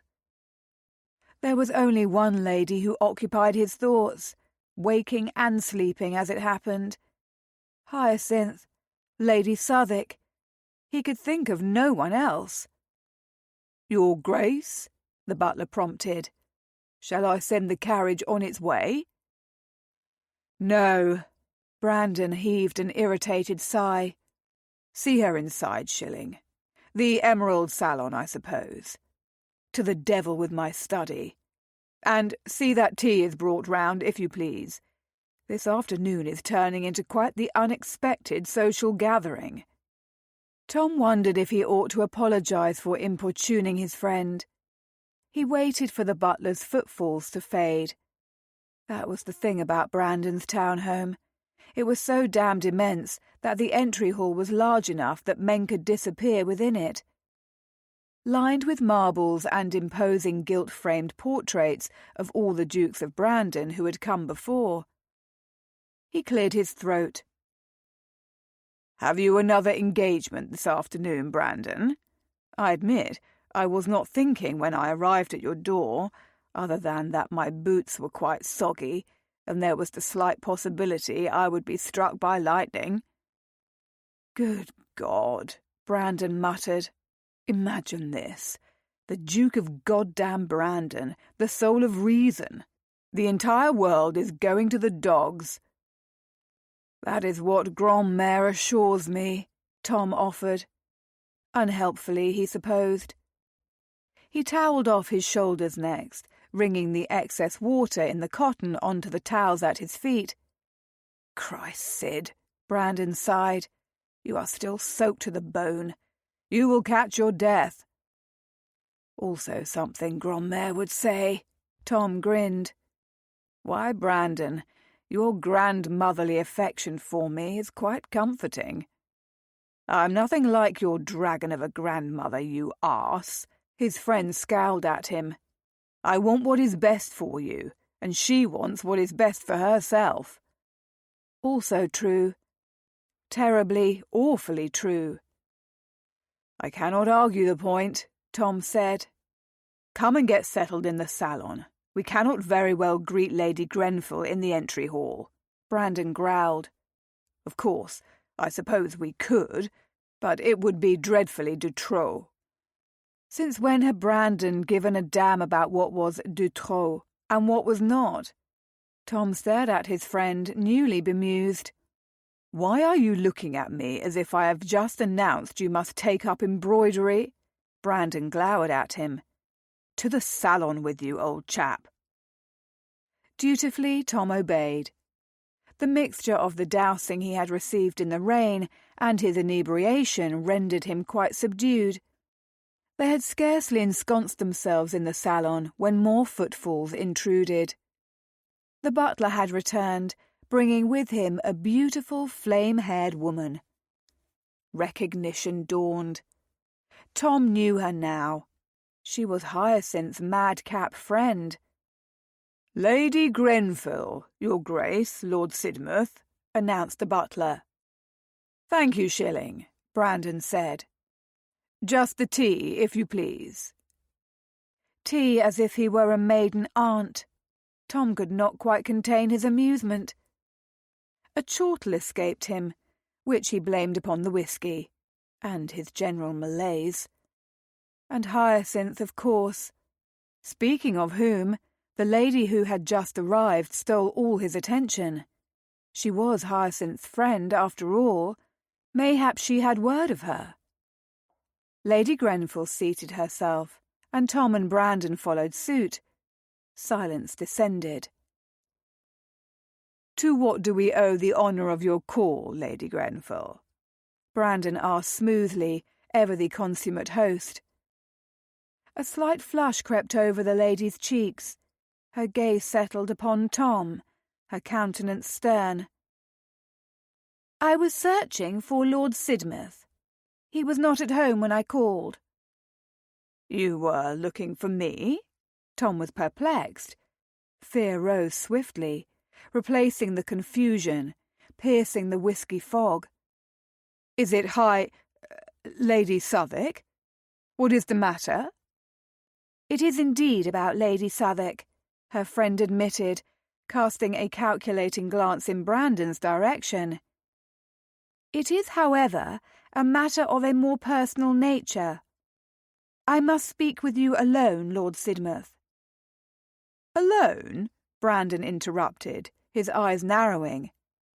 Whatever news you have to impart may be spoken before me. We are like brothers, are we not, Sid? Yes, Tom agreed, because it was the truth, and because he was desperate to hear whatever it was Lady Grenfell would say. Tell us, my lady. Lady Grenfell fidgeted with her skirts, looking uncertain. Very well, my lord. You are going to be a father. Tom blinked, certain he had misheard. Mayhap there was water in his ears from walking in the rain. I beg your pardon, my lady. But Lady Grenfell's chin tipped upward. Lady Southwark is carrying your child. The tea arrived in the next moment. Chapter 17. One sentence. That was all that had been required to forever alter the path of Tom's life. one woman who had brought him to his knees when he had sworn no other could do so. One day to make the necessary arrangements. One more night alone, wishing he were back in St. John's Wood with Hyacinth when everything had been easy. And now everything was about to hinge upon one simple word. Yes, there was the irony in it all, Tom thought as he crossed the pavements leading to Hyacinth's townhome. He had dressed with painstaking care. He was in possession of a marriage licence which had been deuced difficult to procure in such a short amount of time. He also had a ring, not the emerald and diamond affair he had gifted Nell, but something much different and, he thought, much more suited to the woman. Diamonds nestled in the shape of a flower on an engraved golden band. The ring, tucked in its small leather case in his pocket, seemed to burn as her sour-faced butler answered the door and declared Lady Southwark was not at home. But Tom was not inclined to wait another moment more. Wordlessly, he pushed past the domestic. "My lord!" the servant dared chastise, chasing after him as if he suspected Tom intended to filch the sterling. "Lady Southwark is not within. I insist you return later." Tom ignored the admonition. "You may as well tell me where she is, as it will spare me the trouble of searching each chamber." "But my lady is not at home," the butler protested, sounding quite alarmed. A happy bark and the scampering of paws over the polished floor told him Hyacinth was not far. Lady came racing to him, sliding to a halt at his feet, panting in excitement as she looked up at him. "Lady!" came Hyacinth's husky call from deeper within the townhome. "Where have you gone?" He sank to his haunches and patted her pug's silken head. Lady barked again, as if she were attempting to impart some bit of canine wisdom, and then she rose on her hind legs to plant her 2 front paws upon his chest. She licked his nose. "It would seem her ladyship is indeed at home," he told the butler, raising a brow. "I do believe we have been here before. It smacks of the familiar." On the last occasion he had been denied access to Hyacinth, Tom had simply taken matters into his own hands and weaseled his way in through the broken garden gate. He would do so again if he must, but he was hoping he would not have to play the thief once more. "Lady!" Hyacinth whisked out of a chamber just ahead, dressed impeccably in a flowing gown of cucumber silk. She stopped when she saw him. Tom gave Lady another head-scratch before rising to his full height. "My Lady Southwark," he sketched a bow, pleased with himself for the cool sang-froid in his voice. Inside, his heart was pounding. Emotion roiled, but he would not rail at her before the butler. "Forgive me," apologised the servant at his back. "I informed his lordship you were not at home, but I knew otherwise," Tom finished smoothly, without removing his gaze from Hyacinth's.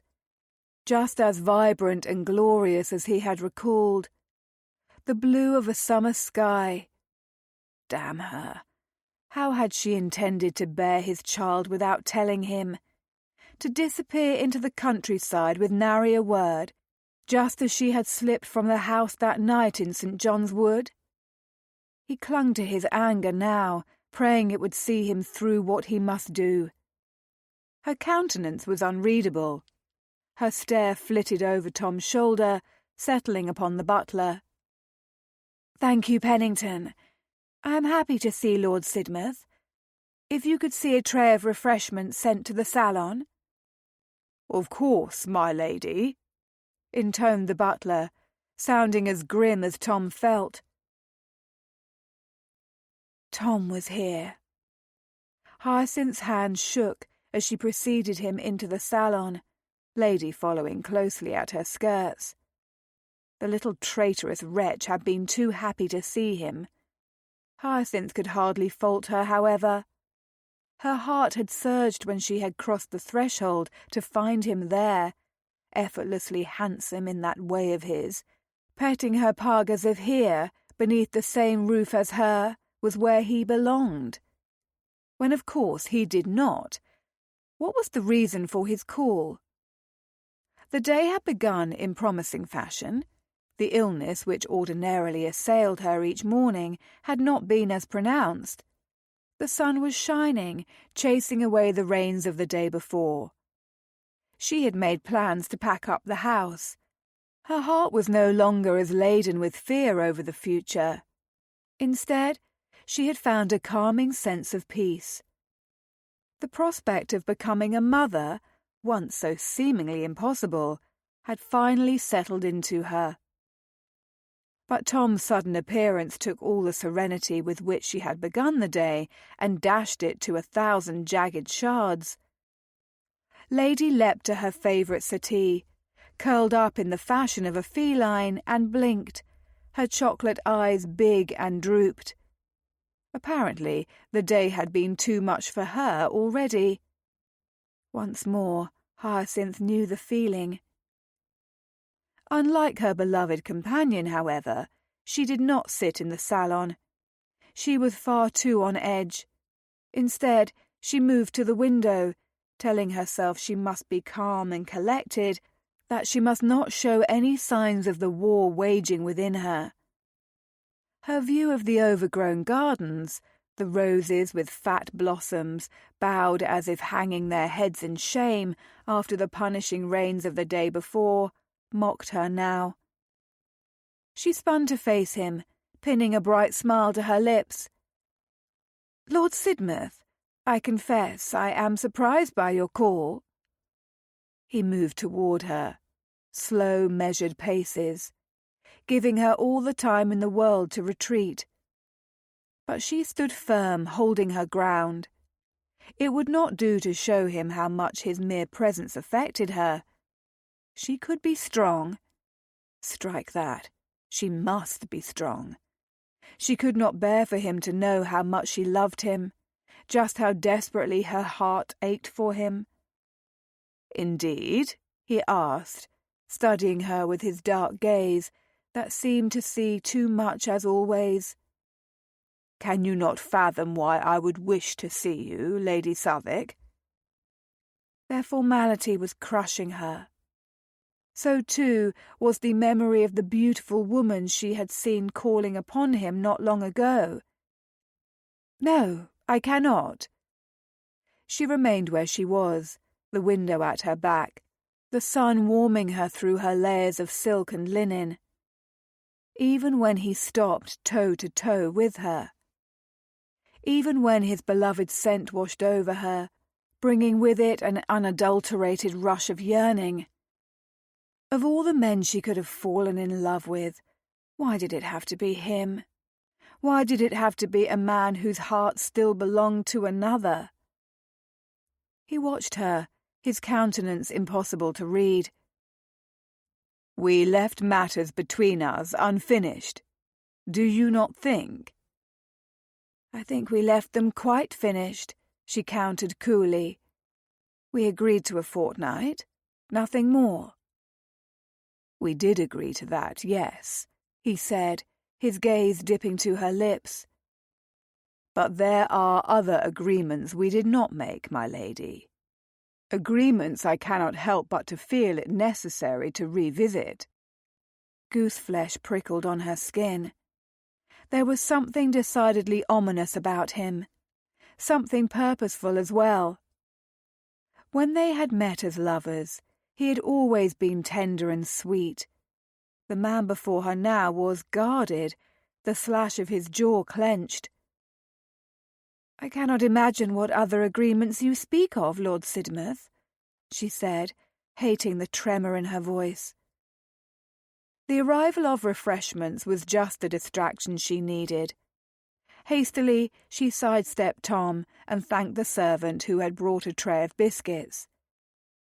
She occupied herself with placing several on a plate as the door clicked closed, leaving them alone once again. She was not hungry. Her appetite was non-existent. But she needed something to do with her hands, somewhere to look other than at him. Hyacinth. His voice made her freeze, as did his use of her given name. He had crossed the room without her being aware of it. Now he stood within arm's reach once more. She extended the plate toward him. "Would you care for a biscuit, my lord? Shall I ring for tea as well?" He shook his head slowly. "I did not come here for biscuits and tea." Of course he had not. She knew that. So did her rapidly beating heart. "What did you come here for?" she asked. "The truth," he told her, grim. His words seemed to hover, suspended in the air between them. Surely he did not mean what she thought he implied. How could he know? She had told no one of her state save Lottie, and Lottie would never— Dear sweet heavens, no. Lottie would, she thought, especially if Lottie thought it was for the best. Still, she was going to brazen this out. She had no other choice. "I am afraid that all I have to offer today is biscuits, Lord Sidmouth." "Once you called me Tom." His voice was low, laden with intimacy. "Will you not do so again?" It was like a velvet caress over her body, warming her from the inside out. She swallowed, tamping down unwanted sensations. "I do not think it wise to be on such intimate terms with each other, now that our agreement is at an end. Our fortnight is long over." He inclined his head, still watching her, his stare impenetrable. "What if I want more than a fortnight from you?" It was the same question he had asked before, that wondrous, awful last night they had been together at the Duke of Brandon's home. Hyacinth shook her head. "I am afraid my answer must be the same now, as it was the last time you asked me that question, sir." "Why, Hyacinth?" He clasped his hands behind his back, studying her face. "Because we are friends and neighbours, nothing more." "Liar," said the voice inside her, the one she had been doing her utmost to silence, the one that told her to betray her pride and throw herself into his arms, to kiss him and beg him to never let her go.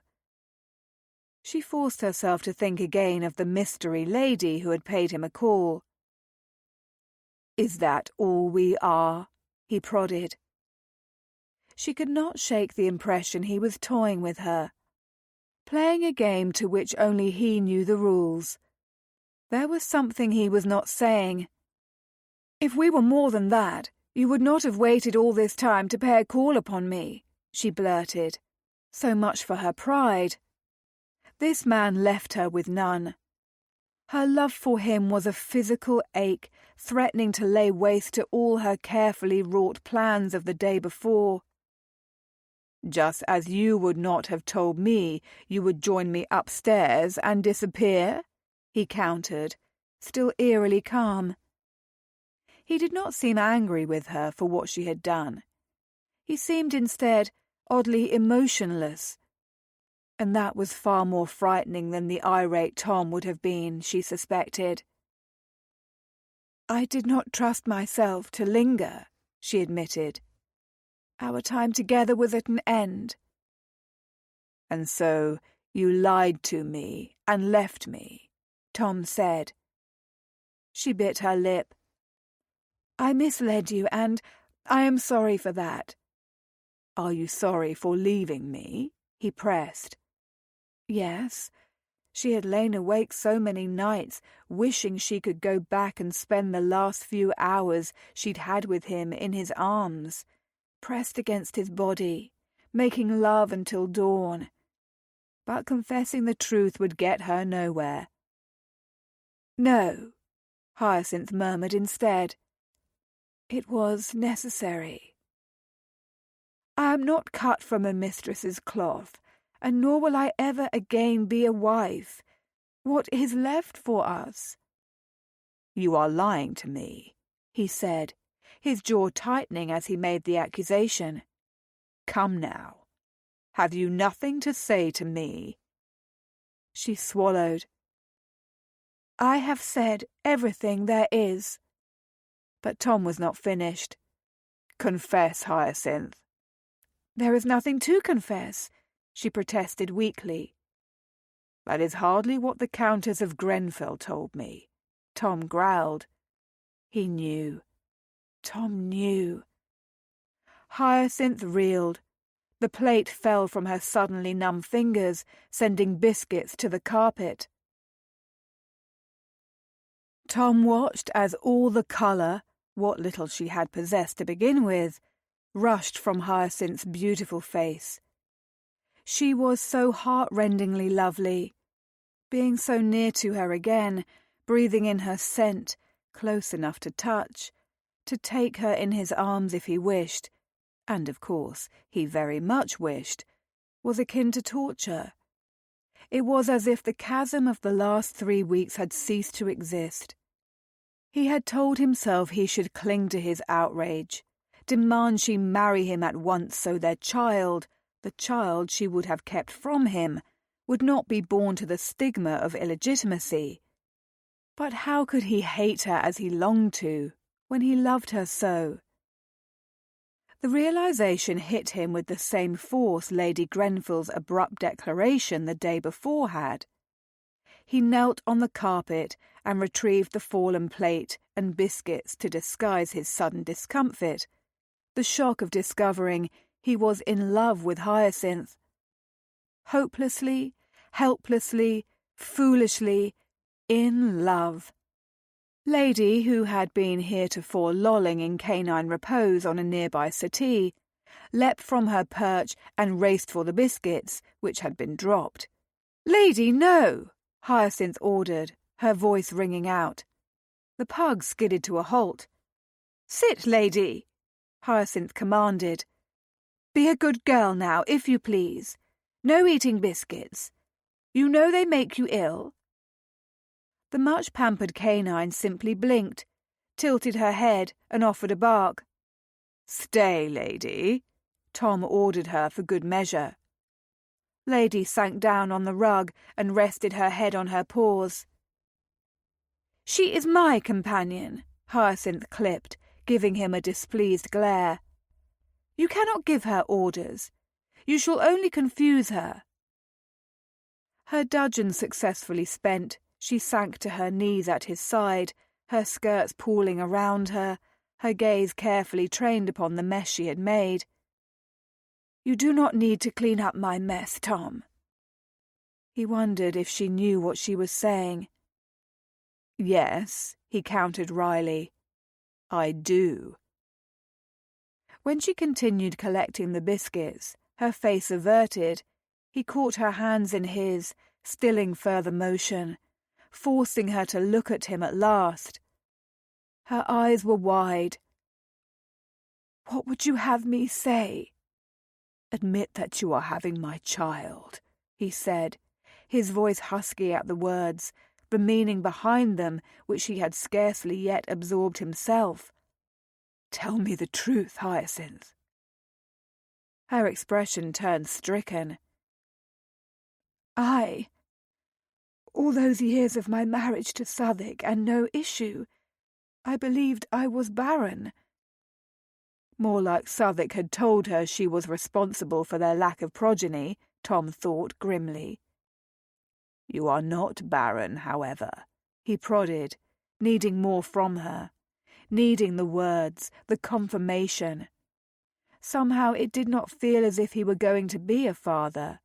Not until he had the truth from her pretty pink lips, not until she looked him in the eye and admitted it.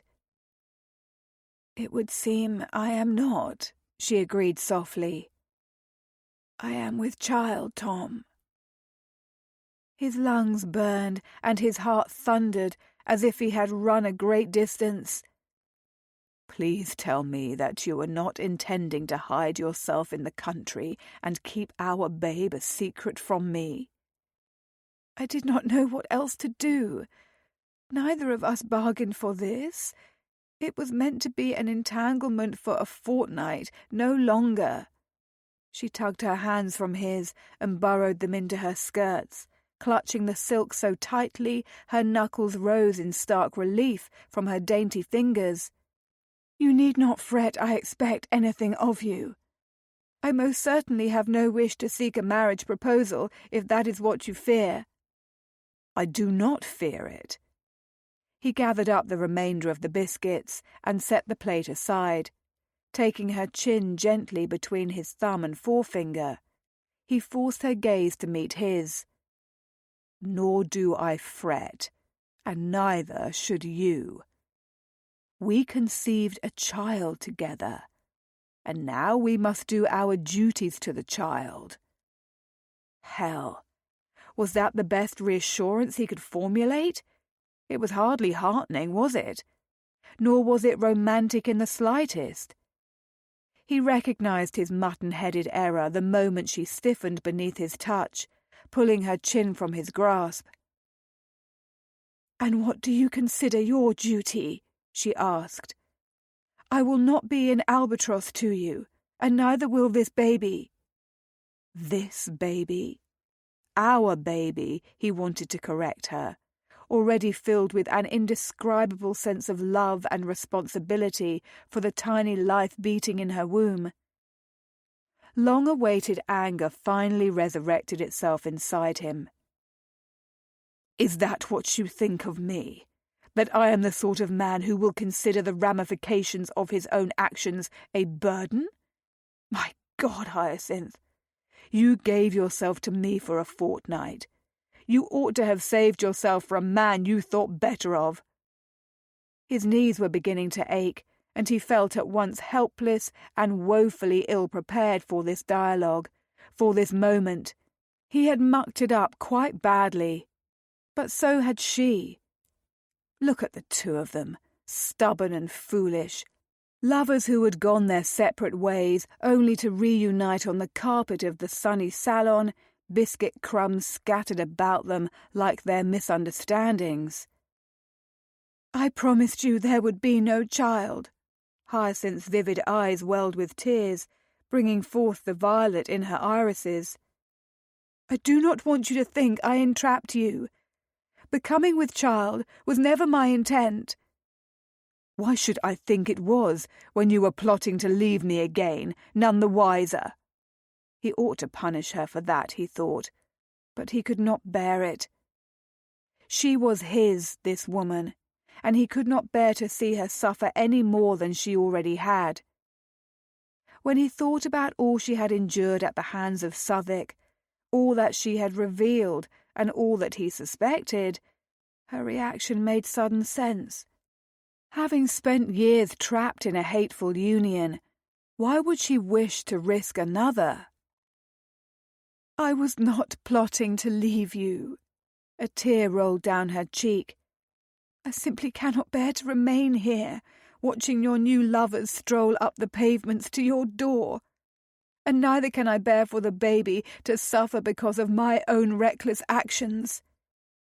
The babe will not suffer, and neither will you, he promised, catching that tear on the pad of his thumb, halting its downward slide.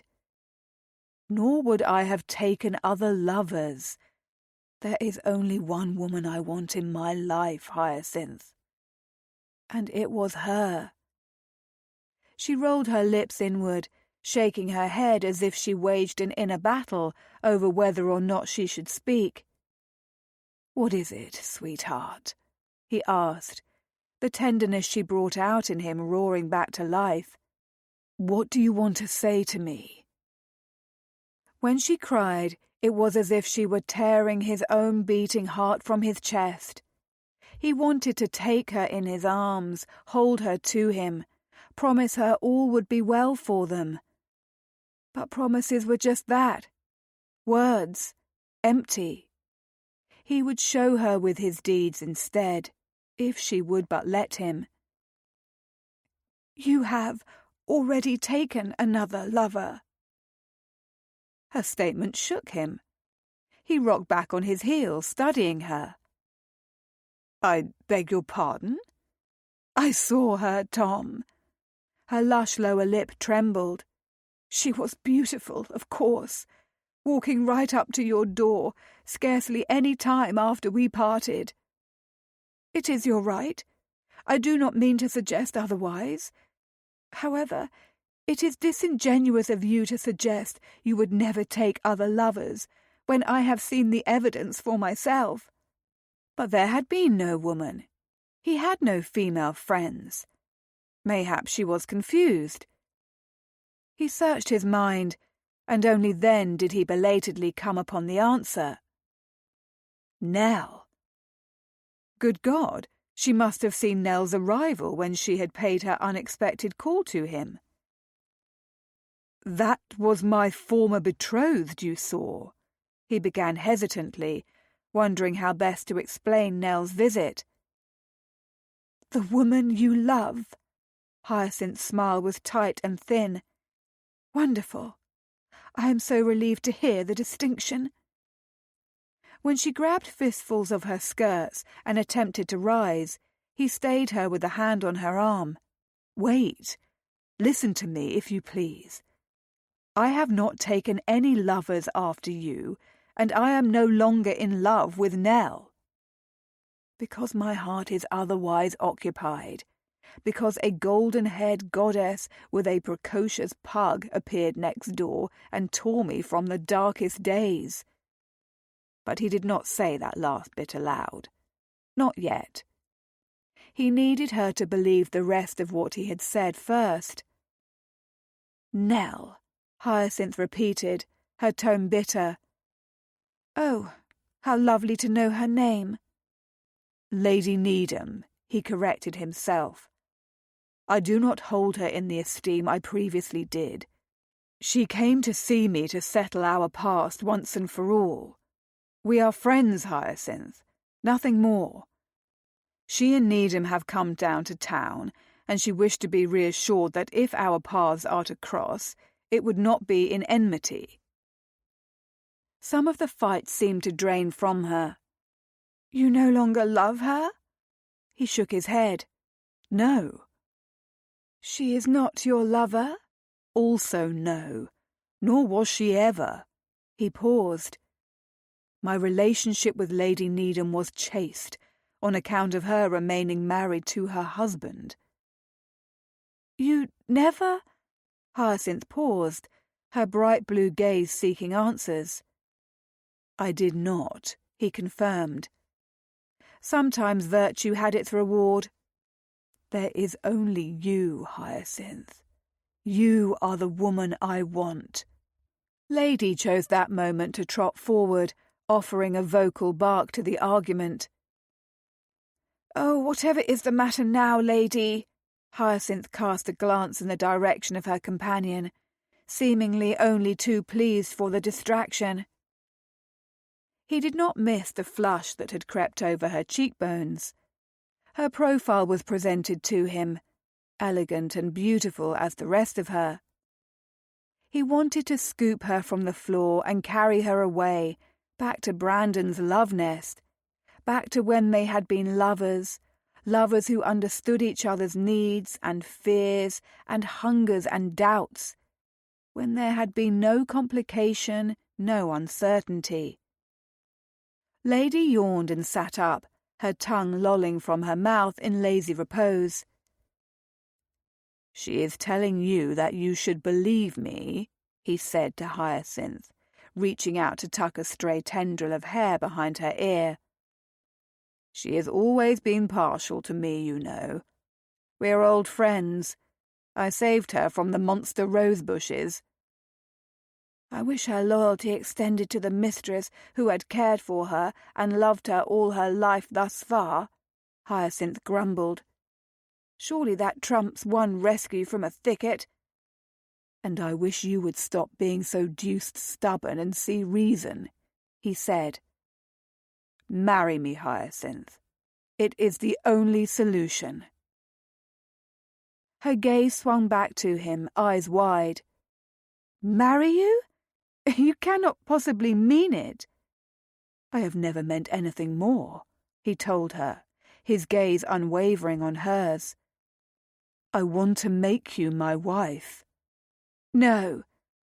This time she did rise to her feet, all in a rush. Too quickly. So quickly she tripped on her hems and went tumbling headlong to the carpet. Tom caught her in his arms, keeping her from making impact with the floor. Lady came rushing to their sides, still wearing that same foolish canine expression of happiness. "Marry me," he repeated. Her hands were on his shoulders, not pushing him away, but not embracing him either. She worried her lower lip again. "I have already told you, Tom. I shall be neither your duty nor your burden." "I did not ask you to be either of those." He could not resist pressing a kiss to her silken cheek now. Just one, for he could not trust himself to maintain his restraint, and this proposal called for patience, not seduction. "I asked you to be my wife." "Why?" she whispered. "Why not?" he countered. "You are carrying my child. We are both of us unencumbered. Our marriage will secure legitimacy for the baby and keep my Grommare from having a fit of the vapours over the prospect of the Duke of Arrington's heir being born on the wrong side of the blanket." He was teasing her now, trying to keep the moment light. There was such heaviness in the air between them, shadows in Hyacinth's eyes, in her heart. He knew her well enough to understand that she was a woman of reason and strength, that she would make the decision she felt best, but that she must not be pressured or rushed. Her last marriage had left her untrusting of the institution, and he could not blame her for that. "You cannot truly wish to marry me," she said, still so serious. "You have told me yourself that marriage is not for you, that your heart was broken, and the Duchess was quite clear on her disapproval of me. I have no desire to cause your family further unrest or to bring you scandal." "I do want to marry you." The vow left him, bringing with it a renewed sense of freedom, a lightness, a rightness. "I was wrong before. Marriage with Lady Needham was not for me, because her heart still belonged to her husband. As for Grommare, I shall deal with the dragon myself. She will have no choice but to accept that I have found a woman who is perfect for me in every way." "Tom," she protested, wriggling in his lap. His legs were falling asleep, sending pricks of pins and needles through him, his feet like twin numb blocks. And he did not give a damn. He was not moving, not going anywhere until he had said everything he wanted to say. "She has eyes the colour of a summer sky on a glorious day, with nary a cloud in sight," he continued, refusing to let her go so easily. "She is more beautiful than Aphrodite. Once she dressed as a shepherdess and brought me to my knees. She has an impish pug who is already in love with me." "Tom, stop."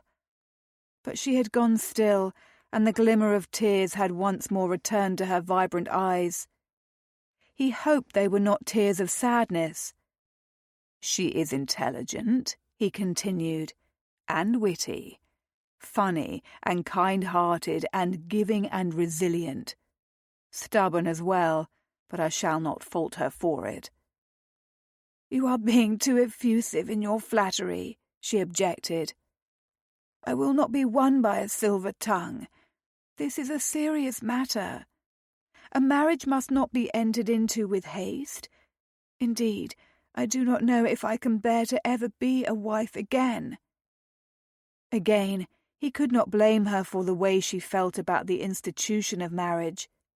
It was an opinion which had nothing to do with him and everything to do with her past. He could not right the wrongs which had been done her.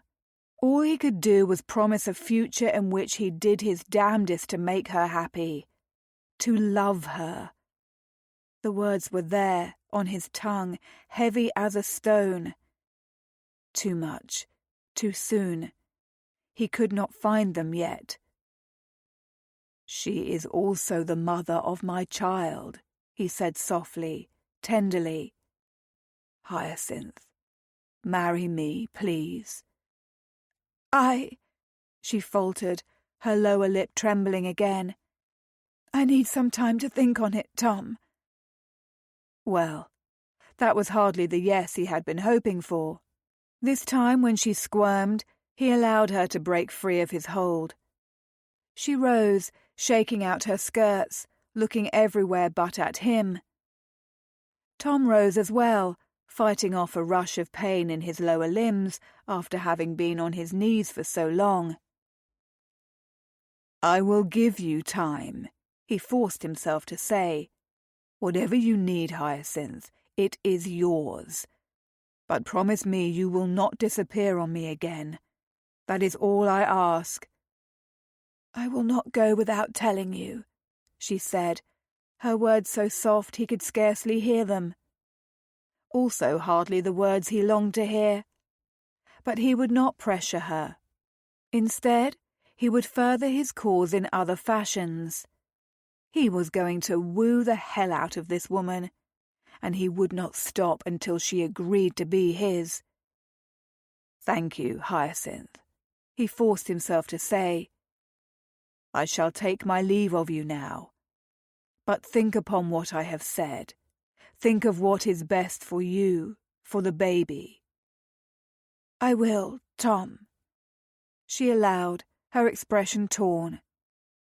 He bowed and took his leave, determined to win her. His mother's words returned to him as he walked away. "Always follow your happiness, my Tom. Never settle for anything less than what will make your heart full." Happiness had fled from his grasp once. This time, he was holding on tight. Chapter 18. The news that Grommare was awaiting Tom when he returned home was not particularly welcome. Her timing certainly left something to be desired. He found the dragon awaiting him in the salon, looking as if she were about to breathe fire. No doubt she was. He sketched an ironic bow. "Madam, to what do I owe the dubious honour of your call?" One elegant white brow rose at his deliberate insolence. "You have been avoiding me, Sidmouth?" Yes, he rather had been. But he had been avoiding everyone. "I'm hardly avoiding you now, am I? Tell me, have you come to browbeat me over taking a wife again? If so, you need not spare yourself the trouble. I have already found the only viscountess who shall suit me." Grommare shuddered. "Not this dreaded nonsense about the Marchioness of Needham again, my lord." "Lady Needham is not the lady I wish to marry," he said calmly. "But Lady Southwark is." Grommare's frown was instant and severe. "Find a suitable bride, Sidmouth. I have a list of eligible young ladies from eminent families, any one of whom would do you and the Arrington Duchy great credit." He inclined his head. "I have no doubt you do have such a list, lightly tucked within your reticule as we speak. But I do not want to marry any of those ladies. My heart belongs to Lady Southwark, and on that I remain firm." "I suppose the baggage is quite pleased with herself," grumbled Grommare. "Having snagged a coronet after being married to that despicable country booby Southwark." "Actually, the lady in question has yet to accept my suit," he admitted, though it aggrieved him mightily to make the confession. Up went 2 eyebrows this time. Never say she had the effrontery to refuse you, Viscount Sidmouth, heir to the Duke of Arrington. A veritable gift from the gods has fallen into her lap. She is thinking upon her answer, he said stiffly. I have given her a great deal to ponder. Thomas, his grandmother said. His given name alone, in a tone of such ringing chastisement, he could not help but wince. No one could impart such aristocratic disdain into a mere word the way Grand-mère could. Fitting, somehow, that it would be his name, and that he should be on the receiving end of it. He was ever the source of disappointment for her. Indeed, he was a source of disappointment for himself these days. "What have I done to incite your displeasure now, Grand-mère?" he asked stoically. "Lady Southwark is, at this precise moment, pondering her answer as to whether or not she will accept your proposal of marriage," she said. Yes. He could only hope her answer would arrive sooner rather than later. "Sidmouth," she sniffed, before giving a despairing shake of her head, as if he were a hopeless cause. "I thought you a man of intellect." He raked his fingers through his hair, not caring when his grandmother's sharp eye caught upon the distinctly uncouth gesture. He was weary to his bones. So much had happened. All he wanted was Hyacinth in his arms, in his bed, at his side forever. "Until recent events I believed the same," he acknowledged coolly. The Duchess eyed him in the fashion of a bird of prey, timing her swoop for the kill. "Lady Hermione Wallis was quite taken with you at supper. Arrington has already offered his approval." I shudder at the notion of ever hearing another word Lady Hermione utters, he said grimly. "Miss Bright hails from excellent stock," Grand-mère tried next. "Only think of the wonders your betrothal announcement would do for Arrington's frail constitution. He seemed remarkably hale at dinner," he could not resist pointing out. Grand-mère frowned. "You refuse to take a proper bride and do your family credit?" "Lady Southwark will do the family immense credit," he answered with ease, for it was the truth. "She is kind-hearted and lovely and intelligent, and she owns my heart. I know you despise the notion of another love match in the family, but I cannot accept anything less than her as my wife." "You make a mockery of the Arrington line," Grand-mère issued a harumph, thumping her cane on the floor to emphasize her ire. He may have spent the last fortnight nursing his wounded pride and telling himself he was better off without throwing his heart to the wolves once more. But now that Hyacinth was carrying his child, everything had changed. The fear of losing her and their babe forever was strong enough to push him past the point of comfort. "She is carrying the future of the Arrington line, Grand-mère," he said boldly. "Mayhap you will appreciate the necessity of wedding Lady Southwark with all haste now." The Duchess thumped the floor with her cane once more.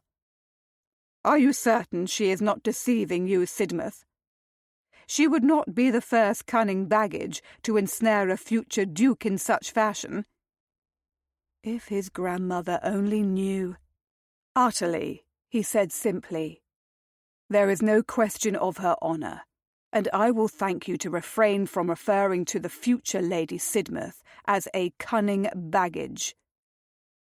Grand-mère sighed wearily, her lip curling as if she had caught scent of something foul. "Very well, Sidmouth. Because I wish to see you wed before you bring any more scandals crashing down upon us, I will accept your marriage to Lady Southwark. But you must cease this dallying, sir. If you want to marry her, see that it is done. Arrington's ill health cannot support a lengthy betrothal, and neither can we afford to have your heir born on the wrong side of the blanket. Naturally, I would love nothing more, he said wryly. If only it were as easy as the snap of his fingers. I despair. She threw her hands up in a surprisingly inelegant gesture. If you are going to secure a bride, you must properly woo her, Thomas. Woo her? Yes. He was rather ashamed to admit it, but mayhap Grandmère was right. I had not thought to try that vein just yet. I am newly returned from offering my proposal. And he had rather made a muck of it, had he not? Woo her and win her, Sidmouth, Grandmère added. I shall not accept failure. Indeed. Some ideas of how he might do so sprang to mind. In this instance, Grandmère, failure is not an option. You are the future Duke of Arrington, his grandmother corrected him sternly. Failure is never an option. The first delivery took Hyacinth by complete surprise. Dozens of herbs of all varieties and sizes, potted and flourishing and in need of an orangery or a garden. Verbena and lavender and chamomile. Lamb's ear and rosemary and comfrey and lemon balm.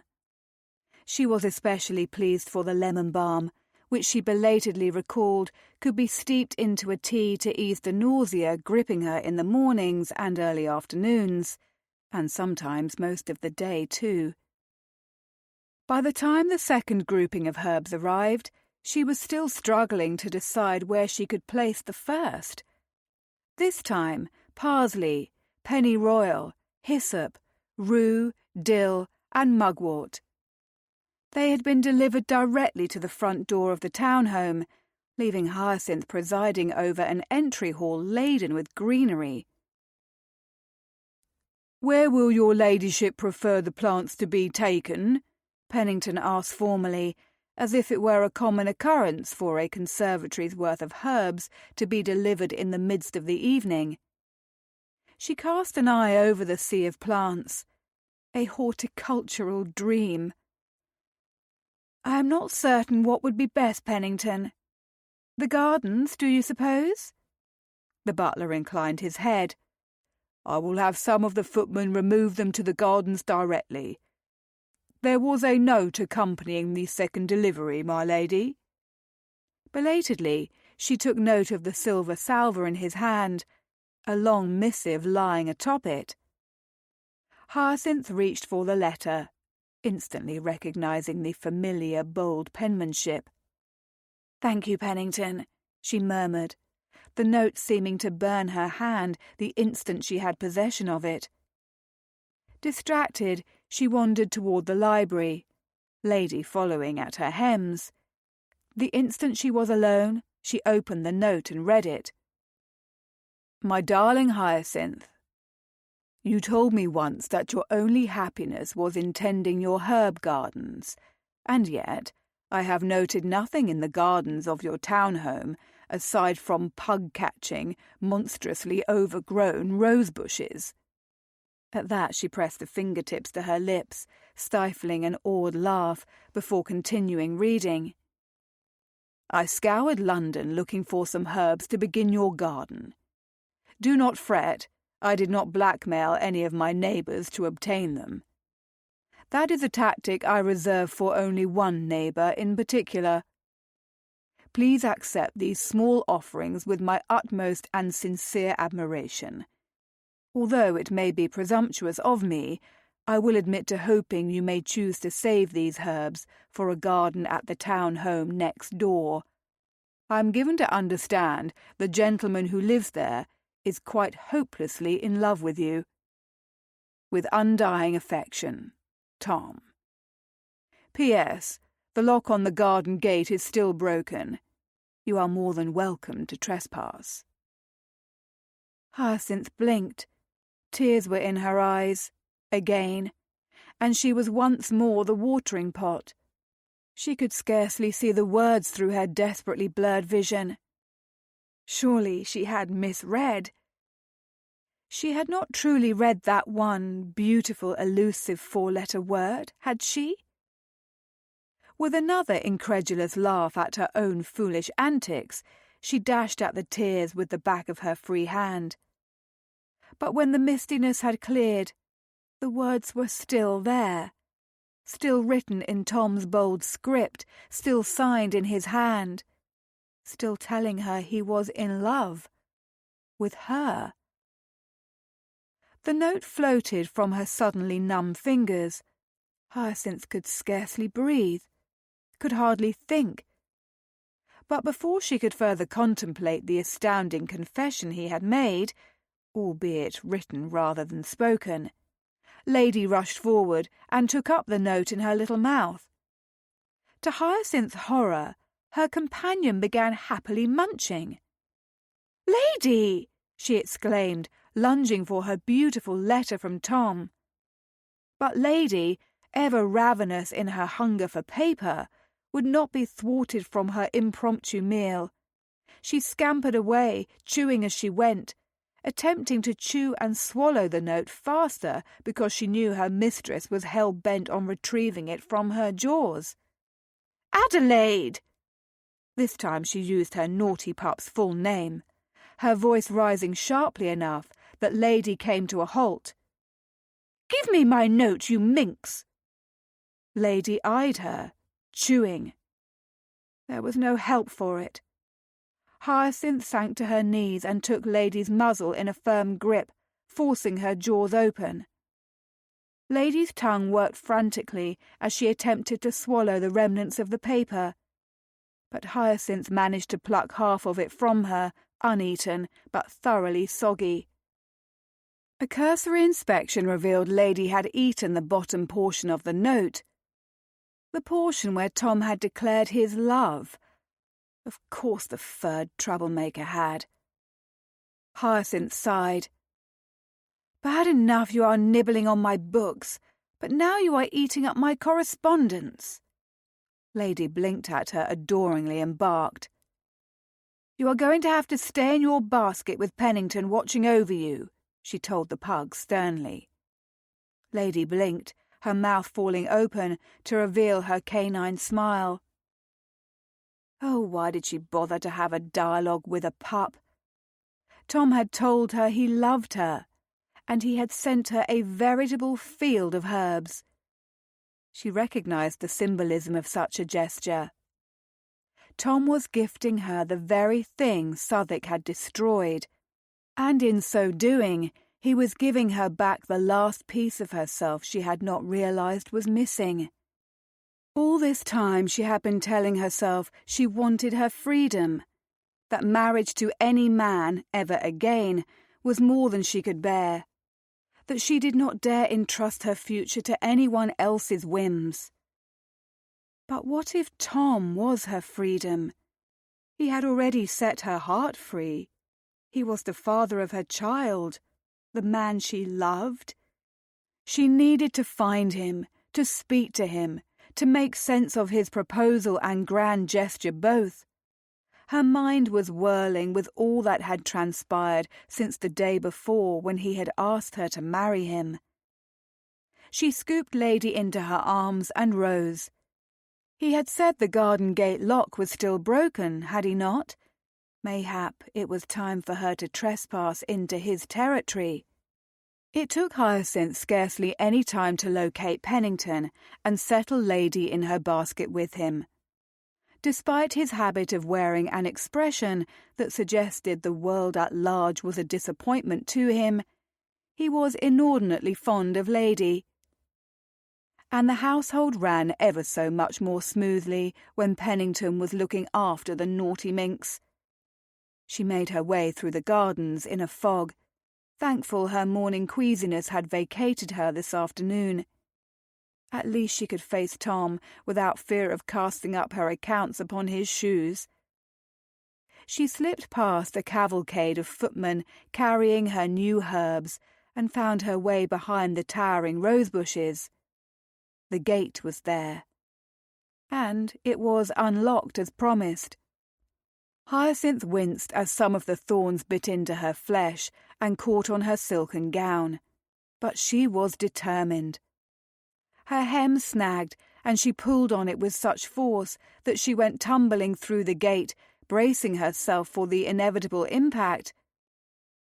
But instead of landing hard upon the gravel path next door, she found herself wrapped in a cocoon of strong male arms, hauled against a familiar hard chest.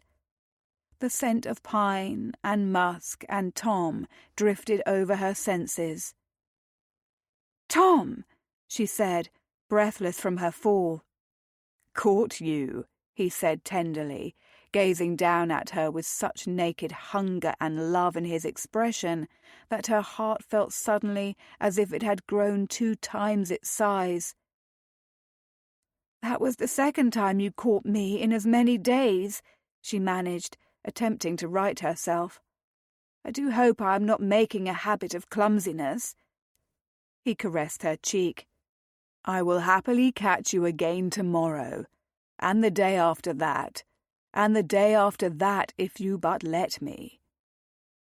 "Make that 3 times its size." "Do behave yourself, heart," she warned it sternly. "You are almost as much trouble as Lady." "Thank you for the herbs," she said, brushing off her skirts and taking a step back from him. If she wanted to have a true conversation with him, she would need a bit of distance to preserve her sanity. "My pleasure." He gave her a tentative smile that made him seem more boyishly handsome. "Have you decided where you shall plant them?" She stared at him, her heart still thudding madly. "I thought perhaps to have a look at the gardens here." His smile widened, his relief palpable. "It certainly took you long enough to venture next door. I was beginning to fear I would need to tangle myself in the rose bushes and cry for help to get your notice." Hyacinth smiled back at him, a rush of longing so intense it nearly made her knees buckle, walloping her. Right then and there. "Lady stole your note from me. She ate half of it before I could save it." "When she comes to live here, I'm going to have to buy her a mountain of paper to keep her from savaging the library and all our letters," he said with mock worry. "Pray tell me, does she enjoy eating the Times? I shall have to keep it locked away with the silver." She could not contain her chuckle at his gentle teasing. "Who said she is going to live here?" "It stands to reason that if her mamma is living here, Adelaide, the paper devourer, must join her." His smile faded as he took a step forward, closing the gap between them that she had created.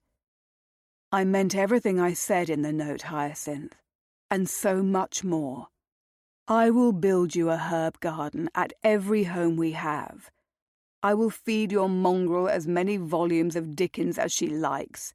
I swear to you that I will be the best husband to you I can be, that I will never strike you or hurt you, that I will always place your needs before my own, and that I will forever cherish you and our child, and whatever children may come."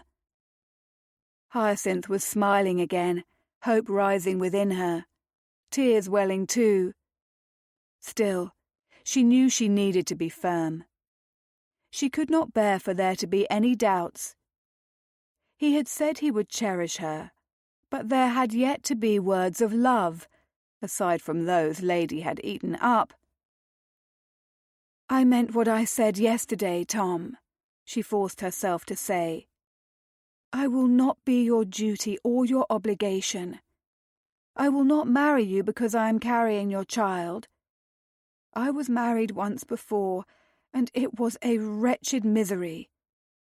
I will only marry you if what you said in your note is true. If you love me." There. It had required every bit of bravery she possessed to say those words. He reached for her, cupping her cheek, stroking her jaw with the pad of his thumb. She arched into his touch like a cat. She could not help herself. "I love you, Hyacinth." This time her knees truly did wobble, but she kept herself from sailing back into his arms. "You do?" Tom nodded, beautiful in the glint of the afternoon sun, late summer verdant and ripe in the small garden around them. Here he was, her golden Goliath. Hers. "I do. My mother told me to always follow my happiness, to never settle for anything less than what would make my heart full." He paused. "You make my heart full, Hyacinth. Only ever you. I was lost until I kissed you in the moonlight, lost until I found you. I have been waiting for you, for this, for us. I just did not know it until you were here in my life, in my arms." The impulse to throw her arms around his neck and smother his gorgeous mouth with hers was strong.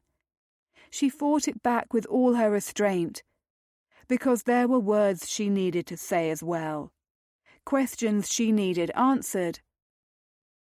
"Why did you spend our time apart, acting as if I had ceased to exist?" she asked. "Surely if you loved me, you would have called upon me, sent me a note. You would have attempted to see me." "Because I was terrified of the way you make me feel, sweetheart." Stroke, stroke, stroke went his thumb on her jaw, a maddening caress. "Why did you truly disappear on the last night of our arrangement?" "For the same reason," she admitted. "We could have saved ourselves a great deal of heartache had we not been so stubborn," he pointed out, his gaze filled with love. No man had ever looked at her the way Tom did, as if she were not just special, but priceless, as if she were beloved. Why had she doubted him? Why had she doubted herself? Indeed, we could have. Hyacinth wrapped her arms around his neck, as she had been longing at last, pressing her body to his. "I love you, Tom, quite desperately. You make my heart full also, in a way I never knew possible." He took her waist in his hands, anchoring her to him tightly, and dropped his forehead to hers. "Thank God, sweetheart. Marry me?" She stared into the depths of his brown eyes, those eyes that were sparkling with hints of cinnamon and gold, those eyes that saw her so well, those eyes that reflected nothing but devotion back at her. The fetters of the past fell away as she stood there within the circle of Tom's arms. "Yes," she told him. One word, so right. She pressed her lips to his and kissed him with all the love in her heart. Chapter 19. "Are you certain you forgive me for telling Sidmouth?" Lottie whispered, as Hyacinth and Tom were saying their farewells following the wedding breakfast. Hyacinth gave her friend an impulsive embrace. "How could I be angry with you for making certain everything worked out the way it should have?" Lottie's well-intentioned meddling had led her here after all. She was Lady Sidmouth now, Tom's wife. Her friend hugged her in return. "Oh, thank heavens, dearest. You have no idea how much I struggled over the decision. But I feared you were making a grievous mistake." "And naturally you thought you would intervene," came a masculine drawl.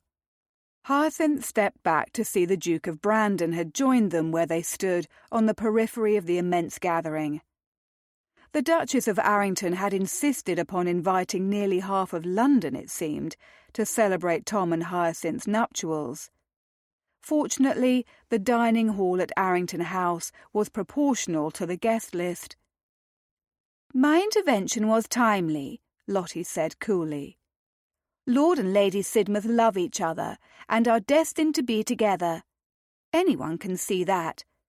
I merely did what was in their best interest."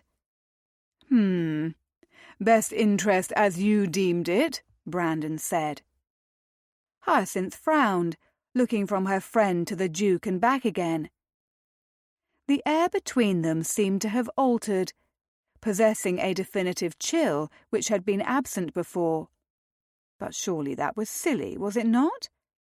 Lottie had not spoken a word of anything to Hyacinth. Still, Hyacinth had been rather consumed with the preparations for her whirlwind wedding to Tom. Lottie gave a disdainful sniff. "At least they are not living a lie, Your Grace." There was something in her friend's tone that gave Hyacinth pause. An undercurrent of accusation. Perhaps we have different definitions of what is a lie and what is the truth, my lady, he said smoothly. Their cryptic dialogue was making Hyacinth dizzy. Or mayhap that was her delicate condition. It was difficult to say for certain. But before she could pursue the matter, Tom was at her side. "The carriage is ready, darling," he told her. "Shall we go, Lady Sidmouth?" He was so beautiful, so beloved, her husband. All worries about Lottie and Brandon fled as she basked in the love shining in his eyes. "Yes, Lord Sidmouth, I do believe we shall." The need to be alone with him was strong. She had missed making love with him. Their hastened wedding had required them to spend far too much time apart or surrounded by others. She longed for his kisses and caresses, for the magic only he could bring to life. They said their hasty goodbyes and made their way to the carriage amidst much fetting. The door had scarcely closed behind them when Tom seized her waist and hauled her into his lap. The fine silk of her wedding gown and the accompanying layers of petticoat and tournure beneath fanned around her in a lavish circle. Although she had adored every moment of wearing her gown earlier, she suddenly wished it gone. She wanted no further encumbrances keeping her from him, and all this heavy fabric had to go as soon as they reached the bedchamber. Sooner, if at all possible. "Finally," he breathed. "I thought I would perish of waiting before I could have you all to myself at last." She straddled his hips, the intimacy of her position bringing her into direct contact with the prominent ridge rising beneath the fall of his trousers. "I feared the same." The carriage lurched into motion, and the resulting friction sent a bolt of pure need surging through her. Her hand settled on the broad strength of his shoulders for purchase. There was another strange effect that her condition had upon her, which she had recently discovered. It heightened her awareness. So, too, her need.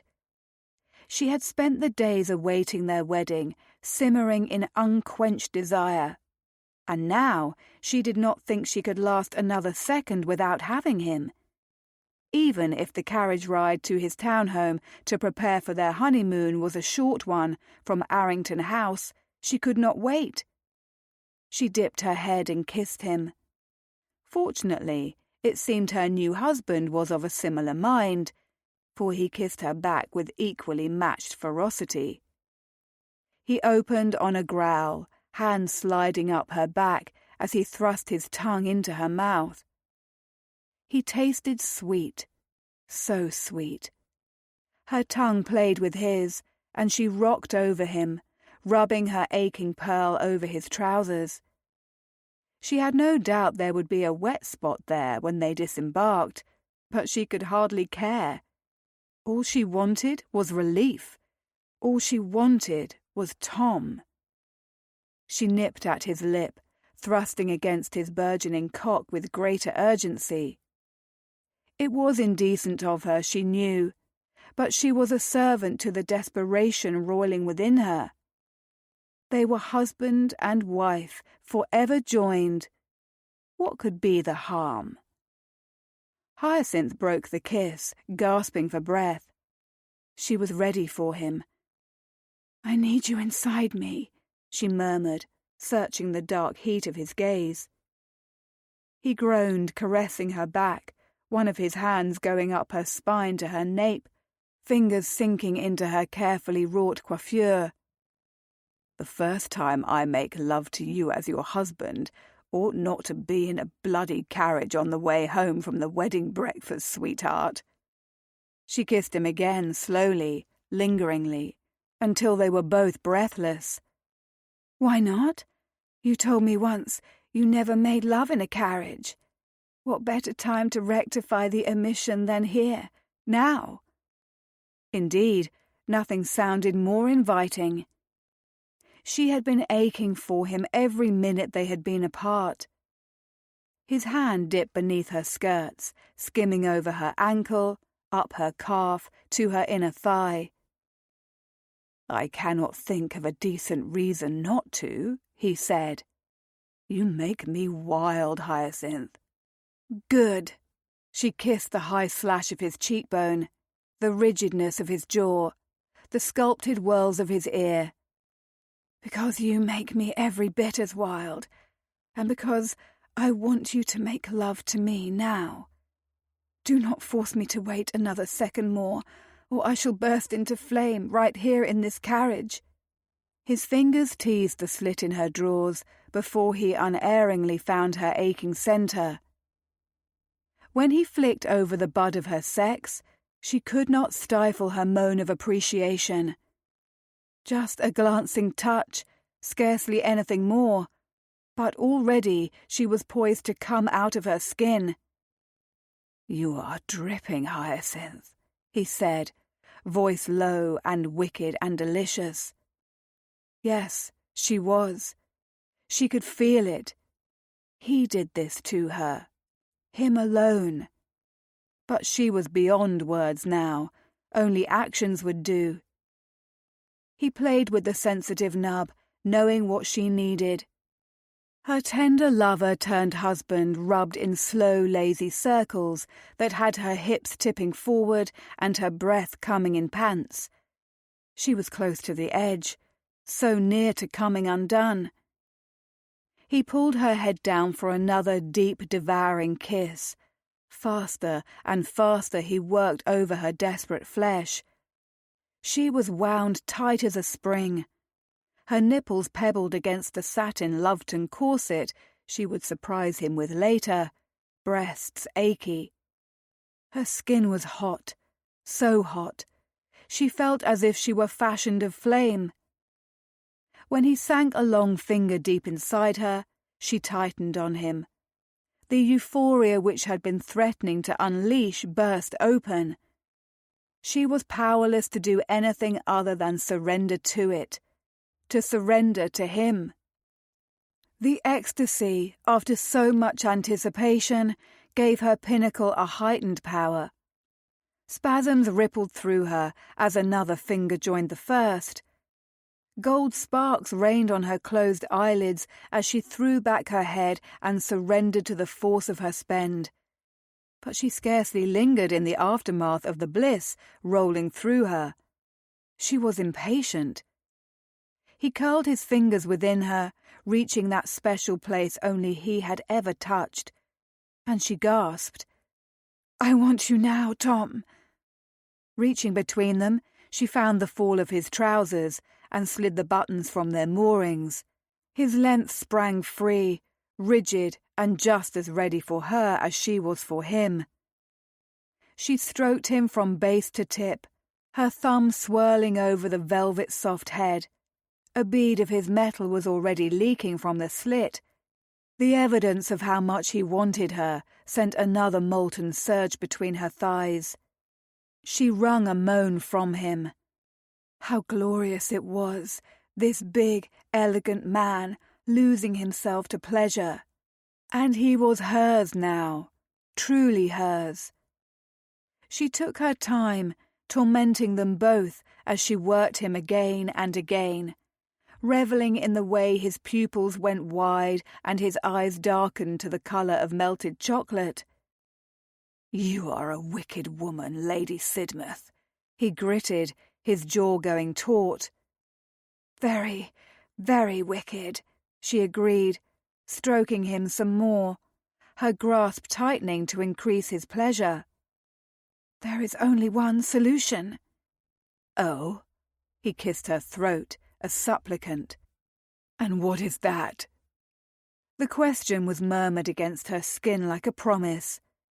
She shivered, tipping up her chin, granting him more access to do what he wished as she played with him.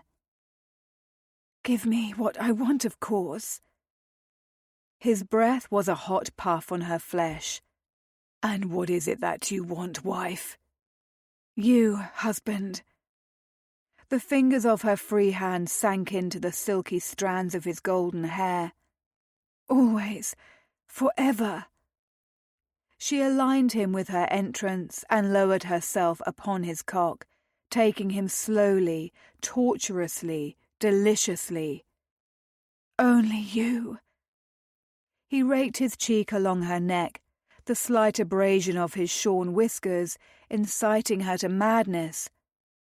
The combination of his hot hardness impaling her, and his lips travelling over every part of her exposed skin above the décolletage of her gown, was pure ecstasy. There was no other means of defining what was transpiring between them. Tom held himself still beneath her sensual onslaught, allowing her complete rule of the moment. "Have me, my love, because I am always, only forever yours." "I love the sound of that."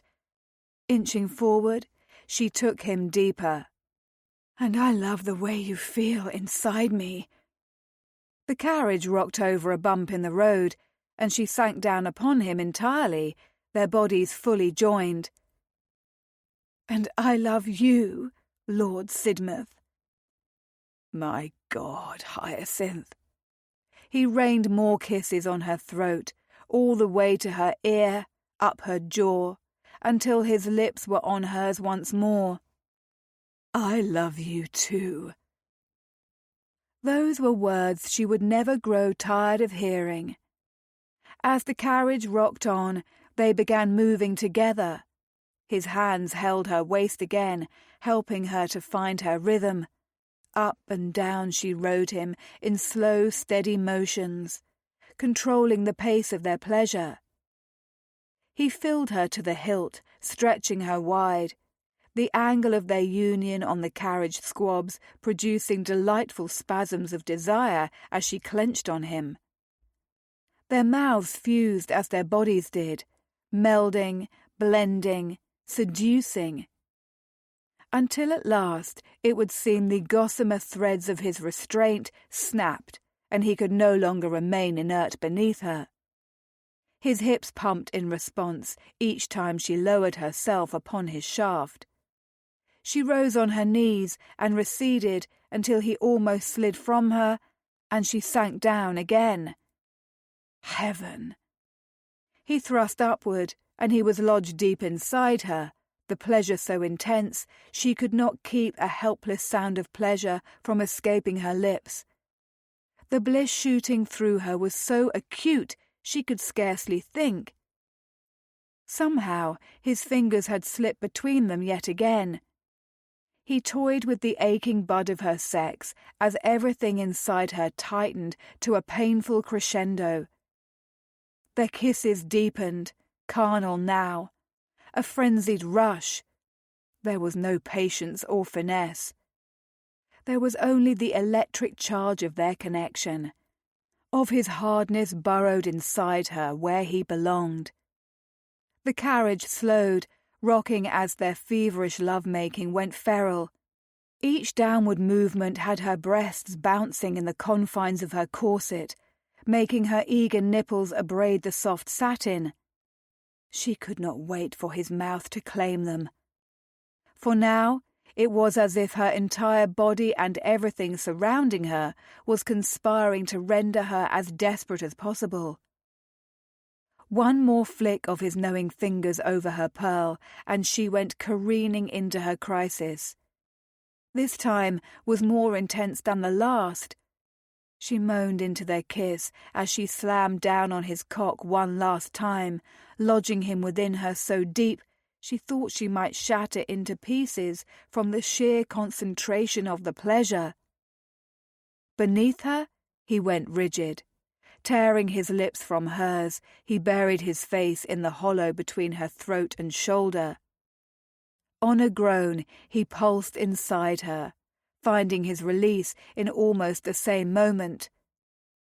The warm rush of his seed flooded her, making her tremble and quake with the petite after-effects of her own shuddering orgasm. They clasped each other tightly, hearts pounding together, breaths ragged. He was still inside her, her wedding skirts belled around them and likely hopelessly marred by wrinkles. But as Hyacinth held her husband, she did not care about anything but him. Him and the small life they had created together, their own sweet miracle. As if he had been privy to her thoughts, Tom raised his head, his expression dazed with passion, his eyes glazed. "Dear God, Hyacinth, the babe. I should not have been so rough or impassioned. I could have hurt the both of you."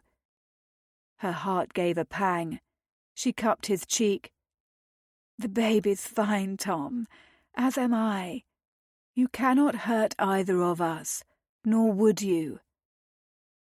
The difference between the husband she had chosen for herself and Southwark was as disparate as night and day, winter and summer. Where Southwark had wanted to control and dominate her, and had ruled her with fear, Tom wanted only to love her. One had destroyed her garden, and the other had given her the means to rebuild it. But Tom was grimacing now, his expression torn. "What a cad you have married, my love. Could not wait for the wedding night, or until reaching the comfort of home and a clean bed. You ought to have chosen better for yourself." She kissed him to soothe the furrow from his brow and raised her head once more. "There is no better choice for me than you, Tom. You are the finest gentleman, with the truest heart I have ever met, and I shall be forever grateful Ladies Howling led you to me that night in the gardens." He kissed her swiftly. "I shall be forever grateful as well. However, it has come to my attention that our carriage has stopped. We are likely arrived at Somerton House. We had best straighten our appearances, lest the entire household suspect Lord Sidmouth has been ravishing the new Lady Sidmouth on the way home." With a smile, she scooted herself from his lap, attempting to wrest her skirts back into some semblance of order. Or, as would be more accurate, the new Lady Sidmouth had been ravishing his lordship on the way home. "Undoubtedly, the servants would never believe such a thing of their new mistress," Tom said, grinning back at her as he hastily rearranged the fall of his trousers. "After all, she bears the beauty of an angel, and certainly has the heart of one." A knock sounded on the carriage door before she could form a response. "Lord and Lady Sidmouth, we are arrived," announced the muffled voice of a groom. "You heard the man, sweetheart?" Tom helped her to tuck some stray tendrils of hair behind her ear and kissed her lingeringly once more. "We are home." Home. Yes, Hyacinth quite liked the sound of that. Epilogue. Where the devil had the little furred minx scampered off to now? "Have you seen Lady?" Tom asked his butler. Lady Sidmouth shall have my hide if I have lost her again. Mrs. Trenton has taken her to the kitchens for a treat, my lord, Trenton told him. A great deal had changed in the last year. Mrs. Brown was now Mrs. Trenton, but one thing which had not changed at all was Adelaide's penchant for adventure, which was equally matched by her curious habit of snacking on books and correspondence. She is going to be a sausage on legs if Mrs. Trenton continues spoiling her, Tom said. I do hope she is not slipping her another rasher of bacon. Between the machinations of her and the Duchess, I do believe Lady has nearly doubled in size. Grandmère had taken a rather surprising fancy to Lady after all, and she had also taken to Hyacinth as well. Reluctantly on both counts, but the dragon had decidedly been tamed. She was no longer breathing fire or threatening the destruction of the realm. I shall warn Mrs. Trenton regarding the bacon, my lord, Trenton reassured him, his countenance as grave as if he were discussing a matter of far more ominous portent. Very good, Tom nodded. I am off to the gardens with Lady Sidmouth. See that Mrs. Trenton keeps an eye on Lady, won't you? Yesterday, the scamp got into my correspondence again. With that, Tom strode off in the direction he knew he would find his wonderful wife, tending to the herb garden she had begun a year ago. The letter Lady had partially eaten this time had been from his father. Although she had sunk her teeth into it before he had been able to read the epistle, Tom had been able to glean that his father would soon be returning to London at last. He found his wife sitting in a chair amidst the glorious greenery of her garden, a precious swaddled bundle in her arms. The day was unseasonably warm, but he did not mind as he made his way to Hyacinth and their daughter. They had named her Grace after his mother, much to Grandmère's dismay. "How are my two favourite ladies?" he asked softly, unable to resist going to them and dropping a kiss on each of their silken brows. Grace was sleeping soundly in the safety of her mamma's arms, her rosebud lips parted as she dreamt. Hyacinth turned her face up and pressed her mouth to his for a lingering kiss before pulling away. "We are much better now that you are here, my love. Did you find Lady?" He stole another kiss, because one was not enough. Mrs. Trenton is once more spoiling her rotten in the kitchens. "Again?" Hyacinth chuckled. "With your grandmother and Mrs. Trenton doting over her, she shall turn into a ham on legs in no time at all." He grinned. That is almost precisely what I told Trenton. The only difference had been the porcine food into which Lady would metamorphose. Sausage, ham, little difference. Hyacinth sighed. "I suppose it is better if she is in the kitchens than in the library." "Indeed," he said wryly, thinking of the occasion upon which Lady had eaten up half a volume of Tennyson. "She is a vexing hound, is she not? She may count herself fortunate she is responsible for bringing us together." "Are you still happy she did, my love?" Hyacinth asked tenderly. His answer was effortless. "Every day of my life." "As am I." Her affectionate smile stole his breath. "Would you care to hold Grace for me, darling? It is time for me to go and lay her down for a nap in the nursery, I do believe." Tom took his sleeping daughter from Hyacinth, gazing down at her with all the love blazing in his heart. She had plump cheeks, Hyacinth's nose and long lashes, and hair as white as wheat, just as Tom's had been when he was a babe, according at least to Grandmère. He dropped another kiss on her brow as Hyacinth rose to her feet. "She has her mother's unparalleled beauty," he said, unable to steal his gaze from his daughter. How strange it was that a person so small could bring him to his knees each time he gazed upon the perfection of her little face. "I think her father is quite beautiful himself," Hyacinth said, an underlying tone in her voice he did not mistake. He glanced up at his wife. "Now?" She gave him a coquette smile. "Now, my love."